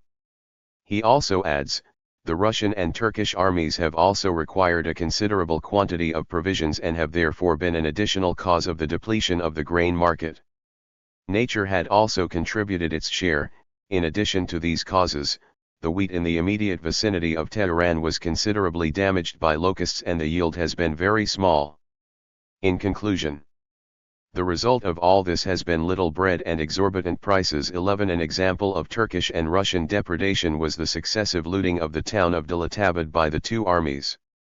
The Reverend George F. Zoekler describes the actions of the Turkish army after it had recaptured Dalatbad in February 1917, in spite of the fact, however, that the discipline of the Turks was excellent, they caused no end of hardship among the people. From the very first they began to gather up all the wheat and barley they could lay their hands on, and began shipping it away from here. A large part of this was forced from the people under the guise of contribution to the cause. In places where people were reported to have anti-Turkish tendencies it was simply appropriated. Barns were broken open and emptied without any notice to the owner and without any accounting. Supplies of straw and hay were treated in the same way. Levies of woolen stockings, shirts, etc., were made upon the villages. Worthless Turkish money was floated here at face value and bought back again at less than half, only to be again forced upon the people. All loads going from place to place were heavily taxed. All in all the country round about was pretty well stripped, and had they stayed a tenth longer, this region would have been in a terrible plight. Zoekler also reports that after its evacuation by the Turks, the Russians had looted the bazaar. 12. The Russians were also wreaking havoc in Mazandaran and Jalan. Ano El Saltana reports that they were seizing all the rice they could get hold of and shipping it to Russia. In addition, a huge fire in Umol had rendered 10,000 people homeless, and they had gathered outside of the town, hungry and in rags, awaiting government help. 200,000 sacks of rice and much merchandise was destroyed by fire. He adds that the British had promised to instruct their forces in Iran to refrain from purchasing grain and to help the country. 13. In the summer of 1917, Caldwell had taken a trip through northern Iran, stopping at Kashvan, Rasht, and Enzeli. A telegram from Caldwell received on August 6, 1917, states, Russian troops in Persia have pillaged and plundered the bazaars and stores in Hamdan, Kashvan, Urumia and other Persian cities. In some instances bazaars were burned. The Persian government has again asked the withdrawal of all Russian forces from Persia. 14. He provides additional details in a dispatch of the same date. In each of these cities there are numerous Russian troops, but disorder seems to prevail among them. No soldier salutes a military officer and disobedience in general prevails. He reports on a mutiny. A party of 1,000 soldiers recently brought from Baku to serve on the Turkish frontier between Kermanshah and Baghdad, on reaching Risht and learning whither they were being sent, refused to proceed farther. This is but one of many similar incidents. He informs on looting by Russian soldiers. In this connection I may refer to my telegram Madri and may add that millions of dollars worth of property have been stolen, burned and destroyed in the looting of the bazaars in different Persian cities by the Russian soldiers. Caldwell encloses a report by Consul Paddock on conditions in Azerbaijan, in which it is reported that on Friday, July 6, 1917, the bazaar in the city of Urumia was looted and burned by the Russian soldiers. Paddock adds that the situation in the city was one of complete disorder.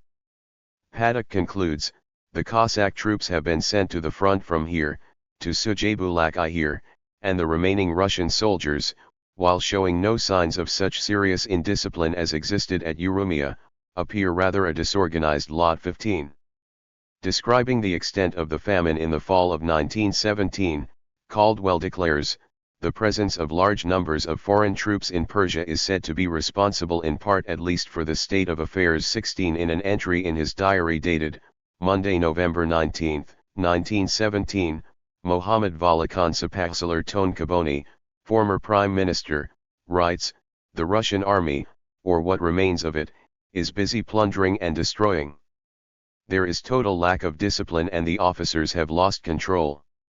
There are 50,000 Russian troops in Kurdistan, Hamadan, Kermanshah, Zanjan, and Kashvan, and another 10,000 in Rasht, and these unwelcome guests have to be fed in the midst of famine."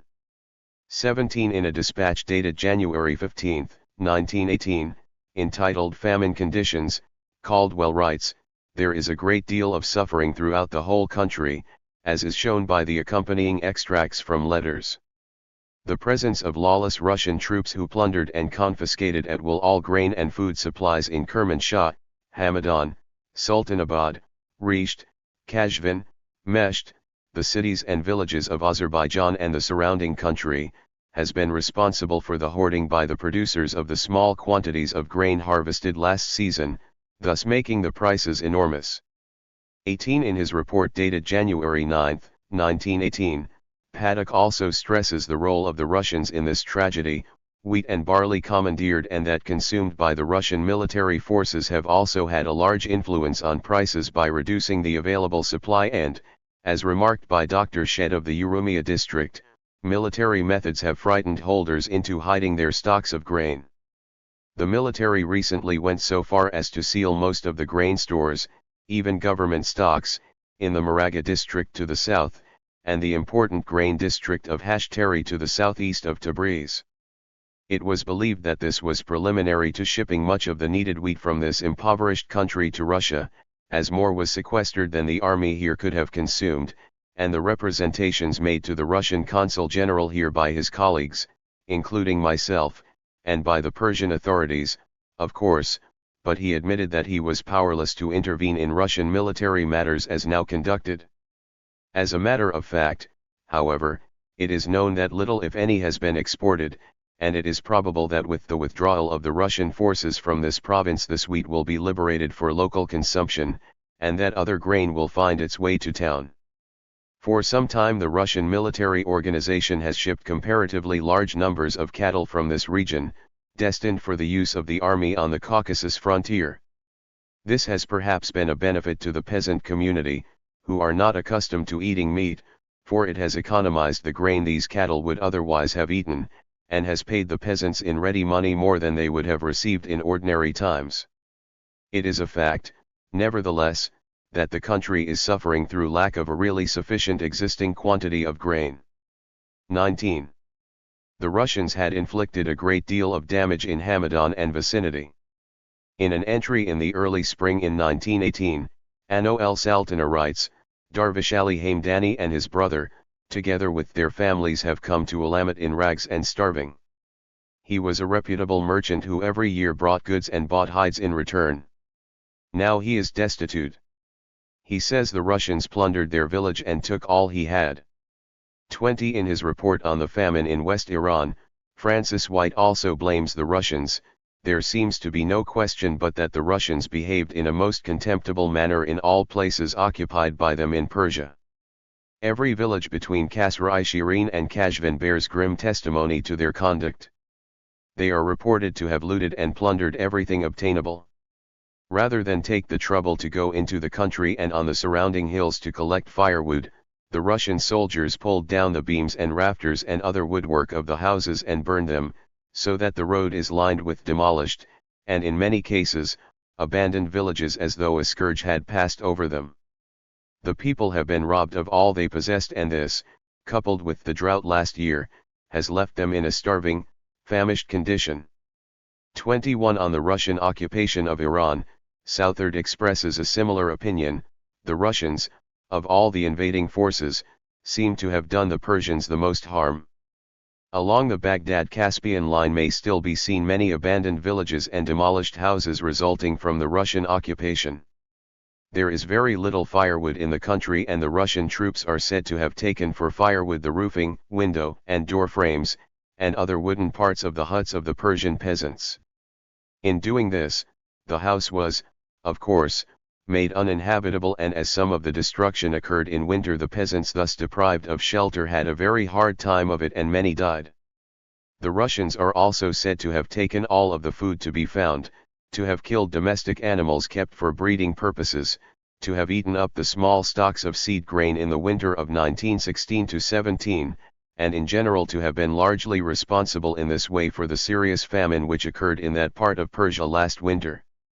The Russians in general seem to have behaved very badly in Persia, and their treatment of their own equipment and of the American mission hospital at Hamadan is referred to in my dispatch number 7 of September 4, 1918. 22.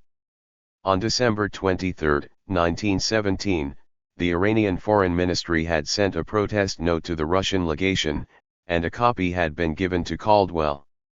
In sending a copy of the note, the Foreign Minister, Alaos Saltana, writes, "I beg to attract your attention to the losses caused to Persia and its inhabitants by the presence of these foreign troops, and also to point out that the Persian government considers those who are the cause of it responsible for the happenings and losses occasioned." The note to the Russian legation complains of the storing of food for the soldiers. As you are well aware, in order to keep our neutrality, I have often notified your Excellency, and especially of late, of the losses which are caused to Persia and the Persians by the stay of the Russian army in this country, the limitless murders, the plundering which takes place every day, the storing up of foodstuffs for the soldiers when such foodstuffs are sorely needed by the people, and even transgressions to the females, all of which have been taking place wherever there were Russian soldiers: Urumia, Khoi, Salmas, Suoybulak, Kashvan, Hamadan, Kermanshah, Kurdistan, etc. etc.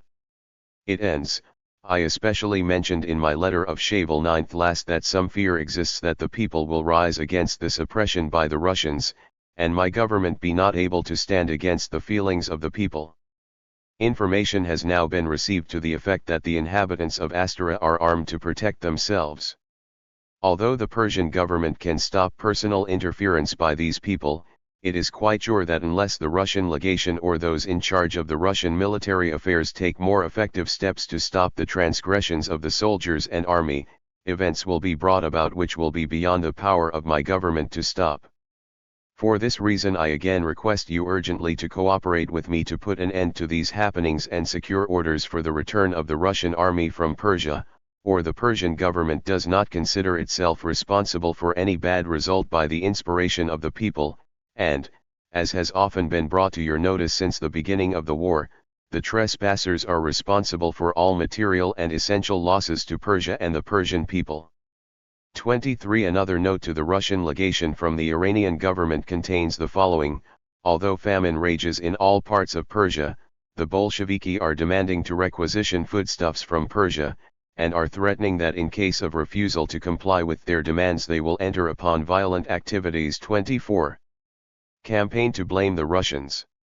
There can be no doubt that the Russians were responsible for the destruction wrought on western Iran and bore responsibility for the famine and suffering. We know that at its height in the summer of 1916, there were 100,000 Russian troops in Iran, and that by the summer of 1917, 75,000 Russian troops remained in western Iran. They were gone by March 1918, but the famine had endured well into 1919. Why was there a vicious famine in northern Khorasan which had seen no fighting?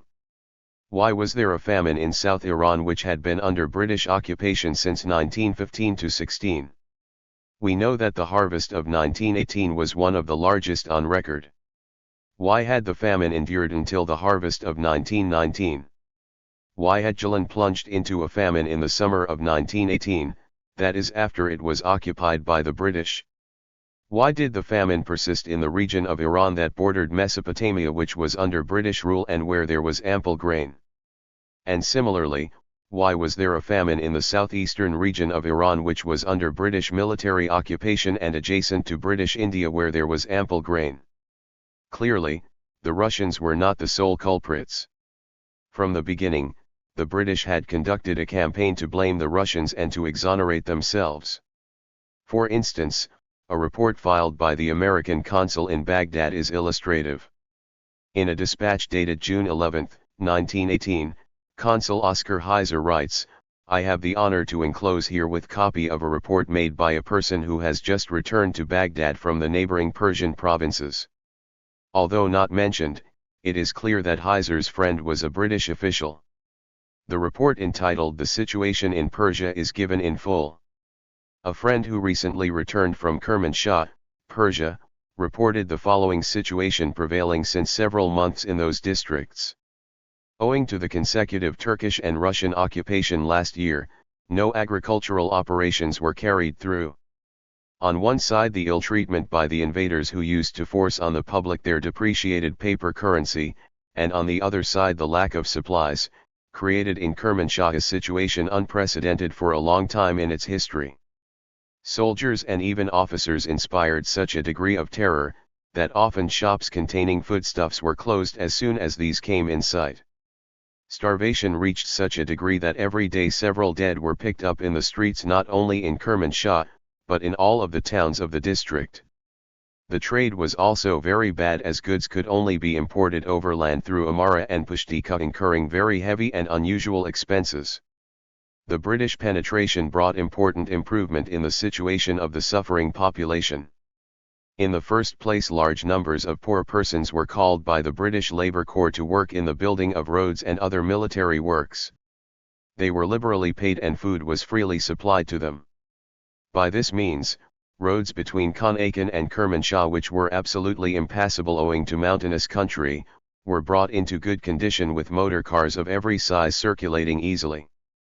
The British government also allowed the export to Persia of an important supply of grain, which greatly relieved the situation, and she opened for trade the Baghdad-Kermanshah road. For the present only tea, sugar, coffee, and other limited and specified articles are prohibited for export, but this restriction is also expected to be removed. The harvest this year seems to be a promising one, and everything foreshadows a good coming year for these neighboring provinces of Persia. 25. The campaign to blame the Russians was not confined to diplomatic dispatches. On the famine in Hamadan, Donahoe writes, "One of the contributory causes of the Hamadan famine was the insane behavior of the Russian army when in occupation of the town and district. They destroyed the growing crops of wheat and barley, and wantonly wasted the grain they were unable to consume or carry off. The Hamadan harvest is not ripe for gathering until about the first week in July, so the British, in May, were faced with the problem of feeding a starving population for some 60 days. It was not incumbent upon them to do so, but both pity and policy coincided in indicating the necessity for combating the evil of food shortage that was so rapidly thinning the population." 26. Describing the 60-mile stretch from Karine to Kermanshah, Donahoe writes, "The whole land had been skinned bare of supplies by Turk and Russians, and it was now in the throes of famine." He adds, "There was a good deal of similarity in the methods of these successive invaders. They commandeered unscrupulously and without payment, and what they could not consume or carry off they destroyed. There was no seed wheat, and consequently no crops had been sown. Many tillers of the soil had fled for their lives, those who remained were dying of hunger in this war-ravaged region. The arable land, which is noted for its fertility, was forlorn and neglected. No plough had touched its soil since the passing of the war storm, and its abandoned furrows were temporarily tenanted by wandering crows struggling to gain a precarious livelihood." 27. Interestingly, Sykes also claims that the famine was really caused by the actions of the Russians during their withdrawal from Iran. The Russians, before leaving the trenches, sold ammunition and equipment to the Turks, and then marched north, plundering and pulling down houses as they went, in order to secure food and fuel. Since the Turks had left Iran in March 1917, it is difficult to see how the Russians sold equipment and arms to them. Sykes then quotes from a letter he had received from a friend at Tabriz. His friend wrote, "The Russian soldiers wandered through here in their thousands, sold their rifles, ammunition, stores, horses, and, in fact, anything that would fetch money. Horses went for a few shillings, but fodder has been at such a terribly high price that beasts were dear as gifts." Sykes then states the following on the famine: "Western and northwestern Persia, indeed, paid a heavy price for the helplessness of its government. Famine conditions prevailed throughout the country, which had been denuded of supplies and livestock." 28. Not surprisingly, while the British were anxious to publicize the misbehavior of the Russians, they were anxious to conceal their own part. The Iran newspaper in its issue of September 21, 1917, describes the looting and the seizure of the food supplies by the South Persia Rifles in the villages of Yazd.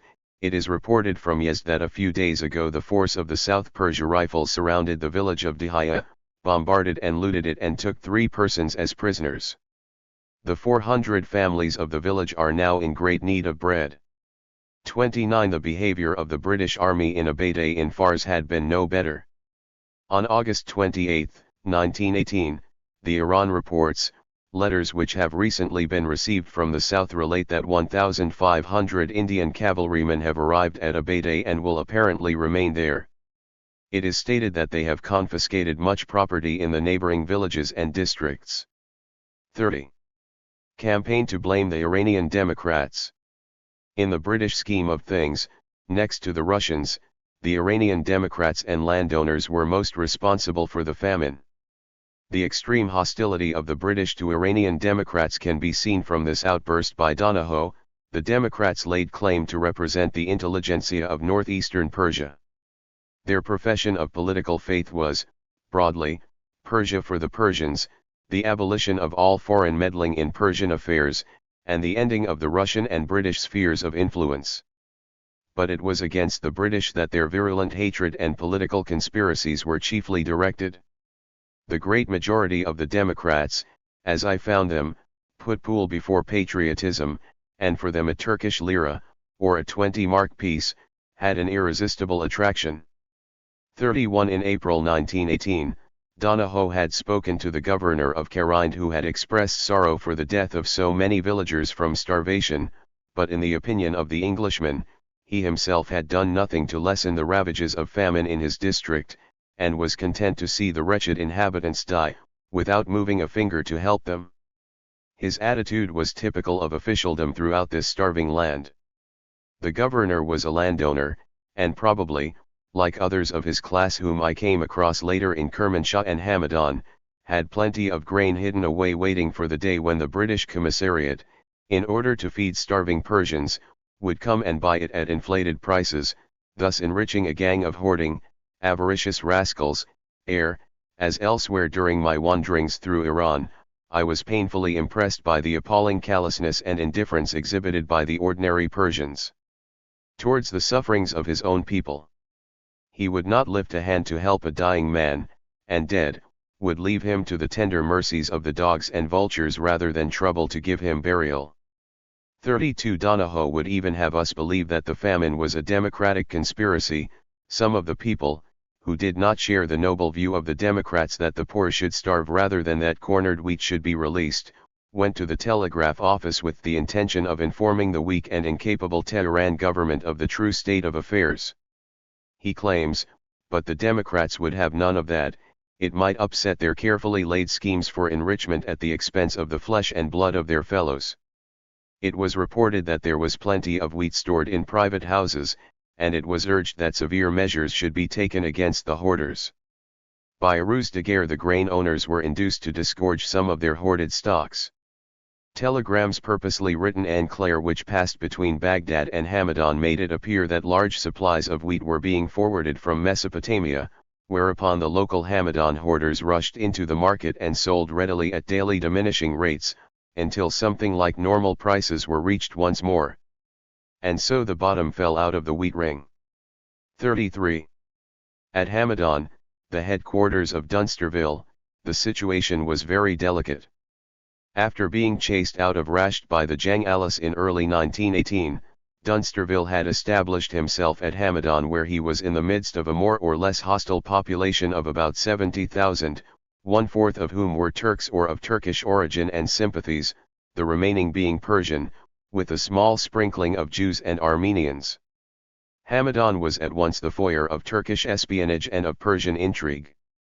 The moribund association of local Democrats, merchants, and grain growers, had been largely galvanized into anti-British activity by Kukuc Khan, whose army of Jung Allah still barred the road from Manjil to the Caspian Sea.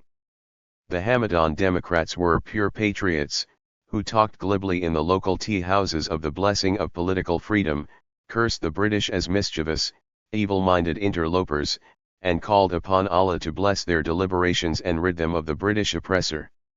Incidentally, they would meet in secret conclave and decree a further increase in grain prices, which meant a substantial gain to themselves. Supplies were refused to the British except at very exorbitant rates, the profiteers waxed fat and became more insolent, and the poor of Hamadan were left to die in hunger, victims of Persian cupidity and Persian indifference. Pamphlets, inflammatory in tone, and bearing the imprimatur of the principal Democratic Club, were distributed broadcast in the streets, and from these the victims of famine had at all events the ante-mortem satisfaction of learning that it was the British who were deliberately starving them to death in order that these beardless intruders might the more easily overrun the whole land of Persia. An ukase would go forth from Kukuc Khan that there was to be a truce to temporizing, and that the Dunster force must be sent without delay to the Jahannam of unbelievers. I always did, and always shall, admire the wonderful patience and clemency exercised by Dunsterville when faced with the democratic organization which aimed at nothing short of wiping out both himself and his force in Hamadan, if not by tour de force, then by starvation. They were always inciting the populace to rise and finish us.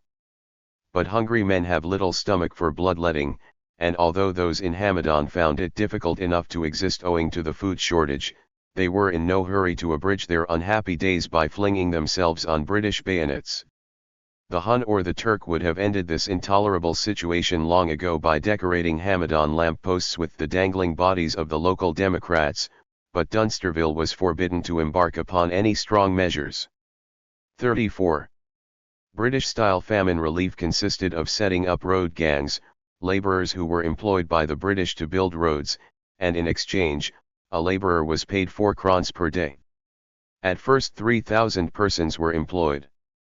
For this purpose a daily allowance of £400 was made by the British, believing that this sum would sensibly alleviate the prevailing distress. The author immediately adds, but we did not reckon upon Persian avarice, selfishness, and untrustworthiness of character. No Persian for very long can keep his itching fingers from other people's money. The price of bread continued to increase because of greater money circulating and chasing bread. And besides, paying a wage to men did not guarantee that the money would reach women and children, because Persian men did not always bother to buy bread for their starving dependents, preferring to dissipate their earnings in a nightly carouse in an opium den, the local equivalent to a British gin palace. The solution was to give part cash and part food to the workers by setting up soup kitchens. Up to 2,000 workers per day were fed in this way. Given that the population of Hamadan was 70,000, of whom at least 15,000 were on the verge of starvation, feeding 2,000, or less than 3 to 4%, could hardly be called famine relief. 35. It is very clear that the British had used the famine and their small-scale famine relief to weaken the Democrats in Hamadan. It was not at all to their liking that the detested British interloper was filling the empty stomachs of the people gratis.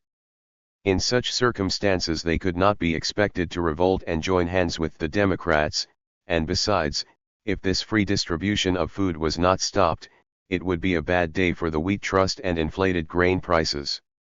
So they set to work and issued broadcast handbills warning the poor against partaking of British soup, on the ground that it was heavily flavored with poison.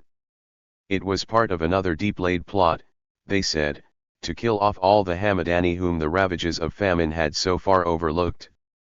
Donahoe continues, the average Persian peasant is an ignorant and gullible individual as a rule, but this time the Democrats overshot the mark and their assertions were too much even for Persian credulity.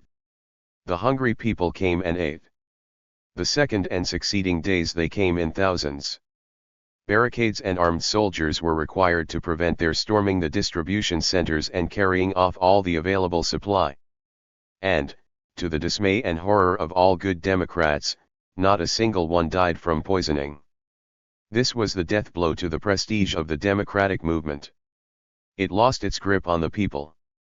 Donahoe claims that in their anger the Democrats plucked their beards and tore their garments, exclaiming in accents of sorrow and humiliation, "Alas, what ashes have fallen on our heads today."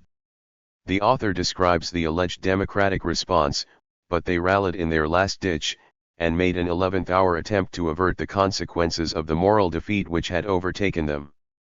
Kukik Khan, the Robin Hood of the Caspian marshes, yielding to Democratic pleadings, and in the hope of possibly discrediting British famine relief work, sent 15 mule loads of rice to Hamadan to be sold for the benefit of the poor. But Kukik's agents had seized the rice without payment from growers living in his protected area, so he was able to play the merry game of robbing the Persian Peter in order to comfort the Persian Paul. The author concludes, the artifice was too thin. Hamadan was not deluded. The British were de facto masters of the situation. They had conquered the people of Hamadan not by the sword and halter of the Turk who had preceded them, but by the modern adaptation of the miracle of loaves and fishes. 36. The campaign to blame the Iranians for the famine was not without success, and some newspapers had followed the line. For instance, the Rod of October 3, 1919 comments on the causes of the recent famine. It writes that it is commonly believed that the famine was caused by an inclement nature and the world crisis. But that is wrong, it claims, adding, the famine was only caused by the corruption and neglect of those in power. To benefit from a shortage, they delayed the transport of grain from the countryside to the cities, they closed their eyes to the pilfering by the village foremen and stewards and failed to hold them to account. To gain a profit, they did not hesitate to sacrifice thousands of innocent people. Unmoved by the sight of the dead and dying in the streets and in front of the mosques, they only thought of their personal gains. Consequently, wheat rose to 150 to 200 tomans and the famine got worse. Anarchy reigned and officials only thought of personal gain. There was a bureau of bakeries in existence with its own offices in town, but it was for naught, and its officials were busy with intrigue and conspiracy. The famine in Fars. As above noted, the famine in Fars had been particularly severe. In a lengthy speech on the famine and adoption of measures to relieve the same in Shiraz, the Governor-General of Fars, Prince Abdal Hossein Farman Farma, blames the famine on internal strife and warfare as well as on acts of nature, drought and locust. His speech includes the following: "My brothers, I want you to know that this hardship and suffering, this scarcity and famine and drought, is not confined to Shiraz, but in all of Persia there is famine and high prices, as is known by anyone who has been in communication with the other parts of the country. But for obvious reasons, it is especially acute in Shiraz and Fars. The locust infestation of the past several years, these domestic discords, rebellions, and civil wars, all of which have greatly damaged food cultivation and production. For example, war has broken out between two different branches of the Kashget or the Khamzeh tribes.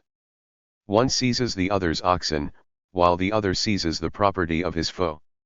In response, one destroys the other's crop, and in response the harvest belonging to the other is torched. This has continued until we find ourselves in such a predicament. Perhaps a handful of individuals, no more than 3 or 4, have been strong enough to protect their property and crops. But for every 4 people who so succeeded, 100 others saw their property plundered and destroyed. In Kermanshahan, practically every village has been destroyed. Villages that had housed 500 households and even 1,000 families are now in utter ruin. Even the doors and wooden beams were taken for firewood or for the construction of defensive positions. In regions where ample harvest existed, today a live cow is not to be found. The situation in Fars is made worse by the drought, the locust, and the internal upheavals and tribal discords. 37 The famine in Fars clearly shows that the Russians had not been the sole culprits. There were no Russian or Turkish forces in Fars. Fars had been under British military occupation since March-April 1916. The role of the British in the famine had remained concealed to many contemporaries. Chapter 8. Versailles and the onset of the cover-up. Faced with genocide and the political and financial strangulation of their country, Iranians had looked to America for support. In a dispatch of September 2, 1918, Southard writes, "The Persians in general have apparently always had the greatest of good feelings towards the United States, but when our country came into the war as a so-called ally of Russia and Great Britain there was, on account of Persian dislike for those two countries, some feeling that the United States in joining them had lost a right to the high regard and consideration which the Persians had previously felt.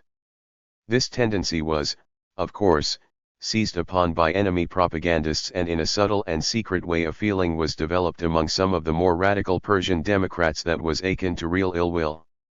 Happily the development of any permanent feeling of this sort failed, and I believe that there is now no real ill will against the United States on the part of any of the leading Persian officials or politicians. In fact, a tendency is developing to look more towards the United States as the only power which can aid Persia to a place at the peace conference, which the Persians consider is their only hope to secure a full and impartial reparation for the injuries the country has suffered from invasions by belligerent powers during this war. It may be accurately said that the one and predominating thought of all Persian patriots concerned in the government of their country, is that they may be able to maintain friendly relations with all of the belligerent powers and to gain a place at the Great Peace Conference, and that the latter at least can be accomplished by the influence of the United States. Most of the Persians feel that Russia and Great Britain would oppose their having a place at the peace conference, and if British control of the cabinet at Tehran continues, the Persian government may be prevented from expressing its real desires in the matter. 1. In November 1918, an American Famine Relief Commission had arrived in Iran, and their reception is described by White in a dispatch of January 10, 1919. The very friendly feelings of Persians of all classes towards the United States and Americans was most strikingly shown by the very enthusiastic and hearty welcome given by the great and small alike to the American Persian Relief Commission headed by Dr. H. P. Judson, president of the University of Chicago, which arrived in Tehran on the 1st of November. Everyone vied with one another in doing them honor. They were received by His Majesty several times during their stay of 1 month. The first dinner ever given to foreigners in the Medjalis building was given in their honor by the members of Parliament for Tehran. The Chamber of Commerce and many other organizations and individuals entertained them most hospitably. The spontaneity of their reception could not be doubted. White adds, as stated in last quarter's report, the Persians, due to their long-standing hatred of Russia and their more lately acquired hostility to Great Britain, have not been very favorable to the Allies during the war. But with America things were different. On Iranian-American relations, White writes, Persia places great confidence in the United States and looks to her for help and assistance at the peace conference. In order to bring her position more clearly before the American government and people, it was decided to send a mission to the United States headed by Mohammad el-Mouk. The definite arrangements with regard to this mission have not yet been made, but it is hoped that it can start shortly. 2. The special mission had never left. The reasons are given in a follow-up report from White dated April 4, 1919. It would seem to be almost certain now that it was the British legation which prevented the Persian Commission mentioned in the last quarterly report from going to the United States, as it did not want to carry on propaganda in America and arouse sympathy for Persia or make Persia's case more fully known there. Great Britain would appear to desire the Persians to look only to her for help and assistance. As a matter of fact, the British minister told a prominent Zoroastrian merchant, Keiko Sharak, that Great Britain is the only country which was really helping Persia, and stated that in any business dealings which he had abroad he should remember this and do nothing which was not to Great Britain's benefit. At the same time, travel facilities were withheld from him seemingly only because the British legation thought that he was going to America for political purposes, or at least with the mission of bringing out a financial advisor for the Persian government. 3. On financial reform and employment of an American financial advisor, Southard writes, in this connection it may be remarked that many of the Persian officials with whom I talked emphasized the need for a thorough reform of Persia's financial system in all its branches, and expressed their great regret that Mr. Schuster had not been able to carry on the work after having begun it. The plan of the Persians is now to arrange for American financial advisors again to take up this work, and I was directly informed by members of the present Persian cabinet that the ministers expected very soon to take up this matter. They felt that with Russia out of the way no objection would be made, as happened in the case of Mr. Schuster. Judging from the proprietary and somewhat domineering attitude towards the Persian government by the British legation at Tehran, I am inclined to the opinion that the British would object to financial advisors from America or from any other country other than Great Britain. Southard observes, the first step in the rehabilitation of Persia would seem to be a reorganization and purification of its financial system, and as has already been stated, a considerable number of the more patriotic professional officials at Tehran are seriously considering the matter.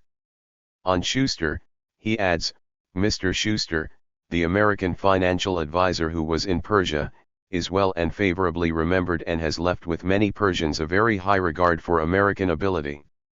On the other hand, the Bakhtiaris, who are influential in Tehran politics, are said to have developed a permanent dislike for all Americans because Mr. Schuster, an American, very nearly ruined their much-loved practice of grafting upon and looting their government and people in general. For the subject of American financial advisors is also taken up by White. Since the end of the war, more thought has been given to the regeneration of Persia, and all seem to turn instinctively to America for help and advisors and technical experts to assist in the rebuilding of the country. The relations of the United States with Persia have always been most friendly and disinterested, so that America enjoys a great prestige with the Persians. All seem anxious to cultivate still closer relations with the United States, and I understand that at a meeting of the leading Tehran merchants held in the bazaar a short time ago it was decided to try to extend their commercial relations with America. 5. Finally, with America's help, Iran hoped for a place at the peace conference and a measure of compensation for the damages suffered during the war. With the war over, Persia now desires to gain as much as possible for herself from the peace settlement. For this end a meeting was held in November of all former cabinet ministers under the presidency of the Prime Minister, and the 8 desiderata above mentioned were agreed upon. A delegation to be sent to the peace conference was chosen by the Shah and quickly sent off on December 17 to try to obtain these ends. Persia considers that she has a right to be represented at the peace conference even though other neutrals may not be admitted, as she has suffered so much during the war from the various foreign armies which have invaded her territory. Great damage was done by the Russian and Turkish armies in their various advances and retreats through Persia, and she now wants compensation for the damage done and guarantees that such a state of affairs will not recur in the future. 6. It is abundantly clear that the refusal to give Iran admission to the peace conference and to grant it a hearing was part of a cover-up of the Great Famine in which all the great powers willingly participated. Iran refused a hearing at Versailles. Iran's delegation to the peace conference at Versailles was headed by Mokavrol Mamalek, the foreign minister, and Mirza Hussein Khan Allah, former minister of agriculture, and Mohammad Ali Foroughi Zoka el Mok, former minister of justice. In discussing the composition of the mission, Francis White had expressed a great deal of reservation because both Mokavrol el Mamalek and Allah were considered to be violently anti-British, and in his opinion, conflict with the British at Versailles was inevitable and to the detriment of Iran. In the concluding part of a long and most interesting telegram dated January 9, 1919, White writes, Persia has suffered greatly in the last few years from her neighbors, and now is her unique chance of getting on her feet again. To do so, however, she must have outside assistance, presumably from the Allies. Therefore, in view of the decided lukewarmness of the French government towards receiving any Persian mission at the peace conference and the unfavorable report sent to his government by the French minister regarding Mokavrol Mamalek and the fact that Marling is in London for conference on Persian affairs and dislikes Hussein Khan as much as latter dislikes him and will doubtless make an unsympathetic report on him, I considered as unfortunate for Persia that such a selection of delegates should have been made. It is now fait accompli, however, and I trust it may be found possible for the American delegates to further their wishes and guide them to a satisfactory settlement of the Persian question. 7. It turned out that White's misgivings were unjustified. It made no difference as to who was on the mission. Great Britain refused to allow the Iranian delegates to attend the peace conference or to gain a hearing. It is also clear that the United States made no real attempt to aid Iran get admission. To begin with, the British had prevailed on President Woodrow Wilson not to receive the Iranian delegation. In a letter to the American ambassador in London, dated of September 11, 1919, Lord Curzon, the British Foreign Secretary, writes, "When I was in Paris some time ago I called on Colonel House especially to mention to him the nature of the negotiations in which I was engaged, and I had asked him to inform President Wilson on the matter so that the President might be guided in his attitude towards the Persian delegation at Paris should their claim to be heard at the peace conference be entertained. That Colonel House undertook this mission is certain because at a later date in London he informed me that he had carried it out and had informed the President of what I had said."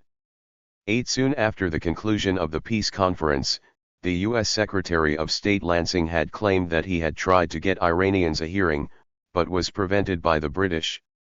In a telegram of August 20, 1919, addressed to the American ambassador in London, Lansing wrote, "In Paris I asked of Mr. Balfour 3 times that the Persians have an opportunity to be heard before the Council of Foreign Ministers because of their claims and boundaries and because their territory had been a battleground.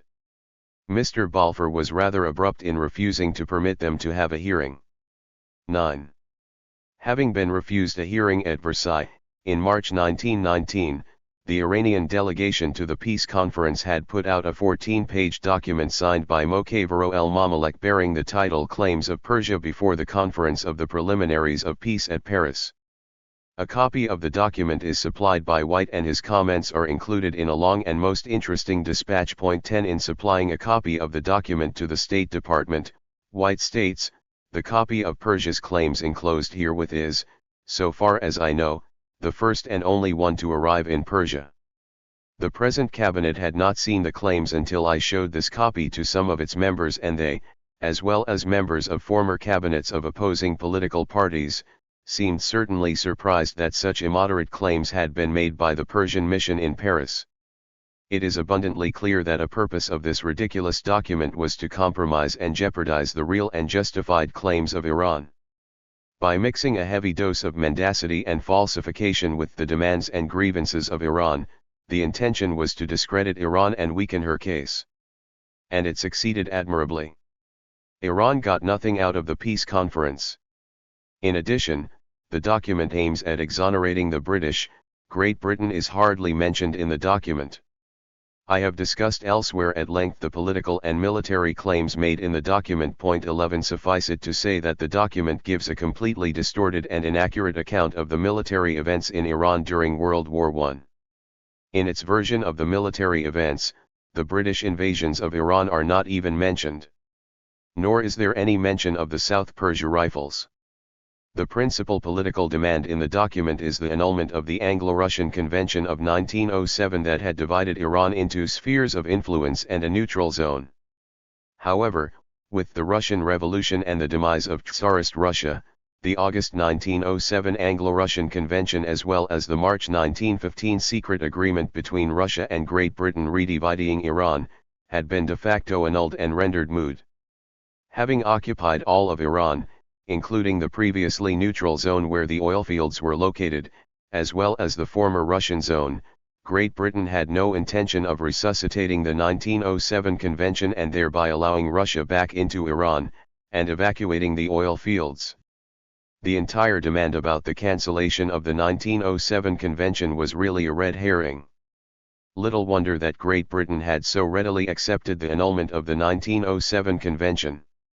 Equally absurd were Iran's ridiculous territorial claims: all of Kurdistan east of the Euphrates, all of Transcaucasia south of Derbent, practically all of Transcaspia, including all of Turkmenistan, thereby turning the Caspian Sea into a Persian lake, and effectively doubling the geographic size of Iran. In contrast, Iran's real legitimate claims to the islands in the Persian Gulf, to the Suleymaniye region of Mesopotamia, and to such cities as Sarax and Nakhchivan are not even mentioned. As noted by White, these preposterous territorial claims only serve to compromise and weaken the true claims of Iran. By this ridiculous document, Iran's just demands were sold down the river Seine. Iran's alleged economic grievances.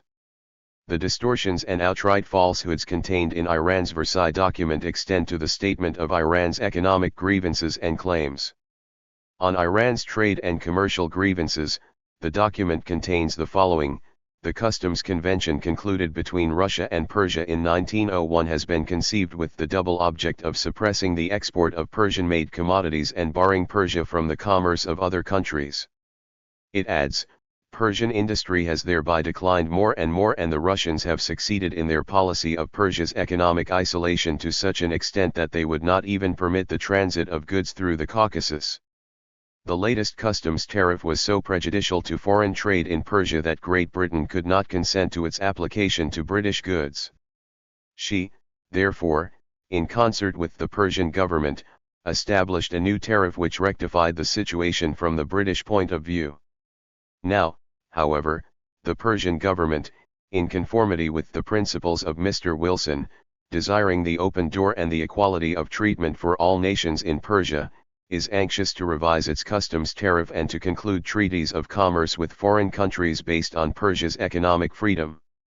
There is absolutely no mention of the British financial strangulation of Iran, including failure to pay the country's oil revenues, nor of the British prevention of Iranian trade with Mesopotamia and the United States above documented. White comments on the tariff regime and points out the misrepresentation contained in the statement: the Russian Commercial Treaty of 1901, although made primarily to assist Russian trade, is generally considered, I believe, to have been framed with the idea of prejudicing British trade as much as possible by putting higher duties on goods imported principally from Great Britain and her possessions and, in so far as Persia's revenue was thereby increased, it helped Persia. The former very low customs tariff was based solely on the Russian Treaty of Turkmenchay and accrued to other nations by the most favored nation clause. When therefore Russia modified this treaty, it had the effect of modifying the tariff levied on all foreign goods, and Great Britain was obliged to negotiate the Commercial Treaty of February 9, 1903, to prevent the tariff on British goods being again raised, by a treaty modification by third parties without her knowledge, and of assuring her merchants of at least as favorable treatment as that accorded by the Russian Treaty of 1901. Great Britain's interest in the Treaty of 1901 was not that it was prejudicial to Persia but that it adversely affected British trade interests. Another major economic grievance is said to be the 1910 Anglo-Russian note that prohibited Iran from granting concessions to other powers without the approval of Great Britain and Russia. With the disappearance of Russia, this note, similar to the 1907 convention, was moot. Nevertheless, the 1919 document states, in 1910 the governments of Russia and Great Britain imposed, as a condition essential to Persia's acquisition of loans from foreign countries, that no concessions which they might consider as contrary to their political and strategic interests shall be granted by Persia to any other powers or their subjects. As this stipulation was obviously incompatible with the political and economic independence of Persia, it was rejected by the Persian government. Nevertheless, the two powers would not withdraw their pretensions to this effect. The Russians are blamed for the underdevelopment of Iran. We have already pointed out the effort continually put forth by Russia to check the economic development of Persia and to control all of her resources. With his object in view, Russia opposed the construction of railways in that country. This opposition has been the more effective in view of the fact that Persia by herself could not create a railway system without the cooperation of the foreigners in the matters of capital, material and technical aid. In this direction, Russia went as far as to obtain from the Persian government concessions which she has never utilized. The British government on its part could not remain indifferent on this point, and acted in the south of Persia in the same fashion as its rival in the north. The result is that Persia has remained, to this day, without railways and is deprived of the most essential means for her economic development. On the matter of Iran's complaints against Russia, White observes, Persia has undoubtedly suffered enormous handicaps by the dog-in-the-manger policy of Russia, especially, in getting concessions for the sole object of preventing others from obtaining and exploiting them and to keep Persia in a perpetual state of economic vassalage. But then the good work is nullified by the inclusion of some deliberate falsehoods regarding the Russian concessions. On July 27, 1918, the government of Sasamos Sultana Bakhtiari had issued a decree that had annulled all concessions granted to Russia and Russian subjects. 12 While discussing the cancellation decree, the 1919 Versailles document had embarked on some deliberate falsehoods and misrepresentation. Among them was the claim that the decree was issued at the instigation of the Kerensky government in Russia. Pointing out the falsehood, White adds, the statement made in the second paragraph of page 2 of the claims that, after the fall of the old Russian regime, the Persian government, taking note of the declarations and assurances on the part of the liberal regime which immediately succeeded Tsarism, denounced the treaties, conventions, and concessions which had bound Persia to autocratic Russia, is certainly misleading. It would give one to suppose that the abrogation of all Russian treaties and the cancellation of all concessions given to Russians was done by Persia in agreement with the Kerensky government, which was recognized by the United States and most European governments. Such was not the case. These treaties and concessions were abrogated by the Persian government in July 1918, after the Bolsheviki had been in power more than 8 months, and maintained a so-called minister, Mr. Brevin, in Tehran with whom the Persian government was carrying on negotiations, and who was probably largely responsible for their taking this step. While negotiating with Brevin, the Persian government still recognized the Russian legation, as appointed by the old regime, as the official representatives of Russia and, although the Persian charge d'affaires in Petrograd was in relations with the Bolshevist government, the Bolshevik regime was never recognized by Persia. It is not difficult to understand why the Versailles document had mixed misleading and untrue statements with the just demands of Iran, to discredit Iranian claims and demands for compensation for war destruction and famine. It was part of an elaborate cover-up of the Great Famine. The 1907 Anglo-Russian Convention and the 1910 Note, it is claimed, had deprived Iran of capital and know-how, Persia being forced to submit to the terms of the Convention of 1907, and to the Note of 1910, has been deprived of the means of attracting foreign capital and initiative for the development of her economic resources. Moreover, for some years, foreign governments or subjects have wrested, from the Persian government, industrial, commercial, and agricultural concessions with conditions entirely incompatible with the economic interests of Persia, and even often contrary to the fundamental laws of the country. The Persian government, being in need of foreign capital and instrumentalities for the development of her economic resources, is, as a matter of fact, desirous to profit, as much as possible, by the financial and technical cooperation of foreigners, but the majority of the concessions thus far acquired by foreigners involve political aims and have therefore failed to aid in the economic progress of Persia. To enable the country to develop its economic resources, it is absolutely necessary that all existing concessions shall be revised to the end that the clauses prejudicial to the economic interests of Persia be eliminated. Most revealing, in the litany of Iran's economic grievances there is no mention of the oil concession to the Anglo-Persian Oil Company, nor of Britain's failure to pay Iran's oil revenues during the previous 5 years $40 million, a sum many times the annual budget of the Iranian government. Alleged causes of the famine. For our purposes, the most interesting aspect of the Versailles document is its discussion of the famine and its causes. It begins with a brief reference to Iran's losses and her decimated population. Persia, although a neutral country, suffered by the war greater losses than those sustained by certain belligerent countries. her special position as a country invaded by foreign armies, her devastated provinces, her decimated population, inequity and analogy give her the right to reparations and indemnifications due to belligerent countries. The matter of Iran's decimated population is not mentioned again. It adds, in fact, her neutrality has been violated first by Russia, and then by other neighboring countries. To explain better the position of Persia, it would be necessary to give a brief historical sketch of the facts, in order to prove how certain foreign powers have deviated from the path of justice and equity in their relations with Persia, and how they have sacrificed that country's interests to their own aims. It then devotes 2 paragraphs to the violation of Iranian neutrality by Russia and Turkey, completely ignoring the fact that Great Britain was an early violator of Iran's neutrality when on November 6, 1914, as described in Chapter 2, British forces occupied Abadan and its oil refinery and occupied Awaz and the Iranian oil fields soon after. The fighting between the Russians and the Turks had brought ruin to the western provinces of Iran. The Versailles document elaborates, thus the provinces of Hamadan, Kermanshah, Kurdistan, and Azerbaijan, which constitute the richest and the most fertile regions of Persia, became fields of battle between the Russians and the Turks who pillaged, burned, massacred and committed rapine and rape in those parts.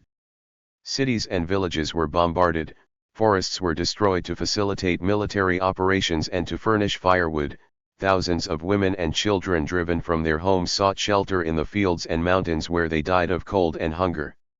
One of the richest cities of Azerbaijan, Oromia, was pillaged and burned on several occasions. Each time that the troops of one of the belligerents would take possession of some locality, the officers of the victorious force would reduce to extreme misery the inhabitants who had been fortunate enough to escape the exactions and cruelty of the retreating forces. The destruction had spread to other regions of Iran, the population suffered from the soldiers' tyranny, not only in the regions of actual battles, but also in places where troops were stationed who had no enemies to oppose, such as the provinces of Khorasan and Isfahan, where the Russian soldiers maltreated the inhabitants. At Isfahan, the Russian authorities confiscated the belongings of notables in the interest of the Imperial Russian Crown lands. In the province of Khorasan the Russian Cossacks destroyed dwellings with their cannon and compelled the inhabitants everywhere to accept their much depreciated paper money for its face value. Even during their evacuation of Iran, the Russians had brought destruction. After the change of regime in Russia, when it was decided to evacuate Persia, the brutality of the Russian troops who had lost all discipline increased in violence. Cities, towns, villages, farms, in fact, everything found on their way, was pillaged, and nothing was spared. Hamadan and Kashvan were sacked, and the Russian officers confessed themselves incapable of controlling their men. On Christian militias in Azerbaijan, it adds, not content with being themselves the authors of so much wrong to Persia, the Russians assisted in causing them other misfortunes. They distributed arms to the Gholi tribes who had sought refuge in Persia in order to escape the tyranny of the Turks. These tribes, armed by the Russians, were encouraged to combat the Turks, and once started they abandoned themselves to the worst excesses. Before leaving Persian territory, instead of disarming the Gholis, the Russians gave them still more arms, leaving them 30 cannons and a number of officers as instructors. Thus the Gholis could continue their depredations at Oromia, Salmas, and elsewhere, and massacred inhabitants by thousands, including religious leaders. Once again the Versailles document resorts to distortion. These proceedings immediately furnished a pretext to the Turks to return, for a last time, to Azerbaijan and subject that unfortunate country to new aggressions. As described in Chapter 2, the Turkish invasions of western Iran both in 1916 and in 1918 were in response to the Russian invasion of western Iran and the British invasion of northern Iraq and western Iran, as well as the hostile posture of the Christian militias and the so-called Gholi tribes. In addition to the devastation of Iran, the document gives the following principal reason for the Great Famine. One of the principal reasons for the Great Famine that raged last year in Persia, and which cost the lives of thousands of the poor, was precisely the presence of foreign troops and the atrocities which they committed. The everyday food of the majority of Persians is bread. In the provinces where there were sanguinary conflicts, farmers either perished, or were prevented from sowing and cultivating the land. Their oxen and their seeds were seized either for export or for feeding the foreign troops on the spot. Absolutely no direct mention of British food purchases and British food exports from Khorasan and Gilan. Amazingly, while the British are not mentioned, the Germans are blamed for the famine. Even though Germany was not a neighbor of Persia, she had a large share of responsibility for the misery suffered by that country. She encouraged Turkish encroachments, and her agents intrigued everywhere, sowed the seeds of corruption and fomented political troubles. Then comes the demand for compensation. Once again, the British are conspicuously absent. To resume, the losses suffered by Persia during the war are subdivided into three categories: losses from the acts of Russia, losses from the acts of Turkey, responsibilities of Germany. In the list of the losses suffered by Persia as the result of the actions of Russia and Turkey is contained the following: the death of many thousands of Persians who perished during the battles fought in Persia by foreign armies.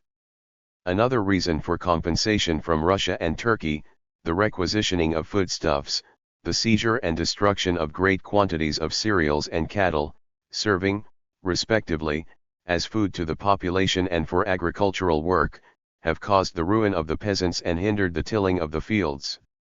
Having stated the above, the claim then becomes preposterous. Many millions of tons of Persian rice were confiscated at Baku by the Russian authorities before the revolution, without its price having as yet being paid. Given that the entire annual rice crop of Gilan was at most 200 to 300,000 tons, the reference to millions of tons of Persian rice was patently absurd. The above claims had elicited the following comment by White: Persia's losses during the war, directly attributable to it, have been severe, and the actions of Russia in wantonly destroying everything on the path of her armies from Kasr-i-Shirin to Kashvan, the results of which I have personally seen and can vouch for, are certainly sufficient for Persia to make out a very strong case for reparation without making misleading and disingenuous statements such as occur in the present claim. He adds, as already stated above, Persia did not act in an altogether loyal manner in regard to her promise to use force to defend her neutrality against the Turks provided Russia would withdraw her troops from Azerbaijan. As to what the reparation should be for the actual damages caused, only a commission of inquiry would appear competent to decide. The next claim in the Versailles document is particularly appalling: expenditure of millions of tomans by the Persian government to mitigate the effect of the famine caused largely by military operations. Deprived of all financial resources, the Iranian government was in no position to spend any money on famine relief, a fact that had drawn some caustic comments from White. In addition, by claiming to have spent such large sums on famine relief, it was implicitly claimed that millions of lives had been saved. Whatever became of the decimated population of Persia? Clearly, the cover-up had already begun. The government of Vasuf-ed-Dowleh had faithfully served the power that made and maintained it, the British. White comments of the Persian claims being obviously inadmissible. For example, the fourth item of the damages said to have been caused to the Persian state by Russia, namely, the expenditure of millions of tomans by the Persian government to mitigate the effects of the famine caused largely by military operations, is fantastic. Rich Persians from cabinet members, and even higher, down, aggravated the famine last year by hoarding their grain and refusing to sell it to the starving population in order to force the price, which was then exorbitant, even higher in order to enrich themselves, even though it should cause the death of thousands of their fellow citizens. The first step taken in this matter was the appointment of a Belgian food controller in the autumn of 1918, and even then members of the cabinet and others of high rank did everything possible to prevent his carrying out the measures necessary to prevent a recurrence of famine conditions. This spring the government appropriated a few thousand tomans for relief work in Azerbaijan and collected a few thousand more from Persian officials for the same purpose, but, as far as is known, that is all that the government has done in this connection, and to talk of the expenditure of millions of tomans by the Persian government is to say the least misleading. White concludes with the following: Persia has, as already stated, unquestionably suffered during the war and also before the war, and now would seem to be her unique chance of setting her house in order and receiving amends for the great harm already done to her, and many of the claims put forward by her in the enclosed pamphlet are certainly fully justified, and all her well-wishers cannot but hope that she will receive full satisfaction for her legitimate demands, but, at the same time, 1. cannot help regretting that these legitimate claims should be combined with so many other immoderate ones as to almost of necessity prejudice her chance of having justice done to her true needs and rights. 13.